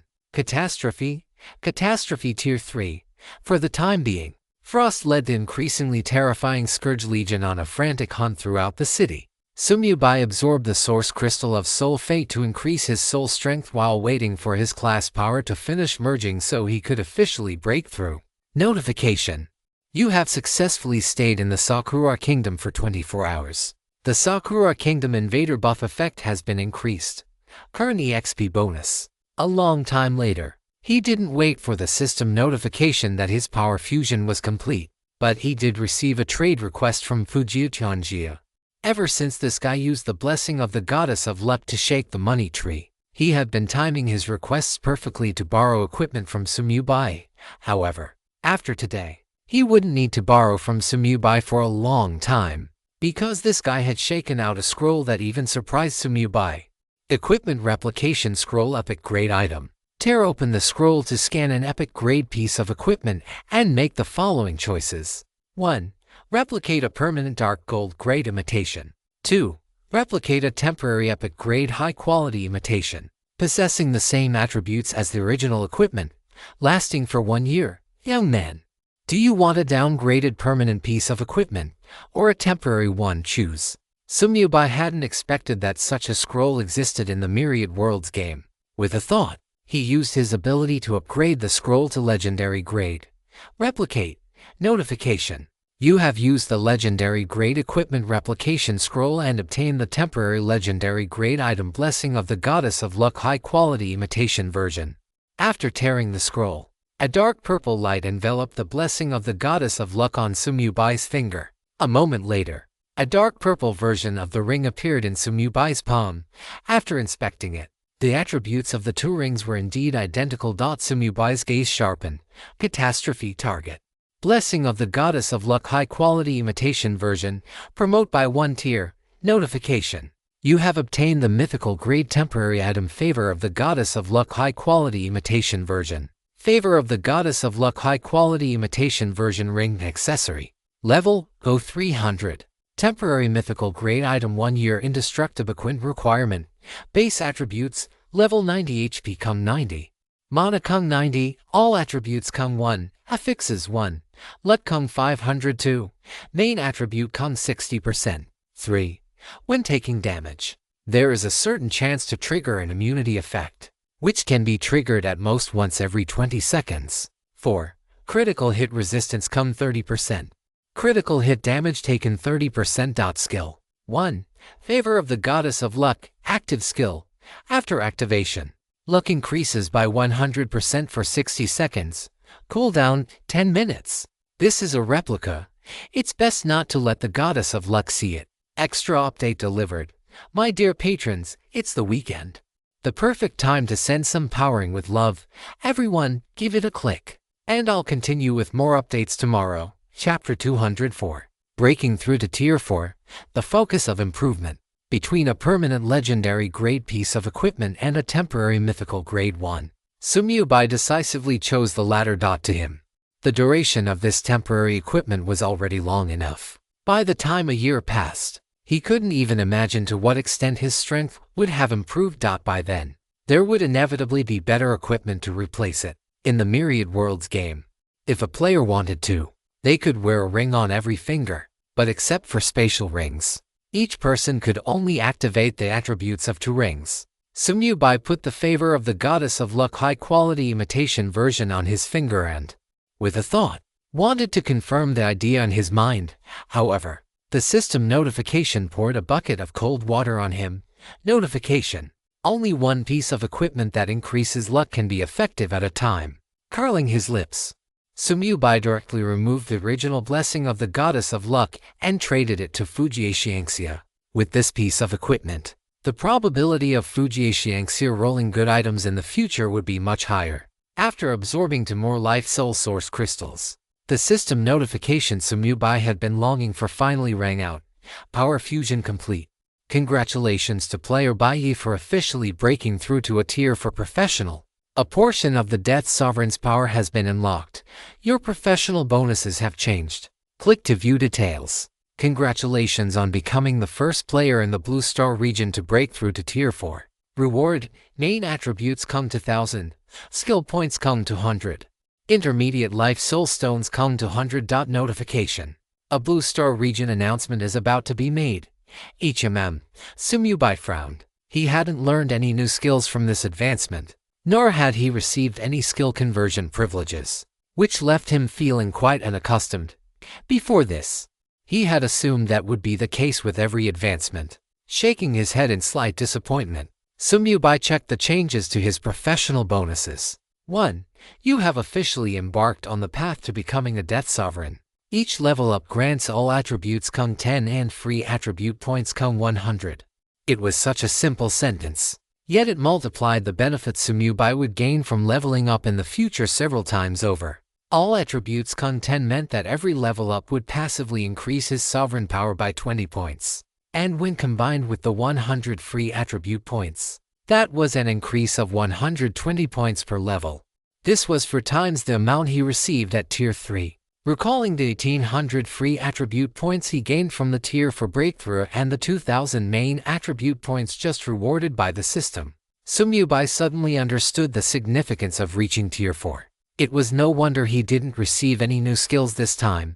The focus was on his base attributes. Starting from Tier 4, the base attributes of human professionals finally began to approach those of the powerful races. Tier 4. It's still far from enough. Sumyubai closed the panel and murmured to himself. Although an increase of 120 points of sovereign power per level seemed like a lot, that was only relative to ordinary people. If compared to a mythical creature like Frost, the gap was still as vast as heaven and earth. In this regard, the gap between humans and the powerful races in the Myriad Worlds game was simply too great. Soul extraction effective. Soul points come 0. Soul extraction effective. Soul points come 0. Soul extraction effective. Soul points come 1. Frost could truly be called a model worker, leading the Scourge Legion to harvest soul points without a moment's rest. In just this short while, Sumyubai discovered that there were nearly 500 more soul points in the Death Codex. He wasn't far from being able to open it again. This also meant that an unknown number of Sakura players had completely vanished from the Myriad Worlds game. Sumyubai didn't care about this at all. In the Forbidden Land of Gods, he had to kill in large numbers if he wanted to advance. He could only count these little Sakura players as unlucky. Flipping his hand to take out the 200 intermediate life soul stones rewarded by the system, Sumyubai focused his mind. Catastrophe. Promote to Tier 1. Notification: you have absorbed 200 intermediate life soul stones. Your lifespan has increased by 200 years. Current lifespan over 10,854 years. When it came to increasing soul strength, the life soul source crystals were still the most effective. For the current Sumyubai, the 200 intermediate life soul stones rewarded by the system were better than nothing. While waiting for his soul points to reach 640, Sumyubai continued to absorb the life soul source crystals. His goal for this city-wide slaughter wasn't just to break through to Tier 4, but to gather enough soul points for the next 2 openings all at once. However, since the Resurrection Hall had been destroyed by destroying corpses and erasing traces, he wasn't sure if there were enough little Sakura players left within the space-time lockdown area. Just as Sumyubai was leisurely increasing his soul strength, the Forbidden Land of Gods was once again embroiled in intense discussion because of him. Blue Star Region announcement: congratulations to the Dragon Empire player Bai for becoming the first player in the Blue Star region to break through to Tier 4. This is hereby announced. We hope the vast number of players will learn from him to obtain generous rewards. Big Boss Bai, please stop showing off. If this continues, how are we players who haven't even reached level 20 supposed to survive? How to survive? Just scrape by? Of course. Do you actually have thoughts of catching up to Bai? The Myriad Worlds game is really mischievous. One moment it doesn't let us learn, the next it tells us to learn. Are we supposed to learn or not? I'd like to learn, but I don't have a cheat. Oh my god. Is Bai's speed of breaking through to Tier 4 even faster than Felix's breakthrough to Tier 2? Now that you mention it, it really seems so. Those guys on the level leaderboard have been stuck at level 29 for a long time. I wonder what they're thinking right now. The announcement of Bai breaking through to tier 4 didn't shock the players much, as they had already become accustomed to it. Unless one day someone else suddenly surpassed Bai, that would be the real headline. What players were more curious about now was what top experts like Senshi Kingfeng and Felix were thinking when they heard this region-wide announcement. Chapter 205 Exclusive Growth Type Skill Sanctuary Empire. Felix listened to the region-wide announcement in his ears and looked at his own quest list, his face turning from pale to flushed. How on earth did Bai manage it? It was one thing to level up fast, but why could he complete his advancement quests so quickly too? When he was level 29, he was still level 60. Now, he hadn't even finished his tier 2 advancement quest, and he had already broken through to tier 4. Is this guy a devil? Except for Fuji Xiangxia. The other players who possessed SSS grade talents felt the same way as Felix. They looked at their respective quests, unable to fathom why Bai was so fast, especially Senshi Kingfeng. He looked at his own advancement quest, and the corners of his mouth couldn't help but twitch. Flying Sword Basics Advanced Quest. Young man, you are still 108,000 miles away from becoming a true sword immortal. Come now, let us start by practicing the most basic control of a flying sword. Within 1 week, please complete the following operations. 1. Control the flying sword to unsheath 100,000 times. 2. Control the flying sword to resheath 100,000 times. 3. Between unsheathing and resheathing, the flying sword must travel a distance of no less than 500 meters. 4. Control the flying sword to kill 10. 0 wild monsters that are at least 10 levels higher than yourself. If not completed within 1 week, your data will be reset, and you will have to start over from the beginning. Please exhaust every possible means to complete the challenge as quickly as possible. Break through your current limits. Make yourself more compatible with the Sword Immortal class, and unlock more class powers. The advanced quest for the 3-foot green blade was not particularly difficult, but the speed could not be rushed. Controlling a flying sword requires the consumption of mana.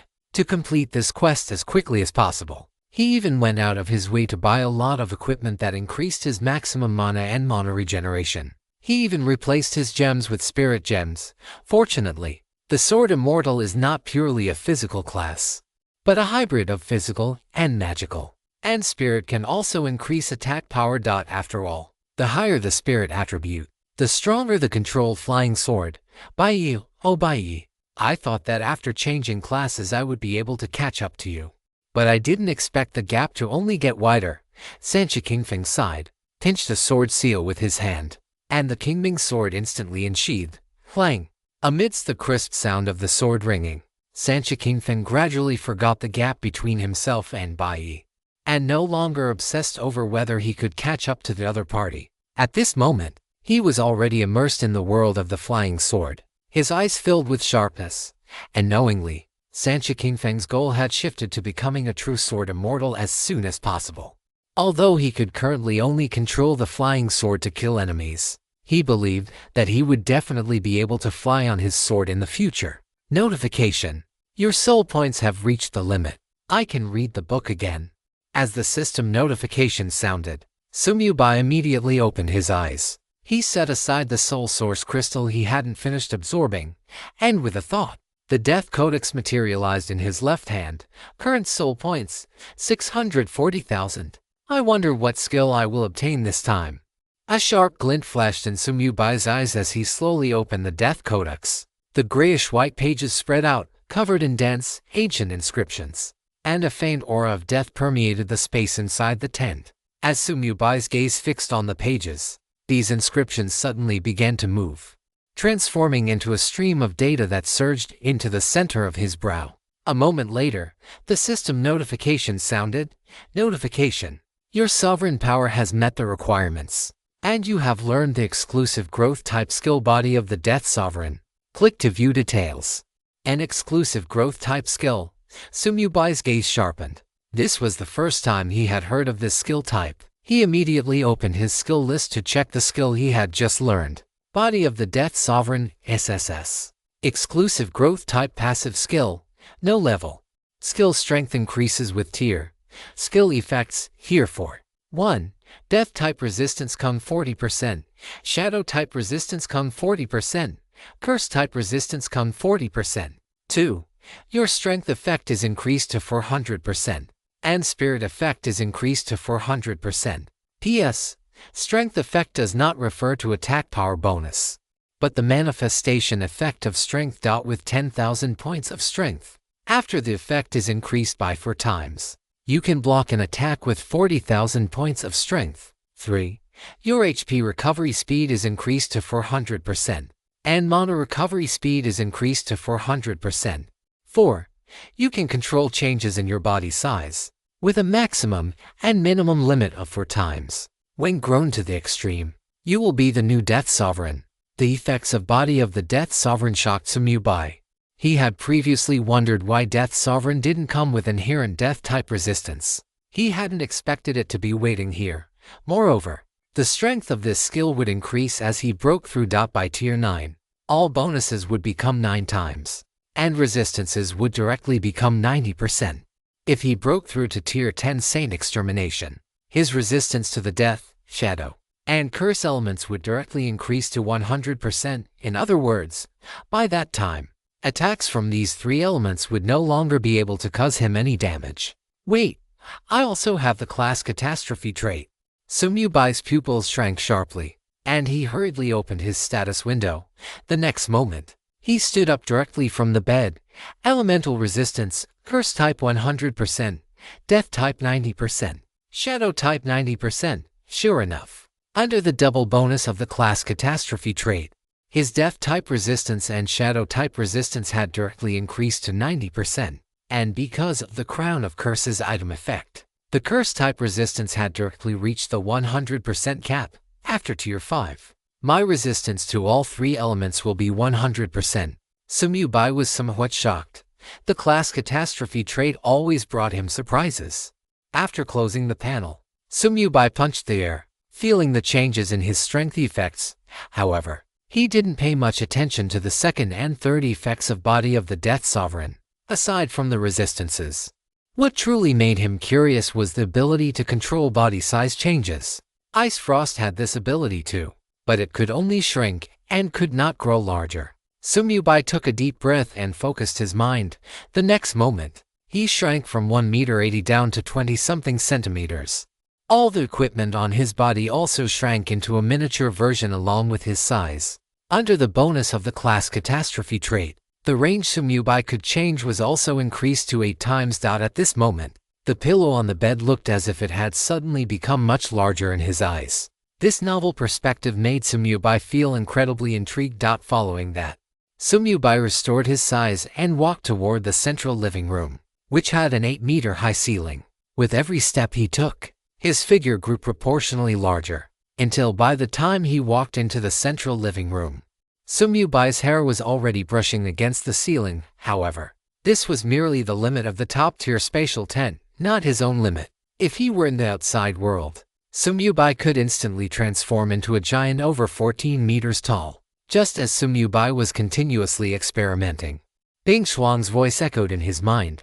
Master, these 2 fellows seem to have almost no lifespan left and are begging for mercy. Should I kill them directly, or keep them for now? Don't kill them yet. Tsumyubai raised an eyebrow and immediately walked out of the spatial tent. He finally had a chance to test the second occupational disaster characteristic. A bit of writer's block. So only 2 chapters today, I'll add more tomorrow. My brain cells are dying trying to come up with suitable skills. Special thanks to Decided Golden Little Salted Fish Foster Father for the generous gift. Chapter 206, The Terrifying Undead Scourge. Master, your death gaze is too terrifying. Once someone dies under this skill, there is simply no way to survive. Bing Xuan looked down at the despairing Hasegawa Ryo and his companion. Its voice filled with awe. It knew very well that both of these men were tier 8 powerhouses above level 210. If not for the suppression of its master's death gaze, it would have been no match for them earlier. Of course, that was only before. After such a long period of slaughter, it had digested most of the materials within its body, and its level had officially surpassed Tsumyubai's, reaching level 100. At level 100, even when facing an unsuppressed Tier 8 powerhouse. Bing Shuang now had the strength to contend with them. Not to mention that Hasegawa Ryo and his companion had died 11 times in a row, and their levels had already dropped by 33. Even if they recovered their attributes now, they were no longer a match for Bing Shuang. It was just that until Sumyu Bai's level increased further, this was the temporary upper limit it could reach. At this moment, Bing Shuang's body length exceeded 300 meters, its wings spread wide, blotting out the sky and sun. Its terrifying mythical great aura fully revealed. It was a pity that the current Shuyu city had completely become a ruin. The Scourge Legion spread throughout the space-locked area could only wait for someone to resurrect so they could kill them again. The Sakura players in this area had all been wiped out, even the city guards, and those civilian professionals had no chance of resurrection left. Therefore, the powerful might currently radiated by Bing Shuang could only be felt by the two men, Hasegawa Ryo and his companion, Yahello. What Bing Shuang found awe-inspiring was that after these two fellows died under death gaze and resurrected so many times, their attributes hadn't recovered in the slightest. As a mythical great creature with its own power, it understood just how desperate this feeling of losing all strength truly was. Even if it's terrifying, I won't use it on you. So what are you worried about? Sumyu Bai smiled slightly, waved his hand to put away the spatial tent, and his figure appeared on the throne. Looking round, there wasn't a single intact building left in Shuyu City. This secondary main city, which had been bustling with prosperity just a few hours ago, was now nothing but a scene of devastation. The main thoroughfares, once crowded with people, were now lined with dense rows of scourge skeletons. Although these scourge skeletons could not be stored in the summoning space, Sumyu Bai could still see their numbers on his panel.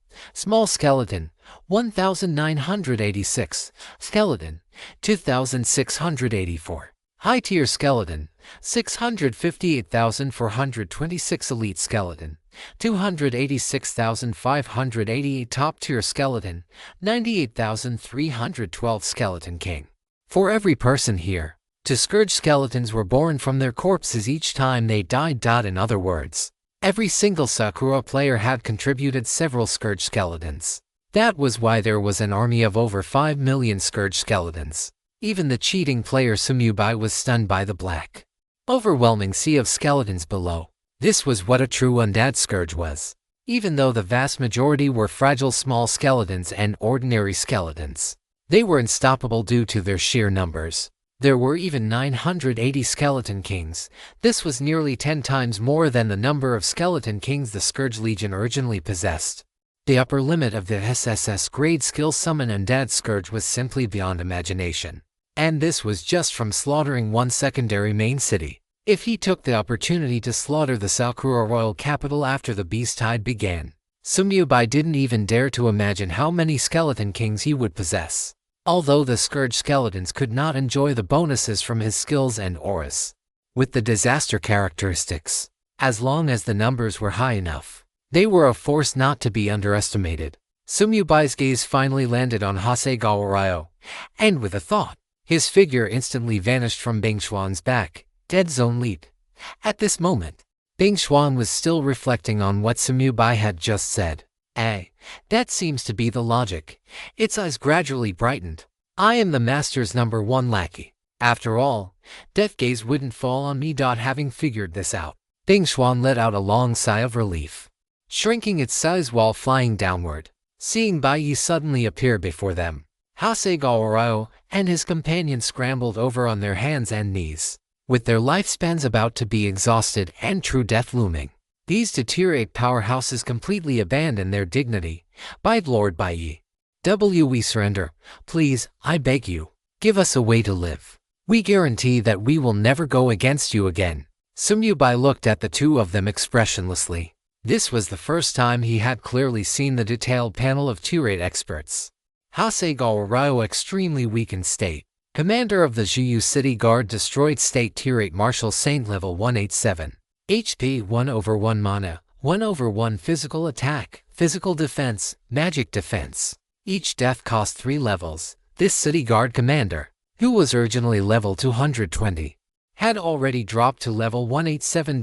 And without exception, All of his attributes had been reduced to just 1 point. This was also the first time Sumubai had seen a maximum HP of 1 point on anyone other than himself. It is a pity that although both were just a single drop of blood, the fates of the two parties were vastly different.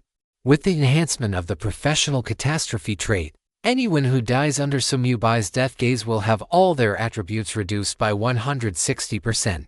If it weren't for the fact that attributes can only be reduced to a minimum of 1, the attributes of Ryo Hasegawa and the vice commander would have even become negative at this moment. Seeing that Sumubai ignored him, Ryo Hasegawa hurriedly continued to beg for mercy. This time, his form of address was much smoother. Lord Bai, I know some secrets about the hidden ninja secret society. They have prepared many methods to deal with the Yamada no Orochi. You must guarantee to spare my life, otherwise I. Before he could finish his sentence, Sumubai's gaze had already fallen upon the two of them. Death gaze. Sumubai was not the least bit interested in the secrets Ryo Hasegawa spoke of. No matter how many methods they had prepared for the Yamada no Orochi, as long as he intervened, it would be impossible for them to gain an overwhelming advantage. At worst, he could simply use Death Gaze to suppress everyone in the hidden ninja secret society. At that point, would their methods still be able to deal with the Yamada no Orochi at its peak? Of course. Sumubai would not do that directly. What he wanted was for the strength of both sides to be in a similar range. Whichever side was at a disadvantage, he would suppress the stronger side. Furthermore, if the hidden ninja secret society truly had secrets, they would not be something a mere city guard commander could know. Hud. Accompanied by two screams, Ryo Hasegawa and the other man collapsed to the ground and died. This time, they were truly dead. However, their corpses were not immediately decomposed, but were temporarily preserved. At the same time, a series of system notifications rang in Sumubai's ears. Soul absorption effective. Soul points Kung 10. Soul absorption effective. Soul points Kung 10. The soul points provided after completely killing tier 8 legendary creatures were quite substantial, added to the gains from the Scourge Legion guarding the corpses for the past few hours. The soul points within the Death Codex now exceeded 1 million. It was only a little over 100,000 points away from the next time it could be opened. However, what Sumubai cared about was the following system notification. Chapter 207, Preserving the Corpse. Shura Mark, Notification. The target corpse meets the requirements for the birth of a high-tier undead creature. Do you wish to consume a certain amount of death chi to store the corpse? Confirmed. Consume 740 points of death chi. Ryo Hasegawa confirmed. Consume 540 points of death chi. Vice Commander cancel. These notifications were the reason why, after Ryo Hasegawa and the other men had completely died, their corpses were not immediately decomposed by the Myriad Worlds game. Before Sumubai made his choice, his death chi had been continuously consumed to maintain the corpses so they wouldn't be decomposed. However, this consumption was very low, with each corpse consuming only 1 point of death chi per second. For Sumubai, who had a power bank, it was as if there was no consumption at all, but he could not maintain this indefinitely. To preserve the corpses, he had to make a choice and consume a large amount of death chi at once. Notification. You have 28 seconds left to make a choice. After the countdown ends, the target corpse will be decomposed. Is the death chi required to store a corpse related to the target's strength while they were alive? Sumubai narrowed his eyes slightly. If he could, he would certainly want to preserve Ryo Hasegawa's corpse. And fortunately, his maximum death chi was only 600 points. Even if he used it all, it wouldn't be enough. Fortunately, this resource was easy to replenish once consumed. This time, he just wanted to see the specific situation of the second professional catastrophe trait and didn't really intend to use their corpses to create high-tier undead creatures. Therefore, Sumubai made his choice directly. Notification. You have consumed 540 points of death chi to preserve the target corpse. At the same time, Ryo Hasegawa's corpse was directly decomposed by the Myriad Worlds game, leaving behind only the drop loot. Sumubai was in no mood to check it at the moment. He locked his gaze on the vice commander's corpse and focused his mind. The next moment, the corpse was directly stored into his spatial ring. At the same time, A system notification rang in Sumyubai's ears once again. Notification. Your kill count has exceeded 1 million. Your original title Killing Maniac has been upgraded to Human Butcher. Congratulations on becoming the first player in the Blue Star region to obtain the Human Butcher title. You have received the mythical grade item Human Butcher mark. Notification. Your original Killing Maniac badge has been reclaimed by the system. Notification. A Blue Star region announcement will be made shortly. Was I exactly to kill short? Sumyubai was slightly stunned, and then a look of joy appeared on his face. Directly rewarding the Human Butcher mark meant he could have one more Saint Extermination grade piece of equipment. As for the Human Butcher mark he had obtained for free earlier, it was naturally reclaimed by the system as the Killing Maniac badge. Sumyubai was not surprised by this. The catastrophe talent was like bypassing the Myriad Worlds games database and directly changing his game data. He had noticed this a long time ago. Every time the original enhancement effect was overwritten, the grade given by the system was the original grade of the skill or equipment. Moreover, it was the same during advancement, when Death Sovereign advanced and the skill grade increased. It was also based on the initial level, just like the original grade Lifelink, which had already been promoted by Sumyubai to life sharing. As a result, when he broke through to Tier 2, this skill was overwritten once again. In other words, in the Myriad Worlds games database, the things Sumyubai had upgraded were still at their original grades. Sumyubai had once worried that if this continued, it would cause the Myriad Worlds games database to malfunction, but with a cheat in hand, who could resist using it? How did that saying go? Suffering first does not necessarily mean sweetness later, but sweetness first is truly sweet. Whether the Myriad Worlds games data would malfunction or not was the Myriad Worlds games problem. Let the future be damned. Enjoying the present is the absolute truth. Sumyubai flipped his hand to retrieve the Human Butcher mark that he had not yet exploited. His mind stirring with a thought. Catastrophe. Promote by 1 tier. Notification. You have obtained the Saint Extermination grade item Asura mark. Asura mark badge accessory. Saint Extermination grade item indestructible. Drops upon death. Equipment requirement. Possess the Human Butcher title or higher in the series. Base attributes. Attack power Kun 32. 400 level times tier spell power Kun 32. All attributes Kun 3. 600 level times tier times 10 affixes 1. Strength Kun 50%. Spirit Kun 50%. 2. Critical hit rate Kun 80%. Critical damage Kun 1503. Physical attack Kun 100%. Spell power Kun 100%. 4. For every target killed that is not lower than your own level, your physical attack and spell power increase by 2%, stacking up to 500%. Effects reset 600 seconds after exiting combat. Skills: 1. Asura mark.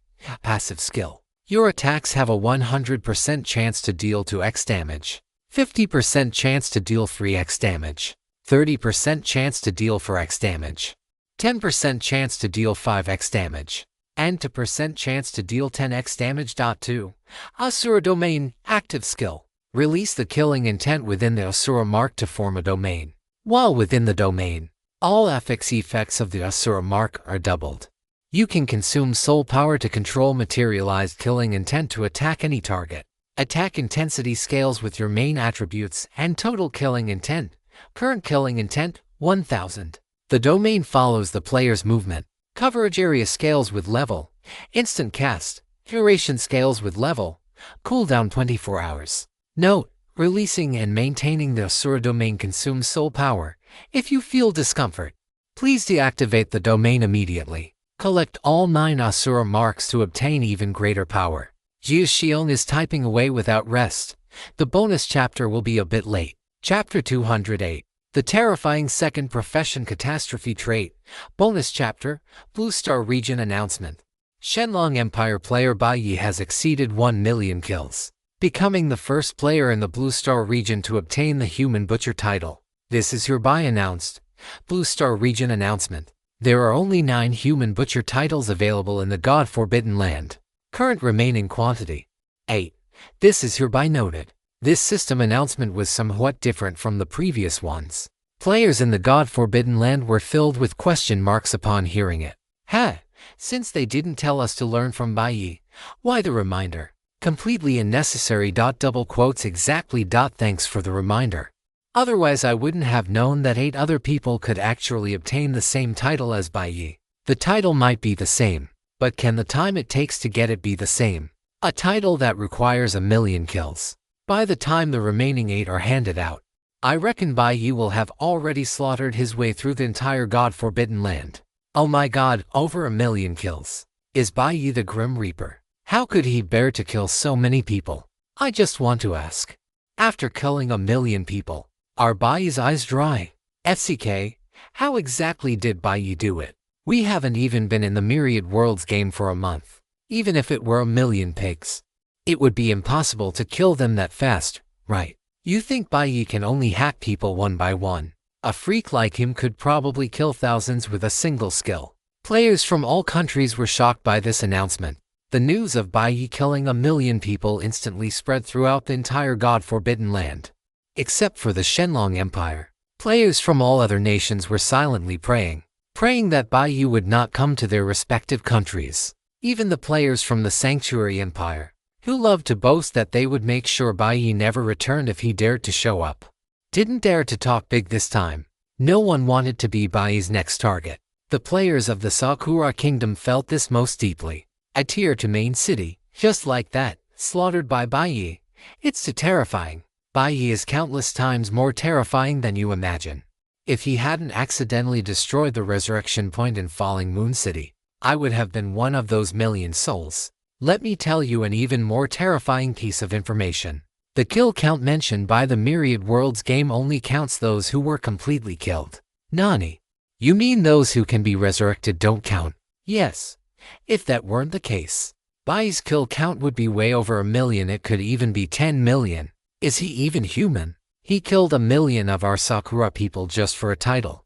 Maybe the title is just a bonus. Does Bai need a reason to kill? He's simply a madman. Sigh. What will it take for Bai to leave the Sakura Kingdom? Does it make a difference whether he leaves or not? Soon, the EXP we get from grinding monsters will drop to 0%. I wonder how the Myriad Worlds game will handle that. There are only 9 human butcher titles in the God-forbidden land. Listening to the region-wide announcement, Bai raised an eyebrow, looking at the Asura mark in his hand. In other words, this piece of equipment is unique in the God-forbidden land. He still remembered the final line of the description for the original human butcher mark. Collect all 9 human butcher marks to obtain even greater power. If his guess was correct, the item fused after collecting all 9 human butcher marks should be the Asura mark. It was just that Bai possessed the bug-level talent Catastrophe, allowing him to skip the collection process and exploit his way into promoting it into the Asura mark. Although he hadn't consumed all the human butcher marks, with his piece missing, even if others collected the remaining 8, they would have no way to fuse a new Asura mark. After promoting to a Saint Extermination grade item, the Asura mark no longer had a level attribute. Its base attributes no longer increased every 5 levels. Instead, they were directly tied to the player's level and tier. Aside from the domain skill, whose specific effects were still unknown, all other affixes and attributes had seen a massive improvement. Bai looked at the final line of the description on the panel and curled his lip. Collecting 9 pieces again. Are we playing with nesting dolls here? Such a powerful Saint Extinction grade piece of equipment. And it actually requires 9 pieces just like the human butcher mark. However, gathering 9 Asura marks is not something that can be accomplished within the God-forbidden land. But for Bai, as long as his human butcher title is upgraded one more time, he will be able to obtain the true Asura mark. At that point, he can just freeload it without needing to collect anything. It is just that the Saint Extinction grade is already the limit of the God-forbidden land. If he wants to improve further, he must leave the God-forbidden land. Once the beast tide ends, it will be time to head to the St. Hall Empire.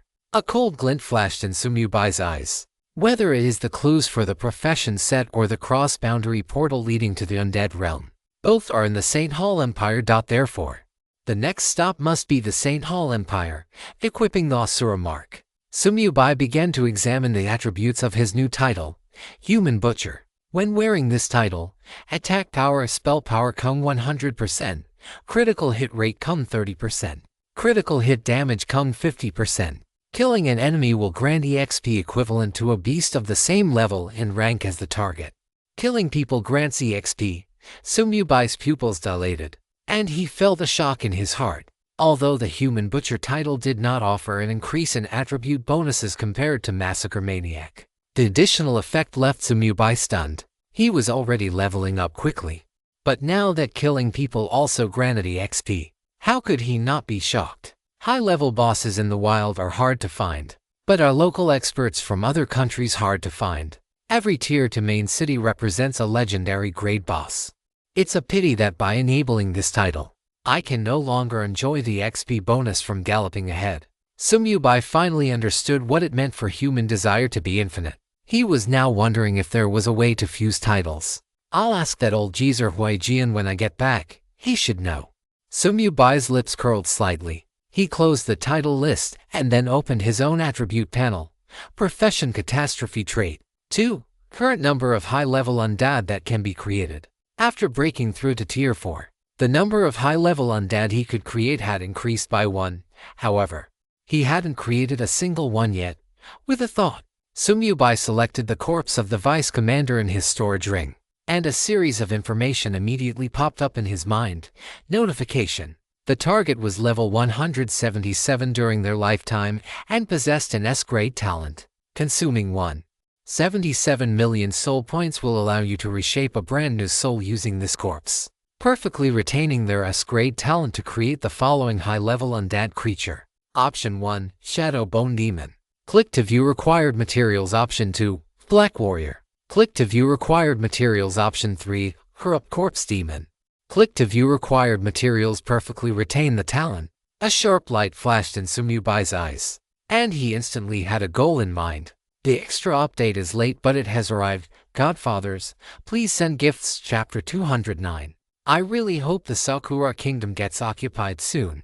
Keep an eye on the materials I sent you. No problem, boss. Collect similar materials as well. 1 tier higher or lower is fine. Understood, boss. Sumyubai sent the list of materials required to create the 3 types of high-level undead creatures directly to Fujiitianjia. His purpose in recruiting this guy was to handle these trivial matters. Otherwise, if he had to collect them himself, even with enough money, it would take a considerable amount of time to gather all these materials to create high-level undead creatures. Each type requires a vast amount of materials, not just in quantity, but in variety as well.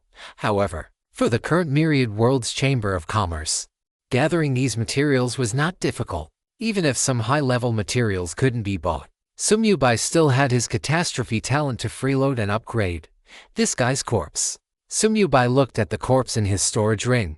After some thought, he decided to keep it for now. In any case, extracting it for 3,600 death G points was useless. And in this short time, the cursed crown had almost finished charging. After seeing that he could perfectly retain the talent the corpse had in life, Sumyubai no longer had any intention of using the vice commander's corpse to create a high-level undead creature. With only 4 slots in total, how could he waste one on a guy with only an S-grade talent? Even an SS-grade talent wouldn't catch Sumyubai's eye. I wonder where that guy Tsukuyomi is now. Sumyubai narrowed his eyes slightly. In the entire Sakura Kingdom, the only corpse he was interested in was Tsukuyomi's. Only an SSS-grade talent was qualified to be the vessel for the high-level undead creatures he created. Although players with SSS-grade talents were nothing compared to Sumyubai right now, in the later stages, these people would definitely grow into top-tier combatants. Of course, that was assuming they could actually grow up. Now that Sumyubai possessed this ability, they could only pray for their own luck. Thinking of this, Sumyubai dialed Fujiitianshi's communication again. Ask Jin Shengen if there are any items that can track a player's coordinates. 1 moment. Fujiitianjia remained as efficient as ever. 10 seconds later, he gave his reply. Yes, boss. And it's not very rare. The East Sea Auction House has them. Help me buy some. Sumyubai ended the call, his lips curling upward. Tsukuyomi's good days were coming to an end. Master, there is no one left here. Many frost flew onto Sumyubai's shoulder and whispered a reminder. Hearing this, Sumyubai looked around. At this moment, Almost all the buildings in Falling Moon City had collapsed. Everywhere he looked, aside from the Scourge Legion, there was nothing but ruins. He couldn't even see a single corpse, as they had all been directly decomposed by the myriad worlds game upon their complete death. At this moment, there was still some time before the official start of the Beast Tide. Sumyubai opened the map to take a look, then gave his orders. You go ahead and move the Scourge Legion toward the direction of the royal capital. As his voice fell, Sumyubai moved his mind, and 20 death curtains appeared simultaneously, retracting all the official members of the Scourge Legion back into the summoning space. The remaining millions of Scourge skeletons could only use Frost as a relay station, with her leading them toward the Sakura royal capital. By then, in addition to the Beast Tide, the Sakura royal capital would also suffer an attack from the Scourge Legion. The consumption of 5 soul points per minute was not worth mentioning for Sumyubai, who already possessed over 1,000,000 soul points. Even if he were to soul amplify Frost for an entire day, it would only cost 7,200 points. Understood. Frost nodded and flew directly onto the head of a Scourge Skeleton King. Looking up and roaring, roar! A massive sound erupted from her small body. And upon receiving the command, the millions of Scourge skeletons immediately began to move. Wait a moment. Sumyubai thought of something and spoke suddenly. Frost turned her head to look over immediately, and the Scourge Skeleton King beneath her made the same movement. The soul fire flickered within its hollow eye sockets as it stared blankly at Sumyubai. Although Sumyubai knew the possibility was slim, he still wanted to give it a try. He locked his gaze onto the Scourge Skeleton King and moved his mind. Catastrophe target. Scourge Skeleton King, I am sorry. This skill has reached the limit of the God-forbidden land and cannot be subjected to catastrophe. Never mind, let's go. Sumyubai waved his hand. It was exactly as he had expected. Promoting this thing was the same as promoting Summon Undead. It was equivalent to directly promoting the original skill. However, Sumyubai was not too disappointed. After all, the Summon Scourge Legion skill was already perverse enough. The blank-faced Scourge Skeleton King turned around silently, carrying the bewildered Frost as it stepped over the ruins and headed toward the royal capital. Millions of Scourge skeletons receded from Falling Moon City like a tide, marching in a grand, unstoppable force toward the Sakura royal capital. After Sumyubai reached the 4th rank, the second effect of the Death Codex had been greatly enhanced. Coupled with the catastrophe characteristic of the Scourge world, his current control range for summoned creatures had reached a terrifying 18 kilometers.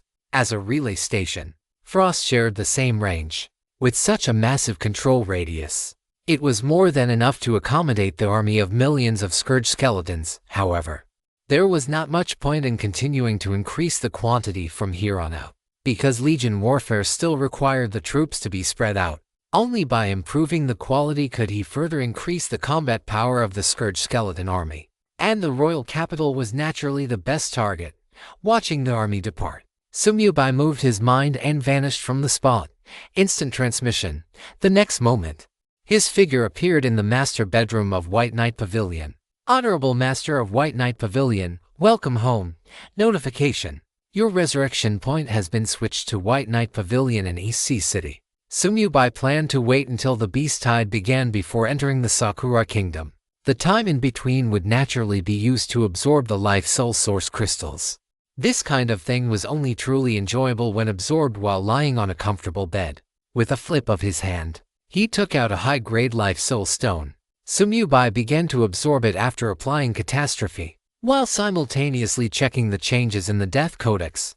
After reaching level 90, this profession-exclusive special item had unexpectedly unlocked its 3rd special effect. At the same time, the system announcement sounded once again within the Sakura Kingdom.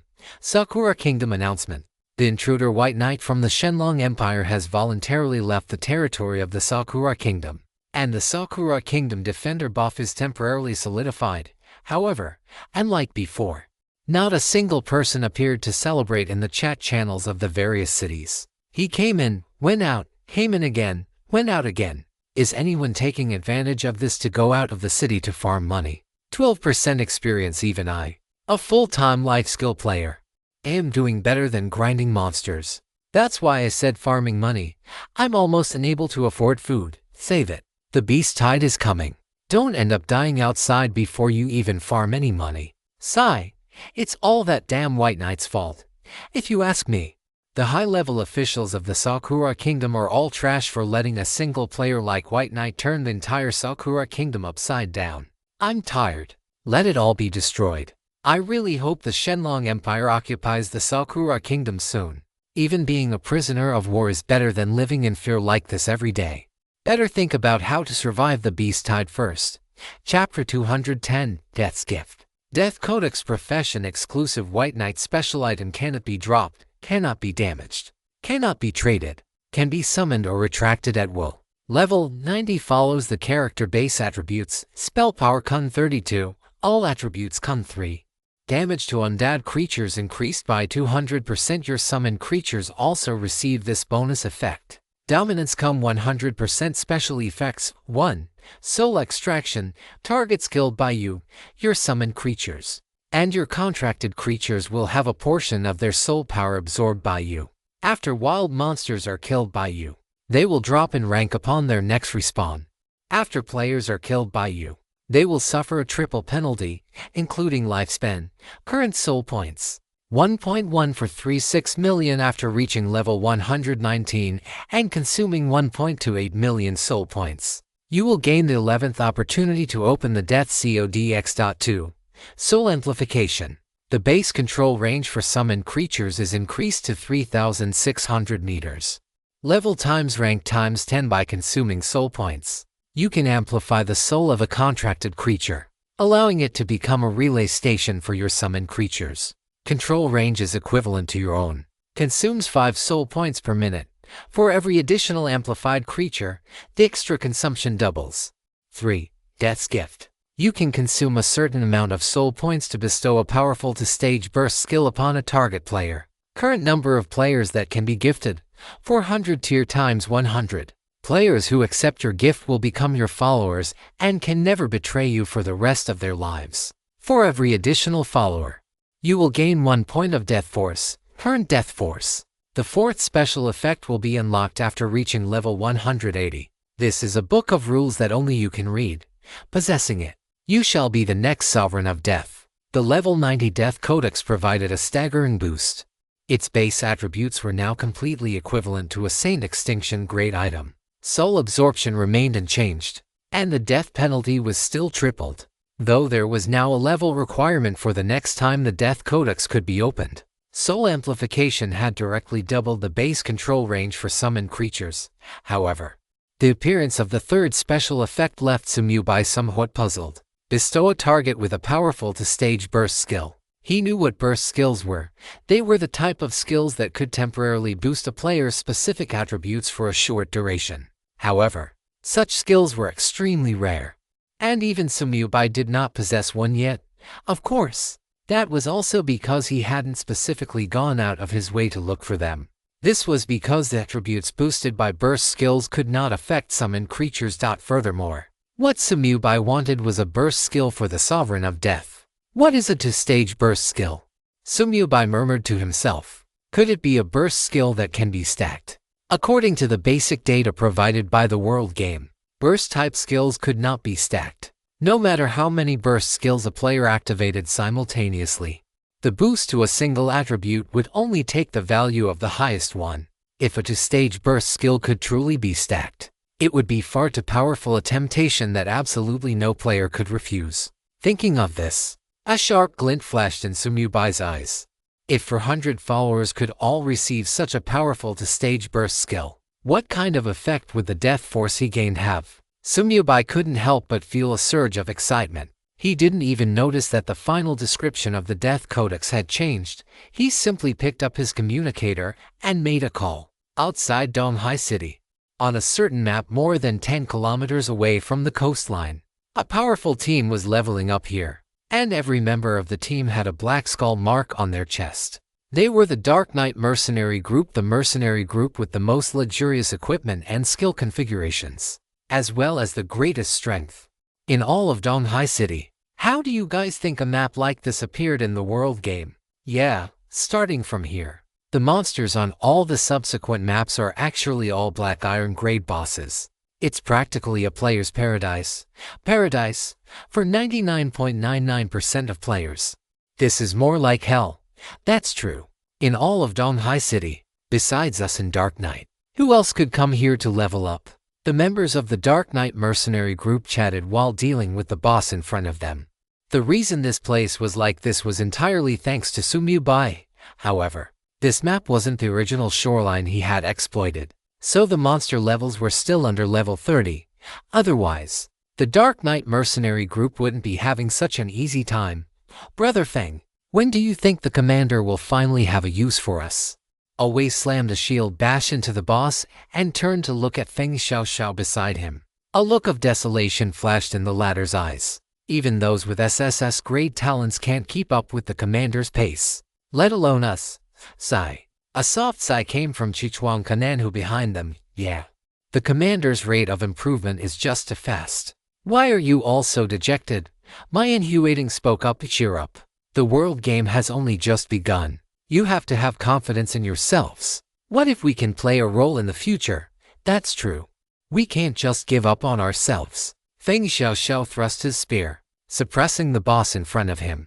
We might not be able to help with the big things, but small tasks shouldn't be a problem. Doesn't the World Chamber of Commerce need us? Just then, his expression froze. He dodged behind Awei and said excitedly, "The commander is actually contacting me. Holy crap, for real." Awei turned around reflexively, forgetting to even block the boss's attack. "Pick it up, hurry." Fortunately, the boss only had a sliver of health left and was finished off by a flame explosion from Chichuang Kananhu. The group didn't even bother to collect the loot. They all looked at Feng Xiaoxiao, and the nearby members of the Dark Knight mercenary group gathered around as well. Feng Xiaoxiao took a deep breath before answering with a solemn expression, "Commander, Chapter 211. Death Force." Half an hour later, at the White Knight courtyard, Sumyu sat in the courtyard with a commanding presence in front of him. 1,000 elite members of the Dark Knight mercenary group stood in neat rows, their postures upright. Everyone looked at Sumyu with burning gazes, their eyes filled with excitement. They had finally seen the commander in the flesh. The vast majority of them were not players from Donghai City. They were top-tier experts specifically recruited from various cities by Fujiu. Among these 1,000 people, there were over 20 who possessed S-grade talents alone. The rest were also the cream of the crop among the grade talents. The reason they had signed contracts to join the Dark Knight mercenary group, aside from the fame of the World Chamber of Commerce, was mostly because they wanted to see Bai. But for so long, even after joining Bai's mercenary group, they had only ever heard Bai's name in the server-wide announcements. If it weren't for the fact that the commander's name on the mercenary group member list was indeed Bai, these people would have thought they had been scammed. Of course, that was just a joke. Nowadays, in the entire Shenlong Empire, who didn't know that the World Chamber of Commerce was founded by Bai and Fujiu, and the Dark Knight mercenary group, which was closely linked to the World Chamber of Commerce, naturally belonged to Bai's faction. However, it was not until today that they truly saw Bai with their own eyes. After double-checking the count, Feng Xiaoxiao trotted over to Sumyu and spoke, "Commander, the elites of the Dark Knight mercenary group have all arrived. Well done." Sumyu nodded slightly, then slowly stood up, his gaze sweeping across the crowd. "Since you have all joined Dark Knight, I assume you have already signed the contract." "Yes, signed." The group responded in unison.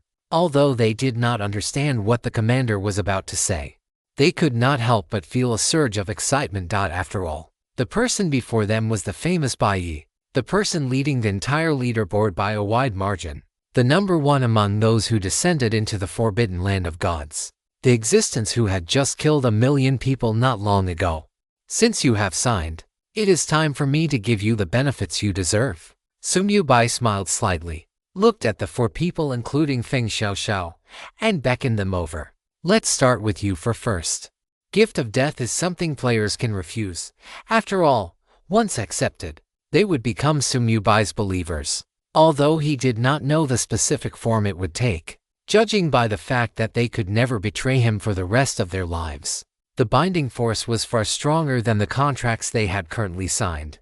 The 4 of them, Feng Xiaoxiao included, could be considered acquaintances, and they had already received his upgrades, with them as examples. And by revealing the second stage burst skill they would obtain, it would be impossible for these people not to be tempted. Upon hearing this, a flash of excitement crossed the faces of the four. They still fondly remembered the feeling of having all their equipment and skills upgraded last time. Was another upgrade coming? Under the four people's expectant gazes, Sumyubai slightly raised his left hand, and the Death Codex manifested. His gaze locked onto Feng Xiaoxiao and the other three. Gift of Death, System Prompt. Do you confirm consuming 4,0 soul points to bestow the gift upon Feng Xiaoxiao, away, cotton candy, and bed-hating slacker, and make them your believers, System Prompt. If the target refuses the gift, the soul points will be fully refunded. Confirm.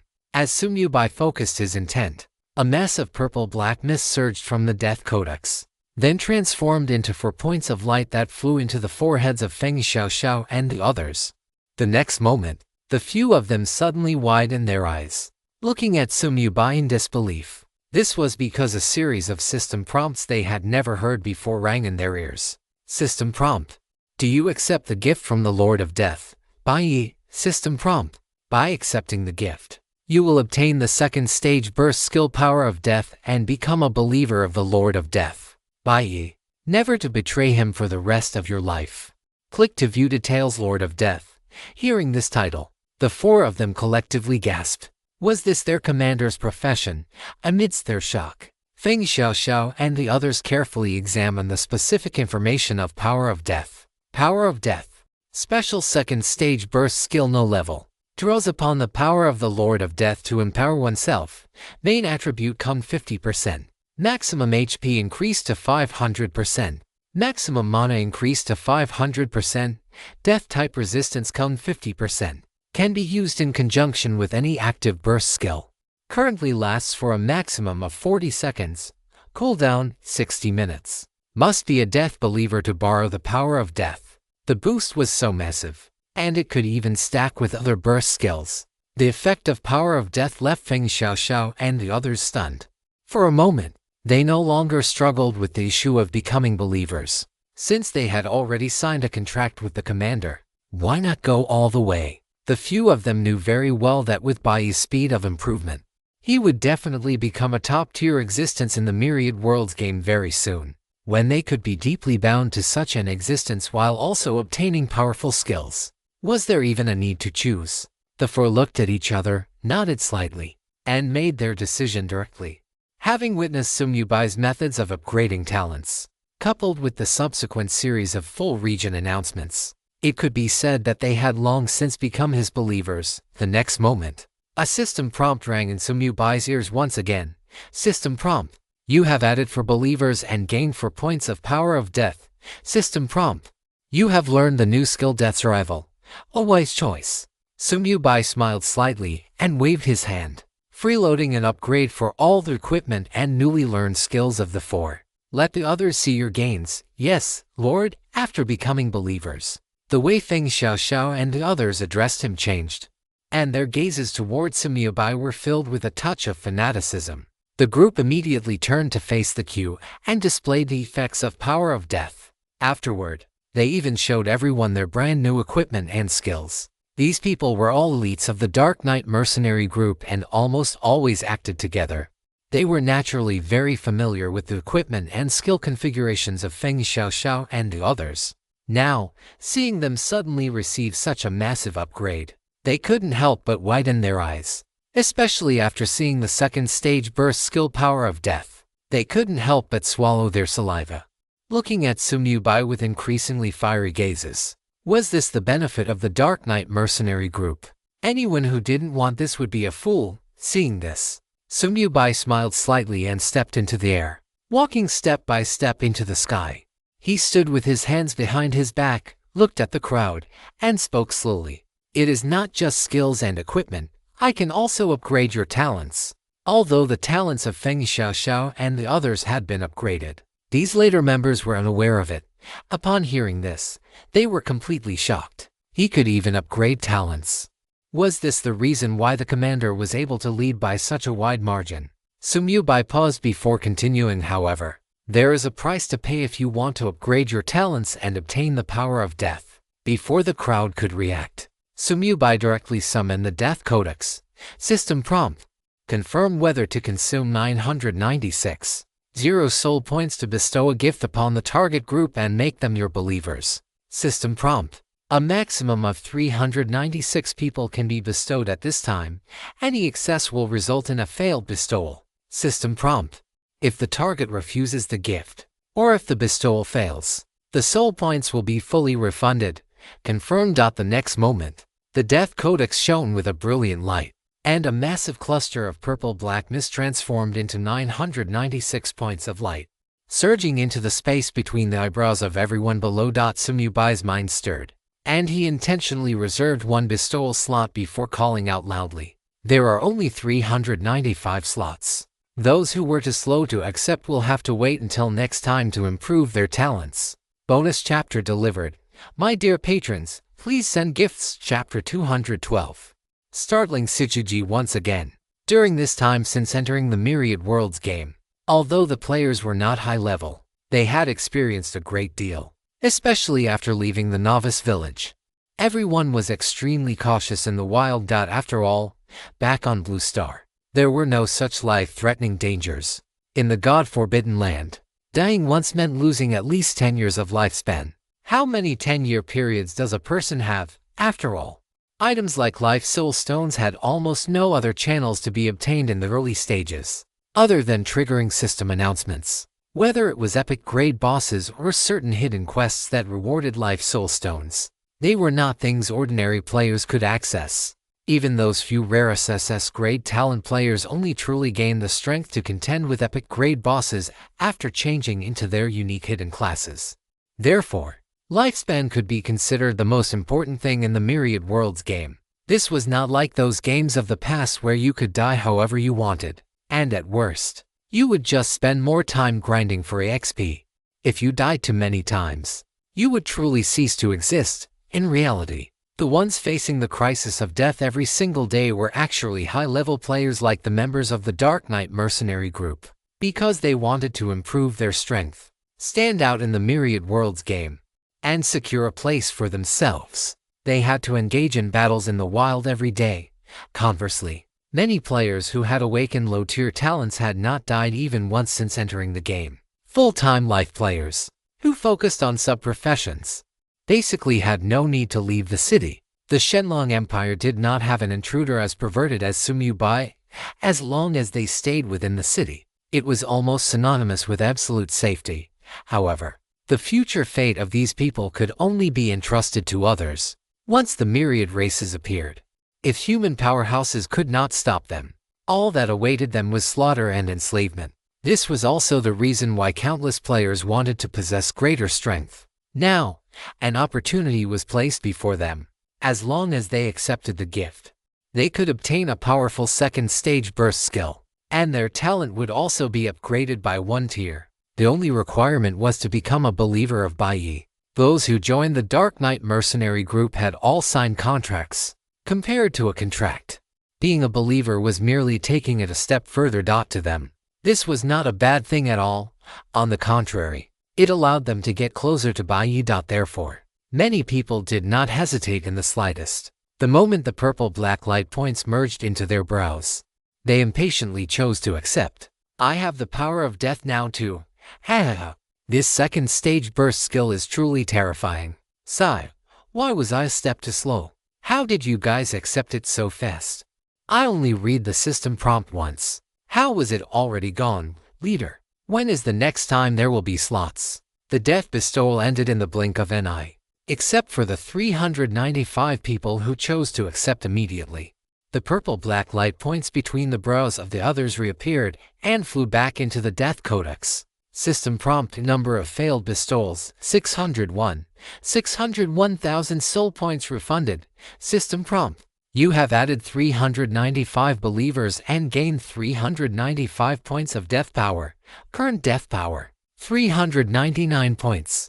As the system notification sounded in Sumyubai's ears, the members of the Dark Knight mercenary group present looked up blankly, watching the scene in midair. their eyes filled with shock. They saw Sumyubai's body enveloped in a mass of pale gray energy. Just by looking at that energy, one could feel a sense of deathly stillness. The sky above the Baiyi courtyard instantly lost all other colors, leaving only a dull gray, as if the firmament had collapsed and was about to descend. Following that, the pale gray energy slowly detached from Sumyubai's body, floating behind him and shifting into various shapes, mysterious inscriptions, skulls, various types of undead creatures, massive energy wings, countless weapons and items. Finally, all of this pale gray energy surged back into Sumyubai's body, and the sky regained its color at that very moment. Meanwhile, at the city lord's mansion in Donghai City, Shichuji's pupils constricted sharply. The long robe on his body instantly transformed into a magnificent magic robe. He gripped his right hand in the air, and a staff that looked like a severed tree branch appeared in his palm. This energy fluctuation, he stood up reflexively, but the next moment, he sat back down in his original position. Baiyi courtyard. It seems it's that kid Baiyi again. Feeling the location of the energy fluctuation, Shichuji immediately breathed a sigh of relief and hurriedly picked up his teacup to take a sip. His growth rate is fast enough. He's actually managed to obtain death power. Thinking of this, he couldn't help but give a thumbs up to his previous decision. It was fortunate that he had let Baiyi go abroad, otherwise, who knew what kind of mess this guy would have turned the Shenlong Empire into. At this rate, the boundary protection stele of the Sakura Kingdom should only be able to hold on for another month or two. Right. A smile appeared on Shichuji's face. He slowly set down the teacup in his hand, picked up his communicator, and sent a message. So this is the power of death. Sumyubai felt the extra power within his body and felt a sense of emotion. Compared to the previous 4 points, this time he had a distinct sensation. But this power was not clear, although it existed. It gave him a feeling of being unable to be mobilized. However, Sumyubai did not rush to examine the newly learned death's descent, but instead looked down at the crowd below. At this moment, their eyes were filled with a radiant light, as if they were worshipping a deity that had descended into the mortal realm. To Sumyubai's eyes, the players who had accepted the gift of death were distinctly different from the others. A faint, gray aura lingered on the surface of these people's bodies. However, this aura was visible only to Sumyubai. The others could not perceive it in the slightest. He had established the Dark Knight mercenary group originally just to make things easier for Fujiya Qiangxia to operate. Although the Myriad Worlds Chamber of Commerce was merely a commercial entity, it still required a powerful armed force. As for whether they would be of any use to him, Sumyubai had not held high expectations. Yet, he hadn't expected that they would actually come in handy now. If not for the Dark Knight mercenary group, it would have taken him quite some time to find 400 believers.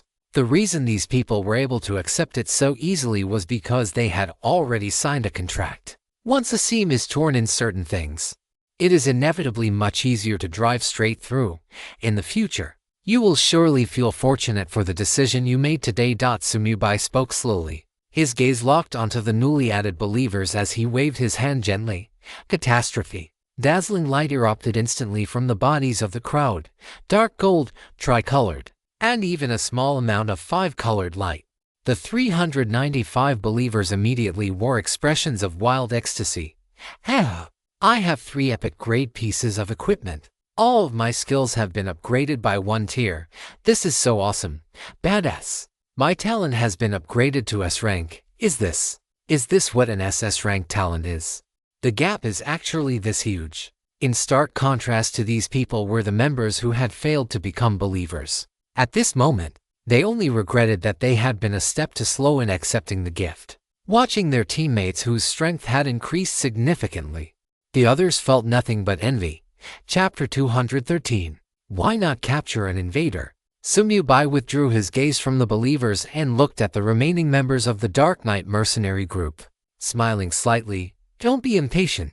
There will be more slots soon, and you will all have the chance to become my believers and improve your talents." As his voice fell, he waved his hand again, and various colors of light began to emerge from the bodies of the remaining people. However, this time, the upgrades Sumyubai provided for them did not include their talents. Sweeteners could be given, but the truly good things had to be distributed only after they became believers.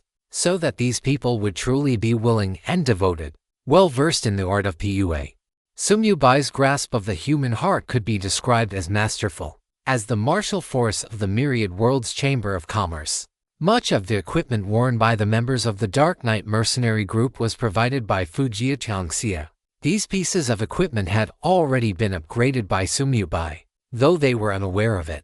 What was being upgraded at this moment were mostly their original skills, along with a small portion of equipment they had recently acquired in the wild. Ever since the Myriad Worlds auction house got on the right track, Fujiya Changxia hadn't asked Sumyubai to upgrade low-tier equipment and items for a long time. After all, the profit margin on such things was too small. Upgrading a large batch couldn't compare to the returns brought by upgrading a single soul stone. Sumyubai couldn't just spend his time upgrading low-tier trash equipment and items for no reason. Only when there were truly valuable items would Fujiya Changxia collect a certain quantity and ask him to upgrade them in batches. As for the cost of the upgrades, both of them had a tacit understanding ever since they signed the soul contract.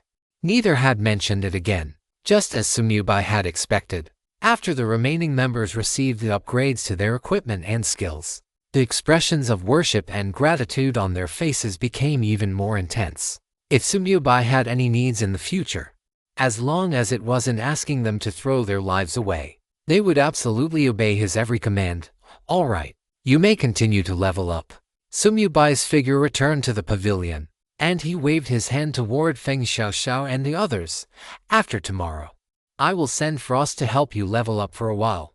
Frost, hearing this, Feng Xiaoxiao and the others' eyes lit up instantly. With a mythical grade mount leading us, wouldn't our leveling speed be like riding a rocket? After bidding farewell to Sumyubai, the group excitedly led the elites of the Dark Knight mercenary group away. After everyone had left, the White Knight courtyard returned to its usual tranquility. Sumyubai looked at his chat window, the corners of his mouth curling upward slightly. Is this trying to get me to help the Divine Dragon Empire?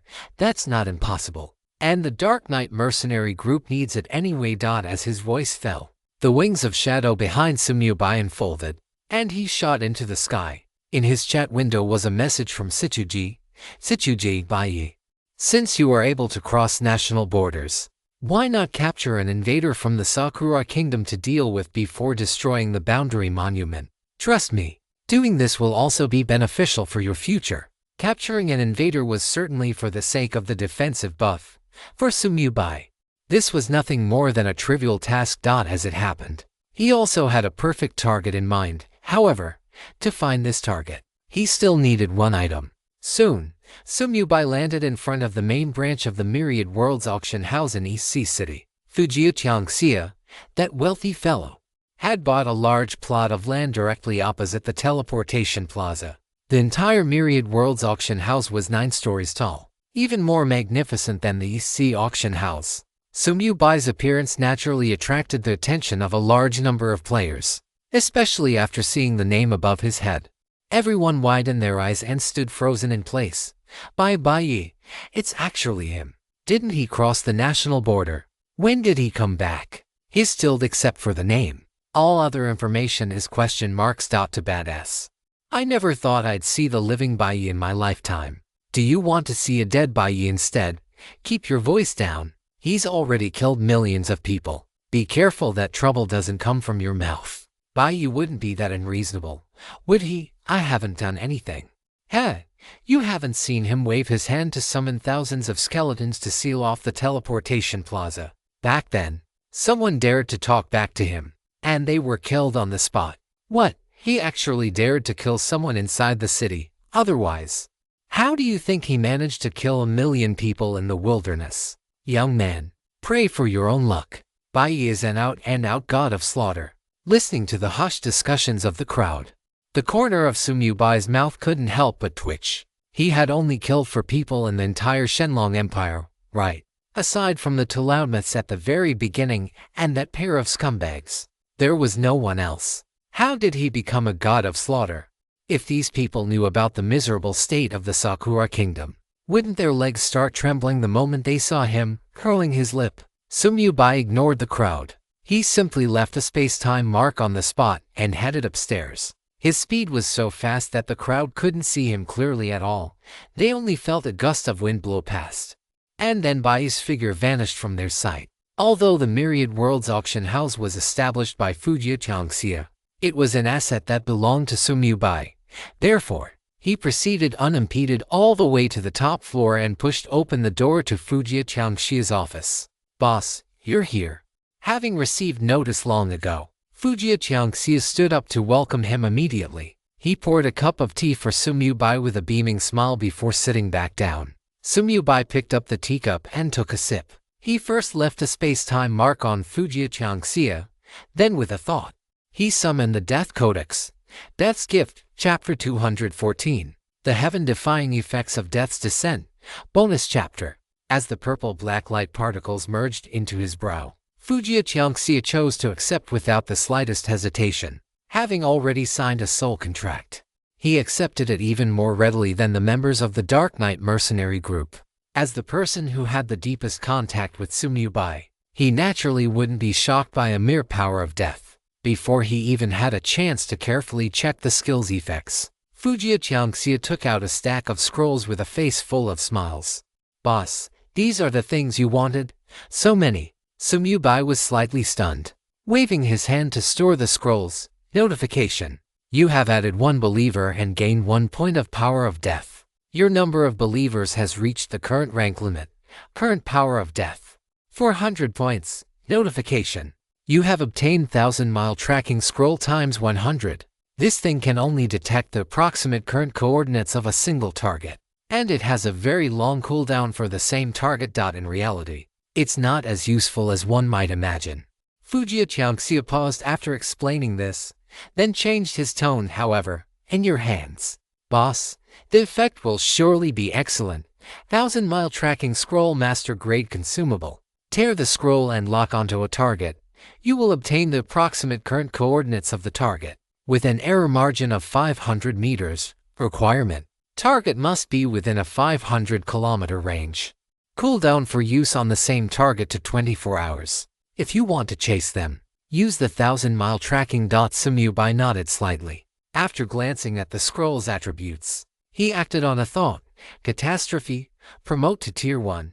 Notification. You have obtained 10,000-mile tracking scroll times 100.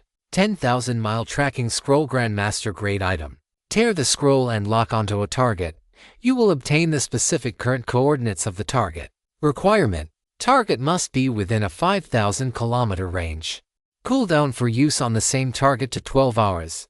He flees, he chases. He cannot escape with wings. The effect of the 10,000-mile tracking scroll was far stronger than the 1,000-mile tracking scroll. It went directly from an approximate range to specific coordinates, and the tracking distance was increased tenfold.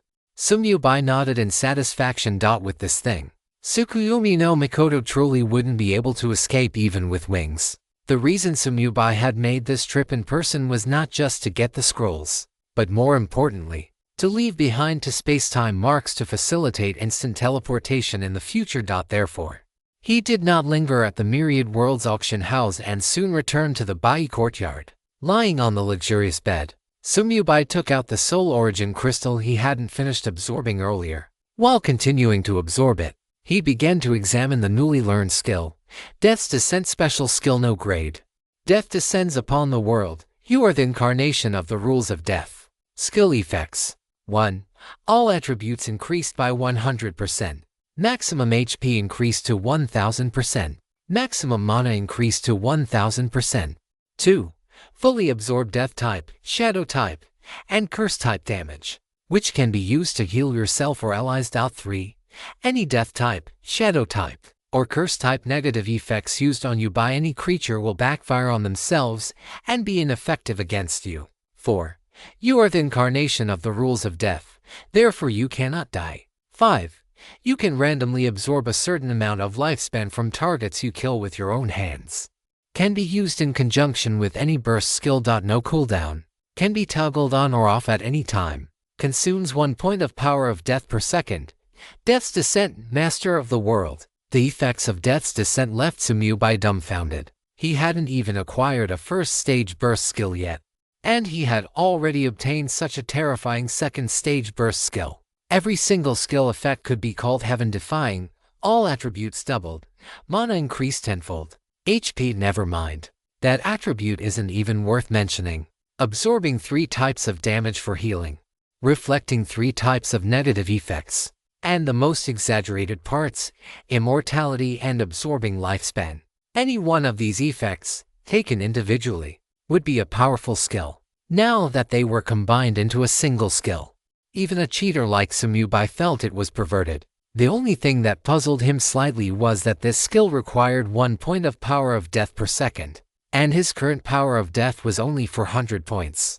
Although this skill had no cooldown, if the power of death were exhausted, he wouldn't be able to use it. Can the power of death only be obtained through believers? Samubai frowned as he looked at the newly appeared attribute on the Death Codex and examined the details. Power of death. 400 step limit increases by 1 for every new believer. The purest power of death, which can only be perfectly controlled by the Master of Death. You seem to lack the necessary refinement to unleash the other functions of the power of death. For now, you can only barely mobilize this power to temporarily become the embodiment of the rules of death. After the power of death is consumed, it will slowly recover. The recovery speed is related to the quantity and quality of your believers. As long as it can recover, that's fine. Upon seeing the final description of the power of death, Samubai immediately smiled slightly. Even if the recovery is slow for now, it doesn't matter. As his strength grows, the number of his believers will inevitably increase. In time, when the recovery speed of the power of death approaches or even exceeds 1 point per second, he will be able to maintain the effect of death descent permanently. Thinking of this, a flash of fervor couldn't help but cross Samubai's eyes. By that time, my strength should be able to stand at the pinnacle of all worlds, right? Filled with anticipation for the future, Samubai continued to improve his soul strength. As for this skill, he didn't even have the intention to attempt Cataclysm. It was impossible to improve it within the Forbidden Land of Gods. Only after going to the undead realm would there be a possibility of further improvement. Unlike the thriving prosperity of the Shenlong Empire, the Sakura Kingdom was now shrouded in a shadow. The impending beast tide left everyone feeling uneasy and anxious. This applied to both Sakura players and the local inhabitants. Except for the elders of the hidden ninja secret society, everyone felt terror toward the Yamada no Orochi roar. As time passed, violent roars erupted one after another across the Sakura Kingdom. Countless ferocious beasts received the command of the Yamada no Orochi, charging out from wilderness maps far from the cities, and soon gathered together, marching in a massive, overwhelming force toward nearby cities. Just as the previous announcement stated, these ferocious beasts were all entities between level 120 and level 180. What was even more terrifying was that there wasn't a single ordinary monster among them. The weakest were at least elites. Furthermore, there was no shortage of bosses of various ranks. Black iron, bronze, and silver bosses were countless. There were also quite a few gold and dark gold bosses, even epic level bosses, which were usually hard to track, appeared in groups of several around every city. In secondary major cities like Falling Moon City, the beast tide they faced even included the presence of legendary level bosses. Although one could not yet see the figures of the beasts while standing on the city walls at this moment, the earth-shaking roars resonated throughout the entire Sakura Kingdom. Hundreds of kilometers away from the royal capital, the mountain-like body of the Yamada no Orochi appeared. Behind him was an endless army of ferocious beasts. Beyond that, there were more than 20 powerful entities exuding terrifying auras. These were all legendary level bosses. Hiss! The Yamada no Orochi flicked its snake tongues, its 16 greenish pupils looking forward. A cruel smile appeared at the corners of its mouths as it roared toward the sky. Kill! Roar! The ferocious beasts across the entire Sakura Kingdom instantly rioted, charging toward their locked-on cities. The end of the Sakura Kingdom had arrived. My dear patrons, she exciting updates every day. Please send some free gifts as well, with 3,000 or 4,000 requests for updates every day, but only 100 or so people actually supporting. It's really getting hard to keep up the pace. Chapter 215. The beginning is the climax. Sakura Kingdom announcement. The beast tide is coming. The city defense battle has officially begun. Sakura Kingdom announcement. The city-wide point rankings have opened, and the kingdom's total point ranking has opened. After successfully resisting the beast tide, the top 3 in each city's point ranking will receive extra rewards, and the rewards for the top 3 in the total ranking will be even more generous. Players, please fight bravely. Hint: dealing a total damage of 20% of a ferocious beast's HP will grant a certain amount of points. Sakura Kingdom announcement. The Yamata no Orochi has personally led the beast army to the vicinity of the royal capital. If the royal capital falls, all players' levels will be reduced by 100, and all attributes will be permanently reduced by 50%. Roar! The earth-shaking roar resounded throughout the Sakura Kingdom. At the same time, a series of system announcements rang in the ears of all players. Facing this brand new expansion pack of a beast tide, there was not a hint of excitement on the faces of the Sakura players. There was only despair. It finally came. Has everyone hidden well? I'm hiding in the cellar of the Trap Tavern, hoping to survive. I spent 500 gold coins to pull strings and found a temporary job cleaning toilets in the city lord's mansion. If even I die, then our city is finished. Nani? There's such a trick. Is no one thinking of earning points? There are rewards for the top 3. There are rewards. But do you have the life to take them? The beasts are at least level 120. We can't even break their defense. Who can earn points? Hey, now I just hope the locals of the Sakura Kingdom can be effective. Otherwise it's truly over. They should be able to block it, right? I see many more defensive structures on the city walls. Just the arrow towers and cannons are several times more than usual. That's true. The magic towers hidden within the city have all appeared too. If this still can't stop them, then we can only blame our bad luck. It's all by his fault. If it weren't for him, how could an expansion pack of this level be opened now? Is there a possibility that this expansion pack was originally meant to be opened in the mid to late game? And now that we don't have the ability to help, the locals alone simply can't stop the beast tide. In every city, players had found hiding places in advance. It wasn't that they didn't want to resist, but because their strength was too weak. Facing beasts that were at least level 120, they couldn't deal any damage at all, other than perhaps choking the beasts to death. Therefore, the hidden players could only vent their depression and fear through the public chat channel. The civilian experts and the city guard within the city had already taken their positions atop the walls, weapons gripped tightly in their hands, standing in battle-ready formation. A city protecting barrier, far more solid than usual, enveloped each city.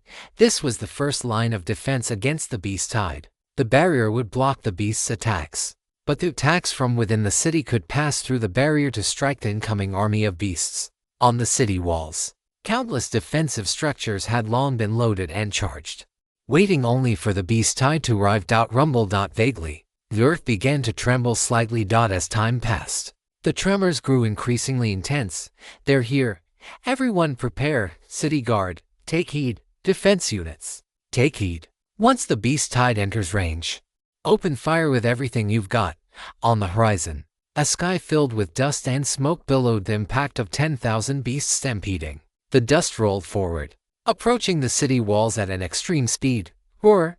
Little ones, kill, break the city. Eat the meat. Whoever grabs it first, it's theirs. Deafening roars echoed inside and outside the city. The leaders of the various beast armies bellowed in fury, leading countless beasts as they charged toward the city ahead. Magic towers, following the order. The magic towers with the longest range were the first to open fire. Boom boom, accompanied by dazzling beams of elemental light shooting out. Violent explosions erupted within the beast tide. 12 million, 11, 8 million, 13, 5 million. Dense strings of damage numbers popped up, yet they could do nothing to stop the beast tide's approach. Led by epic and even legendary tier bosses, these beasts were far from a disorganized mob. Before approaching the city, they had already applied all necessary defensive buffs. The vanguard consisted of beasts with thick hides and high defense. Therefore, the first round of attacks from the magic towers had almost no effect.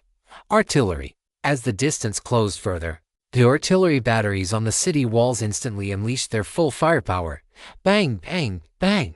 Countless shells traced parabolic arcs through the high sky before landing amidst the beast tide. Following them came a continuous and broken series of explosions, 4.38 million, 19 million, 2 million. Although the damage from the artillery was not as high as the magic towers, they made up for it in sheer numbers. This time, the beast tide finally began to suffer casualties. But they were negligible and did nothing to affect the overall battle.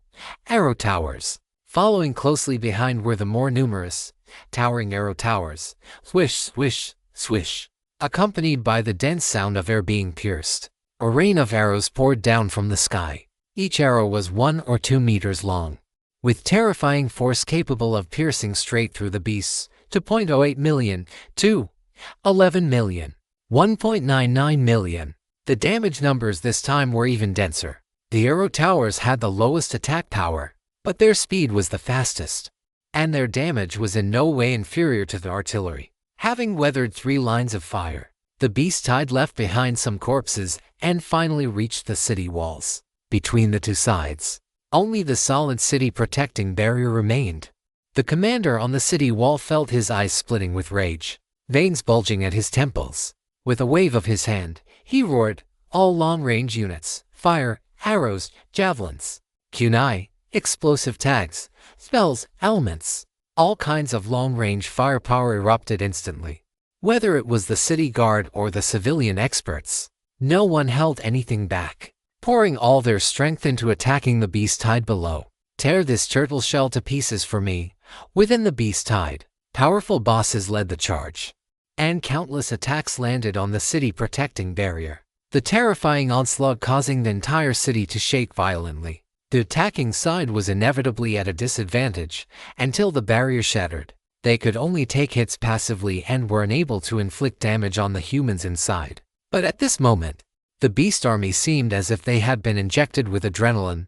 Their pupils were bloodshot, saliva dripped from their maws, and they charged toward the barrier without fear of death. As long as they tore through this turtle shell and broke into the city, it would be time to harvest. The same scene was playing out outside city after city. There was no tactical formation, nor were there any schemes or tricks for the beasts. It was all about one-word fight. The beast tide expansion pack had just opened, and it immediately entered its climax. In some cities with weak defenses, the city protecting barriers had already begun to teeter. While the hiding players waited in trepidation, one livestream channel after another began to appear. Many players with the projection talent followed the example of that person from a while ago and started paid live streams. They deserved to earn this money. After all, if the city fell, they would be the first to die. The beast army wouldn't be like the frost, specifically leaving them behind. Risking one's life to earn money, not everyone had the courage for that. Just as the Sakura players gritted their teeth and paid to start watching the live streams, the system announcement rang out once more. Chapter 216. The Little Schemes of Yamada no Orochi Sakura Kingdom announcement. The invader from the Divine Dragon Empire, Baiyi, has entered the Sakura Kingdom territory once again. The Sakura Kingdom defender buff has finished solidifying. Baka, what does this guy Baiyi think the Sakura Kingdom is? Does he really think he can just come and go as he pleases? What else can you do? Even the top brass of the Sakura Kingdom can't handle him. We can only watch. Sigh. I really hope Baiyi dies in the beast tide. Wake up. The beast tide was caused by him. Even Yamada no Orochi was restored by him.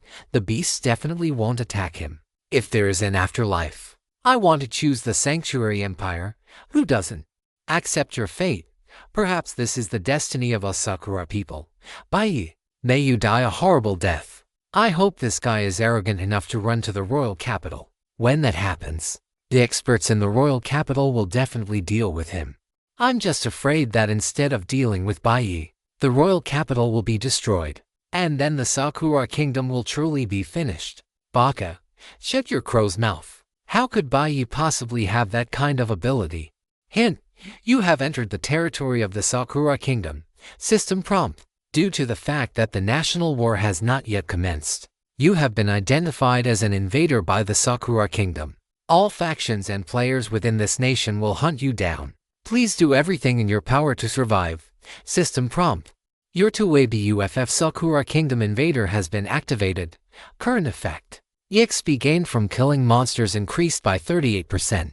After receiving the message from Bingshuang, Sumyubai did not cross the national border immediately. He first calmly finished absorbing the origin crystal of Life Soul, and only then, with a thought, used teleportation to arrive in the Sakura Kingdom. However, the space-time coordinate he chose was not the one left on Bingshuang. Instead, it was, Isbai-kun, could you please get off the top of this deity's head? The voice of the Yamada no Orochi rang out, sensing Sumyubai's arrival. It had entertained thoughts of revenge. But Sumyubai's mysterious and powerful methods made it hesitate, fearing what might be damaged in the process. This method did not refer to the strength Sumyubai had previously displayed. After the Yamada no Orochi had fully recovered, it hadn't taken Sumyubai's strength seriously at all. Possessing peak mythical grade combat power, it wouldn't take much effort to deal with a legendary grade existence. The gap between the mythical grade and the legendary grade was far greater than the gaps between previous tiers. What truly made the Yamada no Orochi wary was the method Sumyubai had used to help it recover its strength. To this day, it could not forget that this human had merely glanced at it, and all its lost power had returned. It wasn't just the lost power, its venomous head had even absorbed 11 additional fragments of the source of venom. Over the past 24 hours, besides preparing for the beast tide, the Yamada no Orochi had been constantly pondering how the other party had achieved all of this. But clearly, it still hadn't figured it out. That was why the current scene was unfolding as it was. Faced with Bai suddenly stepping onto its head, the Yamada no Orochi was not only not enraged but actually appeared somewhat aggrieved. Sumyubai looked down at the Yamada no Orochi upon hearing this. Yamada no Orochi, after this guy had fully recovered, everything on its status panel except for its name had turned into question marks. Even its tier and level were no longer visible. Was the gap between the legendary grade and the mythical grade a bit too large? Sumyubai narrowed his eyes slightly, suppressing the urge to test it with death gaze. His shadow wings fluttered behind him as he left the top of the Yamada no Orochi's head. He still needed to make use of this guy.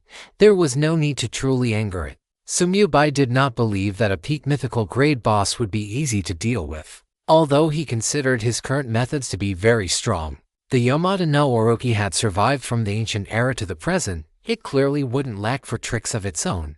When are we attacking the royal capital? Sumyubai looked at the Yamada no Orochi. The latter's emerald green pupils flashed with a fierce light as it flicked its snake tongue. I was just waiting for you. Then let's begin. Sumyubai smiled slightly, and a system notification sounded in his ears. System prompt. The final stage of the main quest, aiding the serpent in its evil beast tide, has officially begun. Question. The Hidden Ninja Society seems to have been prepared for this for a long time. If the Yamada no Orochi fails, you will be subjected to an endless hunt by the Hidden Ninja Society. Therefore, please assist the Yamada no Orochi with all your might when attacking the royal capital. Scum of the Hidden Ninja Society, your ancestor, the Yamada no Orochi, has arrived. A cruel smile appeared on the corner of the Yamada no Orochi's mouth, its fangs flashing with a cold glint. Following its command, the army of beasts gathered nearby surged forward, stampeding toward the royal capital over 100 kilometers away. The Yamada no Orochi followed behind the main force at a leisurely pace. Of its 8 heads, 7 had their gazes fixed on Sumyubai-kun. The Hidden Ninja Society has been preparing for so many years. They must have many insidious methods. You will help me, right? Of course. We are grasshoppers tied to the same rope. Sumyubai nodded solemnly, then added, to help you, I have specifically summoned millions of scourge skeletons to attack the royal capital alongside you. Tell your subordinates not to attack my scourge legion later. That would be truly wonderful. Joy appeared in the eyes of the Yamada no Orochi. Although it didn't know what this human's true purpose was, at this very moment, both sides had a common enemy, and that was enough. Once the Hidden Ninja Society was dealt with, it would properly test what kind of methods the other party really had. If he was truly strong, then they would go their separate ways in peace. If not, hey, Chapter 217. Anomalies in the Royal Capital. The Yamada no Orochi's Doubts Bonus Chapter. Sumyubai saw through the Yamada no Orochi's thoughts at a glance and sneered inwardly. but his face remained calm. If it weren't for the heaven-defying burst skill death rival, he really wouldn't have planned to appear directly in front of the peak state Yamada no Orochi. But things were different now. Even if the opponent were Saint Extermination grade, with death arrival and the Wheel of Space-Time, he could face it with composure. However, it was clearly not the time to turn hostile. Once this guy actually breached the Sakura royal capital, the initiative would naturally fall into his own hands.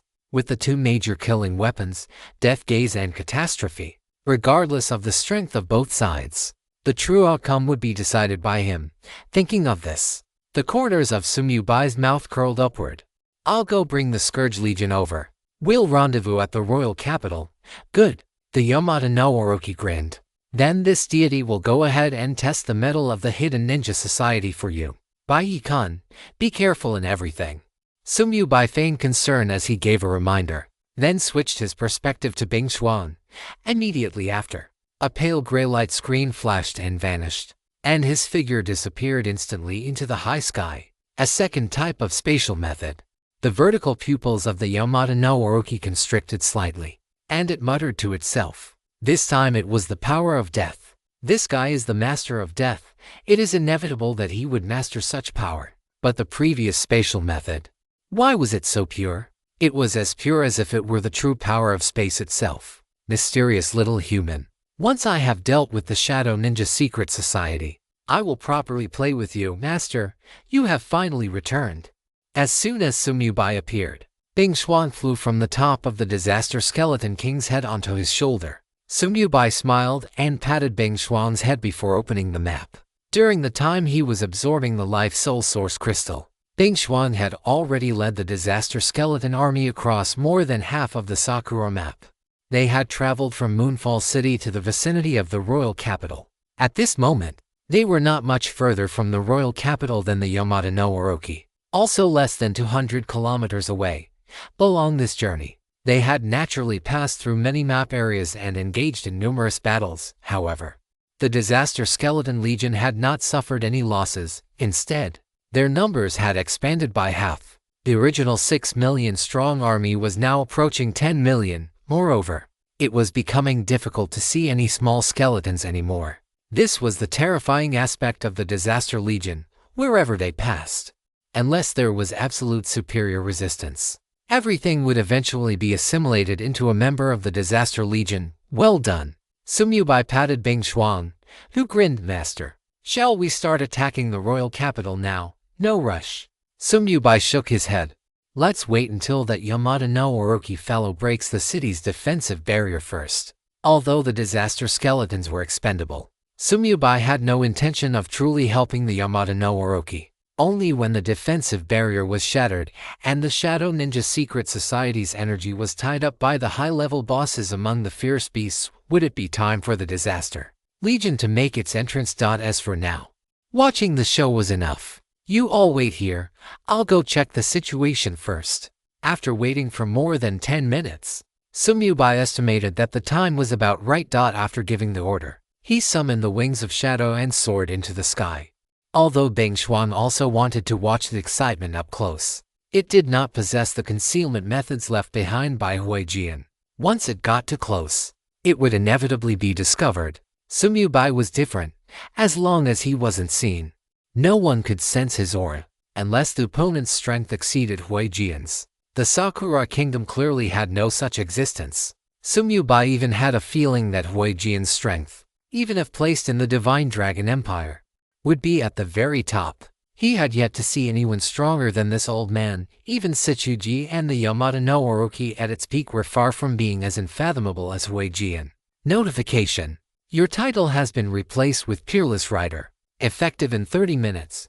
Peerless Rider, while wearing this title, EXP gained from all sources increases by 120%, and movement speed increases by 50%. After breaking through to the 4th rank, Sumyubai could level up again, and this time, his own spell power wouldn't significantly influence the outcome of the battle. Therefore, he directly switched his title to Peerless Rider. Immediately, a cyan elemental current emerged from the boots beneath his feet and swirled around the wings of shadow. Notification: You have activated Shadow of Wine Fury. Movement speed Kung 500%. Attack speed Kung 500%. Duration 30 seconds. In an instant, Sumyubai's speed surged, his body turning into a streak of light as he flew rapidly toward the royal capital. Roar, little ones, follow me and trample the city ahead. Before the Sakura royal capital was even in sight, the roar of the Yamata no Orochi could already be heard. The show is starting. Sumyubai smiled slightly, retracting the wings of shadow and relying solely on the effect of the step of Wine Fury and Thunder trait to stand in the high altitude, without revealing a shred of his aura. Then, with a thought, he vanished from where he stood. Death Domain Leap, boom boom, whoosh whoosh whoosh, roar, kill. In an instant, Sumyubai appeared not far from the royal capital. Ahead, various elemental energies were clashing, resembling a fantasy movie with stunning special effects. The royal capital's barrier looked as solid as a rock, with countless defensive cannons roaring as they continuously attacked the fierce beast army. The tide of beasts led by the Yamata no Orochi was even more ferocious. 24 legendary grade bosses lined up, spitting energy from their mouths and pouring it onto the defensive barrier. Rumble. Even though the royal capital's defensive barrier was incredibly sturdy, it was shaken continuously by these terrifying attacks. The people inside the city supporting the barrier turned pale and spat out a mouthful of blood. They merely pulled out a potion, gulped it down, and continued to grit their teeth and hold on. The Yamata no Orochi did not attack, merely watching everything with a cold gaze. At this moment, it had two questions in its mind. First, where had those guys from the Shadow Ninja Secret Society gone? Right now, on the walls of the royal capital, although there were many city guards and civilian experts, not a single 8th rank top-tier existence had appeared. Had the Shadow Ninja Secret Society simply abandoned the city and fled? Cold light flickered in the Yamata no Orochi's eyes as it pondered something in its mind. After recovering to its peak, its split personality seemed to have been cured, and its 8 heads no longer talked to themselves. It had a vague, bad premonition that those old guys from the Shadow Ninja Secret Society were definitely plotting some conspiracy. Thinking of this, the Yamata no Orochi narrowed its eyes slightly, having made some plans in its heart. At the same time, its 8 heads looked in all directions, as if searching for something. This was the second question in its mind. Why hadn't that guy, Bai, arrived yet? Wasn't it agreed that they would meet at the royal capital? And what about the millions of Disaster Legion troops he mentioned? It had been so long. Why hadn't it seen even a single hair of them? Thank you to all my foster fathers for the gifts yesterday. It gives me much more motivation to add extra chapters. Without further ado, here is today's extra chapter, Foster Fathers. Please click the free Power of Love button. Special thanks to Foster Father Litana for the Great God certification, Chapter 218. The Yamata no Orochi reveals its true form. The Yamata no Orochi naturally could not find Sumyubai's location. Although the method Huijian used to help Sumyubai hide his aura seemed casual, it was not something a mythical great existence could sense. Otherwise, he would not have guaranteed that Sumyubai could do whatever he pleased in the Sakura Kingdom. Beyond that, Sumyubai had even shrunk his physical form by 8 times, hiding himself far away within a white cloud high in the sky. Let alone the Yamata no Orochi. Even if the entire Hidden Ninja Secret Society were to mobilize, they would not be able to locate Sumyubai in a short time if they relied solely on their eyes. The turtle shell protecting this royal capital is quite tough. Sumyubai looked at the protective barrier enveloping the royal capital and raised an eyebrow. I wonder how long it took Huijian to break this barrier back then. Boom boom boom, deafening roars echoed incessantly, under the frenzied assault of a beast army led by 24 legendary grade bosses. The protective barrier of the Sakura royal capital showed no signs of shattering. The beast army had been charging for over 10 minutes. Countless attacks caused the barrier to tremble violently, even sending ripples across its surface. Yet they failed to produce a single crack. Although the people inside the city responsible for maintaining the barrier were as pale as paper, with blood dripping incessantly from the corners of their mouths, they had indeed managed to hold off the onslaught of the beast tide. Kill them. These beasts can't break the city barrier, so they can only be slaughtered by us. Everyone, stop holding back. Use whatever skills you have. Let's kill as many beasts as we can while we have the chance. The beast tide launched by the Yamato no Orochi is nothing more than this. As time passed, the defenders, who had previously been filled with fear and despair, regained their confidence. Countless long-range skills, interspersed with attacks from defensive structures, rained down upon the charging beast army like a torrential downpour. The roars of the beasts resounded through the sky, and elite beasts died under the attacks every single moment. Even low-level bosses began to suffer heavy casualties. However, the appearance of these corpses did not stop the beast tide for even a second. Like a surging tide, the beast army continued to rush toward the protective barrier, wave after wave. It wasn't clear what method the Yamato no Orochi had used, but in this beast tide it had initiated, all the beasts seemed to have fallen into a state of madness. In their eyes, there seemed to be nothing left but the desire to breach the city and slaughter its inhabitants. Sumubai was also shocked by the madness of the beasts. As a human, although he had certainly killed quite a few people himself, compared to these beasts, he was practically a saint. The vast majority of the beasts that died under the attacks didn't even have time to hit the ground before the beasts charging from behind leaped up and tore them apart to devour them. To these beasts with blood-red pupils, casualties, what were those? Those who died first were merely the weak. They were nothing but food. Whether it was the 24 legendary grade bosses or the Yamato no Orochi acting as the commander-in-chief, none of them cared in the slightest about the deaths of the large numbers of elite beasts and low-level bosses. A bunch of trash. The Yamato no Orochi had failed to sense Sumubai's presence and had not found any sign of the experts from the hidden ninja secret society. Although it felt a faint sense of unease, the hatred it had harbored for years could no longer be suppressed. Get out of the way. I will break this barrier myself. With a sharp shout, the 24 legendary grade bosses at the forefront of the battle line immediately ceased their attacks and stepped aside with aggrieved expressions. Logically speaking, even the royal capital's barrier should never have been able to withstand their carpet-bombing style of attacks. They couldn't fathom why this thing was so tough today. The next moment, the people inside the city felt the sky suddenly darken, and one after another, they looked up by reflex. Immediately afterward, everyone widened their eyes, their bodies trembling uncontrollably. Some even wet their pants on the spot. So huge. Is this the true form of the Yamato no Orochi? Oh my god, hiss. How can it be so much larger than a legendary grade boss? This size is just too exaggerated. With such a massive body, how terrifying must the power contained within it be? So the records in the ancient texts were true. The Yamato no Orochi really can swallow a mountain in one gulp. I feel like I can't move. Is this the oppressive power of a mythical grade peak boss? Can our barrier really block such a behemoth? Where on earth are the elders of the hidden ninja secret society? Why hasn't a single one of them appeared yet? The reason the sky had suddenly darkened was, naturally, because the Yamato no Orochi had revealed its true form.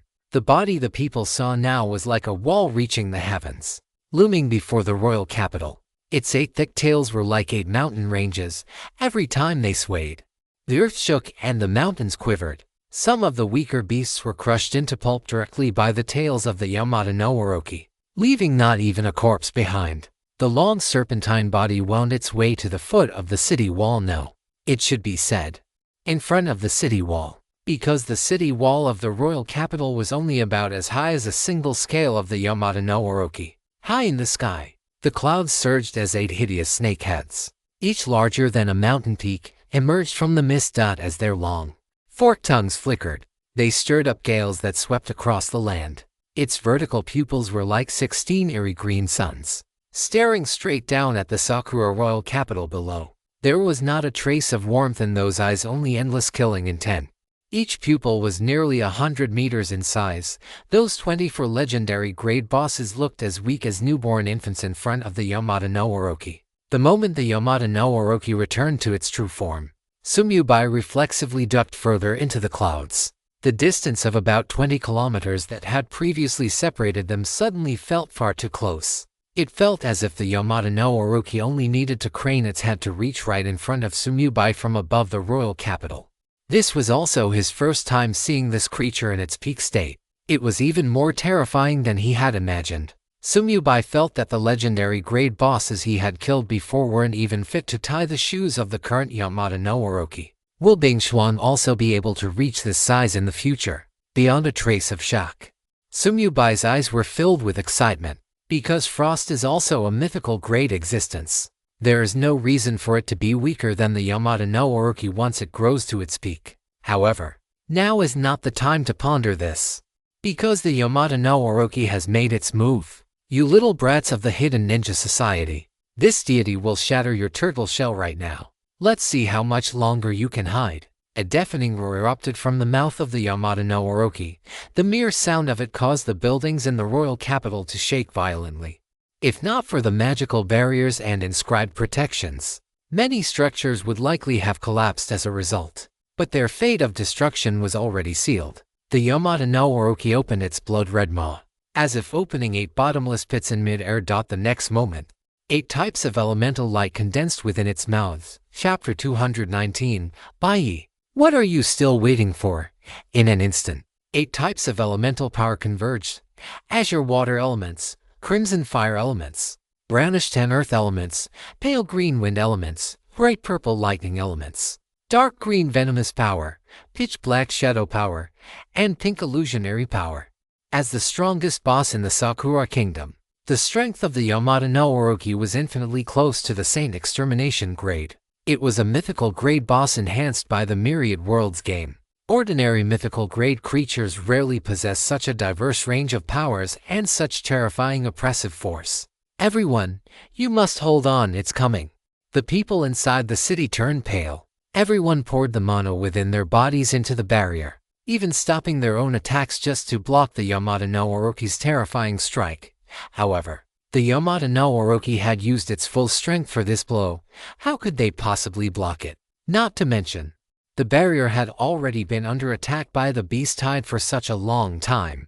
The Yamata no Orochi chose this moment to act specifically to shatter the barrier in one strike, shocking both the people and the beasts. As the 8 elements converged into a torrent, it poured down from high above, slamming violently into the barrier. Crack. As expected, accompanied by a thunderous roar, the once impenetrable barrier was instantly covered in dense, spiderweb-like cracks. In less than 3 seconds, the entire barrier shattered with a boom. The elemental torrent, however, did not dissipate, continuing to slam into the city wall area with violent energy. This time, the terrifying sound of the explosion echoed for over 1,000 kilometers. Everyone within the attack range of the elemental torrent died on the spot. Countless defensive structures collapsed, rapidly turning to ash under the violent elemental energy. The intact city gates and towering walls were instantly disintegrated, and dust filled the sky. Roar! Little ones, charge! Kill! Eat to your heart's content. 24 legendary grade bosses immediately sounded the charge, and the beast tide surged toward the royal capital in a massive wave. As the dust settled, a 1,000-meter section of the original city wall was completely missing. Everyone and every building in that area had vanished without a trace, leaving only a bottomless pit in their place, with no barrier to block them. Countless beasts bypassed the now useless city walls and rushed into the city to begin their slaughter. Although the surviving city guards and civilian experts were terrified, they had no choice but to take up their weapons and engage in a desperate battle against the beast army to survive. More than half an hour after the siege began, both sides finally clashed in close quarters combat. You little brats of the hidden ninja society, are you not going to crawl out and kneel before this deity to beg for mercy? The Yamata no Orochi let out a cold snort, its body shrinking to 1,000 meters as it soared toward the center of the royal capital. The moment the barrier shattered, it had sensed something unusual there. The 24 legendary grade bosses followed closely behind. In the outer areas of the royal capital, there was no one worth their personal intervention. Leaving that to the beast army was more than enough. The reason they had been summoned by the Yamata no Orochi was, naturally, to deal with the many elders of the hidden ninja society. What exactly is the hidden ninja society planning in the distance? Sumyubai narrowed his eyes slightly, although he didn't know what the hidden ninja society was up to. He stepped upon the wind and clouds, approaching the royal capital. Death's arrival and wheel of time and space gave him absolute confidence. No matter what preparations the hidden ninja society had made, he was confident he could handle them. Soon, Sumyubai heard a sharp shout from within the royal capital. Beast! Today is the day you die. As the Yamada no Orochi rushed into the center of the royal capital, a brilliant light shot into the sky. Following that, a massive hexagram magic circle suddenly appeared, enveloping the entire area. The next moment, dozens of figures appeared in midair, surrounding the Yamada no Orochi and all the legendary grade bosses. The high-ranking members of the hidden ninja society, who had not shown themselves until now, had finally appeared. The leader was none other than Yoji Yamamoto. At this moment, he held a long sword pointed directly at the Yamada no Orochi, a smile on his face, completely indifferent to the losses at the city wall. Orochi, since you dared to come, don't even think about leaving. The other elders also unleashed their techniques, striking directly at the Yamada no Orochi and the group of legendary grade bosses. And you lot, this place shall be your burial ground. The sudden change caught the Yamada no Orochi and its subordinates off guard, and they were struck directly by the hidden ninja society's attacks. For the first time, a look of fear appeared on the face of the Yamada no Orochi. Although the hidden ninja society's attacks hadn't managed to injure it, this magic circle made it feel extremely uneasy. Impossible. How did you master this formation? As its shocked voice rang out, the hexagram magic circle shone with magical light. Countless inscriptions condensed in the air and then surged into the massive body of the Yamada no Orochi. Immediately after, the body of the Yamada no Orochi shrank at a visible rate, eventually remaining only 300 meters long. Its power had also been significantly sealed by this hexagram formation. HMPH, do you have any idea how many years we have prepared for this day? Yoji Yamamoto let out a cold snort, his entire being transforming into a massive sword beam as he lunged at the Yamada no Orochi. Ever since the day you were severely wounded, we had already foreseen today's outcome. This beast tide might leave the Sakura kingdom severely crippled. But as long as we completely eradicate you, this beast, the future will eventually be ours, just by relying on the likes of you. The Yamada no Orochi swung its massive body, its 8 tails sweeping away the 8 elders in one motion, clearing the path for several legendary grade bosses. Immediately following this, a circular zone condensed from 8 different types of energy erupted, centered around its massive form. This was the Yamada no Orochi's elemental torrent domain. Once the domain was unleashed, it instantly blanketed the entire area of the hexagram magic array, causing the structures below to disintegrate upon contact. All the elders were suddenly entangled by the 8 elemental forces, falling into a desperate struggle. Do you think you're the only one with a domain?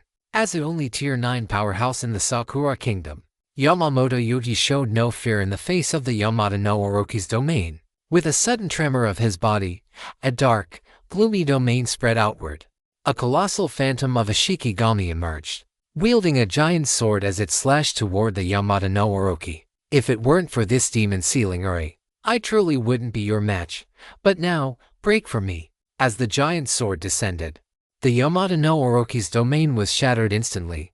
Its pupils constricted violently, and it tilted its head back, roaring Bai. What are you still waiting for? If I die, their next target will be you. Chapter 220, Orochi. You're not doing so well, are you? Bonus chapter, Bai.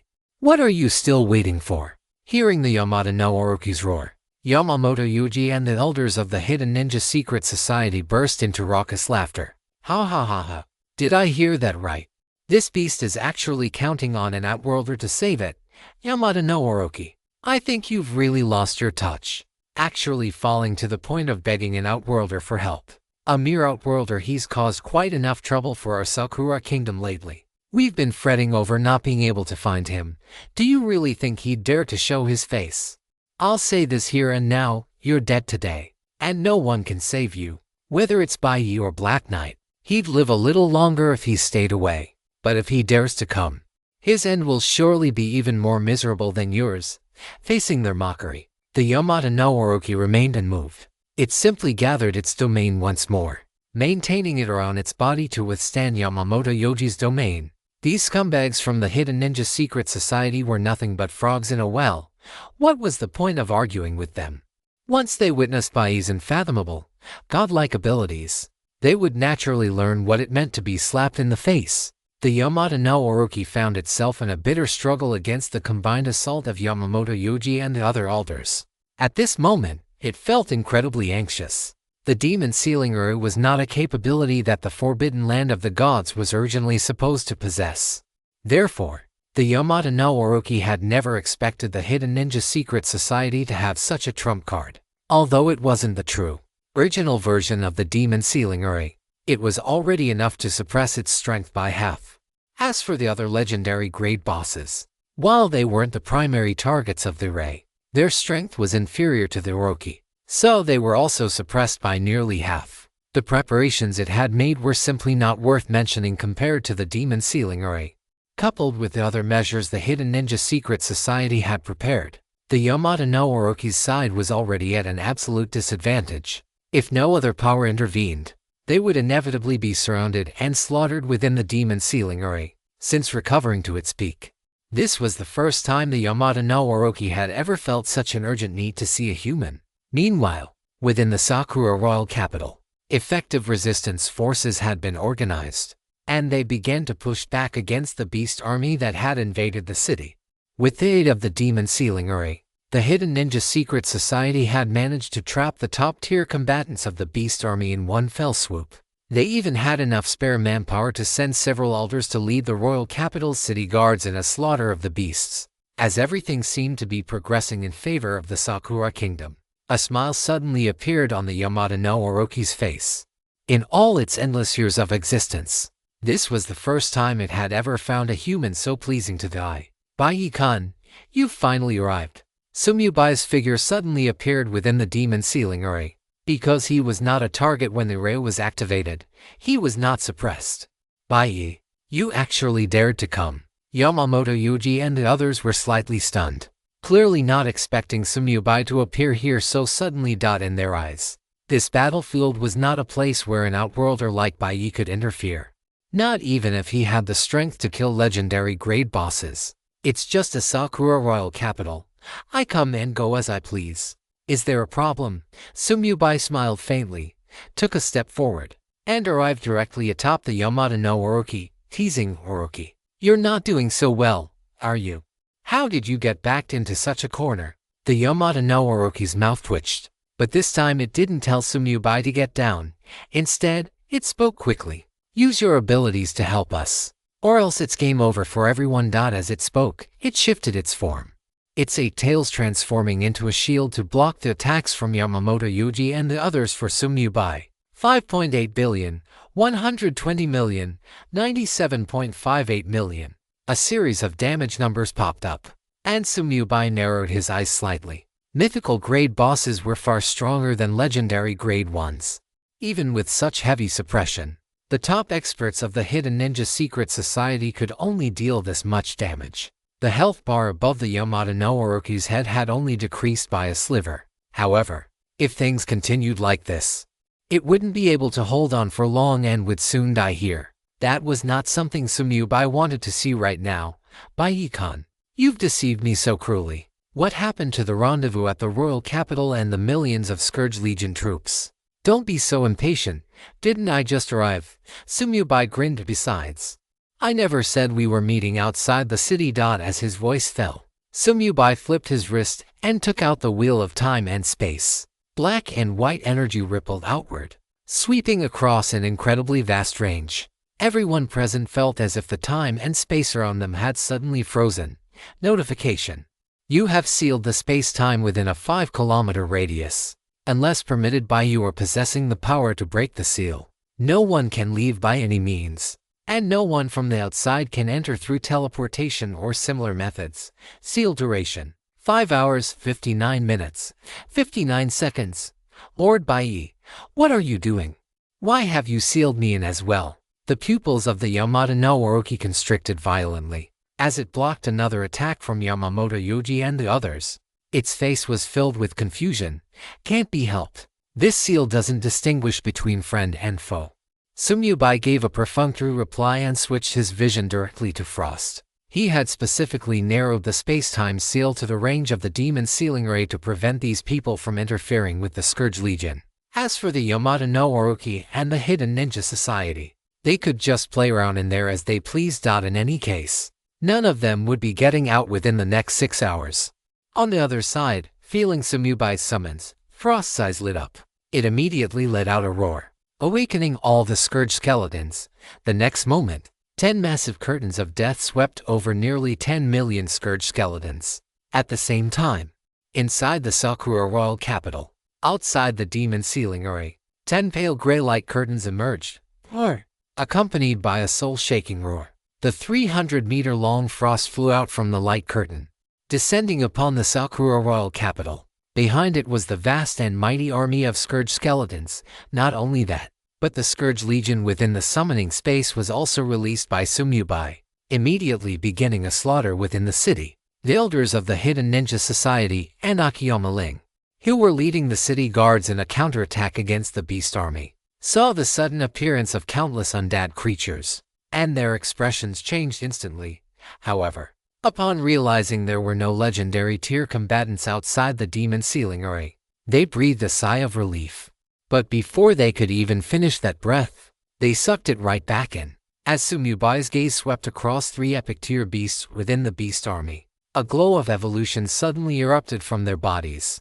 Soon, under the promotion of catastrophe, they would become legendary tier bosses. The 3 beasts were stunned for a moment. Then expressions of wild joy appeared on their faces as they charged toward the 2 alders and Akiyama Ling. Seeing this, Sumyubai withdrew his gaze.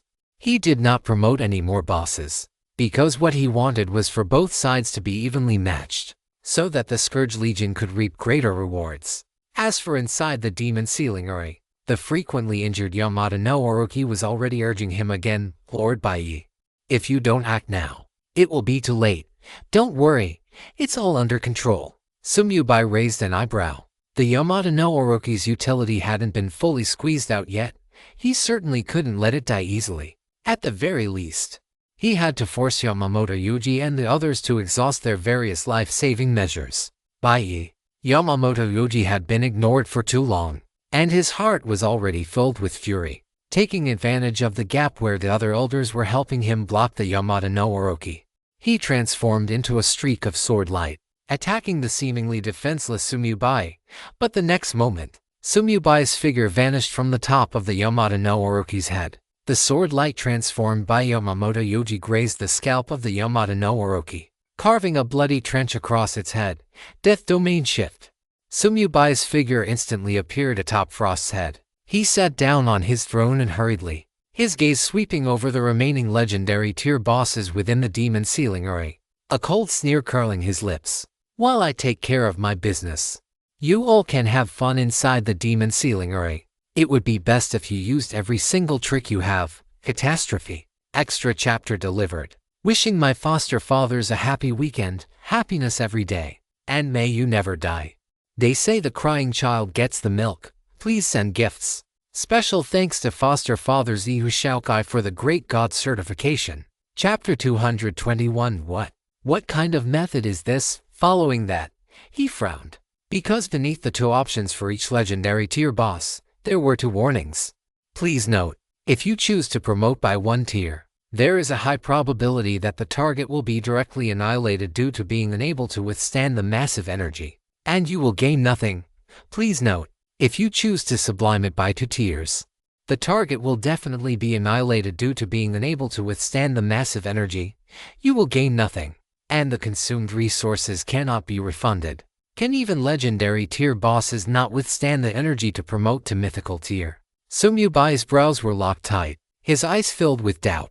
He vaguely remembered that the last time this prompt appeared was with that Flame Lion Emperor under catastrophe. However, that Flame Lion Emperor was originally only a dark gold tier boss, so it was normal that it couldn't withstand the tier 3 energy of catastrophe. But the bosses in the demon ceiling array now were all legendary tier existences. The fact that they could follow the Yamada no Orochi to attack the royal capital, rather than leading the beast army to attack those secondary cities, meant that their strength was ranked highly even among legendary tier bosses. Even such bosses had a high probability of being annihilated. Thinking of this, Sumyubai became increasingly puzzled. He had succeeded twice in promoting from legendary to mythical, and such a prompt had never appeared. The first success was, naturally, Frost.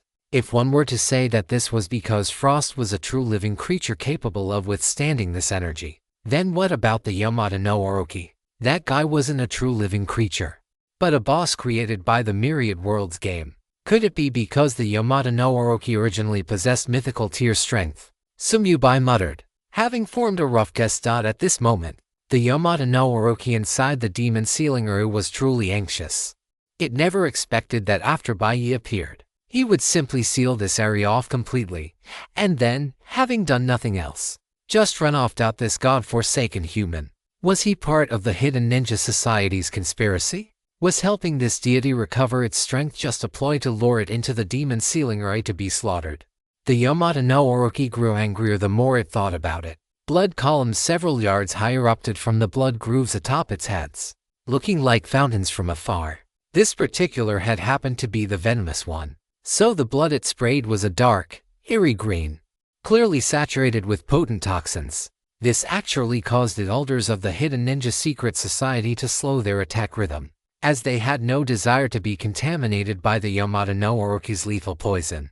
Even if it was suppressed by the demon sealing grand array, it was still the poison of a mythical grade boss. Once poisoned, it would be far from a pleasant experience. While dealing with the attacks from Yamamoto Yuji and the others, the Yamada no Orochi craned its necks, searching for Sumyubai's whereabouts. When one of its heads spotted Sumyubai outside the demon sealing grand array, it immediately bared its fangs and snarled, "Lord Bai, I never expected you to be a lackey for the hidden ninja secret society, HMM." Sumyubai's gaze turned cold. "Use your brain before you speak."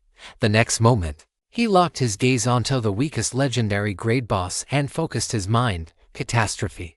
Promote by 1 tier. In an instant, a 7-colored radiance surged from the surface of that boss's body, and a terrifying energy erupted from within it. Everyone and every beast present was startled, their gazes snapping toward the evolving boss. This power. No, it's evolving toward the mythical grade. Yamamoto Yoji's pupils dilated, and the other elders' expressions shifted drastically. What? How could it possibly evolve to the mythical grade? What is happening? Why did it suddenly evolve? Forget about that for now. Kill it quickly. We absolutely cannot let it complete its evolution. Following Yamamoto Yoji's sharp shout, everyone joined forces and launched an assault toward that ferocious beast. "How, Lord Bai? It was this one who misunderstood you." The Yamada no Orochi performed a lightning-fast change of heart, using all 8 heads to unleash various techniques in an attempt to block the attacks from Yamamoto Yuji and the others. It was all too familiar with this situation. Just a day ago, it had been looked at by Bai in this exact manner, and it had been restored to its peak state. Now, as long as it protected this evolving subordinate, once it broke through to the mythical grade, it would surely turn the tide of the battle. As expected of Lord Bai, his methods were truly terrifying. The Yamada no Orochi suddenly felt a pang of regret for what it had just said. With its big-headed brain, how could someone as mysterious as Lord Bai have any connection to the sinister and cunning hidden ninja secret society? Wasn't that last sentence an insult to Lord Bai? However, just as the Yamada no Orochi risked injury to block the crowd's offensive, Sumyubai's cold, biting voice reached everyone's ears. "I'll give you a lesson this time. If there is a next time, this will be your fate." Once these words were spoken, both the Beast faction and the Hidden Ninja Secret Society were stunned. The Yamada no Orochi was even more bewildered. What does that mean? Could it be that if I speak like that again, I can evolve one more time? Is Bai a masochist? Just as it was debating whether or not to give it a try, a series of painful roars suddenly erupted. Roar! The pupils of the Yamada no Orochi and Yamamoto Yuji shrank violently, and the others, along with the bosses, gasped in shock. What kind of ability is this? They saw the evolving boss suddenly contort in agony, letting out painful roars, before its entire body dissolved into specks of light under everyone's gaze, vanishing without a trace in moments. At the moment of its death, it looked at Sumyubai with a completely baffled expression. That look seemed to say, "Wait, you're teaching the Yamada no Orochi a lesson. So why am I the one dying?" At this moment, the interior of the demon sealing granary fell into a deathly silence. There was no sound, nor any movement. Every human and beast stared at Sumyubai in terror. Only one thought occupied their minds. A single glance was enough to annihilate a legendary grade boss. How exactly did Baiyi manage to do that? If this ability could be used at will, who could possibly be his opponent? Gulp, times 8. A moment later, the Yamata no Orochi broke the silence. It swallowed 8 times, its neck shrinking back involuntarily. Lord Baiyi, just now it was this phone. No, that's wrong. It was my mistake. Please, do not take it too hard. Seeing that Sumyubai's brow remained furrowed, the Yamata no Orochi hurriedly added, once we finish off these brats from the Hidden Ninja Secret Society, I will personally apologize to you. Yamamoto Yuji and the others also watched Sumyubai with vigilance, their expressions shifting uncertainly. They were terrified that if they weren't careful, they would fall victim to his trick and be glared to death by Baiyi. Especially those 8th-tier elders, their strength was not much greater than that of the annihilated boss. Since Baiyi could glare that one to death, he could certainly glare them to death as well. Ever since Baiyi invaded the Sakura Kingdom, this was the first time the high-ranking members of the Hidden Ninja Secret Society had felt true fear. And it was different from the fear brought by Huayan. They feared Huayan because they knew the extent of his immense power, but Baiyi, he was merely a level 90, 4th-tier descender. Unknown methods are the most terrifying of all. Chapter 222. The current limit of the Death Gaze. Compared to the intense battlefield on the outskirts of the Sakura capital, the interior of the demon ceiling grandeur was silent. All the humans and beasts watched Sumyubai, fearing that he might repeat his previous action, until he made a move. No one dared to react. Sumyubai sat composed on his throne, his gaze fixed on the spot where the annihilated boss had just been. He wasn't truly angry, nor did he care at all about what the Yamata no Orochi said. It was just a chess piece. After all, the reason Sumyubai's brow remained furrowed was that after that legendary grade boss was annihilated, there was absolutely nothing left. Not only were there no EXP or loot drops, but there wasn't even any death energy or soul power. Moreover, the fear felt by Yamamoto Yuji and the others was entirely unnecessary. Catastrophe, when used on them, could only promote talents, skills, and equipment. It could not force them to break through their limits like it did for Frost. The only things Sumyubai could deal with in this manner were the bosses created by the Myriad Worlds game. However, doing so without any gains would be meaningless. As for why the catastrophe talent treats humans and other creatures differently, Sumyubai could not figure it out for the time being. Sighing, he turned his head to look at Yoji Yamamoto and the others. Regardless, he had to make both sides evenly match once again.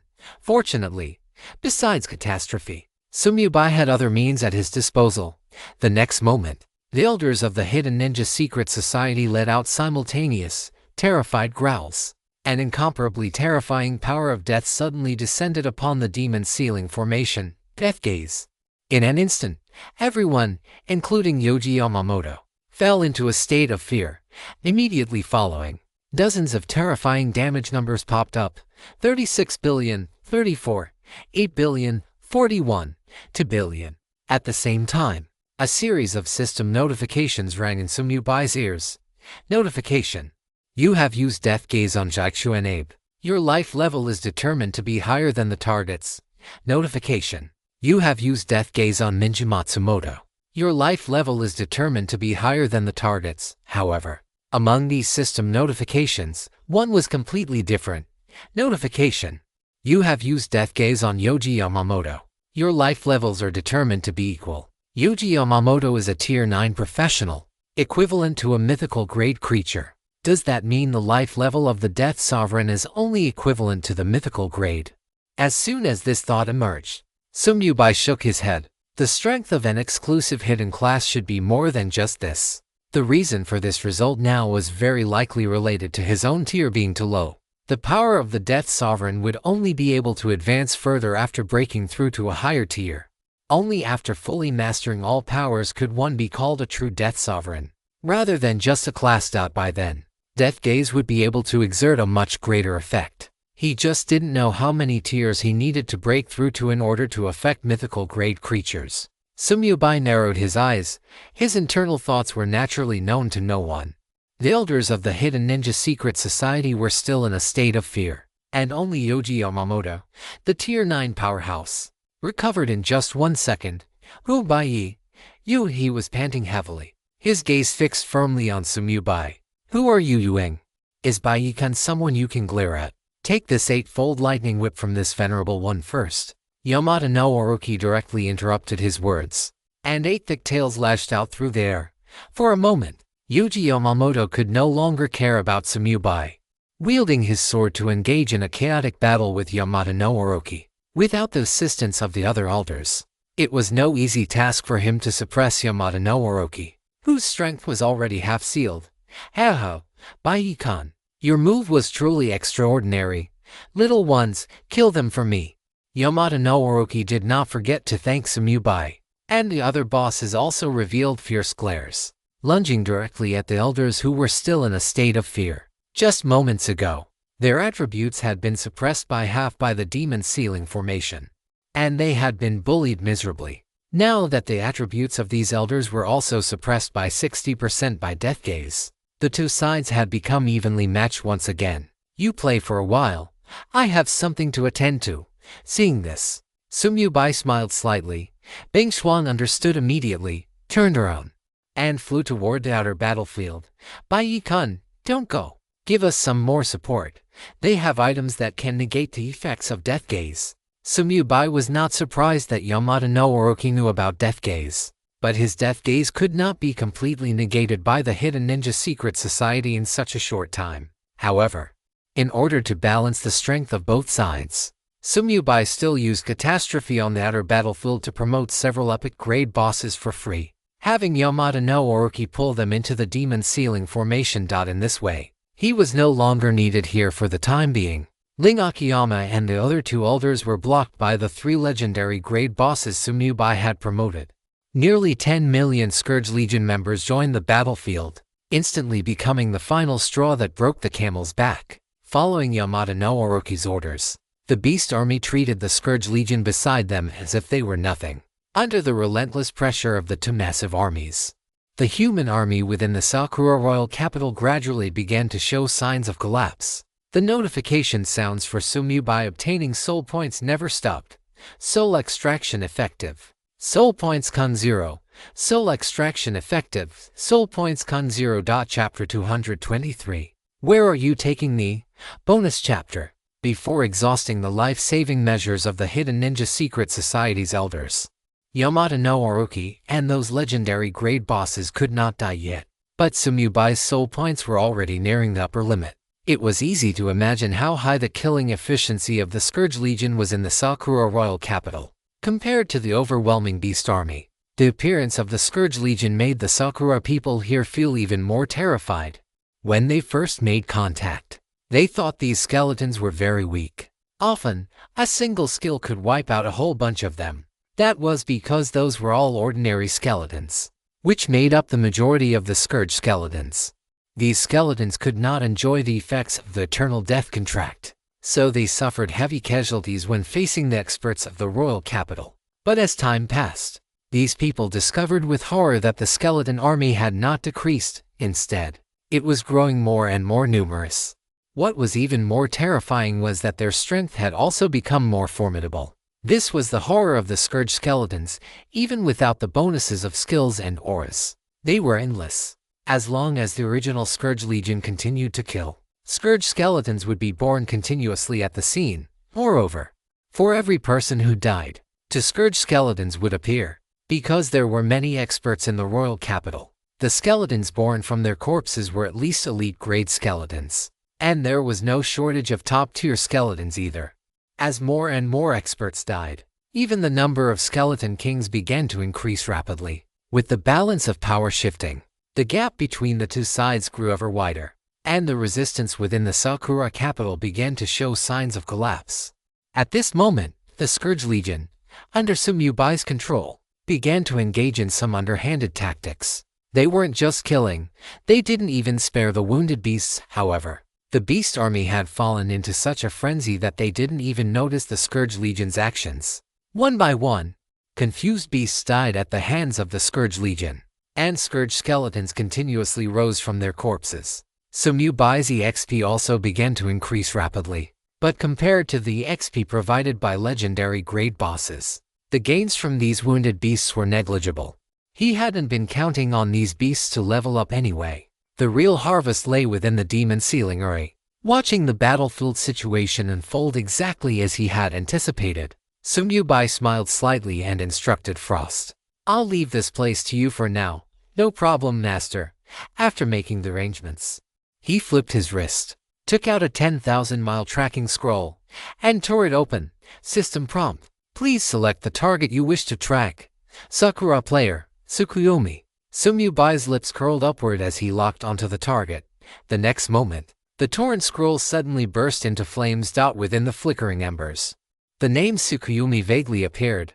3 seconds later, the flames slowly dissipated, and a system notification rang in Sumyu-bai's ears. System prompt: you have used the master grade item 10,000-mile tracking scroll. System prompt: the target Tsukuyomi is currently located in the Sakura capital, at coordinates 134,683,619.25. This guy is actually here too.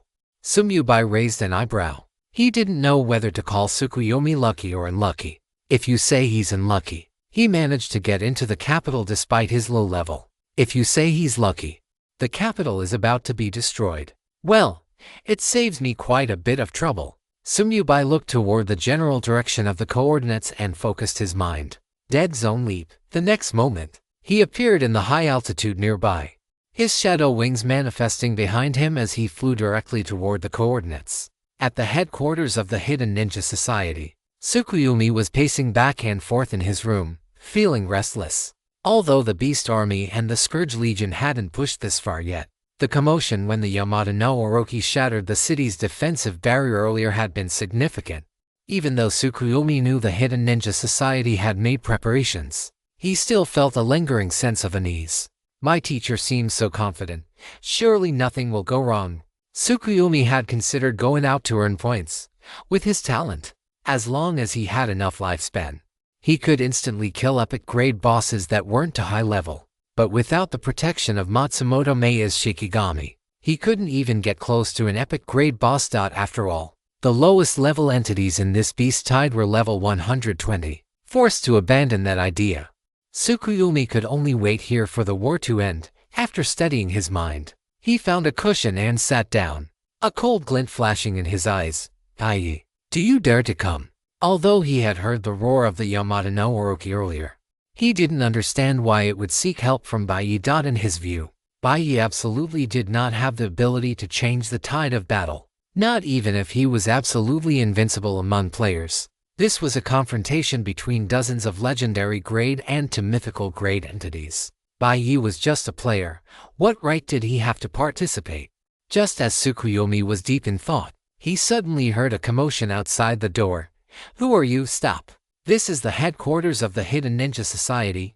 No outsiders allowed." "Bai, it's actually you." Clack, clack, clack. As they drew closer, the sound of clashing bones echoed, and the sounds of fighting erupted outside the room. Upon hearing the name Bai, Tsukuyomi's pupils shrank violently. Bai actually dared to come to the capital.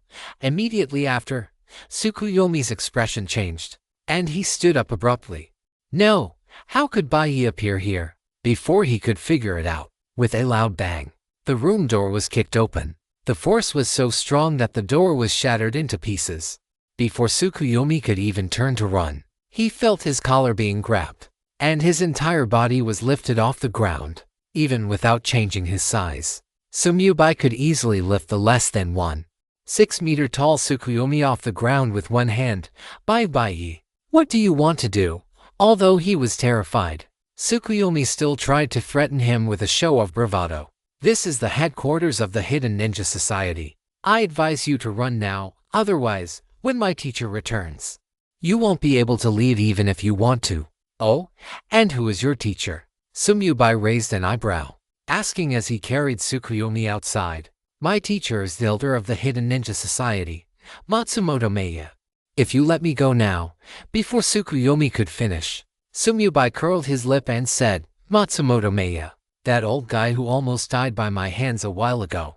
Instead of counting on him, you'd be better off begging me to let you die quickly." Hearing this, Tsukuyomi was completely stunned, his mind falling into chaos.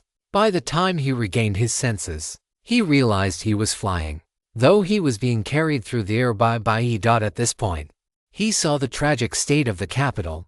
The situation was completely different from what he had imagined. Bai, where are you taking me? Tsukuyomi's trembling voice was filled with fear, even carrying a hint of a sob.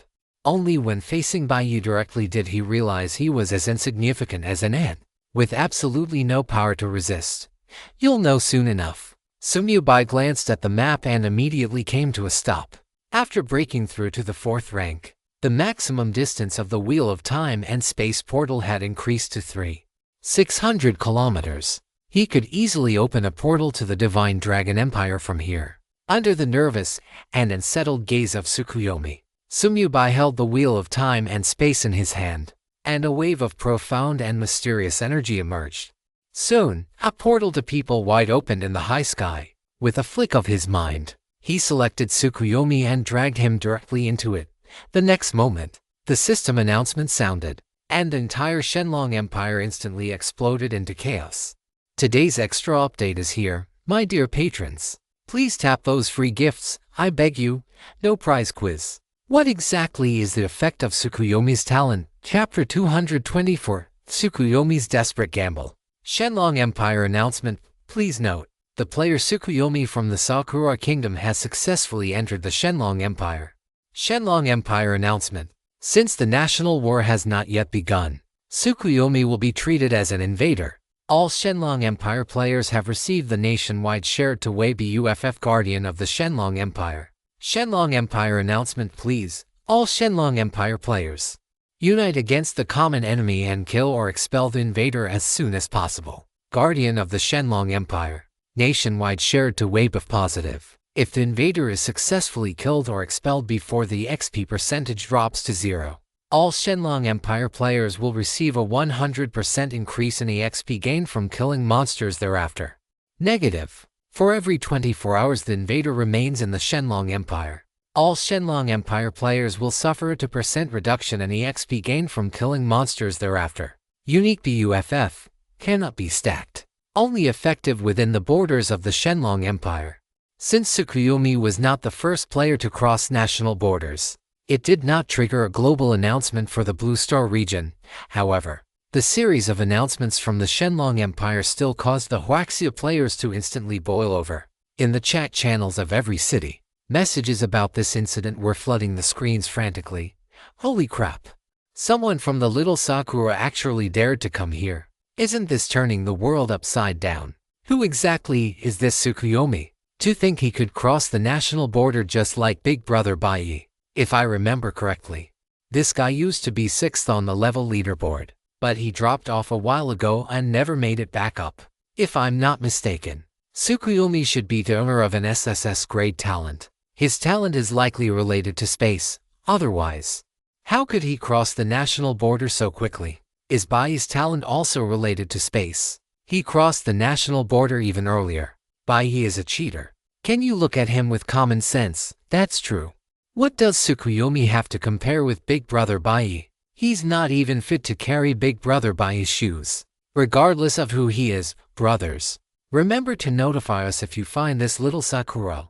Let's kill him together. A 100% EXP bonus BUFF if we really get that. Our Shenlong Empire players will truly take off.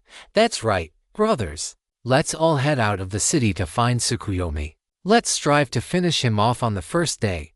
Everyone search carefully. Don't let this guy hide, daring to come to our Shenlong Empire to run wild. That's truly like lighting a lantern in a latrine courting death. Prompt. You have returned to the Shenlong Empire. Prompt. You have discovered the Gale Canyon. Prompt. Since you have left the territory of the Sakura Kingdom, the Sakura Kingdom invader buff has temporarily solidified. Although the distance of this portal was several hundred kilometers further than the previous one, Sumiyubai had been very far from the border of the Sakura Kingdom at the time. Therefore, the map he appeared in this time happened to be the Gale Canyon again. Woof, woof, woof, woof, once again. Several brown hunting dogs lunged at him. But Sumiyubai didn't have the leisure to play with them this time. The moment he appeared, his shadow wings unfurled behind him, and he shot straight into the clouds. Carrying Tsukuyomi in his hand, He couldn't use a return scroll. So, he had no choice but to fly back to the nearest city like this. With the gale howling in his ears and the clouds and mist swirling beside him, Tsukuyomi felt his brain buzzing. He just casually opened a portal and then so easily dragged him to the Shenlong Empire. What happened to the national borders? Were they just ignored by Bai like that world-bound game? Is this even right? When he heard the system prompt about the invader buff in his ears, he suddenly snapped to his senses. Tsukuyomi finally understood. Bai had captured him just for that 100% EXP increase buff. Thinking of this, his body couldn't stop trembling, and he reflexively tried to break free from Sumubai's control. But how could the strength of a mere Tsukuyomi resist Sumubai? After struggling for a moment, Tsukuyomi completely gave up on that idea. Immediately after, a fierce glint flashed in his eyes, and the light of the moon slowly began to glow on his skin. Since it was a dead end anyway, rather than sitting and waiting for death, he might as well burn his bridges and give it a shot. Bai's Scourge Legion was currently in the royal capital.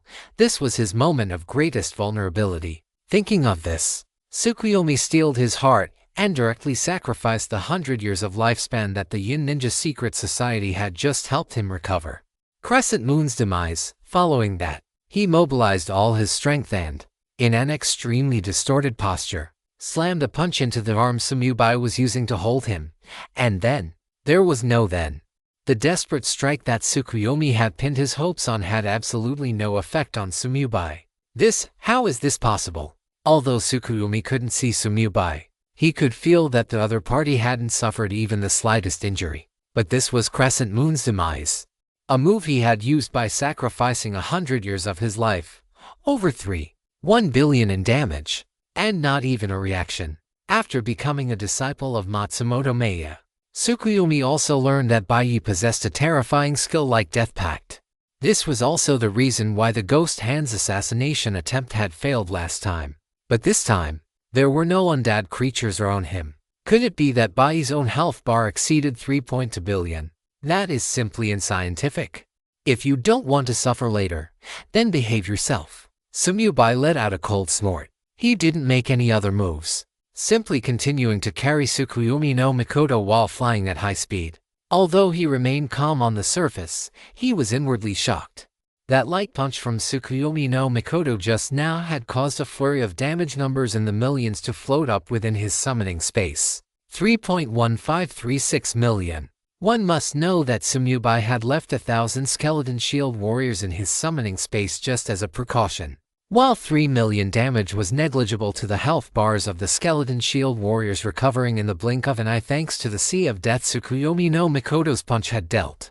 Over 1 billion in total damage. For a player in their 20s, this was simply inconceivable. Even if Sumubai were in his 20s, he wouldn't have been able to deal such high damage without the full attribute suppression effect of Death Gaze. For a moment, Sumubai became increasingly interested in Tsukuyomi no Mikoto's talent. However, he had no intention of asking him about it. Once he used this guy's corpse to create a high-level undead creature, he would naturally know everything. The reason Sumubai hadn't fought back was entirely because he was afraid of losing control of his strength and accidentally killing the guy. Although killing Tsukuyomi no Mikoto was no different from crushing an ant to him, he wasn't sure where this guy would respawn after death. After all, he had never died in the Sakura Kingdom, so he wasn't familiar with the respawn mechanics for invaders. Even if he used the 10,000-mile tracking scroll, it had a 12-hour cooldown. Sumubai didn't want to waste too much time on this guy. To avoid trouble, he had contacted Shichuji before returning, and the Divine Dragon Palace naturally had ways to deal with this. Sure enough, as the outline of the city appeared in Sumubai's field of vision, an expected person was already waiting there. Bai, you move fast enough. The moment Shichuji saw Sumubai, he gripped his staff and took a step forward, appearing directly in front of him. City Lord, let's get down to business. I still need to rush back to the Sakura Kingdom. Sumubai didn't bother with pleasantries and got straight to the point, because a system notification had already sounded in his ears. Notification. Your soul points have reached the limit. Chapter 225. The invader died before even leaving the city. You young people, you're always so impatient. Shichuji smiled and gently tapped his branch-like staff against Tsukuyomi no Mikoto. In an instant, a faint elemental radiance emerged and then completely merged into Tsukuyomi no Mikoto's body. Everything happened in a flash. Tsukuyomi no Mikoto hadn't even been able to react. It wasn't until Shichuji retracted his staff that he belatedly touched his own body, looking at the old man hovering above him with suspicion and fear. What did this old guy do to him, and why didn't he just kill him directly? Just as Tsukuyomi no Mikoto was guessing wildly, Shichuji's next words made him feel as if he had fallen into an ice cellar. Alright, you can kill him now. No matter where he respawns next, this old man will be able to find him immediately. Thank you, City Lord. Sumyubai smiled slightly and lifted Tsukuyomi no Mikoto up. Bai-kun, I can sign a soul contract with you. I'll be your dog from now on. Just please give me a way to live. Tsukuyomi no Mikoto was truly desperate and hurriedly begged for mercy. The 100 years of life he had just sacrificed were provided by the Shadow Ninja Secret Society. He only had 58 years of lifespan remaining. Originally, he had been clinging to a sliver of hope that after being killed by Bai, he could use his talent effect to shift his respawn location and then hide. But Shichuji's words had completely shattered his hopes. Hence the scene that was unfolding now. In Tsukuyomi no Mikoto's view, since he was a player with an SSS-grade talent choosing to become a dog, Bai surely had no reason to kill him anymore. A soul contract could not be betrayed. After all, any normal person would know how to choose to maximize their benefits. But Sumyubai was clearly not a normal person. He ignored Tsukuyomi no Mikoto's words entirely and applied a slight force with his right hand. 20 for 0.375 million. A damage number exceeding 20 million popped up, and Tsukuyomi no Mikoto's neck went limp as he became a corpse. Your growth speed is much faster than I imagined. Shichuji's pupils constricted slightly. How long had it been? How could Bai already possess such strength, compared to you, City Lord? This junior is still far behind. Sumyubai wasn't being humble. He could now sense that Shichuji's strength was far greater than Yamamoto Yoji's. It was even approaching the peak state of the eight-headed serpent, and he was merely the lord of a level 1 main city in the Divine Dragon Empire, one of many elders in the Divine Dragon Palace. Compared to a behemoth like the Divine Dragon Empire, the Sakura Kingdom was simply not worth mentioning. I'm old. The future belongs to you young people after all. Shichuji stroked his beard and said with a smile. Sumyubai didn't refute him, instead lifting the corpse in his hand and asking, by the way, City Lord, can you force this guy to respawn? Without a doubt. Tsukuyomi no Mikoto would definitely delay his respawn for half an hour. But at the current stage, no player had mastered the means to force a respawn. The resurrection spell that Sumyubai had traded to Fujiya Chanjia could resurrect players. But after that skill was used, the resurrected player could choose whether or not to accept it. Therefore, Sumyubai could only count on Shichuji.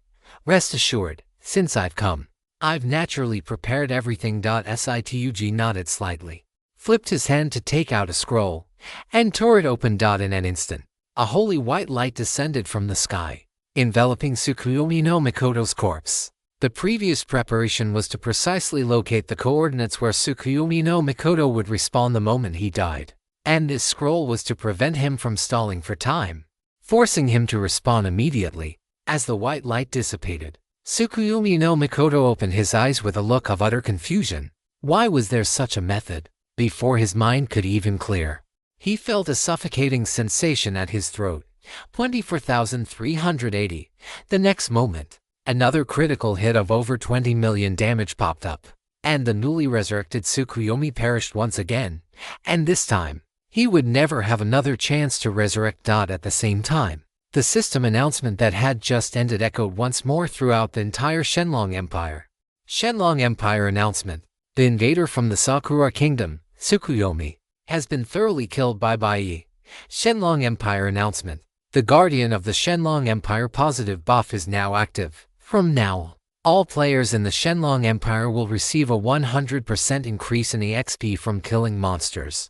As soon as this announcement was made, the entire Shenlong Empire fell silent, and all players were stunned for a moment. At this moment, The vast majority of players who were preparing to leave the city to find Tsukuyomi hadn't even managed to step out of the city gates. It took a full few minutes before intense discussions erupted in the chat channel. Wait, what? I hadn't even made it out of the city yet. And Tsukuyomi is already dead? Didn't Big Brother Bai go abroad? When did he come back? Is Tsukuyomi really that unlucky? He ran into a freak like Bai the moment he arrived. Ha ha ha ha. Doubling the XP is just too awesome. With this buff, the difficulty of leveling up has finally decreased a bit. We have to thank Big Brother Bai for this. If it weren't for him, we wouldn't be able to enjoy double the XP so quickly. What is there to thank him for? Even without Bai, could Tsukuyomi have survived? Exactly. The moment that little Sakura crossed the national border, his fate was already sealed. Running into Bai just accelerated his death. Let's just say, is there a possibility that this Tsukuyomi was dragged here by Big Brother Bai? Otherwise, how could it be such a coincidence? Holy crap. Your words just gave me a sudden realization. That must be it. I was just wondering, how could a little Sakura like Tsukuyomi possibly cross the national border? Big Brother Bai is too badass. Directly gifting all players in the country a double XP buff. Chapter 226. Why are we always the ones getting hurt?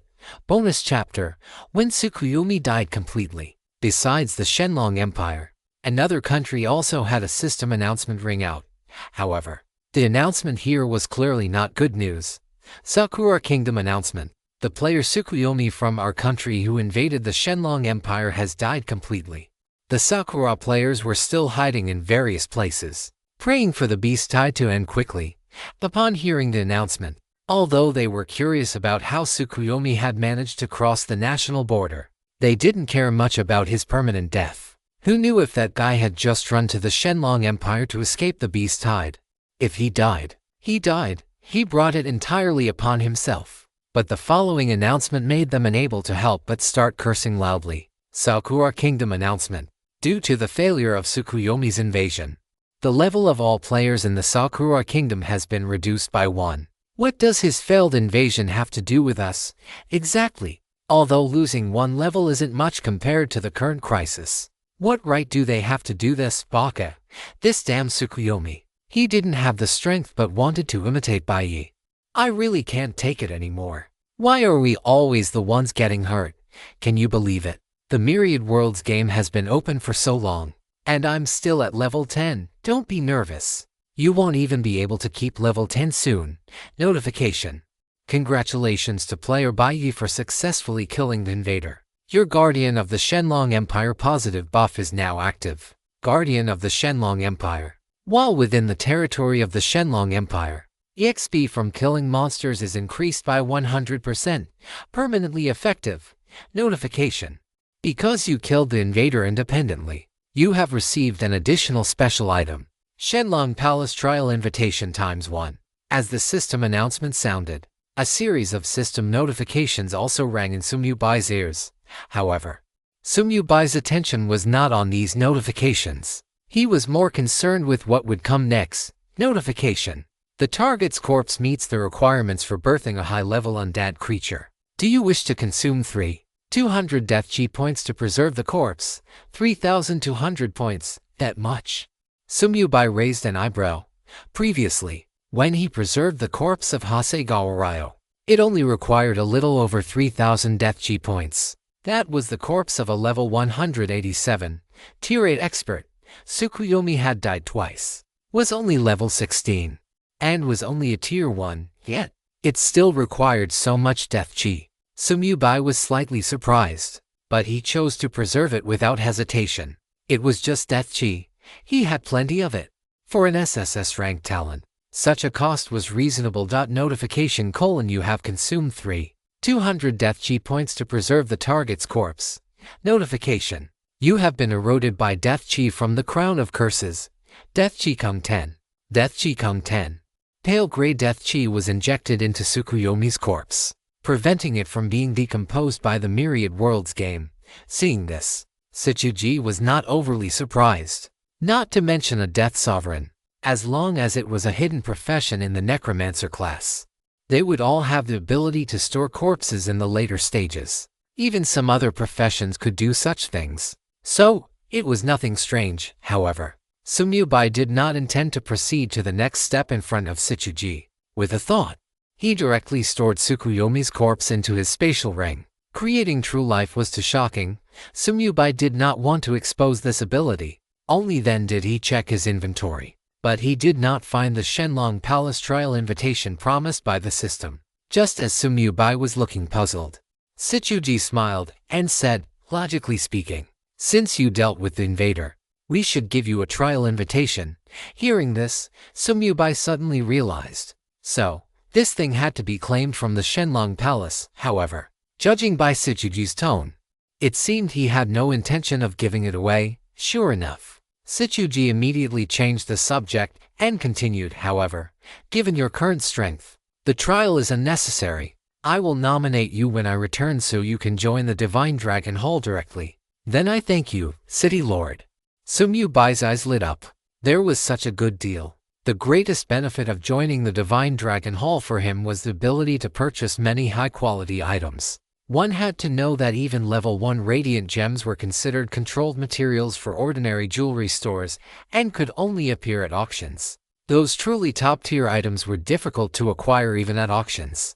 As the most powerful official organization of the Divine Dragon Empire, the Divine Dragon Hall undoubtedly possessed countless treasures. Only by joining it would one be qualified to make such purchases. Once Sumyubai managed to leech off them, his gains would definitely be greater than destroying the entire Sakura Kingdom.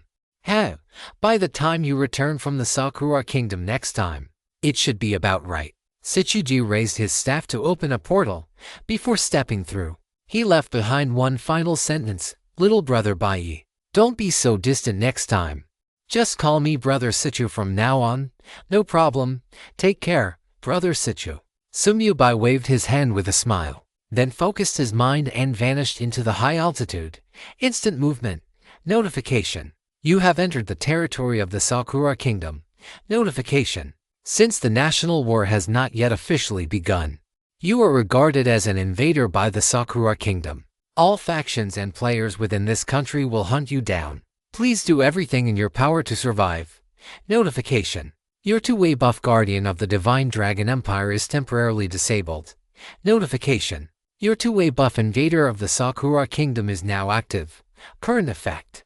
EXP gained from killing monsters increased by 38%. Following a series of system prompts, Sumyubai's figure appeared atop the head of Frost. Turning to sit on his throne, he immediately checked the situation inside the demon ceiling array. Boom, boom, boom. You beast, get lost, you little brat.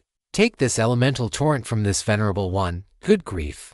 They really are fighting quite intensely. Sumyubai couldn't help but curl his lips into a smile. The battle inside the demon ceiling array was far more intense than he had imagined. Various elemental lights filled the space, yet they were tightly bound within a 5-kilometer radius, unable to leak out in the slightest. The high-ranking members of the Shadow Ninja Secret Society and a crowd of bosses were frantically beating each other inside. The bizarre skills and items on display left Sumyubai stunned. The two factions were already mortal enemies, and now that they were locked in that area by Sumyubai, there was naturally no way to resolve things peacefully.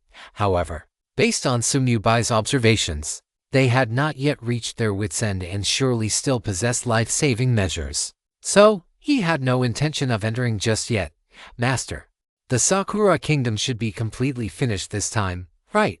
Frost's voice rang out. Sumyubai smiled and replied, just about. His gaze swept over the royal capital below. By now, the army of ferocious beasts and the Scourge Legion had already occupied nearly half of the city. The flames of war spread throughout the capital, wherever the two armies passed.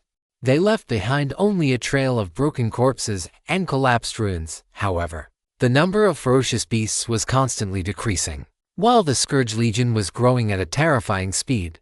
If this continued, Sumyubai's control range for his summoned creatures would soon be insufficient. But he wasn't worried in the slightest, because his level would soon increase rapidly. Before that, however, he had to consume some of his stored soul points to avoid wasting them. Thinking of this, Sumyubai took the corpse of Tsukuyomi no Mikoto out of his spatial ring. Looking at this short, frail corpse, he focused his mind. and a series of information instantly appeared in his consciousness. Today's extra update is here, my dear patrons. It's the end of the month. Whether we can push further up the gift rankings depends on these next 2 days. Please send gifts. Special thanks to patron Manhwa for the Great God certification. Chapter 227. Top tier undead creature. Notification. The corpse was level 16 during its lifetime and possessed an SSS rank talent. By consuming 16 million soul points, you can reshape a brand new soul using this corpse, perfectly retaining the SSS rank talent and making it even more compatible with the new body. Notification. Based on the compatibility of the corpse's SSS rank talent, you can create the following 2 types of top-tier undead creatures. Option 1. Dark Moon Lich King. Click to view required materials. Option 2. Moonlit War God. Click to view required materials. Top-tier undead creature. Sumyu Bai's eyes lit up. It seemed that high tier was merely the basic effect of the occupational calamity trait. The stronger the talent of the corpse during its lifetime, the stronger the undead creature that could be created. However, the soul power required to retain an SSS rank talent was 100 times that of a corpse with an S rank talent. But Sumyu Bai was currently carrying out a massacre in the royal capital. The one thing he lacked the least was soul points. The population of the royal capital was well over 10 million, wasn't it? Because his own rank was too low. The Death Codex had a limited capacity for storing soul points, and he had been worrying about how to use such a massive surplus. Now, with the corpse of Tsukuyomi no Mikoto as a massive soul sink, these soul points finally had a place to go. Sumyu Bai copied both lists of materials and sent them directly to Fujichonjia. He roughly scanned them. The materials required for the 2 creatures overlapped by 80%, with the differences lying mainly in a few special items. From these materials, one could tell that the Dark Moon Lich King belonged to the ranged magic class, while the Moonlit War God was a melee physical class. Sumyu Bai hadn't decided which type of undead creature to create yet, so he decided to wait until the materials were collected before making a plan. Before that, all he needed to do was inject enough soul points to reshape a brand new soul using the corpse of Tsukuyomi no Mikoto. Thinking of this, Sumyu Bai focused his mind. Immediately after, the Death Codex emerged at his summons. As he channeled his energy, the soul points stored within the Death Codex transformed into a stream of purple light, pouring into the corpse of Tsukuyomi. As the soul points continued to flow in, the corpse of Tsukuyomi gradually began to change. His body slowly withered, and the faint aura of death that had been lingering around the corpse grew increasingly dense. Soon, the soul points inside the Death Codex were completely exhausted. Notification. You have injected 1.28 million soul points into this corpse. Current progress, 1.28 million, 16 million. Please complete the injection within 24 hours, otherwise, the soul points within the corpse will begin to dissipate rapidly. Soul extraction effective. You have gained Kung 0.5 soul points. Soul extraction effective. You have gained Kung 0.5 soul points. So, there is a 24-hour time limit. Sumyu Bai raised an eyebrow, but he didn't mind. It wouldn't even take 24 hours for the Sakura royal capital to be completely annihilated. The city guards and civilian experts of the royal capital were, at the very least, Tier 5 professionals. Every time they died, they could provide Sumyu Bai with 0.5 soul points. Once they broke through to Tier 7, the level of epic grade creatures, the soul points provided by each death would increase directly to 100 points. When they died permanently, the soul points would even multiply tenfold. Master, those guys over there seem to be getting truly heated. Bing Shuang's voice rang out, carrying a hint of schadenfreude. That Akiyama Ling, whom you intentionally let go earlier, seems to have died several times already. Hearing this, Sumyu Bai turned his head to look, a cold sneer curling his lips. Akiyama Ling suppressed by death gaze. All attributes reduced by 30%. Lord of Falling Moon City destroyed state. Elder of the Shadow Ninja Secret Society Tier 8 Sword Saint level to 36. HP to 0.658 billion, 27.58 billion. The effect of the death gaze he received yesterday was still active. The reason his attributes were only suppressed by 30% was likely due to the assistance of the Shadow Ninja Secret Society. However, Even the Shadow Ninja Secret Society clearly could not completely remove the suppression effect of Death Gaze in such a short time. Because of this status, he had fallen into a disadvantageous position while facing the legendary grade boss promoted by Sumyubai. Sumyubai remembered that just yesterday, this guy was a tier 8 peak sword saint at level 239. Looking at his current level, it was clear he had already died 3 times. He didn't know what kind of methods the Shadow Ninja Secret Society had employed. But now, anyone in the Sakura Royal Capital could resurrect on the spot 10 seconds after death. Although they lost levels and lifespan, this had significantly increased their overall combat power, as they didn't need to run back to the battlefield from the Resurrection Hall. It was precisely because of this method that the resistance forces within the Royal Capital hadn't collapsed too quickly. Of course, whether this kind of resurrection was what the city guards and those civilian experts wanted, Sumyubai didn't know. He only knew that this method of the Shadow Ninja Secret Society had only benefits and no drawbacks for him. Congratulations to player Bai for reaching level 91. 4-dimensional attributes come 10. Skill points come 1. Free attribute points come 100. The golden light flashed. The XP gained just from the Scourge Legion ambushing those low-health elite beasts and low-tier bosses on the battlefield was enough for Sumyubai to level up. One had to realize that going from level 90 to 91 required a full 5 billion EXP. However, for Sumyubai, this was not difficult at all. His real leveling up was only just beginning. Keep an eye on the combat power of both sides. You know what to do, right? Sumyubai waved his hand and stored away Tsukuyomi's corpse. Bing Xuan grinned upon hearing this. Don't worry, master. I'll go kill some more beasts. As the words fell, it opened its mouth and spewed out frost dragon breath, attacking all beasts and humans below indiscriminately. The people of the Sakura Royal Capital were fine. They were already targets of the attack, so they weren't surprised. But the beast side was somewhat bewildered. Didn't Yamada no Orochi say the Scourge Legion were allies? Why are they suddenly attacking us? The Scourge Legion's previous ambushes had been subtle, so the news hadn't spread. After all, when beasts died, they couldn't resurrect like humans. Once they respawned, they would return to their original maps and wouldn't have any memory of this war. But this time, Bing Xuan's attack was blatant, causing the nearby beasts to look over with confused expressions. HMPH. Bing Xuan had no mood to explain. It let out a cold snort and proceeded to slaughter on its own.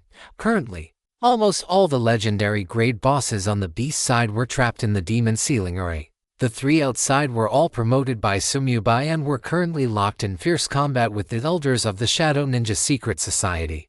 As for the other beasts, even if they were epic grade, Bing Xuan didn't take them seriously. On this outer battlefield, it was the undisputed king. It could play however it wanted. Yamada no Orochi has an opinion. Let it come out of the demon ceiling array alive first. Sumyubai left the outer battlefield entirely to Bing Xuan and locked his gaze onto Akiyama Ling. His mind stirring, death domain shift. The next moment, he appeared directly in front of his opponent.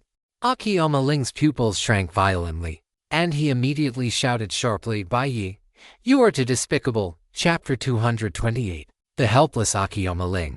After learning that Yamamoto Yuji and the others could not leave that sealed area, Akiyama Ling realized the truth.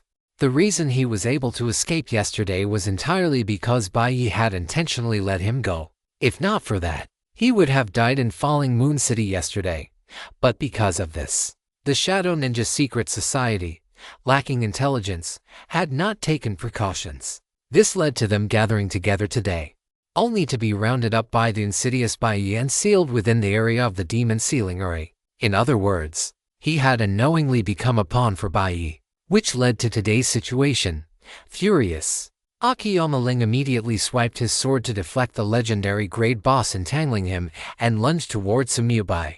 The speed was so fast that it reached Sumyubai in the blink of an eye. However, no matter how fast he was not as fast as Sumyubai's gaze. Just as the long sword was about to pierce Sumyubai's face, a vast and terrifying power of death descended.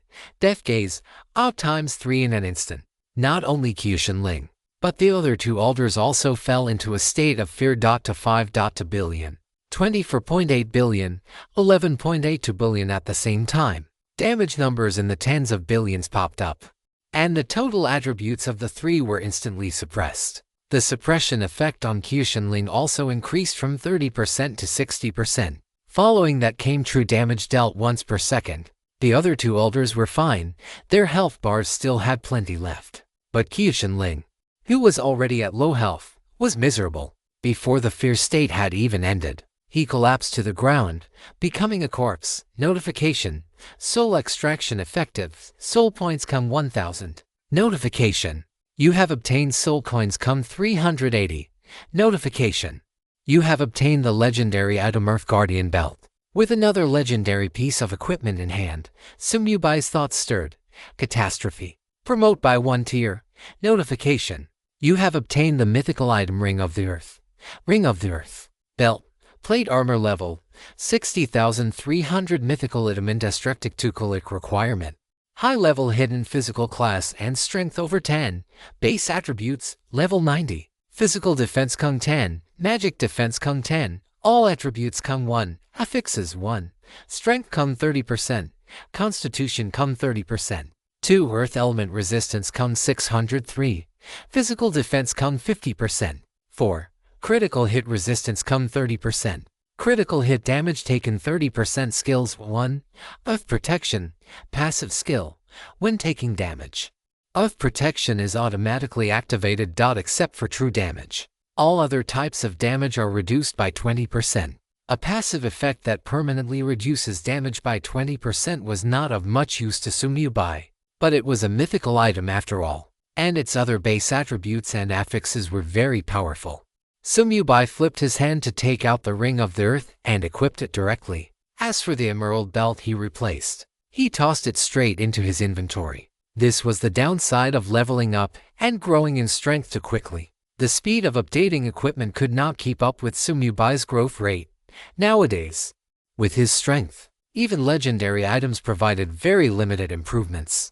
Only mythical items were worth the trouble of replacing. While Sumyubai was freeloading the promotion of his equipment, the 3 legendary bosses also excitedly attacked the 2 elders who were still in a state of fear. Before this, although their strength was enough to contend with them, it was difficult to gain the upper hand. Moreover, the elders could be resurrected after dying in the royal capital. Therefore, except for Kyushinling, whose attributes had already been suppressed, the other 2 elders were in decent condition. But now, with Sumyubai's participation, the battle situation changed drastically. Lord Bai, thank you for your help. Leave these 2 old geezers to us. While attacking, the 3 did not forget to thank Sumyubai. Keep it up. Sumyubai nodded slightly, not paying attention to that battlefield, his gaze still locked on Kyushinling's corpse. As a white light flashed, Kyushinling's corpse instantly dissipated, and a brand new body appeared in its place. Before he truly died, that was not his real corpse, but a substitute created by the world game. The moment he was resurrected, Kyushinling reflexively wanted to draw his long sword to attack Sumyubai, but the next moment, his face turned pale. What is going on? Why can't I draw my sword? At this moment, Kyushinling realized with horror that all his attributes had been reduced to 1. The effect of Death Gaze was truly despair-inducing after death and resurrection. At this moment, Kyushinling was just as helpless as Hasegawa had been yesterday. You know, I let you off the hook yesterday. So why did you have to run to the royal capital to throw your life away? Sumyubai looked at Kyushinling, who was filled with immense regret, but this regret only lasted for a split second. It wasn't that he had come to terms with it, but that Sumyubai's staff had lightly tapped him on the head. With all attributes reduced to 1, Kyushinling couldn't even react before he collapsed and died again. Notification: soul extraction effective. Soul points come 1000. Notification: you have obtained soul coins come 360. Notification: you have obtained the epic item Helmet of the Holy Light Armor. This time, Kyushinling only dropped an epic item. Even as an elder of the Yin Ninja Secret Society, not everything on him was a legendary item. After all, not everyone could freeload upgrades like Sumyubai. True legendary items were still very rare. However, this piece of equipment was for the head, which was useless to Sumyubai. He couldn't bear to take off the crown of curses. Therefore, Sumyubai simply promoted the helmet to a legendary item for free and tossed it into his inventory. Immediately after, Qiushinling was resurrected once again. Chapter 229. Why are you just standing there? Keep fighting. Bonus chapter, notification, soul extraction effective. Soul points Kung 10. He didn't know how much lifespan this guy Qiushinling had. Sumyubai killed him a full 15 times before he was completely finished off. He also didn't know if, at the moment of his death, Qiushinling hated Sumyubai more or the Yin Ninja Secret Society. Without Sumyubai, he definitely wouldn't have died. But if it weren't for the forced resurrection method used by the Yin Ninja Secret Society in the royal capital, he definitely wouldn't have died completely so quickly. If each death dragged on for half an hour, perhaps he could have lasted until the battle within the demon ceiling array ended. By then, what if he didn't have to die? But there were no ifs. Qiushinling died nonetheless. He was the first elder of the Yin Ninja Secret Society to die in this beast tide. System prompt. The target corpse meets the requirements for birthing a high-level undead creature. Do you wish to consume a certain amount of death chi to preserve the corpse? Confirm. Consume 3,820 points of death chi. Cancel system prompt. You have 30 seconds remaining to make your choice. After the countdown ends, the target corpse will be decomposed. Sumyubai glanced at his death chi value. Now at level 91. His cap was only 3,640 points. It was simply impossible to preserve Qiushinling's corpse. However, the corpses of such powerhouses, even if not used to reshape a soul, were still essential materials for creating high-level undead creatures. Therefore, Sumyubai still wanted to preserve Qiushinling's corpse. For him, this was not a difficult task.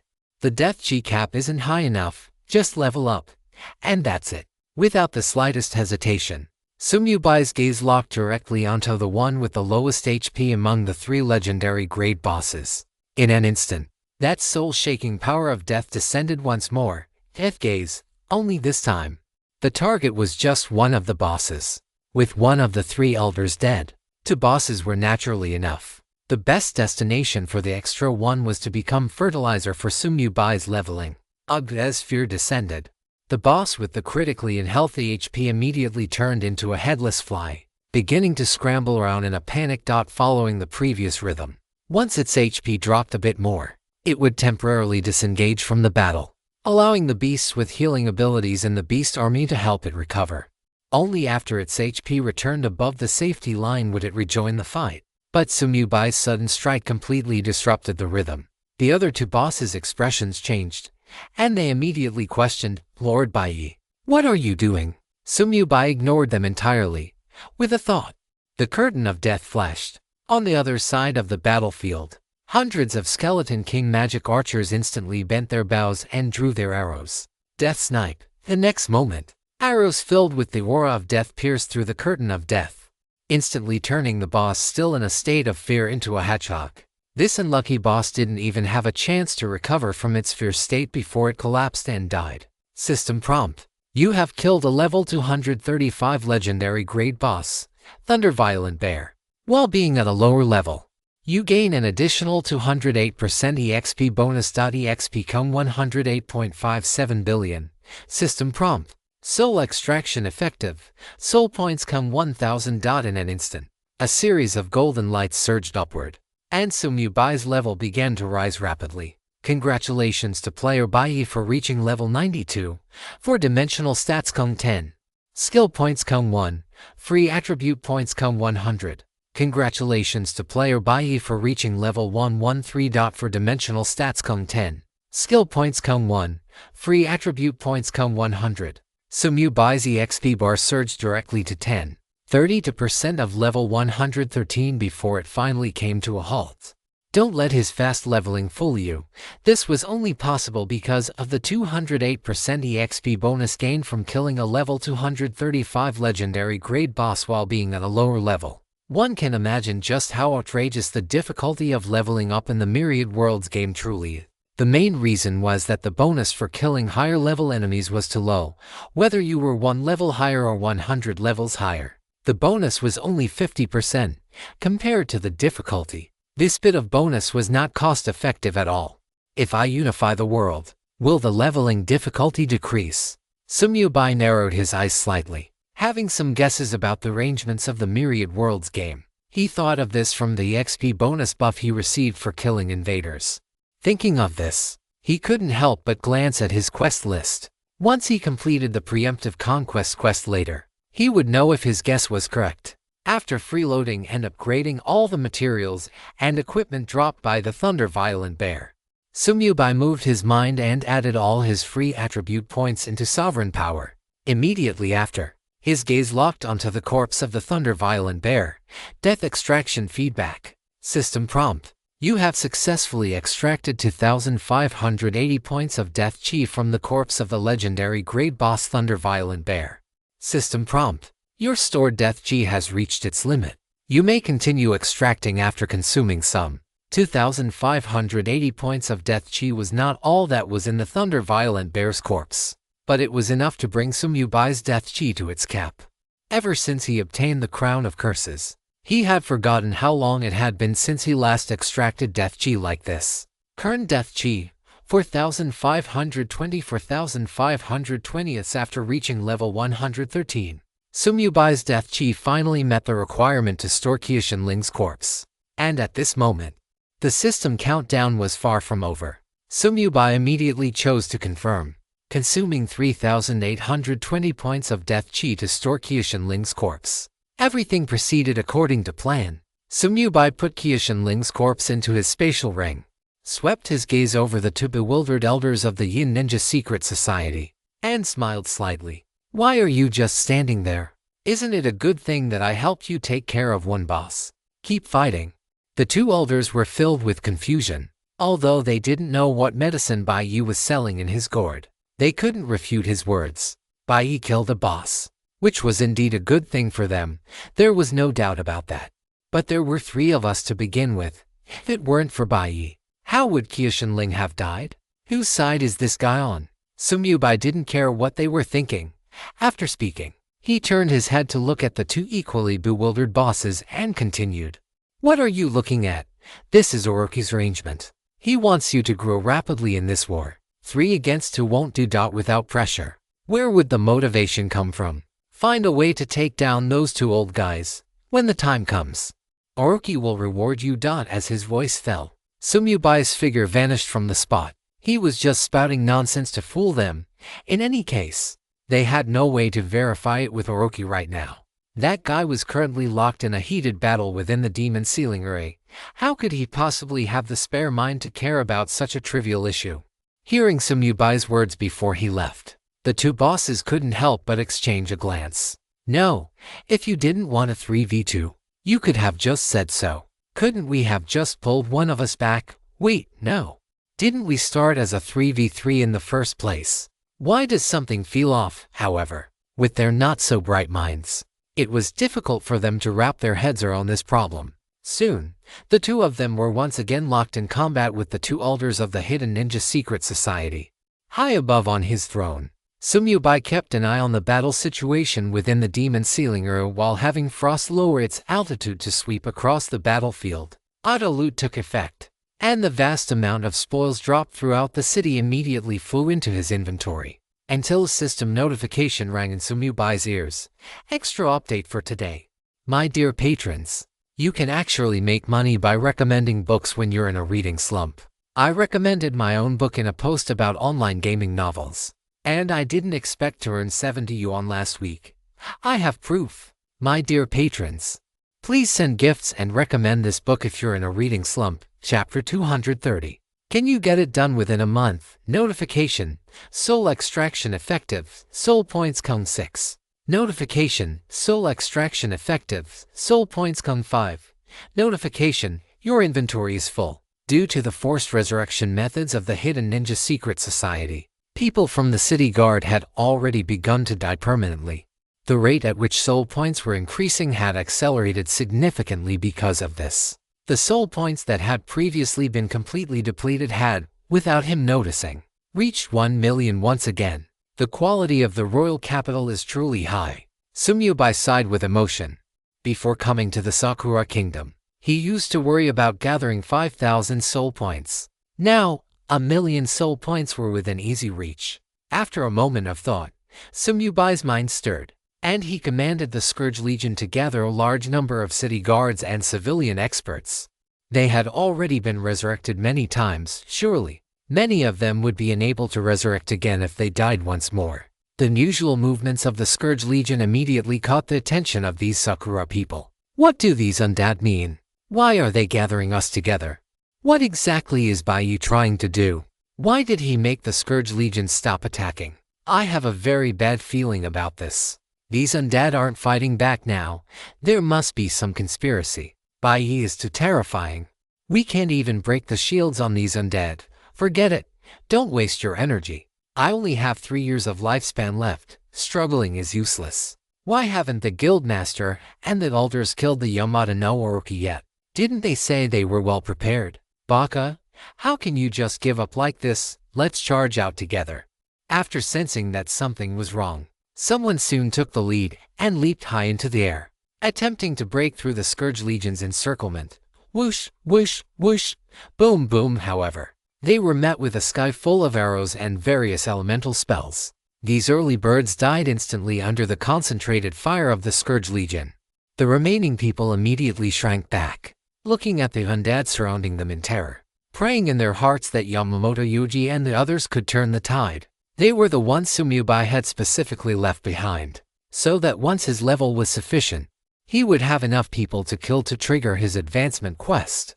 There were no players in the Sakura royal capital. There had been one before, but now, the corpse of Tsukuyomi no Mikoto was still inside Sumyubai's spatial ring. Therefore, the kills for this advancement could only be contributed by these locals. Sumyubai controlled the Scourge Legion to form a cage with a radius of 500 meters, continuously driving those repeatedly resurrected Sakura people into it.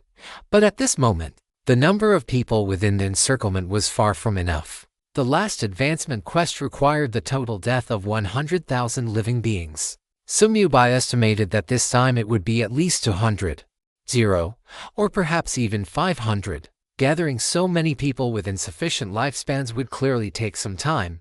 Outside the encirclement, the rest of the Scourge Legion continued to slaughter, collecting more soul points for Sumyubai.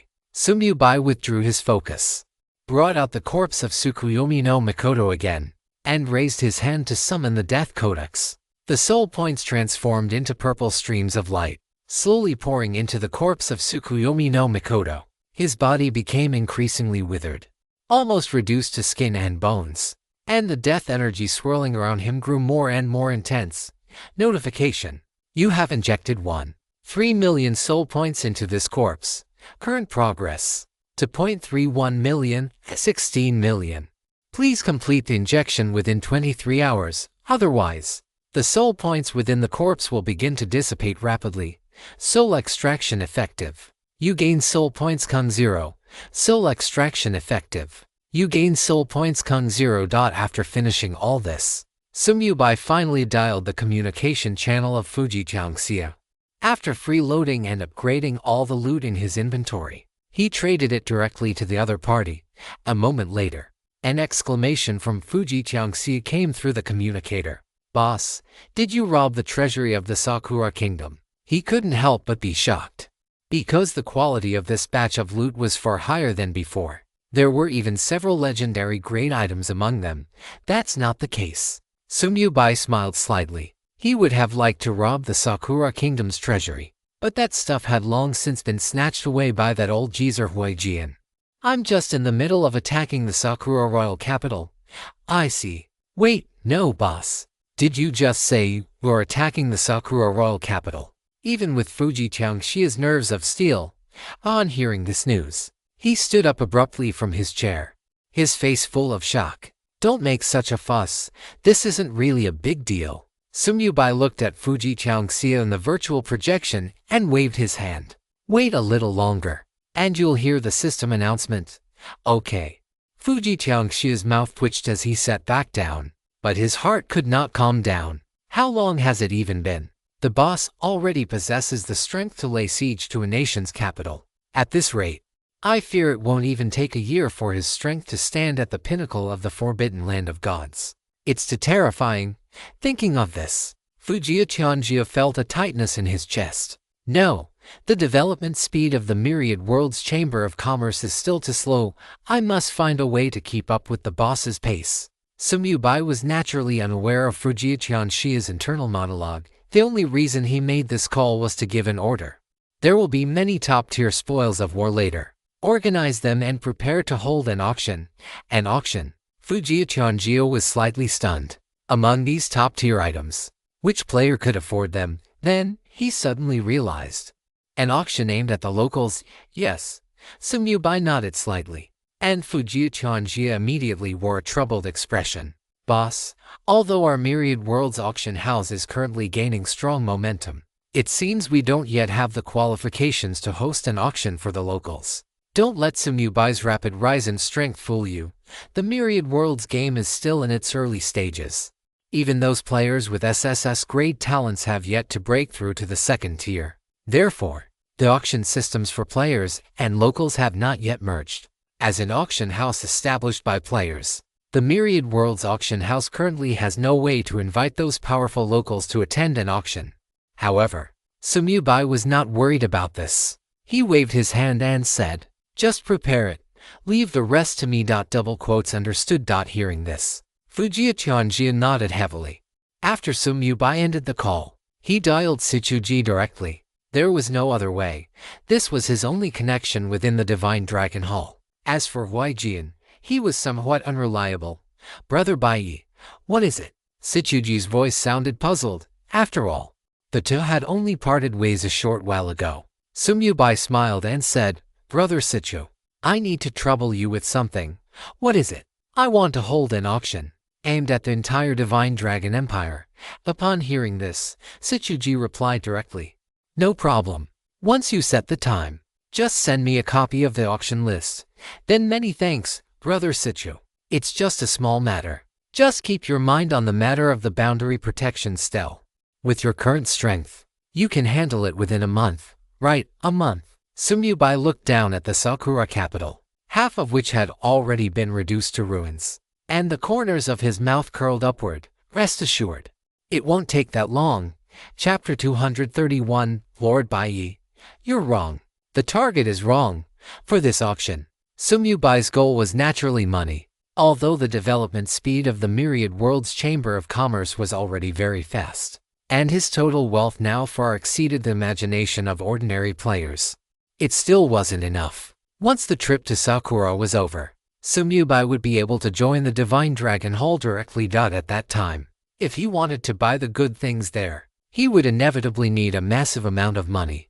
The harvest from the Sakura capital was perfect for converting into soul coins. If possible, Sumyubai also wanted to exchange for enough soul crystals at the Divine Dragon Hall to evolve Bingshuang into a saint extermination grade creature. According to the information Fujiya Qianjia had gathered, soul crystals were not in circulation on the market at all. In the entire Divine Dragon Empire, only the Divine Dragon Hall might possess such a quantity of soul crystals. Now with Shichuji's help, the auction could proceed smoothly according to Sumyubai's plan. Thinking of this, he smiled slightly and glanced at Bingshuang's status window. It was only then that Sumyubai noticed that after he leveled up, Bingshuang's level had also increased from 100 to 108 at some point. Along with the level up, its body had grown larger and larger, and its length now exceeded 400 meters.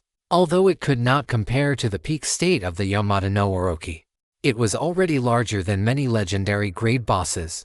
"Bingshuang, are the materials inside you still enough?" Ever since he had fed Bingshuang a large amount of materials last time, Sumyubai hadn't fed this guy in a long time.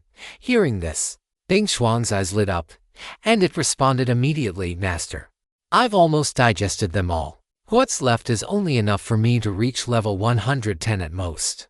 After saying this, it waited with joyful anticipation. When it was first born, it never imagined that its level could increase so quickly.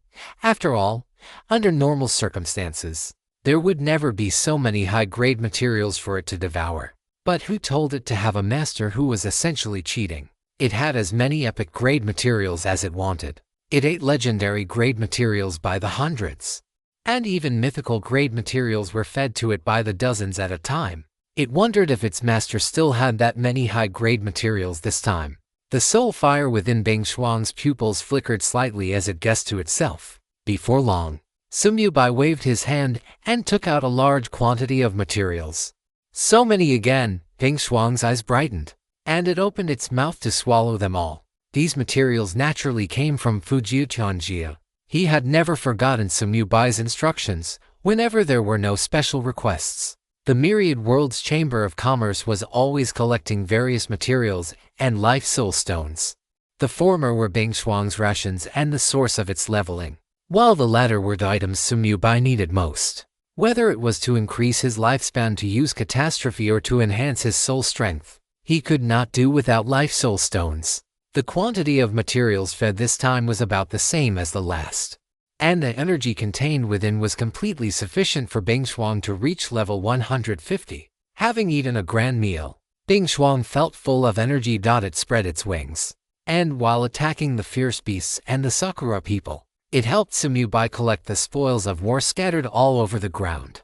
For the time that followed, Sumyubai closely monitored the situation within the demon ceiling array, occasionally using death gaze and ghost remains imprisonment to stir up trouble. Whichever side fell into a disadvantage, he would suppress the dominant side, keeping the overall situation in a state of balance.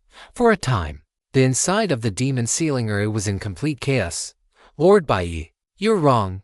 The target is wrong. Hit the brats from the Hidden Ninja Society. Lord Bai, well done. Lord Bai, please help again. We can't hold on much longer. The Yamata no Orochi was not stupid. It had already roughly discerned Sumyubai's intentions. However, the situation was dire. Trapped within the demon ceiling grand formation, even without the spatial lockdown, it would be difficult for it to escape.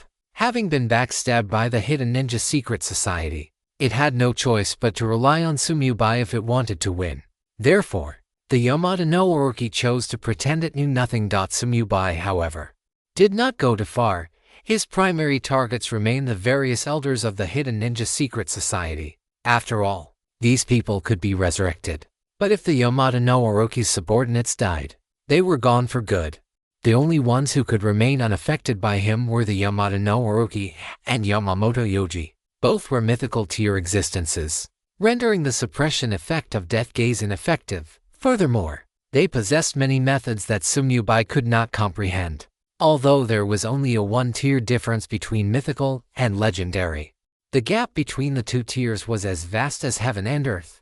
For instance, the domain was a powerful ability that could only be mastered at the mythical tier. Ever since his last deep slumber, Sumyubai had not dared to attempt activating his domain a second time. However, having absorbed so many soul source crystals after the catastrophe, Sumyubai felt that his soul strength had improved significantly. If he were to activate his domain again, he would definitely not end up in the same state as last time. But that was all. Maintaining a domain for an extended period was still beyond his current capabilities. Compared to the Yamata no Orochi, the people of the Hidden Ninja Secret Society were having a much harder time. Bai, what exactly are you trying to do? Bai, once we deal with the Yamata no Orochi, it will be your death day, Guildmaster. Let us join forces to break the lockdown in this area first. I want to tear Bai into 10,000 pieces. Ah, damn it. This death energy again. Sumyubai turned a deaf ear to their angry curses, methodically executing his own plan. While the situation within the demon ceiling grand formation intensified, the situation outside the formation gradually stabilized. The two elders and two legendary tier bosses outside had died one after another at Sumyubai's hands. Their deaths also pushed Sumyubai's level to 119. Chapter 232. The Power of a Single Stomp. Bonus Chapter. Congratulations to player Bai for reaching level 119. All for attributes come 10. Skill points come 1. Free attribute points come 100. Hint, your XP has reached 100% of level 119. You must break through to the 5th tier before you can continue to absorb XP and level up. At the same time, the soul points within the Death Codex had once again reached their limit. During this period, the progress of reshaping the soul using Tsukuyomi's corpse had also reached 31 million, 16 million. One could only imagine how many soul points Sumyubai would have wasted if not for this massive soul-devouring sinkhole. I wonder when there will finally be no limit. Sumyubai muttered to himself, raised his hand to summon the Death Codex, and opened it directly. Complex and ancient mysterious inscriptions instantly transformed into a stream of information, surging into the center of Sumyubai's brow. In an instant, that vast and boundless power of death descended upon the forbidden land of gods once again. Simultaneously, the system notification sounded in Sumyubai's ears. Hint: you have accepted the advancement quest Feeling Death 3. As expected, it was still the Feeling Death series of quests. Feeling Death 3 Advancement Quest. To become a true master of death, you must personally experience a vast amount of death. Please kill 300,000 living beings within 1 week to experience the power of death. Quest restrictions. 1. Targets must be true living beings. 2. Targets killed by summons and contracted creatures do not count toward the total. 3. If not completed within 1 week, the quest data will be wiped, and you must start over. Quest time to 6 days, 23 hours, 59 minutes, 59 seconds. Quest objective 0.03. Please do everything in your power to complete the challenge as quickly as possible. Break through your current limits. Make yourself more compatible with the Master of Death class, and unlock more class powers. Is death truly the end? This is a question worth pondering. The quest to break through to the 5th tier did not require as many heads as Sumyubai had imagined, but compared to the previous advancement quests, the difficulty had increased significantly. Both were 1-week quests. But while he previously only needed to kill 100,000 people, he now needed to kill 300,000. However, Sumyubai had long been prepared for this. He locked his gaze on the area sealed off by the Scourge Legion and moved his mind. Death domain shift. The next moment, Sumyubai's figure appeared directly in the center of the encirclement. The surroundings were filled with Sakurai people who had given up resistance. Whether they were originally city guards or civilian powerhouses, they had no way to deal with the endless Scourge skeletons and the Scourge Legion's official members, who were essentially unkillable. Especially the latter. Their lifesteal was like welding a pump onto the target's main artery. 8 million damage in one strike meant 8 million health stolen, would you believe it? What was even more outrageous was that after these undead creatures' health was full, they could actually generate an equal amount of shield. And that shield was just as long as their health bar. Coupled with the effect of the Eternal Death Contract, the shields of the Scourge Legion's official members had not been broken once since they were generated. Even the Scourge Skeletons, under the blessing of the Catastrophe trait, were kept at a safe health threshold by the overflow healing from the official members. Except for some truly weak small skeletons and ordinary skeletons, not a single Scourge Skeleton King had died in battle since the fighting began. Not only that, but the number of Scourge Skeleton Kings had been increasing as the city's experts and beast bosses died. The number was now approaching 10,000. Anyone who encountered such a legion would eventually have no choice but to give up resisting and surrender. After being captured and brought into this area, the Scourge Legion had not attacked them for a long time. These people couldn't help but harbor a glimmer of hope in their hearts. Could it be that Baiyi specifically kept us alive because he has other plans? Regardless of how you look at it, as long as one can stay alive, even being sold as a slave to the Shenlong Empire is not entirely unacceptable. If the Guildmaster and the others somehow win, that would be even better. In any case, giving up resistance now is a win-win situation no matter how you calculate it. After all, resistance is futile. They couldn't win, it was simply impossible to win. Such thoughts quickly spread throughout the area. As long as they didn't attempt to break through the encirclement, the Scourge Legion on the perimeter wouldn't bother them, merely keeping everyone in this area in a low health state. Thus, in the chaotic and war-torn Sakura capital, a strangely peaceful area had miraculously emerged. At this moment, Sumyubai's sudden appearance naturally drew the attention of those around him. Baiyi, Lord Baiyi, I am willing to surrender. I surrender too. The hard-headed ones had already been slaughtered. Those remaining here were naturally the ones who just wanted to survive. As soon as Sumyubai appeared, many people knelt on the ground, begging for mercy, hoping to find a glimmer of survival. However, Sumyubai had no intention of wasting words on them. The only reason these people had been allowed to live until now was to complete his advancement quest. Now, it was time to send them to their deaths. Sumyubai's gaze was cold and sharp as he lifted his right foot and stomped down violently. Rumble! In an instant, the sound of thunder echoed all around, and endless lightning erupted from beneath Sumyubai's foot, instantly sweeping across a 500-meter radius. Thunderous stomp! Ugh, Bai, you will die a horrible death. If you were going to kill us, why keep us alive until now? Screams, curses, and cries of disbelief were incessant. This was a skill inherent to the Wind Fury Thunderous Stomp. Its range was large enough, making it perfect for clearing out these little sakuras all at once. As the lightning flashed, these little sakuras, who were already at low health, collapsed and died instantly. As for the 5-second paralysis effect attached to the Thunderous Stomp, they naturally had no chance to experience it. Notification, Soul Absorption Effective, Soul Points Kung 6. Notification, Soul Absorption Effective, Soul Points Kung 5. Notification, Soul Absorption Effective, Soul Points Kung 0. Soul points flooded in frantically, causing even the Death Codex to tremble slightly. In the blink of an eye, the absorbed soul points were about to reach a new limit. With a thought, Sumyubai took out the corpse of Tsukuyomi and activated the Death Codex, channeling the soul points into it. Notification, you have injected 56 million soul points into the corpse. Current progress, 8.87 million, 16 million.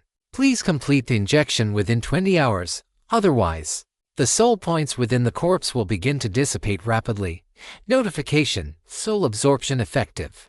Soul Points Kung 6. Notification, Soul Absorption Effective, Soul Points Kung 0. Notification, your inventory is full. In the end, the soul points within the Death Codex rose to 1 million again before finally stopping. One can only imagine just how many people Sumyubai had killed with that single stomp. The encirclement built by the Scourge Legion had a radius of exactly 500 meters, which was precisely the range of the Thunderous Stomp skill. There were over 1 million little sakuras trapped in this area. They all died under that single stomp from Sumyubai, although not all of them had lost their chance to resurrect. It was enough for Sumyubai to complete his quest. After all, they had been screened by the Scourge Legion and had already resurrected multiple times before. Those who could still resurrect now were less than half of the total. At the same time, a series of system notifications rang in Sumyubai's ears. Today's extra update is here. Happy New Year, my dear readers. In the new year, I wish you all happiness every day. May all your wishes come true. May you stay forever young and live forever. The book evaluation starts today. For those who haven't rated it yet, please give it a 5-star review. I am deeply grateful. It seems that interaction now affects the algorithm, so comments, recommending the book, and sending gifts all help. This book reached a peak of 810 concurrent readers during its debut. This time, let's aim for 1 million concurrent readers together. Chapter 233. Opening the Death Codex again. Congratulations. You have completed the advancement quest. EXP cap increased. Congratulations to player Bai for reaching level 120. All for attributes Kung 10. Skill points Kung 1. Free attribute points Kung 100.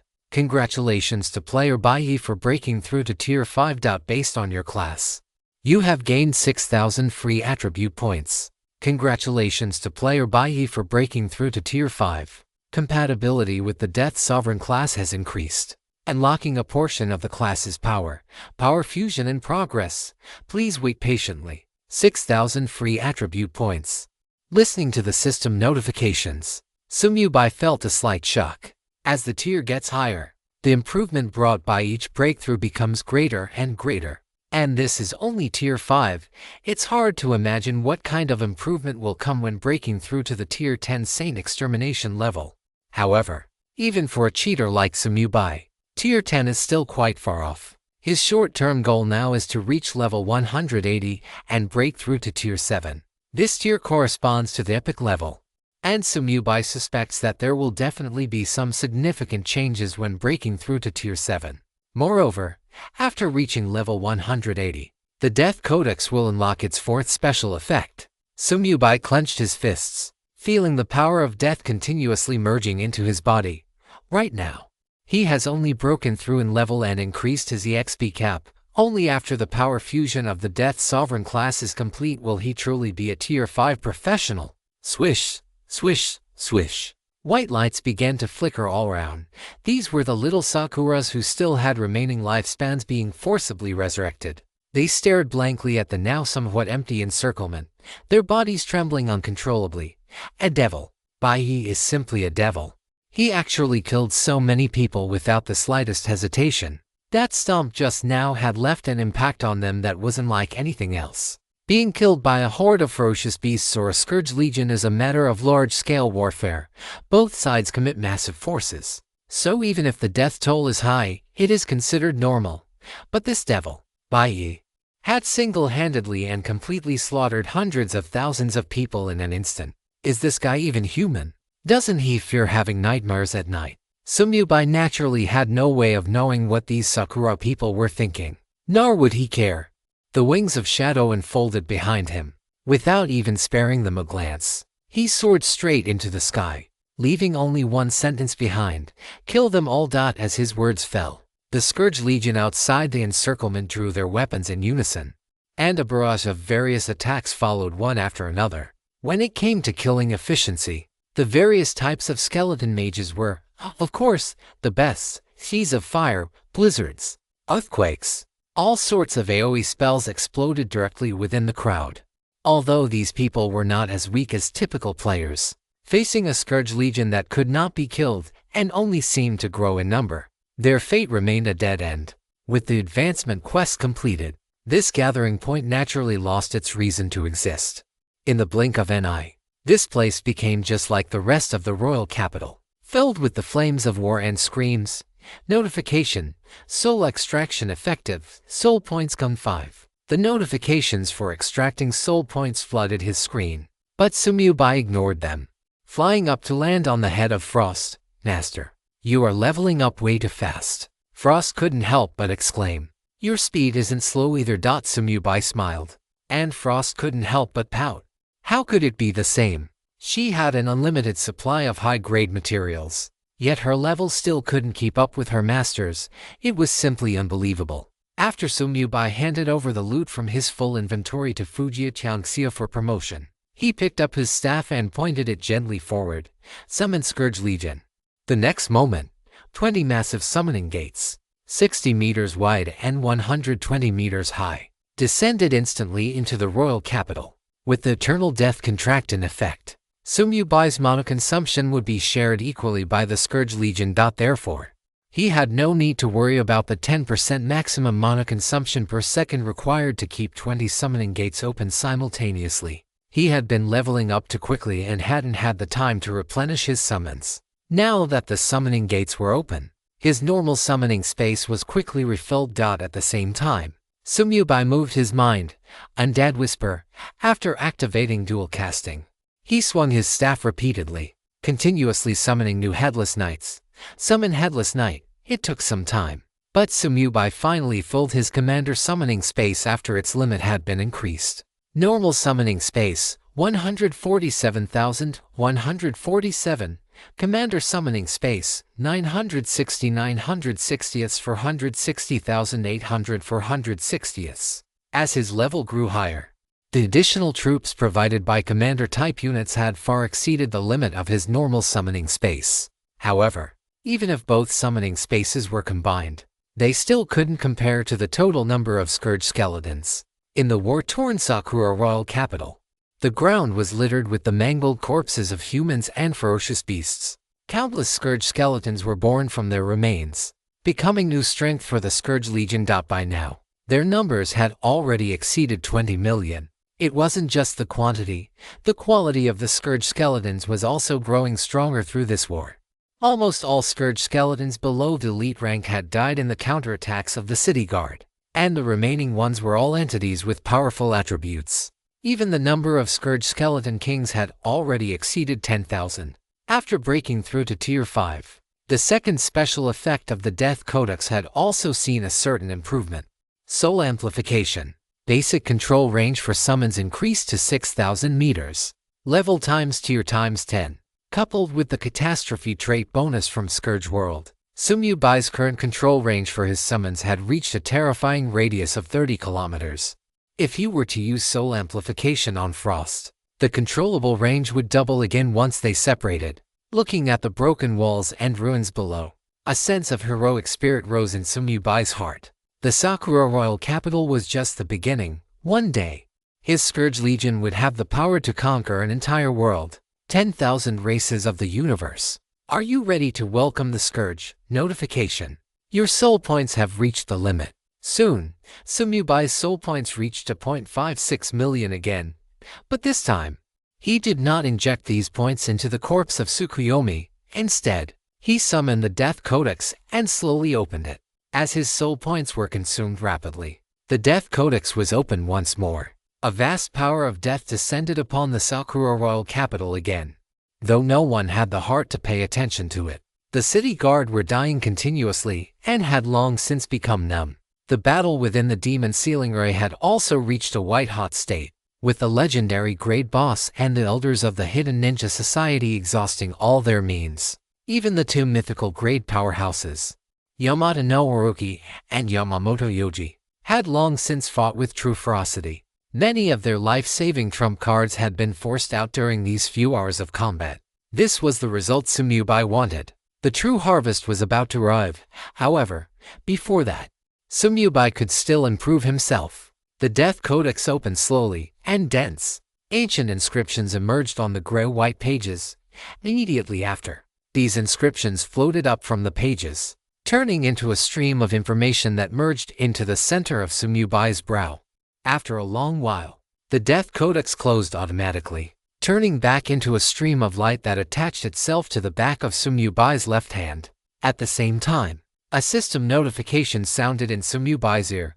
Chapter 234 Netherflame Purgatory Fire. Notification. You have learned the new skill Netherflame Purgatory Fire.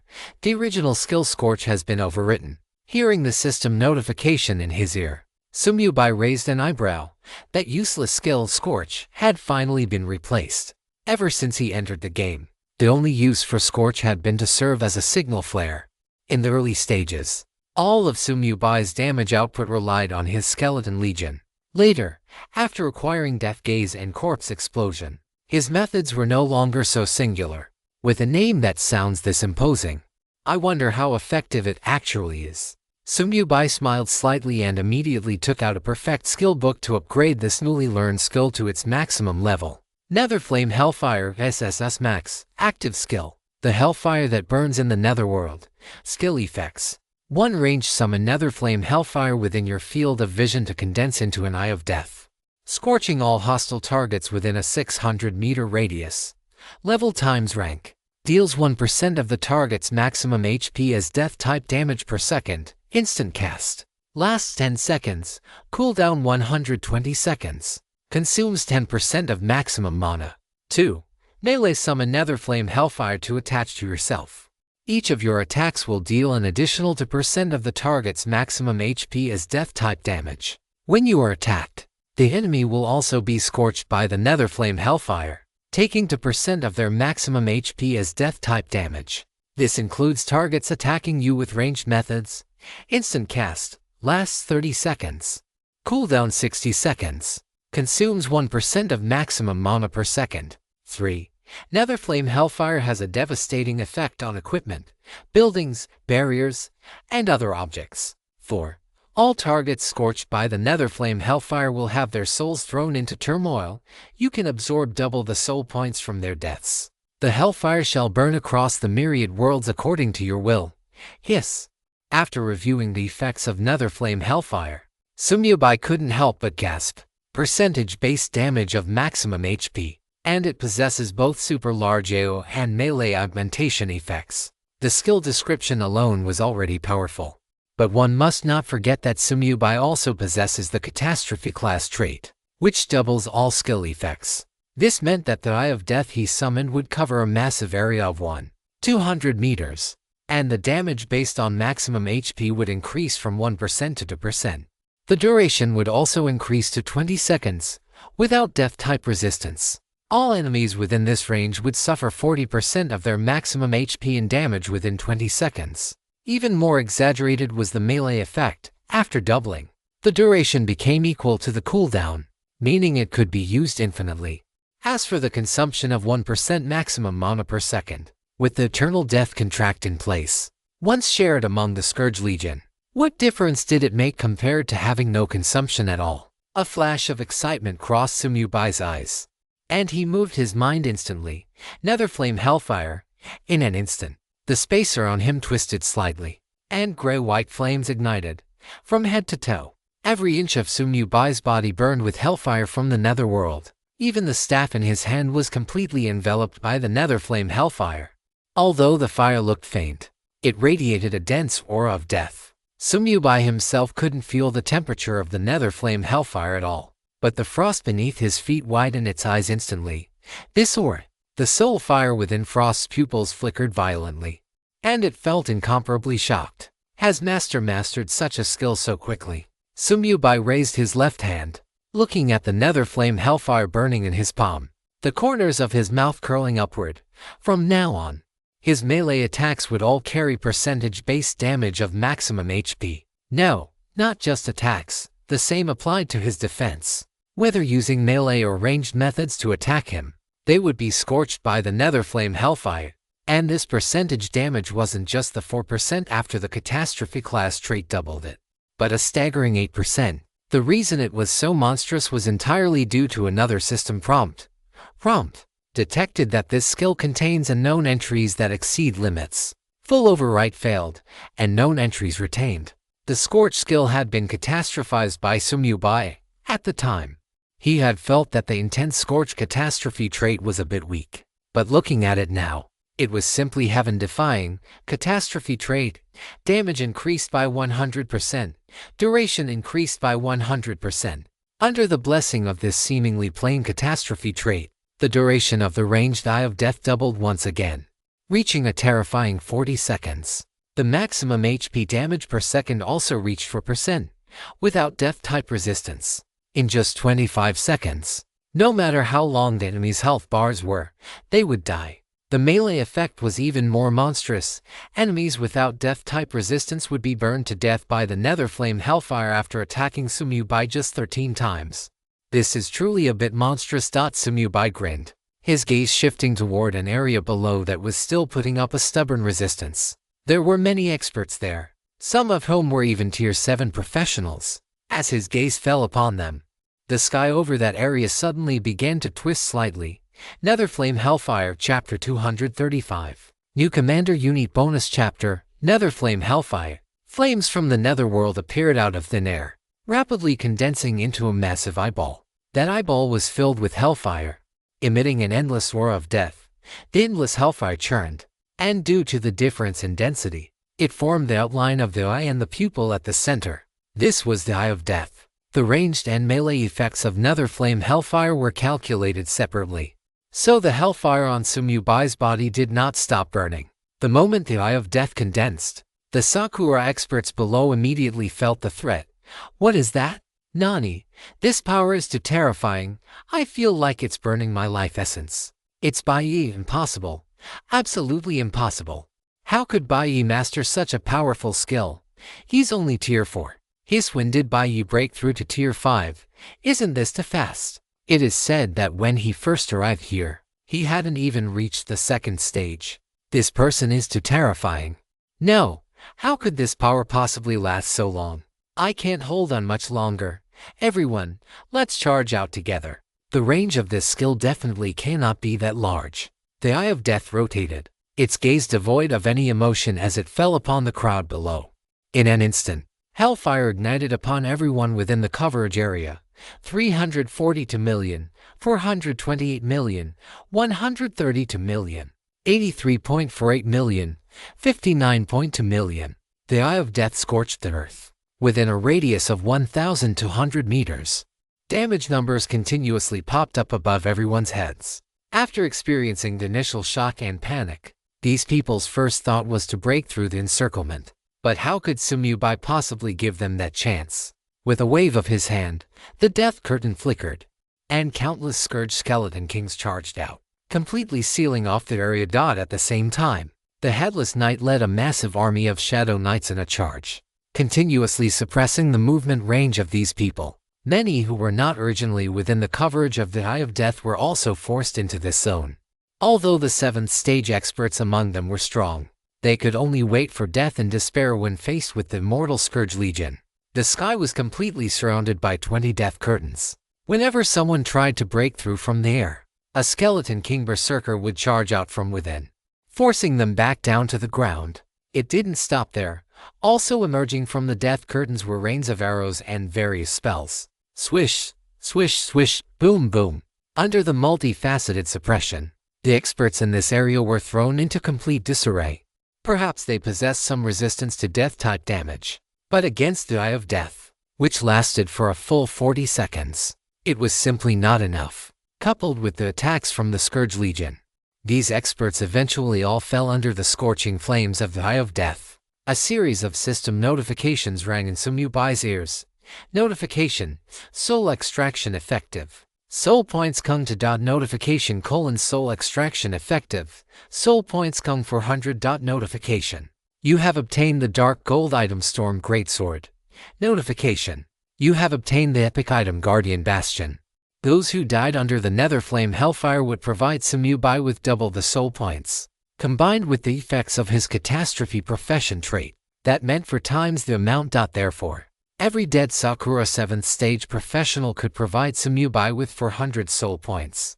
If they died completely, it would be 0 points, almost half that of an 8th stage professional. What a waste of so much EXP. Sumyubai withdrew his gaze and curled his lips. The title he was currently wearing was Peerless Rider, so he would not gain any EXP from killing people. Of course, Sumyubai was just making a casual remark.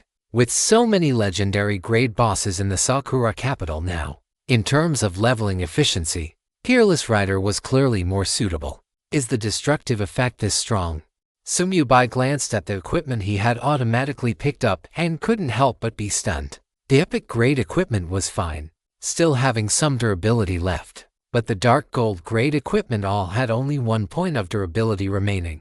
The names of these items were all glowing red, meaning their attributes were disabled. They could only be used again after being repaired. Different types of equipment required different types of sub-professions to repair. However, Sumyubai clearly didn't need to go through such trouble. He only needed to trade them to Fujiya-chanjia. That chosen worker knew exactly how to handle them. If the very last point of durability were lost, the equipment would be completely scrapped and beyond repair. If these dark gold items had been scorched by the Netherflame Hellfire for any longer, they would inevitably have been destroyed. This was still because Sumyubai was only at the 5th stage and had not yet fully broken through. Once he possessed greater strength, the destructive effect of the Netherflame Hellfire would continue to increase. By then, even equipment above the epic grade would be unable to withstand the scorching of the Netherflame Hellfire for long. After testing the Netherflame Hellfire several times in succession, the power within Sumyubai finally finished merging, and a series of system sounds rang in his ears once more.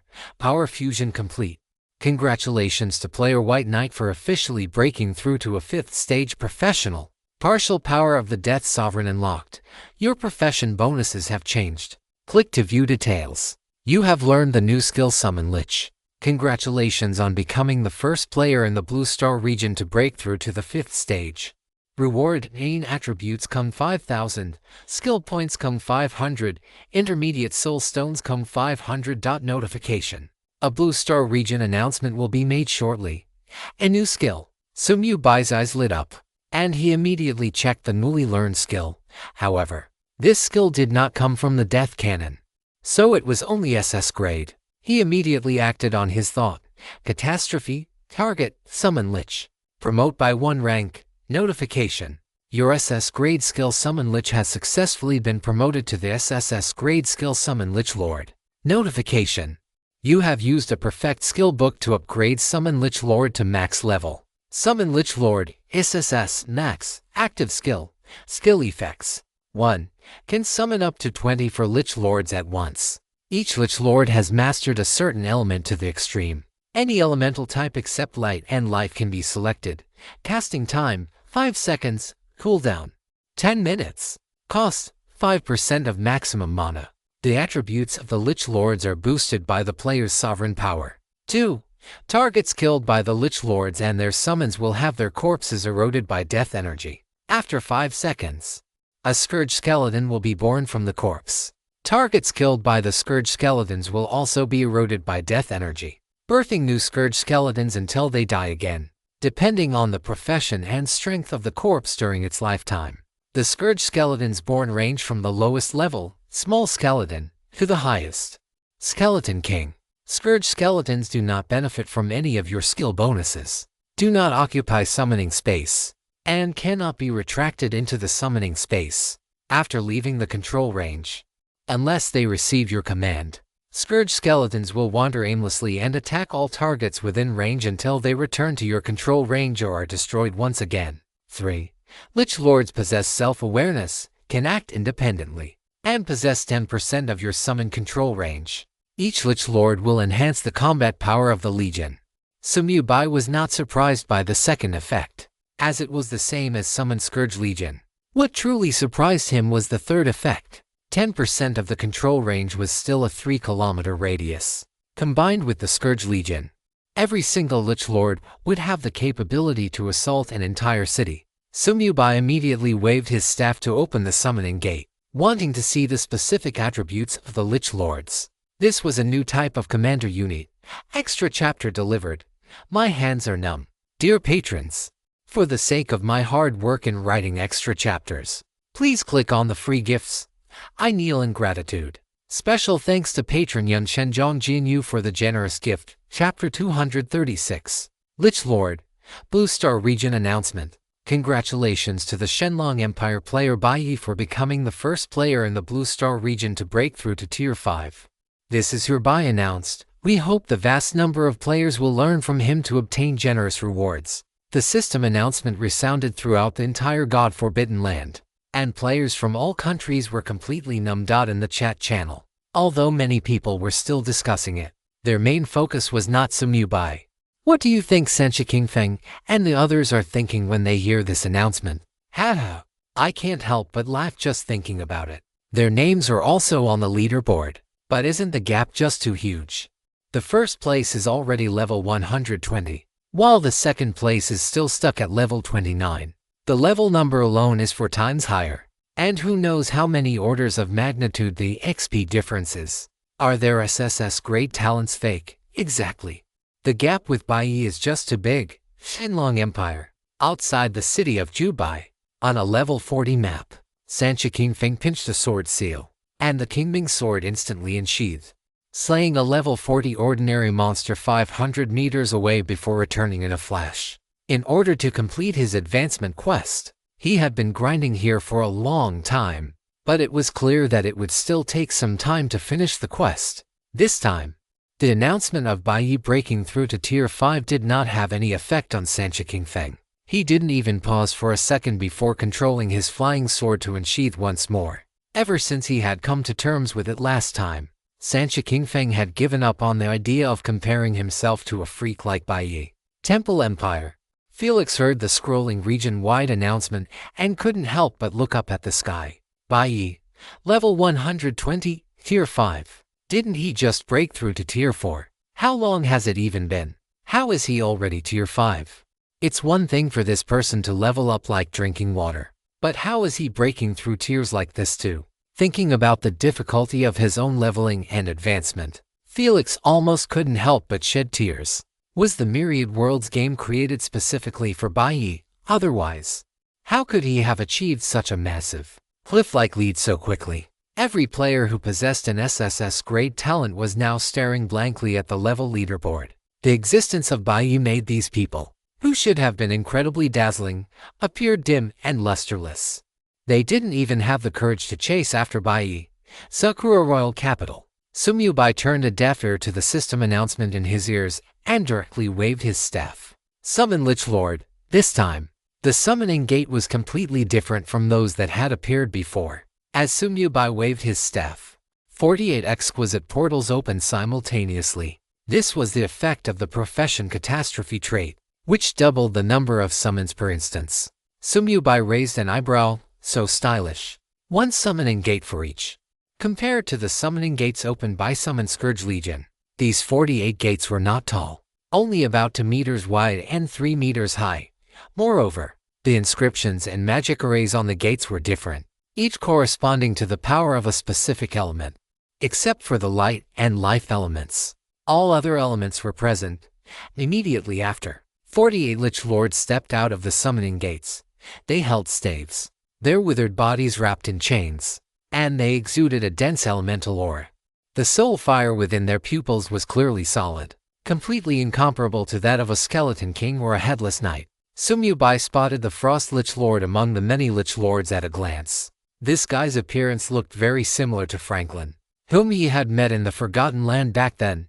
However, the overall presence of this Frost Lich Lord was far stronger than the Franklin of the past. His strength was also definitely not something the heavily injured Franklin could compare to. Frost Lich Lord non-aura version level 120 spirit, 40 for 0.938 million strength: 8.9876 million constitution, 17.975 to million agility, 8.9876 million HP, 3.299 billion, 3.299 billion.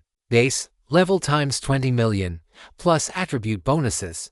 Mana, 16.49 for billion, 16.490 for billion. Base, level times 100 million, plus attribute bonuses. Spell power, 225 million physical defense, 17.975 to million magic defense, 135 million resistances, frost 80%, shadow 50%, death 40%, all others 20%. Skills, Frost Lich series skills, fully automatic mana shield, Lord immunity, automatic mana shield. SS, when receiving any damage, 1 point of mana offsets 5 points of damage. Lord's exemption, SS, 50% exemption from all crowd control effects received. Legion, summons various undead creatures to join the Legion. The maximum number of summons is equal to 100% of the player's commander summoning space, with a minimum of 100 summons. Domination, Frost or Max, within the control range. All friendly units gain Kung 40% ice element resistance and Kung 40% ice damage. Cannot be stacked. Lord's aura, within the control range.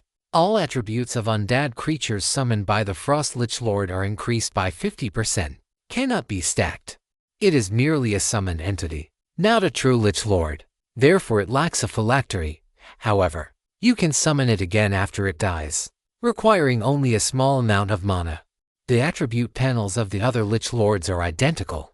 Only the series of skills and aura types differ. The reason Sumyubai checked the attributes of the version without an aura was that he had just tested it, and these Lich Lords could not serve as carriers for soul amplification. As a result, when a Lich Lord leads the Legion independently, it cannot enjoy the buff effects of Sumyubai's aura.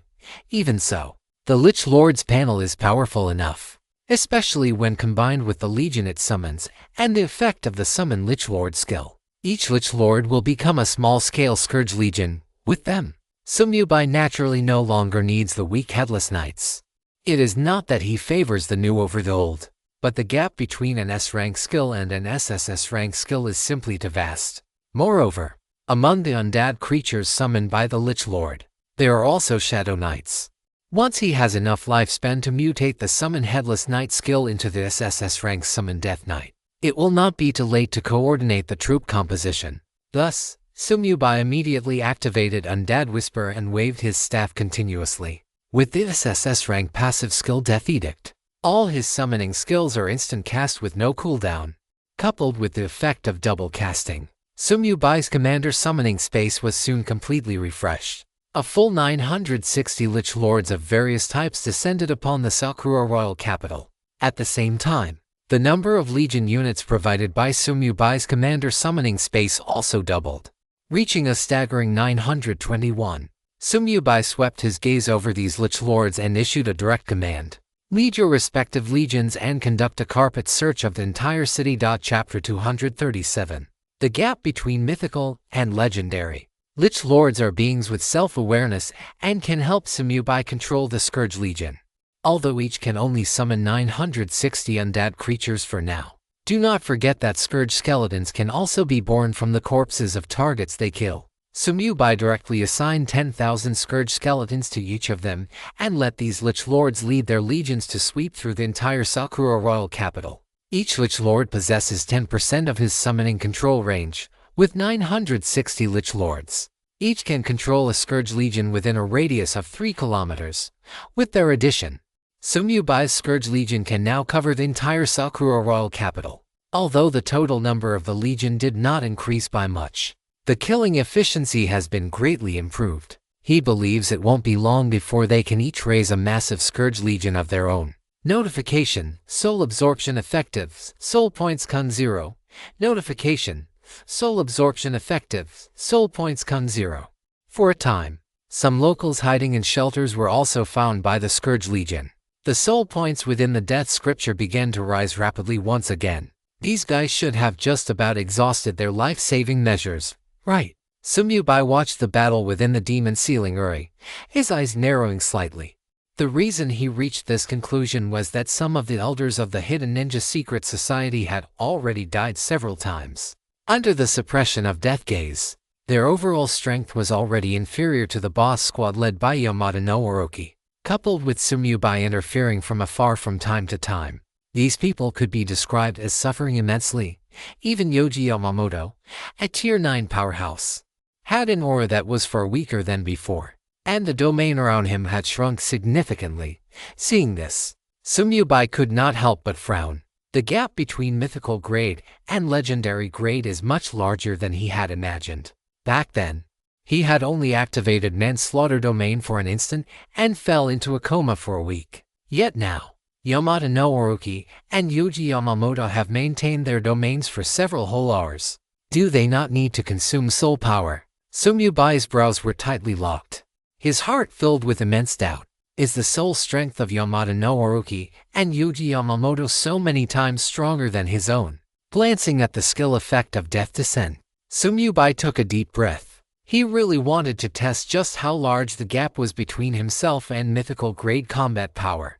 According to the information provided by Shichuji, the difficulty of breaking through for human professionals is actually not that high for the first 6 tiers. Any profession, given enough time and certain resources, has the possibility of breaking through to Tier 6, but after Tier 6, it is different. Tier 7 corresponds to Epic Grade, which is already a realm that ordinary professions can barely touch. Generally, one must have a hidden profession to break through beyond Tier 6. Tier 8 corresponds to Legendary Grade, where the difficulty increases again. Many hidden professions of average strength find it difficult to break through to this realm. As for the Tier 9 Mythical Grade, in Shichuji's words, that is an entirely different domain. It is almost impossible for professionals below Tier 9 to deal with mythical grade creatures. Of course, the mythical grade he spoke of refers to beings like Yamada no Orochi and Yoji Yamamoto, whose levels and ranks are both in the Tier 9 range. Rather than a young dragon like Frost that has not yet reached adulthood, Frost is currently completely ignorant of many abilities that only mythical grade beings can master and use. Having experienced the use of the human butcher domain, Sumyubai understood that a domain was one of the fundamental pillars of mythical grade power. Precisely because of this, even after attaining the strength to crush legendary grade entities, he had not rashly challenged a mythical grade boss. However, with Death's Arrival and Netherflame Purgatory now in his arsenal, a restless urge to test his mettle began to stir within him. Nevertheless, Sumyubai did not rush things too much. He waited for a while longer, continuously using the Death Codex to inject soul points into the corpse of Tsukuyomi no Mikoto. It was only when the system notification chimed in his ears that Sumyubai finally stopped. Notification: you have accumulated a total of 16 million soul points injected into this corpse. One of the conditions for the soul reshaping talent has been met. Once sufficient materials are collected, the reshaping process will officially commence. Click to view required materials. 16 million. Finally, it's enough. Sumyubai smiled faintly. His gaze swept over the completely ruined Sakura royal capital, and a touch of sentimentality stirred in his heart. I wonder if there are any places as good as this once I head to the Sanctuary Empire. At this moment, there was almost no resistance left within the Sakura royal capital. As for those Sakura players who had died multiple times, Sumyubai had specifically instructed the Scourge Legion to spare their lives.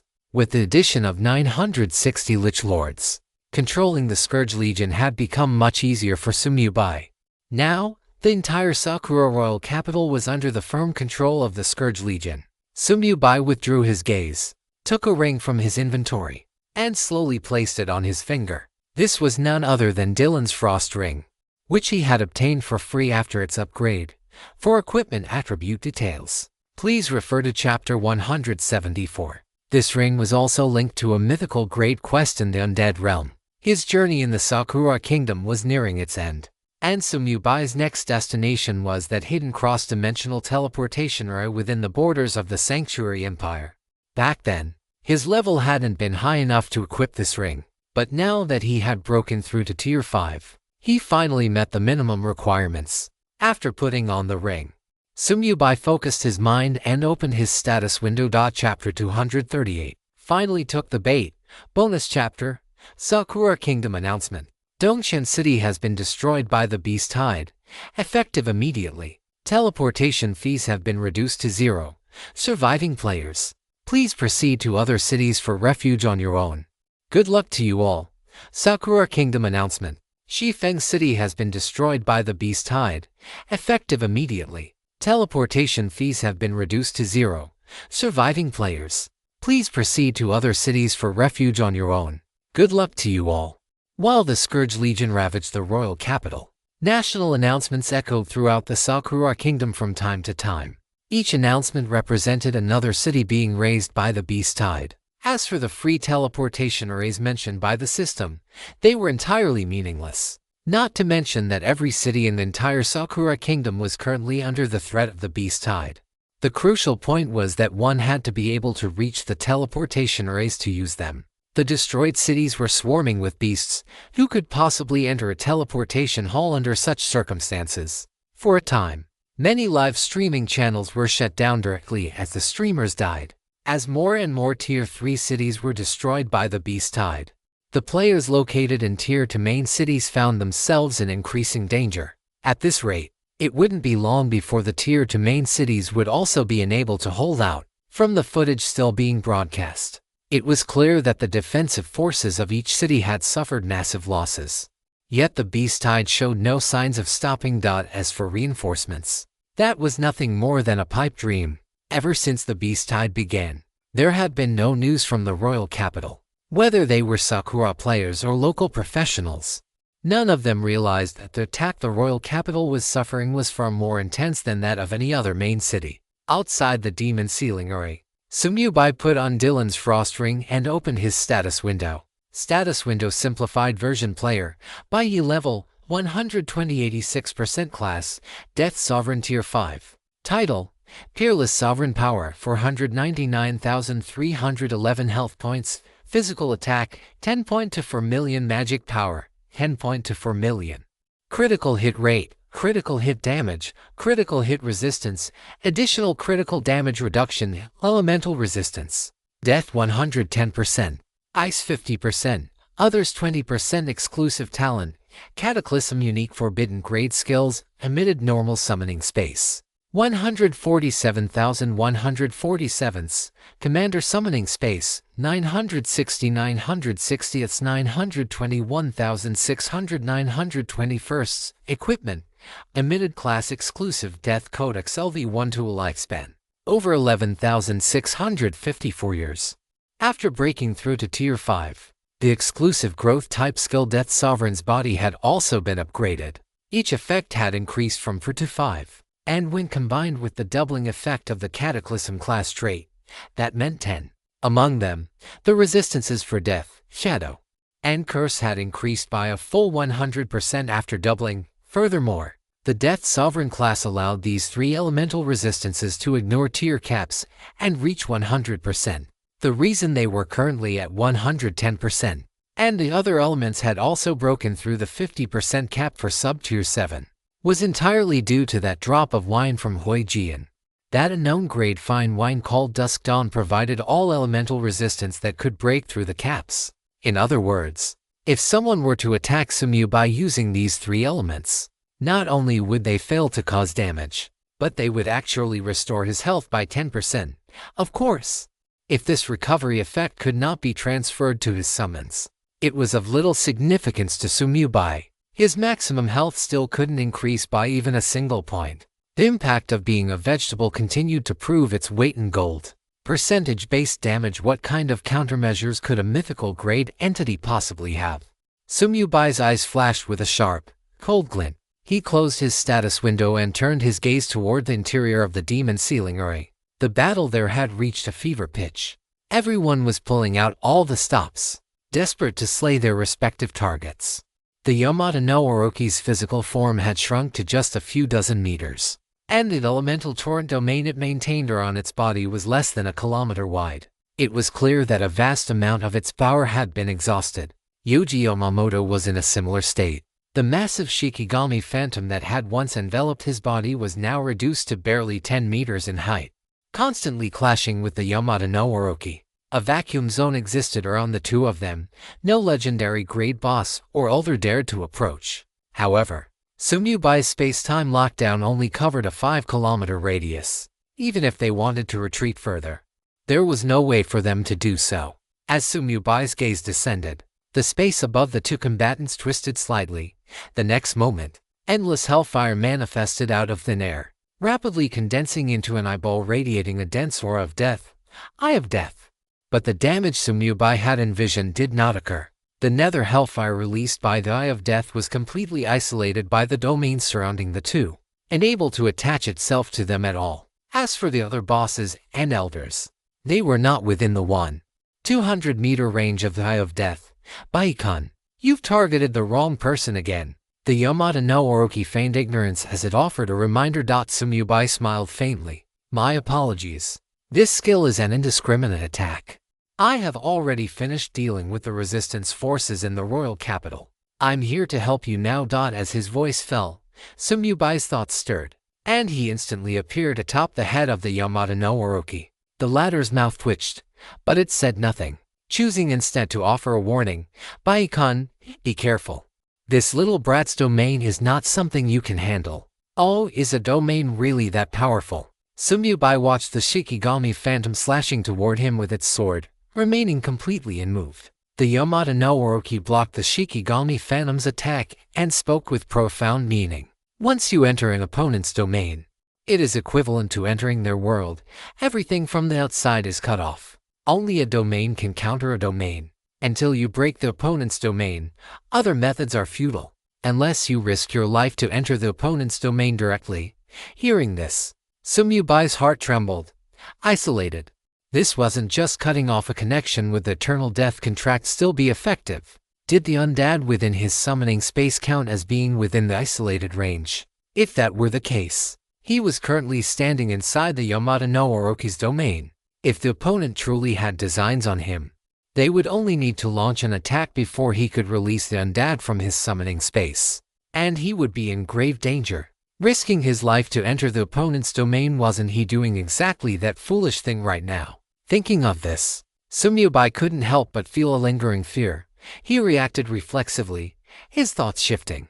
At the same time, a fierce light ignited in the pupils of the Yamata no Orochi. Its mouth curled upward slightly as it softly spat out a number. 7. The elemental torrent within its domain instantly boiled, surging toward Sumyubai, who stood atop its head. Sumyubai felt a terrifying pressure descend upon him like a crushing tide. The immense power pinned him down, leaving him unable to move. In front of him, the Shikigami on Yuji Yamamoto's body also thrust its sword out violently. The phantom blade was wrapped in dense shadow energy. Its target was also Sumyubai, standing on the head of the Yamata no Orochi. These two mortal enemies had, at some unknown point, colluded with each other, waiting specifically for Sumyubai to re-enter the demon ceiling array. The timing of their sudden strike was perfectly calculated. It was the exact moment the 7-second immunity from the death domain shift ended. This was intelligence that the hidden ninja secret society had long since acquired. The speed of their attacks was so fast that they landed squarely on Sumyubai in the blink of an eye. Baikon, you've finally taken the bait. Ha ha ha ha. Bai. Did you really think we would let you reap the rewards of our struggle? Die for this, master. The extra chapter is here. I wasn't late today. The Sakura trip is coming to an end, and Sumyubai's understanding of the Myriad Worlds game will continue to deepen. Level is a rigid requirement, but it is not the only one. After the 7th rank, every rank up brings a massive increase in power, especially the 9th rank mythical level, which is an entirely different world. I say all this just to tell you, my dear patrons, that although the leveling is fast, it is all under control. It won't collapse. Just keep enjoying the thrill. Chapter 239. Power that should not appear in the God-forbidden land. The Yamada no Orochi and Yuji Yamamoto struck simultaneously, the pressure of their domains binding Sumyubai firmly in place. The moment they acted, the Yamada no Orochi lowered its body, its size shrinking significantly once more. The next moment, clang! The roar of the elemental torrent exploding and the piercing ring of a sword echoed throughout the entire Sakura royal capital. The battle within the demon ceiling ray ground to a halt because of this. The legendary grade bosses and the elders of the hidden ninja secret society stared at the central area in utter bewilderment. Clearly, they had no idea when the Yamada no Orochi and Yuji Yamamoto had teamed up. 8 types of elemental power intertwined, and various energies buried the area where Sumyubai was located. Yuji Yamamoto's sword strike pierced directly through that area, carrying endless sharpness. However, their actions did not end there. The Yamada no Orochi's phantom head suddenly opened its gaping maw, spitting a cloud of pinkness toward the area where the elemental torrent had exploded. In an instant, the pinkness rippled outward, rapidly filling the entire area. Faintly, one could see complex inscriptions emerging within the pinkness, forming a magic circle. At the same time, Yuji Yamamoto, inside the Shikigami phantom, tore open a gold-rimmed scroll. In an instant, a beam of golden light descended from the firmament, shrouding the area. The surrounding space was affected by these 2 forces, and it actually began to tremble slightly. Only then did the Yamada no Orochi and Yuji Yamamoto reveal smiles on their faces. Lord Baiyi, your abilities are too terrifying.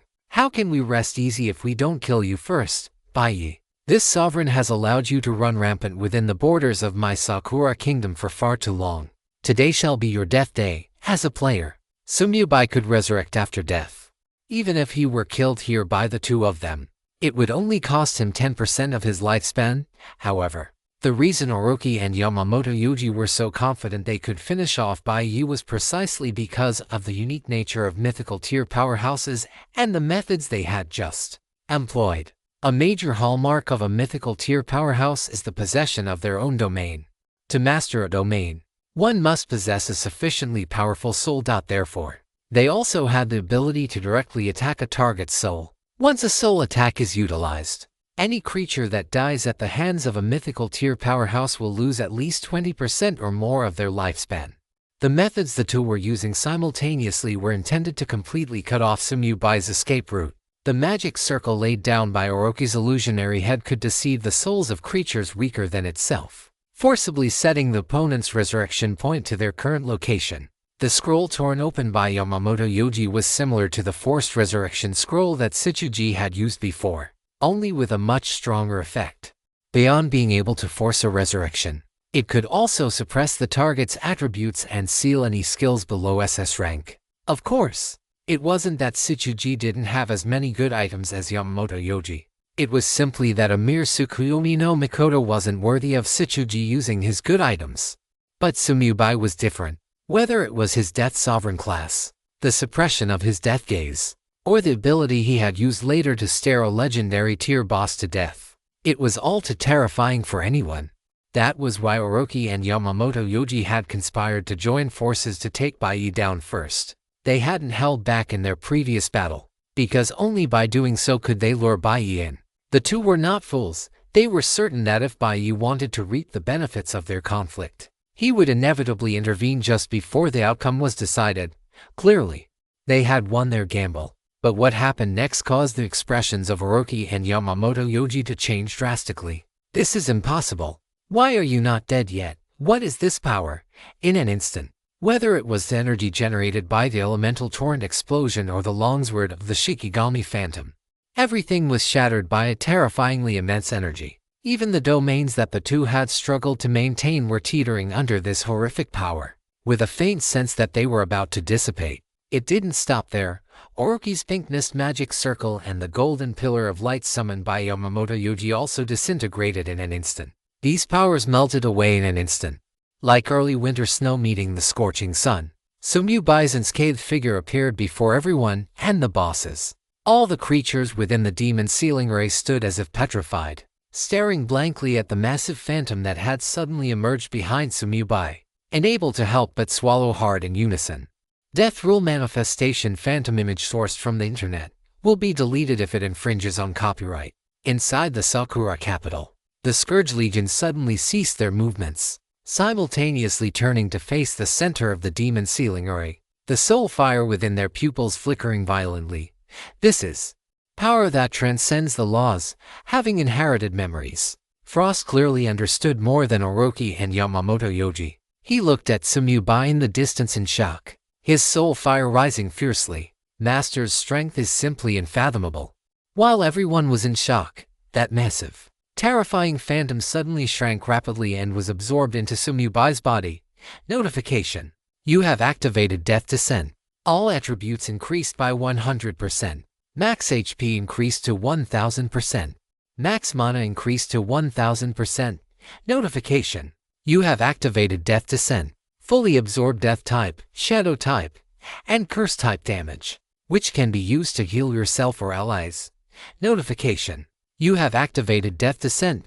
Any Death type, Shadow type, or Curse type negative effects used on you by any creature will backfire on themselves and be ineffective against you. Notification: you are the embodiment of the Death Rule, therefore you cannot die. Notification: you can randomly absorb a certain amount of lifespan from targets you kill with your own hands. At this moment, two numbers slowly appeared above Sumyubai's head. Ever since entering the Myriad Worlds game, this was the first time Sumyubai's health bar had decreased. But because he had activated Death Descent in time, embodying the Death Rule, even though he had been suddenly struck by the two's attacks, he did not die even when his health hit zero. This was the power of a rule, far exceeding the understanding of the mythical tier Orochi and Yamamoto Yuji. This was power that should not have appeared in the God-forbidden land. It wasn't over yet. Immediately following, a loud dragon roar resounded through the sky. The frost ring on Sumyubai's finger suddenly shone with a rich ice blue light, and the phantom of a frost dragon emerged, instantly merging into the center of Sumyubai's brow. Notification: you have used Dragon Soul Possession. Spell power Kung 100%. Skill range Kung 100%. Ice element resistance increased to 80%. Duration 120 seconds. Although Sumyubai himself did not have burst skills, his equipment did.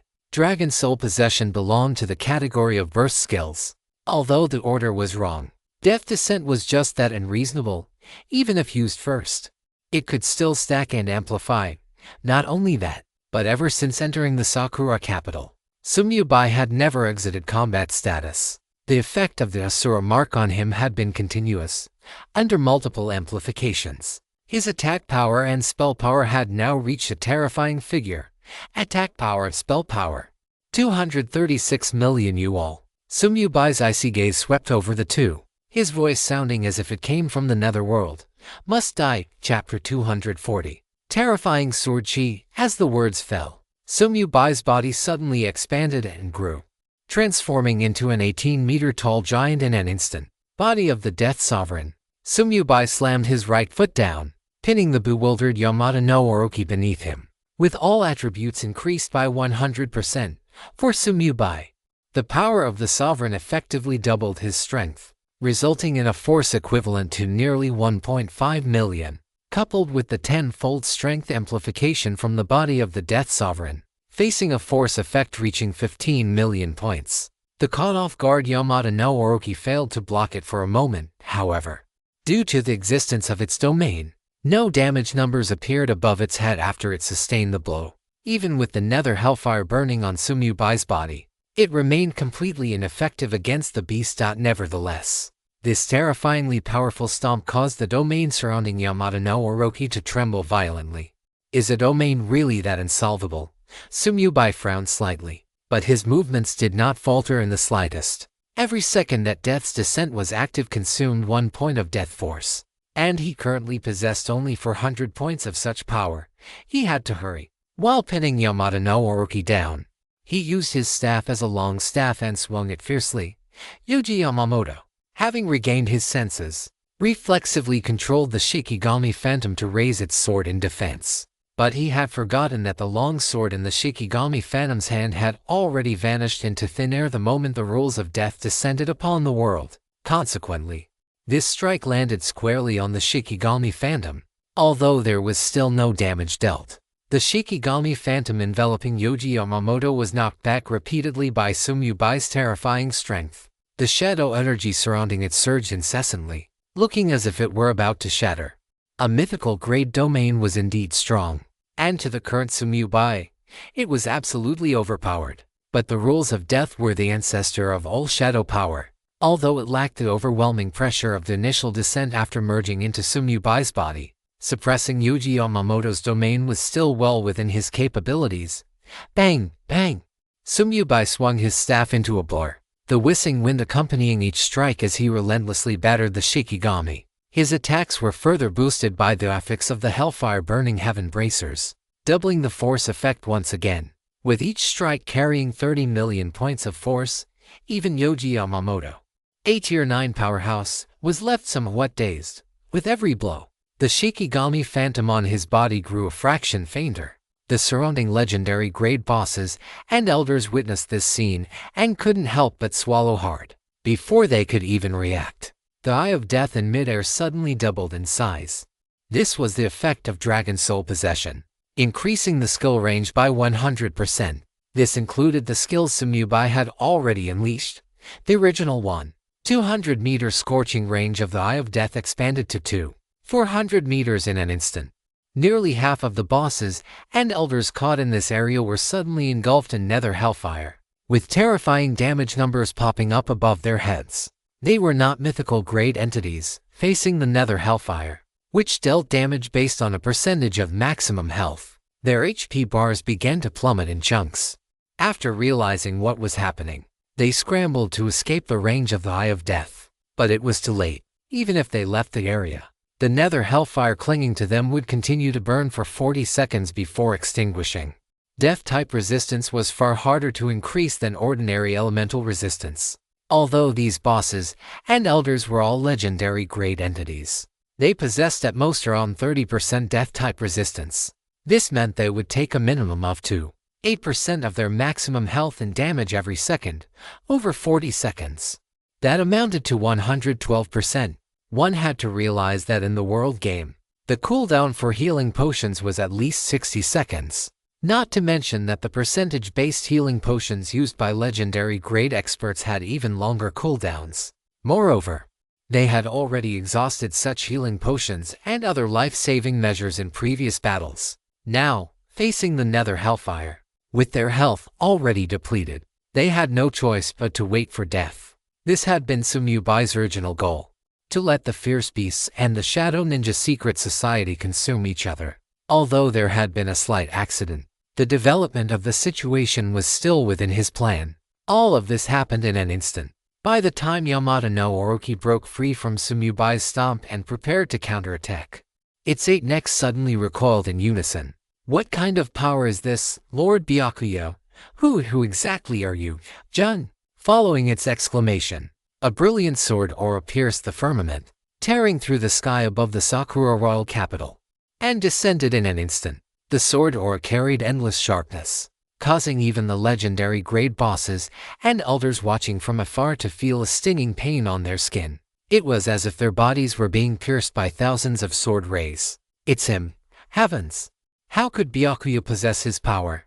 Unlike the bewildered Yamada no Orochi and the fierce beasts, the expressions of the elders present and Yoji Yamamoto, who was currently being beaten by Sumyubai, changed drastically. They were all too familiar with this power.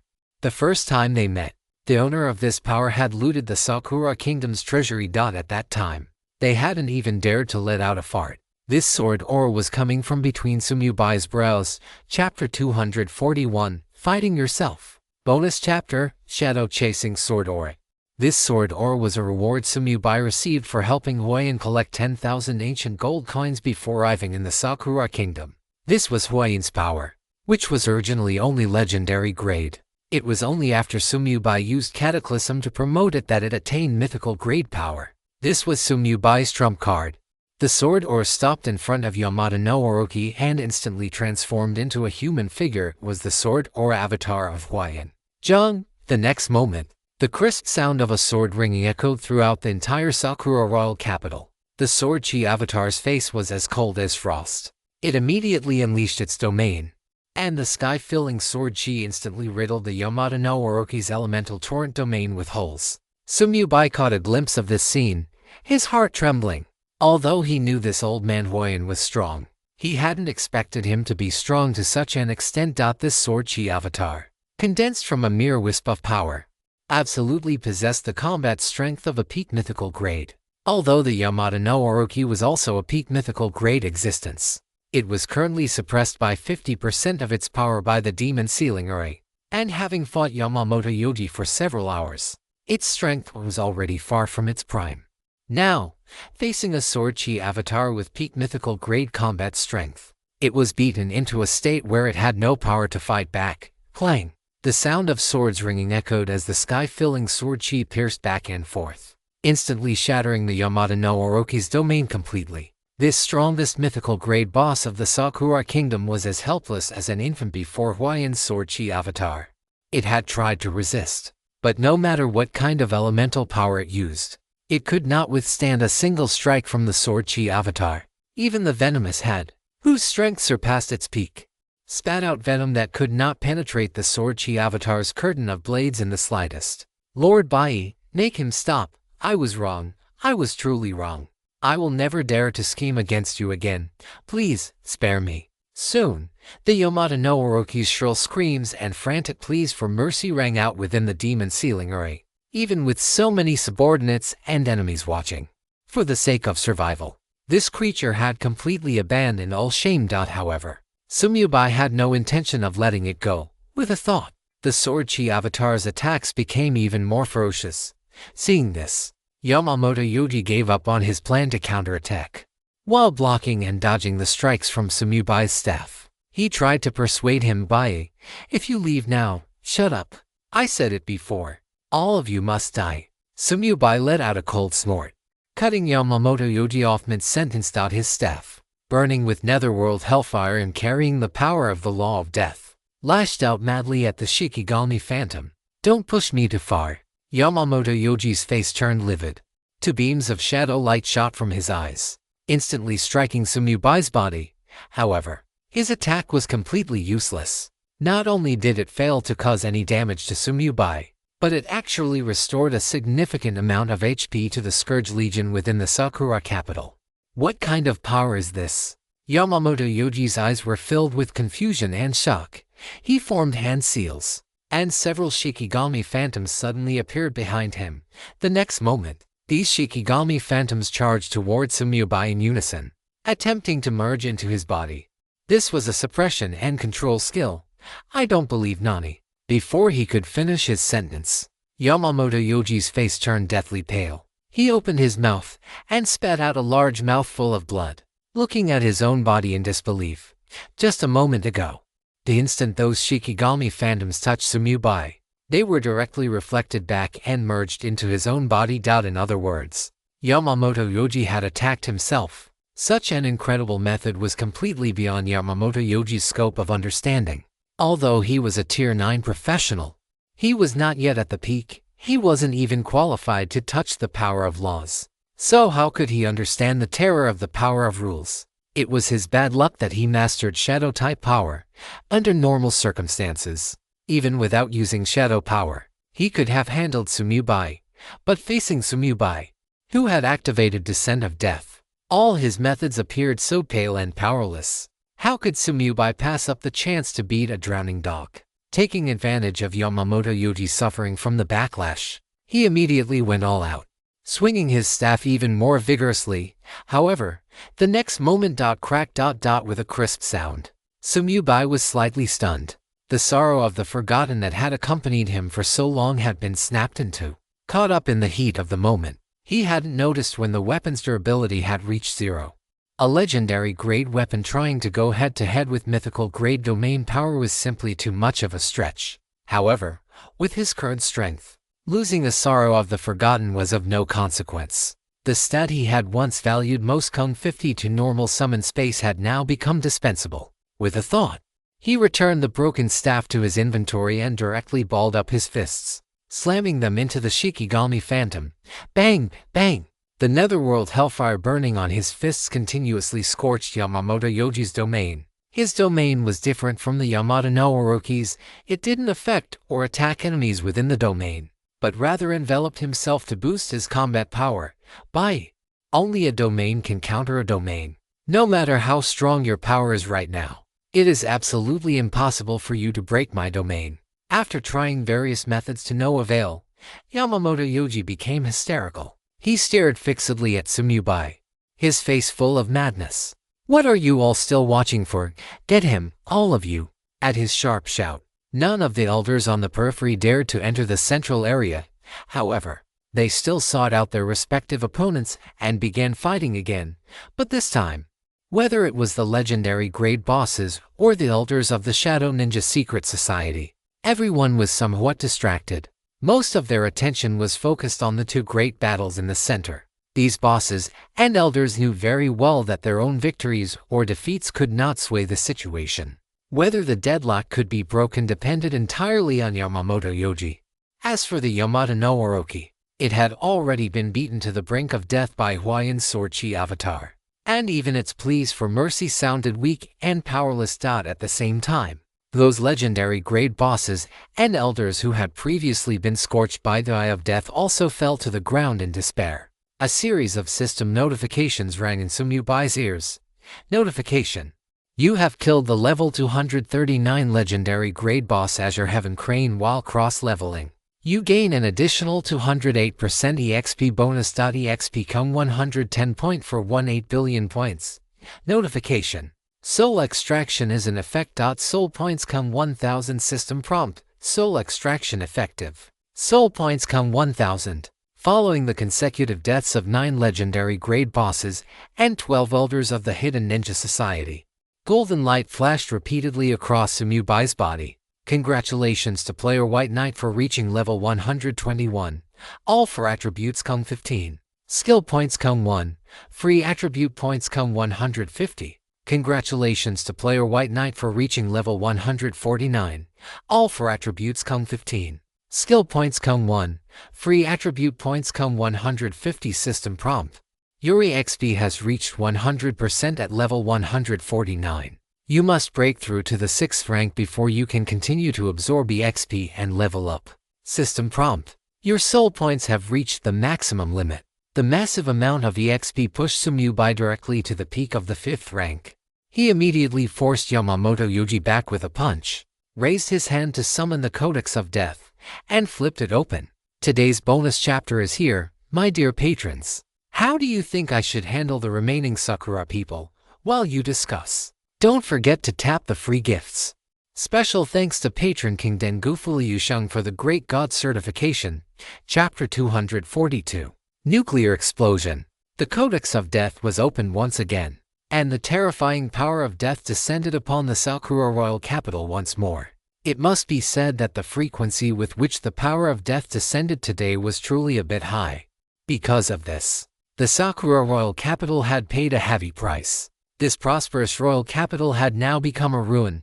As far as the eye could see, it was almost entirely filled with the figures of scourge skeletons. Even the army of ferocious beasts, under the attacks of the Scourge Legion, had abandoned their assault and begun to flee frantically. This was also related to the Yamato no Orochi. Under the suppression of the Sword Chi avatar left by Huijian, it was already very difficult for him to continue controlling the tide of ferocious beasts outside the demon ceiling array. As the Codex of Death opened, tiny emerald green light spots suddenly emerged from the corpses of the Hidden Ninja Society elders who had just died, flying rapidly towards Tsumubai and merging into his body. A series of system prompts followed immediately. System prompt: Death Rule effective. You have successfully absorbed 13 years of lifespan. System prompt: Death Rule effective. You have successfully absorbed 11 years of lifespan. System prompt: You have accepted the Advancement Quest Feel Death for Advancement Quest. To become a true master of death, you must personally experience a vast amount of death. Within 15 days, completely kill 1 million living beings to experience the power of death. Quest restrictions. 1. The targets must be true living beings. 2. Targets killed by summons and contracted creatures do not count toward the total. 3. If not completed within 15 days, the quest data will be cleared, and you must start over. Quest time 14 days, 23 hours, 59 minutes, 59 seconds. Quest objective 0-1000. Please do everything in your power to complete the challenge as quickly as possible. Break through your current limits. Make yourself more compatible with the Master of Death profession, and unlock more professional powers. Is death truly the end? This is a question worth pondering. Absorbing lifespan was an effect of death descent. The 12 elders who died under the Nether Flame prison fire had only provided a little over 100 years of lifespan. At this moment, Sumyubai's first reaction was that it was too little, but soon, his thoughts would change completely. After accepting the advancement quest, Sumyubai immediately retracted the Codex of Death and threw another punch at Yamamoto Yoji. The phantom of the Shikigami formed by the latter's domain rippled, its colors dimming by another shade, yet there were still no signs of it shattering completely. However, Sumyubai's goal now was not to break Yamamoto Yoji's domain, but to complete the advancement quest as soon as possible. If he hadn't specifically wanted to wait until after his advancement to kill it, the Yamata no Orochi, having exhausted all its tricks, would never have been able to last so many rounds under the sword chi avatar of Huijian. As Sumyubai's thoughts shifted, curtains of death appeared beside the corpses of the 9 bosses. Squads of Skeleton King berserkers rushed out from the curtains of death, immediately lifted the bosses' corpses, and gathered them together rapidly. At the same time, Sumyubai forced Yamamoto Yoji back with another punch, took a step forward, passed directly through the curtain of death, and arrived before the corpses. There was no help for it. The casting range of Destroy Corpse and Erase Evidence was only 500 meters, which was truly insufficient for the current Sumyubai. His gaze swept over these 9 corpses, and his mind stirred. Destroy Corpse and Erase Evidence. The next moment, the curtain of death shifted from the side to beneath his feet, and these Skeleton Kings instantly vanished into the demon ceiling area while carrying the boss's corpses. Simultaneously, Sumyubai's figure instantly returned to his original position, and he threw another punch straight at Yamamoto Yoji's face. When these bosses were alive, they certainly could not pass through the curtains of death, but after they died, their corpses counted as a type of loot. Although they wouldn't exist for long and couldn't be stored in a spatial ring, they could still be moved, just like how Sumyubai had once used skeletons to collect equipment. And their destination was, naturally, outside the demon ceiling array. Sumyubai switched his perspective in an instant, utilizing the wide field of vision from Frost High in the sky to open 9 other curtains of death throughout the Sakura royal capital. 9 nuclear bomb-level weapons that had already been primed were thus instantly placed all over the Sakura royal capital. The areas near these 9 locations were filled with survivors specifically left behind by the Scourge Legion. They had all been resurrected multiple times, and their next death would likely mean their complete erasure. Why did these corpses suddenly appear? What is White Knight trying to do? Nani, why are the corpses glowing? No, everyone run. These corpses look like they're about to explode. By the time these people reacted, the corpses of the 9 legendary grade bosses were already swelling violently, accompanied by a dazzling white light. The next moment, boom boom boom, 9 thunderous roars erupted almost simultaneously. The violent explosions generated terrifying shockwaves that swept across the surroundings, instantly vaporizing the ruins of the buildings within their radius. The energy released by the explosions surged straight up into the sky, thousands of meters high, forming 9 scorching pillars of shockwave light that instantly dispersed even the clouds above. Each of these bosses had a body size of 2 to 300 meters, with the largest ones approaching 400 meters. One could only imagine the effect produced when their corpses were detonated by corpse destruction. The blast radius of each corpse exceeded 5 kilometers. To call it a nuclear explosion would be no exaggeration. Even Bing Xuan, high above in the sky, was stunned by such a terrifying display. The soul fire within his pupils fluctuated violently, and his heart surged with turbulent emotions. He had still underestimated the terrifying nature of his master. Inside the demon ceiling area, the group of bosses and the elders of the hidden ninja society were shocked beyond measure by the explosion that had just occurred. Their pupils were dilated to the size of saucers, and their foreheads were drenched in cold sweat. Although they had not been affected by the shockwaves of the explosions, they could still feel that terrifying energy. Not long ago, the hidden ninja society had learned from Matsumoto Minji and Abe Seikshouon that Baiyu possessed such an ability, but hearing about it and seeing it with one's own eyes were two completely different levels of shock. At this moment, only one thought occupied their minds. If Baiyu were to detonate corpses inside the demon ceiling area, would they be able to withstand it? At this thought, the faces of these Sakura people turned pale. Clearly, after several hours of intense battle, they no longer had any life-saving measures left to survive such an explosion. Why didn't he leave a single corpse inside the demon ceiling area? Matsumoto Minji's voice trailed off halfway, his pupils shrinking violently. The others reacted at the same time, turning their heads in unison to look at the Yamada no Orochi, whose body was covered in sword scars. Everyone couldn't help but gasp, their hearts instantly filled with despair. If the explosion of a legendary grade boss's corpse had such terrifying power, then what about a mythical grade boss? At the same time, a series of system notifications rang in Sumyubai's ears. Chapter 243. What did you just say? Congratulations on completing the advancement quest. Your XP cap has been increased. Congratulations to player Baiyi for reaching level 150. All for attributes come 15. Skill points come 1. Free attribute points come 150. Congratulations to player Baiyi for breaking through to tier 6. Based on your class, you have gained 9,000 free attribute points. Congratulations to player Baiyi for breaking through to tier 6. Your compatibility with the Death Sovereign class has increased. Unlocking partial class powers. Power fusion in progress. Please wait patiently. Notification. Soul extraction is in effect. Soul points come 5. Notification. Soul extraction is in effect. Soul points come 6. Notification. Your soul points have reached the cap. Completing the advancement quest and instantly maxing out the 10-20 million soul points were both within Sumyubai's expectations. The explosion of 9 legendary grade boss corpses had covered nearly half of the Sakura capital. One could only imagine how many people had died in this blast. What truly caught Sumyubai by surprise were the emerald green light particles that swarmed toward him as the explosions ended. Each of these light particles was extremely faint, far inferior to those he had previously absorbed from the elders of the hidden ninja society. But the sheer quantity of these light particles was immense. Notification. Death rule is in effect. You have successfully absorbed 3 days of lifespan. Notification. Death rule is in effect. You have successfully absorbed 1 day of lifespan. As the system notifications flooded his screen, countless emerald green light particles poured madly into Sumyubai's body, and his lifespan increased rapidly. 20,000 years, 30,000 years, 40,000 years. This was a completely unexpected windfall. Even Sumyubai had not anticipated such a harvest. It is well known that a sudden surge in lifespan brings a sense of extreme pleasure.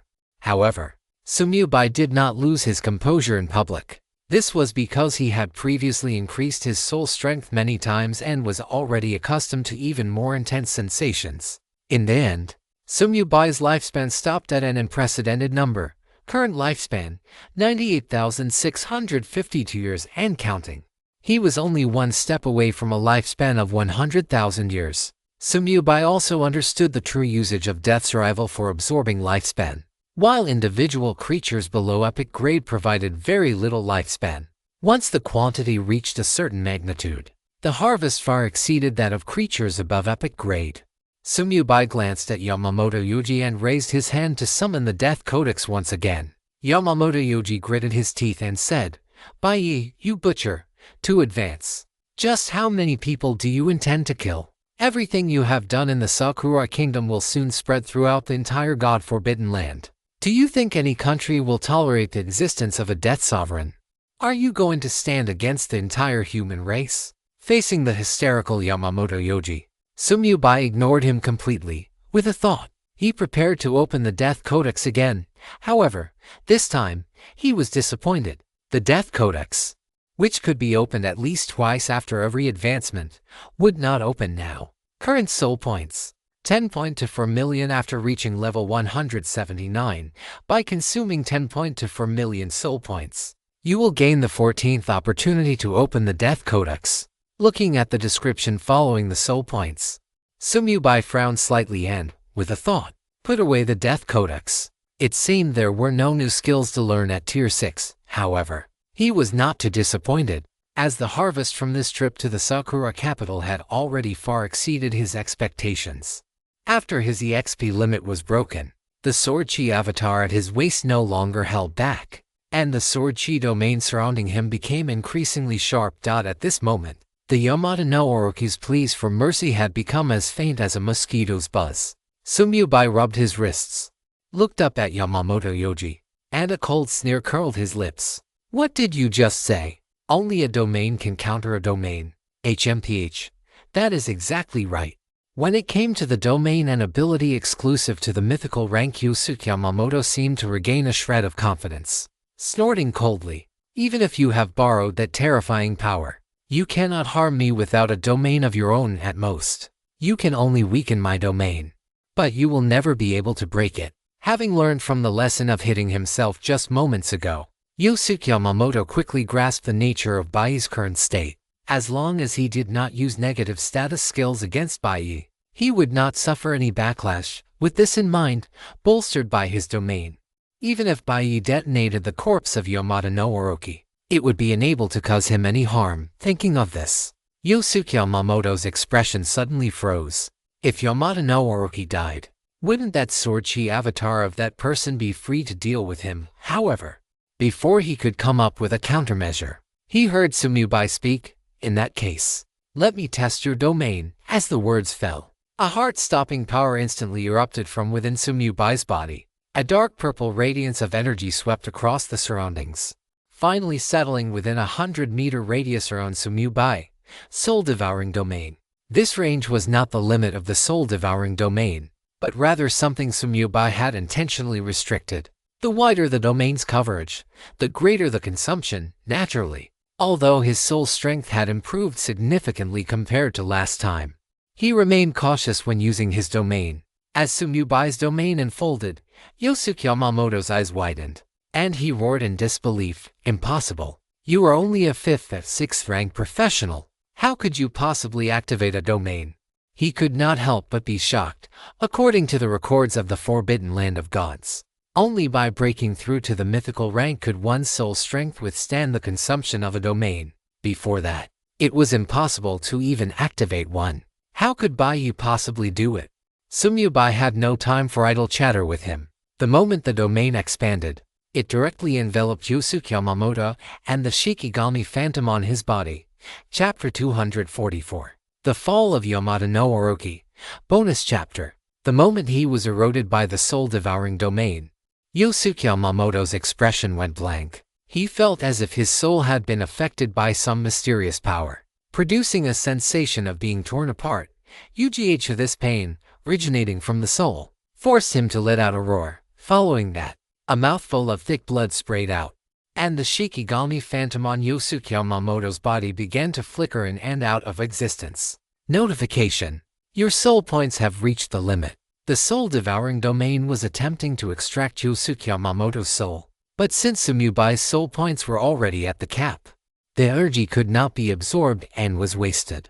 Is this what a domain feels like? Standing within the domain, Sumyubai felt as though he controlled everything. With a thought, the power of the domain instantly surged into his hands. Immediately after, Sumyubai reached out, grabbed the Shikigami phantom, and pulled with all his might. Break from me. The already teetering Shikigami phantom domain was forcibly torn apart under Sumyubai's terrifying strength. Puff! This is impossible. Yusuke Yamamoto's face turned as pale as paper, and he spat out another mouthful of blood. Still unable to comprehend how Sumyubai could break his domain, but whether he understood it or not no longer mattered. The torn Shikigami phantom shattered completely, dissipating into the air. Sumyubai took a step forward, his body returning to its original size as he immediately deactivated the soul-devouring domain. Having kept it open for only a few seconds, he already felt a wave of exhaustion. If he continued any longer, he would inevitably end up like last time, needing a week of sleep to recover. However, he wouldn't need the domain anymore, as Yosuke Yamamoto no longer had the strength to resist. Sumyubai's figure appeared instantly before him, his right hand locking onto his throat like an iron pincer, lifting him into the air. This strongest individual in the Sakura Kingdom, the leader of the Yin Ninja Secret Society, and the only 9th rank mythical level top expert, was not putting up any resistance at all. This was not entirely his fault, after all. Sumyubai was currently in the cheat state of Death's Descent, and all of his resistance was destined to be futile, without the protection of the domain. The nether flame hellfire burning on Sumyubai's palm began to scorch Yosuke Yamamoto's body. Despite his immense strength, high death resistance, and special 9th rank power, he was still helpless against a skill like nether flame hellfire, which dealt damage based on a percentage of maximum health. Terrifying damage numbers kept popping up above his head. 5.2 billion, 5, 2 billion, 5, 2 billion. At this moment, Sumyubai finally saw Yosuke Yamamoto's status window. Yosuke Yamamoto, leader of the Yin Ninja Secret Society 9th rank Spirit Sovereign level, health, 98.358 billion, 485 billion. Seeing Yosuke Yamamoto's maximum health, Sumyubai felt a slight jolt in his heart. Can humans really have such a long health bar? What exactly is different about the mythical rank? Even nether flame hellfire could only deal a little over 1% damage to him per second. Bai, this master has already foreseen your future. Yosuke Yamamoto seemed to sense that death was approaching, but instead of fear in his eyes, he began to laugh. Your end will surely be even more miserable than mine.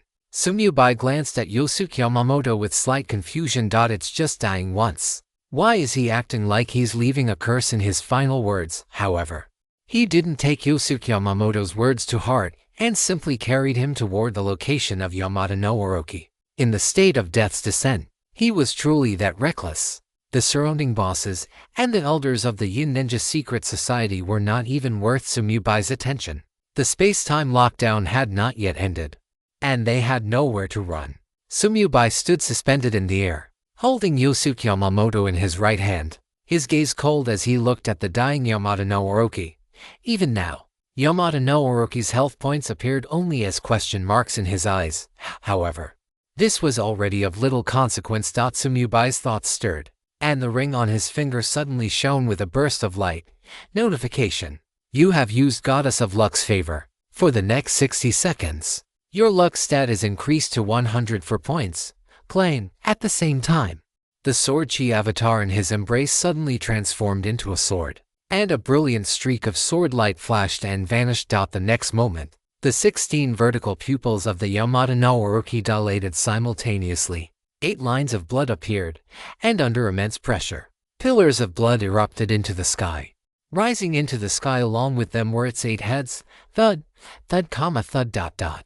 As the 8 heads of the Yamata no Orochi fell and rolled to the ground, a trace of despair flashed in the eyes of everyone and every ferocious beast present. For the ferocious beasts, since the Yamata no Orochi was dead, they naturally could not survive. For the elders of the Hidden Ninja Secret Society, an explosion even more terrifying than the previous one was about to arrive. Notification. You have killed the level 269 mythical grade boss Yamata no Orochi beyond your level. You receive an additional 208% EXP bonus. EXP come 12.4278 trillion points. Notification. Your soul points have reached the upper limit. The Yamata no Orochi was a boss created by the world game and was not a true living creature. Therefore, even though shadow chasing sword chi was Sumyubai's temporary skill and counted as him killing it personally, he could not absorb lifespan from this creature. However, as the strongest boss in the Sakura Kingdom, the XP and loot gained from killing it were extremely generous. Dozens of golden lights rose from Sumyubai's body, and all the treasures dropped by the Yamata no Orochi flew into his inventory. You have obtained Soul Crystal times 20. You have obtained level to Radiant Gem times 160. You have obtained level to Special Radiant Gem times 20. You have obtained mythical grade material times 160. You have obtained high grade life soul stone times 1000. You have obtained mythical grade item Yamada demon scale armor. You have obtained mythical grade item abnormal elemental heart. Congratulations to player Bai for leveling up to level 151. For dimensional stats Kung 20. Skill points Kung 1. Free attribute points Kung 200. Congratulations to player Bai for leveling up to level 179. For dimensional stats Kung 20. Skill points Kung 1. Free attribute points Kung 200. Congratulations on becoming the first player in the Blue Star region to kill a mythical grade boss. Reward, all attributes Kung 10,000, skill points Kung 500, life soul crystal times 20. Notification. A Blue Star region announcement will be made shortly. Listening to the system notifications ringing incessantly in his ears, Sumyubai did not rush to check his gains. Nor did he immediately use corpse disposal. Instead, his thoughts stirred, and in the final 2 seconds before shadow chasing sword chi ended, he commanded the sword chi avatar to thrust a sword into the ground below. Clang! The power of this strike was even a notch stronger than when he had just slain the Yamada no Orochi. After a violent explosion, the core of the demon sealing ray was revealed beneath the ground, and the sword chi avatar's strike pierced precisely into the core. Crack. Double quotes roar. As the ray shattered, the legendary grade bosses present could not help but roar. The power that had been suppressed had all returned, yet, after the roar, the bosses could not help but feel dejected. What was the use of it returning? They still had to die. Allowing them to recover was clearly not Sumyubai's goal. The focus was on the corpse of the Yamada no Orochi. Without the influence of the demon sealing ray, the Yamada no Orochi's corpse immediately reverted to its original form. A monster snake with 8 heads and 8 tails, larger than a mountain, instantly filled the space-time locked area. Sumyubai's thoughts stirred, and he took out the wheel of space-time, expanding the locked area to 20 kilometers, which finally allowed the Yamada no Orochi's corpse to lie flat. Immediately after, he summoned the Death Codex and, as he opened it, his gaze swept over the Yamada no Orochi. Corpse disposal. Today's extra update is served. Good news. The rating finally hit 9 points. Thanks to all the foster fathers for your great help. Chapter 245. What does this mean? Sakura Kingdom announcement. Due to the death of the ferocious Beast Tide initiator Yamada no Orochi, the expansion pack Beast Tide incoming will end in 10 minutes. Sakura Kingdom announcement. Since no Sakura player obtained points during this expansion pack, there are no rewards. We hope all Sakura players will continue to work hard and strive to earn rewards in the next expansion pack. The sudden system announcement left all Sakura players stunned on the spot. As soon as the announcement ended, the army of ferocious beasts ravaging the cities stopped their offensive and began to retreat one after another. They even let go of the targets they were about to kill right in front of them and left the various cities without looking back. These ferocious beasts, created by the World Game, had all their actions under the control of the World Game. Once they completely withdrew from the cities, the Beast Tide incoming expansion pack would be considered over. In this instant, whether it was the people lying dead in the destroyed cities or the players still hiding in the main city shelters, their bodies finally stopped trembling. Tears of joy streamed down their faces, and earth-shattering cheers resounded through city after city. In the chat channel, various messages began to flood the screen rapidly. Ha ha ha, I actually survived. I told you the top brass of the Sakura Kingdom would be fine. So what if it's the Yamada no Orochi? Didn't it just come here to die? It's just a pity we didn't hear the announcement that Baiyu was killed. He was definitely scared and didn't dare to go to the royal capital with the Yamada no Orochi. Hey, if he had dared to go, that would have been a double blessing. Finally, it's finally over. I died 6 whole times. If it had dragged on for another 10 minutes, I would have been truly finished. Damn World Game. How can there be any reason to launch such an expansion pack in the early stages? They really don't treat us Sakura players as human beings. This has to be blamed on that Baiyi. If it weren't for him, an expansion pack like Beast Tide incoming would never have been launched now. HMPH, now that the higher-ups have dealt with Yamada no Orochi, their next target will definitely be Baiyi. I'd like to see just how much longer he can keep jumping around. The Sakura players, having survived the catastrophe, poured their hearts out to one another in the chat channel. For these past few hours, their lives had been in constant danger. Because of this, everyone hated Baiyi to the bone. As for the system announcement stating there were no rewards, no one cared at all. Are you kidding me? With ferocious beasts at a minimum of level 120 appearing in organized formations, how were players with an average level of barely over 10 supposed to earn points? Being able to survive was already a miracle. Who would dare to hope for rewards? However, their joy lasted only a moment.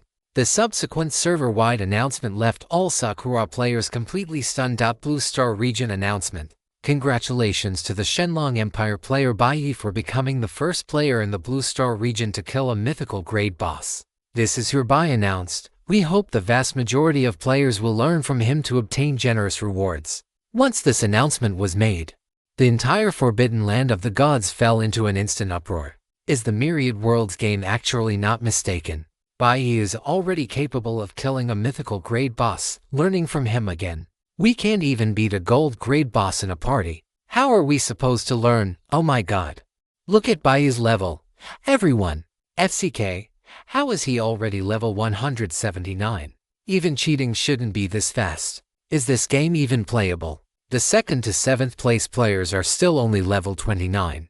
Does Baiyi not have any bottlenecks at all? Didn't they say the advancement quest takes a long time? Why is it like Baiyi doesn't even have an advancement quest? The world of a cheater is not something us honest folks can understand. Baiyi is cheating so blatantly. One day he'll be banned by the Myriad Worlds game. Brother, wake up. This is a real world. There are no bans. Is there still room on Boss Baiyi's leg for a hanger-on? I don't want to work hard anymore. It is said that the Dark Knight mercenary group was founded by Boss Baiyi. Then what are we waiting for? I'm going to apply to join right now. Don't even think about it if your talent is below a grade. The Dark Knight mercenary group doesn't accept trash. Unlike the reactions of players from other nations, the players of the Sakura Kingdom felt as if their brains couldn't keep up. Wait, no. What is going on here? Does mythical grade boss refer to Yamada no Orochi? Otherwise, how could it be such a coincidence that as soon as Yamada no Orochi died, Sumyubai triggered a server-wide announcement? But weren't these two guys on the same side? What is Baiyi's game here? First, he helped Yamada no Orochi recover its strength, triggering a beast tide that ravaged the entire Sakura Kingdom. Then, he turned around and killed Yamada no Orochi, helping the Sakura Kingdom successfully pass the expansion pack. Are you playing with us? In the center of the ruined Sakura capital, Sumyubai held Yamamoto Yoji in one hand, his gaze sweeping over the massive corpse of Yamada no Orochi. Destroy corpse and eradicate evidence. Baiyi stop, except for Yamamoto Yoji. Everyone present wore an expression of terror, reflexively shouting out in alarm. But Sumyubai, under the state of death's arrival, didn't even care about Yamamoto Yoji. So how could he possibly take these people seriously? He paid them no mind at all, merely moving his thoughts to summon the Death Codex and open it. Vast power of death descended.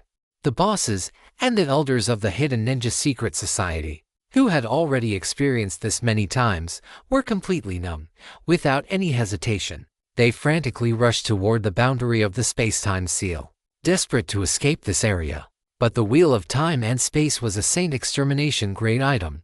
Even if they put aside their grudges and joined forces, they couldn't shake it in the slightest. Watching helplessly as Yamada no Orochi's mountain-like corpse suddenly expanded, accompanied by terrifying energy fluctuations and blinding white light, everyone slumped to the ground in a daze. It's over. Even the elders of the hidden ninja secret society who still had the lifespan to resurrect were filled with despair in their eyes. They could resurrect, but their president had no chance of resurrection. Without their president, what could the hidden ninja secret society use to contend with Baiyi? Resurrection would just mean dying a few more times. Perhaps because Yamada no Orochi's corpse was too massive and the energy required for the explosion was too great. The prelude to this destroy corpse and eradicate evidence was slightly prolonged. But this prolongation felt like a death countdown, step by step destroying the hearts of all the people and ferocious beasts present. Don't think that just because these BOSSEs were created by the Myriad Worlds game, they lack intelligence. They naturally feel fear as well. Moreover, the vast majority of high-level bosses do not respawn after death. In other words, for them, Dying this time meant total death. There was almost no chance of resurrection. Bang bang. Terrifying death energy flowed within Yamada no Orochi's corpse. Its long body was continuously torn by the expanding energy, creating streaks of blood that frayed the nerves of the beasts and the elders of the hidden ninja secret society. Sumyubai, however, turned a blind eye to this, merely frowning slightly. Because this advancement quest had changed drastically compared to the previous ones, Chapter 246. The terrifying effect of the Yamada brand super yield nuclear bomb. Notification. You have accepted the advancement quest Field Death 5. Field Death 5 advancement quest. To become a true Lord of Death, you must personally experience a vast amount of death. Within 30 days. Thoroughly kill 10 million living beings to experience the power of death. Quest restrictions. 1. Targets must be true living beings. 2. Targets killed by summons and contracted creatures do not count toward the total. 3. If not completed within 30 days, the quest data will be wiped, and you must start over from the beginning. Quest time: 29 days 23 hours 59 minutes 59 seconds. Quest objective: 10,000. Please use every means possible to complete the challenge as quickly as possible. Break through your current limits. Make yourself more compatible with the Lord of Death profession, and unlock more professional powers. Is death truly the end? That is a question worth pondering. This breakthrough would allow him to cross into the 7th stage, equivalent to an epic level existence. Consequently, the difficulty of the quest had also increased significantly, compared to Feeling Death 4. Although the quest duration had doubled, the number of creatures required to be killed had increased tenfold. However, for Sumyubai, who had already detonated the super yield nuclear bomb that was the Yamada no Orochi, this could be completed in the next moment. Yet, to break through to the 7th stage, Feeling Death 5 was not the only quest required. Notification. You have accepted the advancement quest Path of the Epic. Path of the Epic. Advancement quest. The human race is inherently weak, belonging to the lower echelons among the myriad races of the universe. Only by constantly breaking through can they, step by step, stand shoulder to shoulder with those races that are born powerful. The 7th stage, the epic level, is the first life bottleneck for the human race. Quest content. Please find a powerhouse at the 7th stage epic level or above to open the path of the epic for you. The stronger the powerhouse who opens the path of the epic for you, the greater the improvement after the breakthrough. At the same time, the difficulty will also be higher. Please act according to your capabilities. I have to find someone to help. Sumyubai frowned. Looking at the dissipating sword chi avatar, the figure of Hui Jian flashed through his mind first, but he decided not to be hasty. In any case, he was about to join the Divine Dragon Hall. What if there was someone even stronger than Hui Jian within the Divine Dragon Hall? He had already improved enough this time. It wouldn't be a bad thing to settle down and consolidate his gains before breaking through to the 7th stage. As Sumyubai closed the quest list, the corpse of the Yamada no Orochi also expanded to its limit under the effect of corpse disposal. Yamamoto Yuji stared fixedly at Sumyubai, grinning hideously. Baiyi, remember my words. Your end is destined to be even more miserable. I don't know if I'll be miserable in the future, but you are about to be miserable right now. Sumyubai curled his lips in disdain and raised his hand, tossing Yamamoto Yuji toward the direction of the Yamada no Orochi's corpse. At the same time, a black and white disc instantly appeared in his hand, and with a thought boom, the corpse of the Yamada no Orochi exploded violently, and a terrifying shockwave swept out in all directions in an instant. The original space-time lockdown zone was lifted by Sumyubai the moment the explosion occurred. An unimaginably massive mushroom cloud erupted in the Sakura royal capital, shooting straight up to an altitude of hundreds of thousands of meters, instantly erasing everything above the capital. Yamamoto Yuji was reduced to ashes in the explosion instantly, and the surrounding legendary level bosses and the elders of the Shadow Ninja Secret Society were also wiped out in an instant, not even leaving their corpses behind. Looking down from high altitude, the entire Sakura royal capital vanished from the map along with the appearance of the shockwave. Under the support of a group of Storm Lich Lords, all the Calamity Undead floated into the air, avoiding falling into the abyss created by the explosion. With the wings of shadow swaying behind him, Sumyubai stood high in the sky. watching the disaster he had personally caused with shock. Although he had anticipated it, he was still stunned by the effect of this explosion. Without the suppression of the demon sealing ray, the Yamata no Orochi's body size returned to its original state from head to tail. It was nearly 20,000 meters long. What kind of concept was that? A 20-kilometer-long 8-headed snake. Calling it a mountain range would not be an exaggeration at all. And the explosion range of corpse disposal was 10 times the size of the corpse. Added to that was the bonus from his catastrophe profession trait, making it 20 times. Modmaster, you. Bing Xuan flew to Sumubai's side, trembling, the soul fire in its pupils flickering violently. For a moment, it couldn't even utter a complete sentence. Although under the rules of the Myriad Worlds game, as Sumubai's contracted creature, it would not be harmed by corpse disposal. It could clearly feel that terrifying energy, let alone its current self. Even if it grew to its peak, it would be absolutely impossible to survive such an attack. And the master hadn't even broken through to the 7th stage yet. Is this reasonable? Gulp. Sumubai couldn't help but swallow hard, once again feeling shocked by the heaven-defying nature of catastrophe. If it weren't for catastrophe, corpse disposal could at most detonate corpses below the legendary level. He even suspected that even an SSS-level skill of the same type wouldn't be able to take effect on corpses above the legendary level, at most only increasing the number of detonations, the explosion range, and the damage. Because the result of a mythical level creature's corpse exploding was simply too terrifying. When the explosion ended and a series of system notifications rang in Sumubai's ears, the entire Sakura royal capital had completely disappeared from the map. In its place. Oh, no. It should be said that several nearby maps were simply gone, leaving only an endless, bottomless abyss. Calculated according to the skill range, the radius of this abyss was nearly 400 kilometers, far exceeding Sumubai's field of vision. This was only because it was in the vast God-forbidden land. If it had been the original Blue Star, nearly half of the entire long and narrow Sakura Island would have been wiped out by this explosion. Chapter 247. The disadvantage of the mythical level bonus chapter. Notification. Soul extraction effective. Soul points gun 5.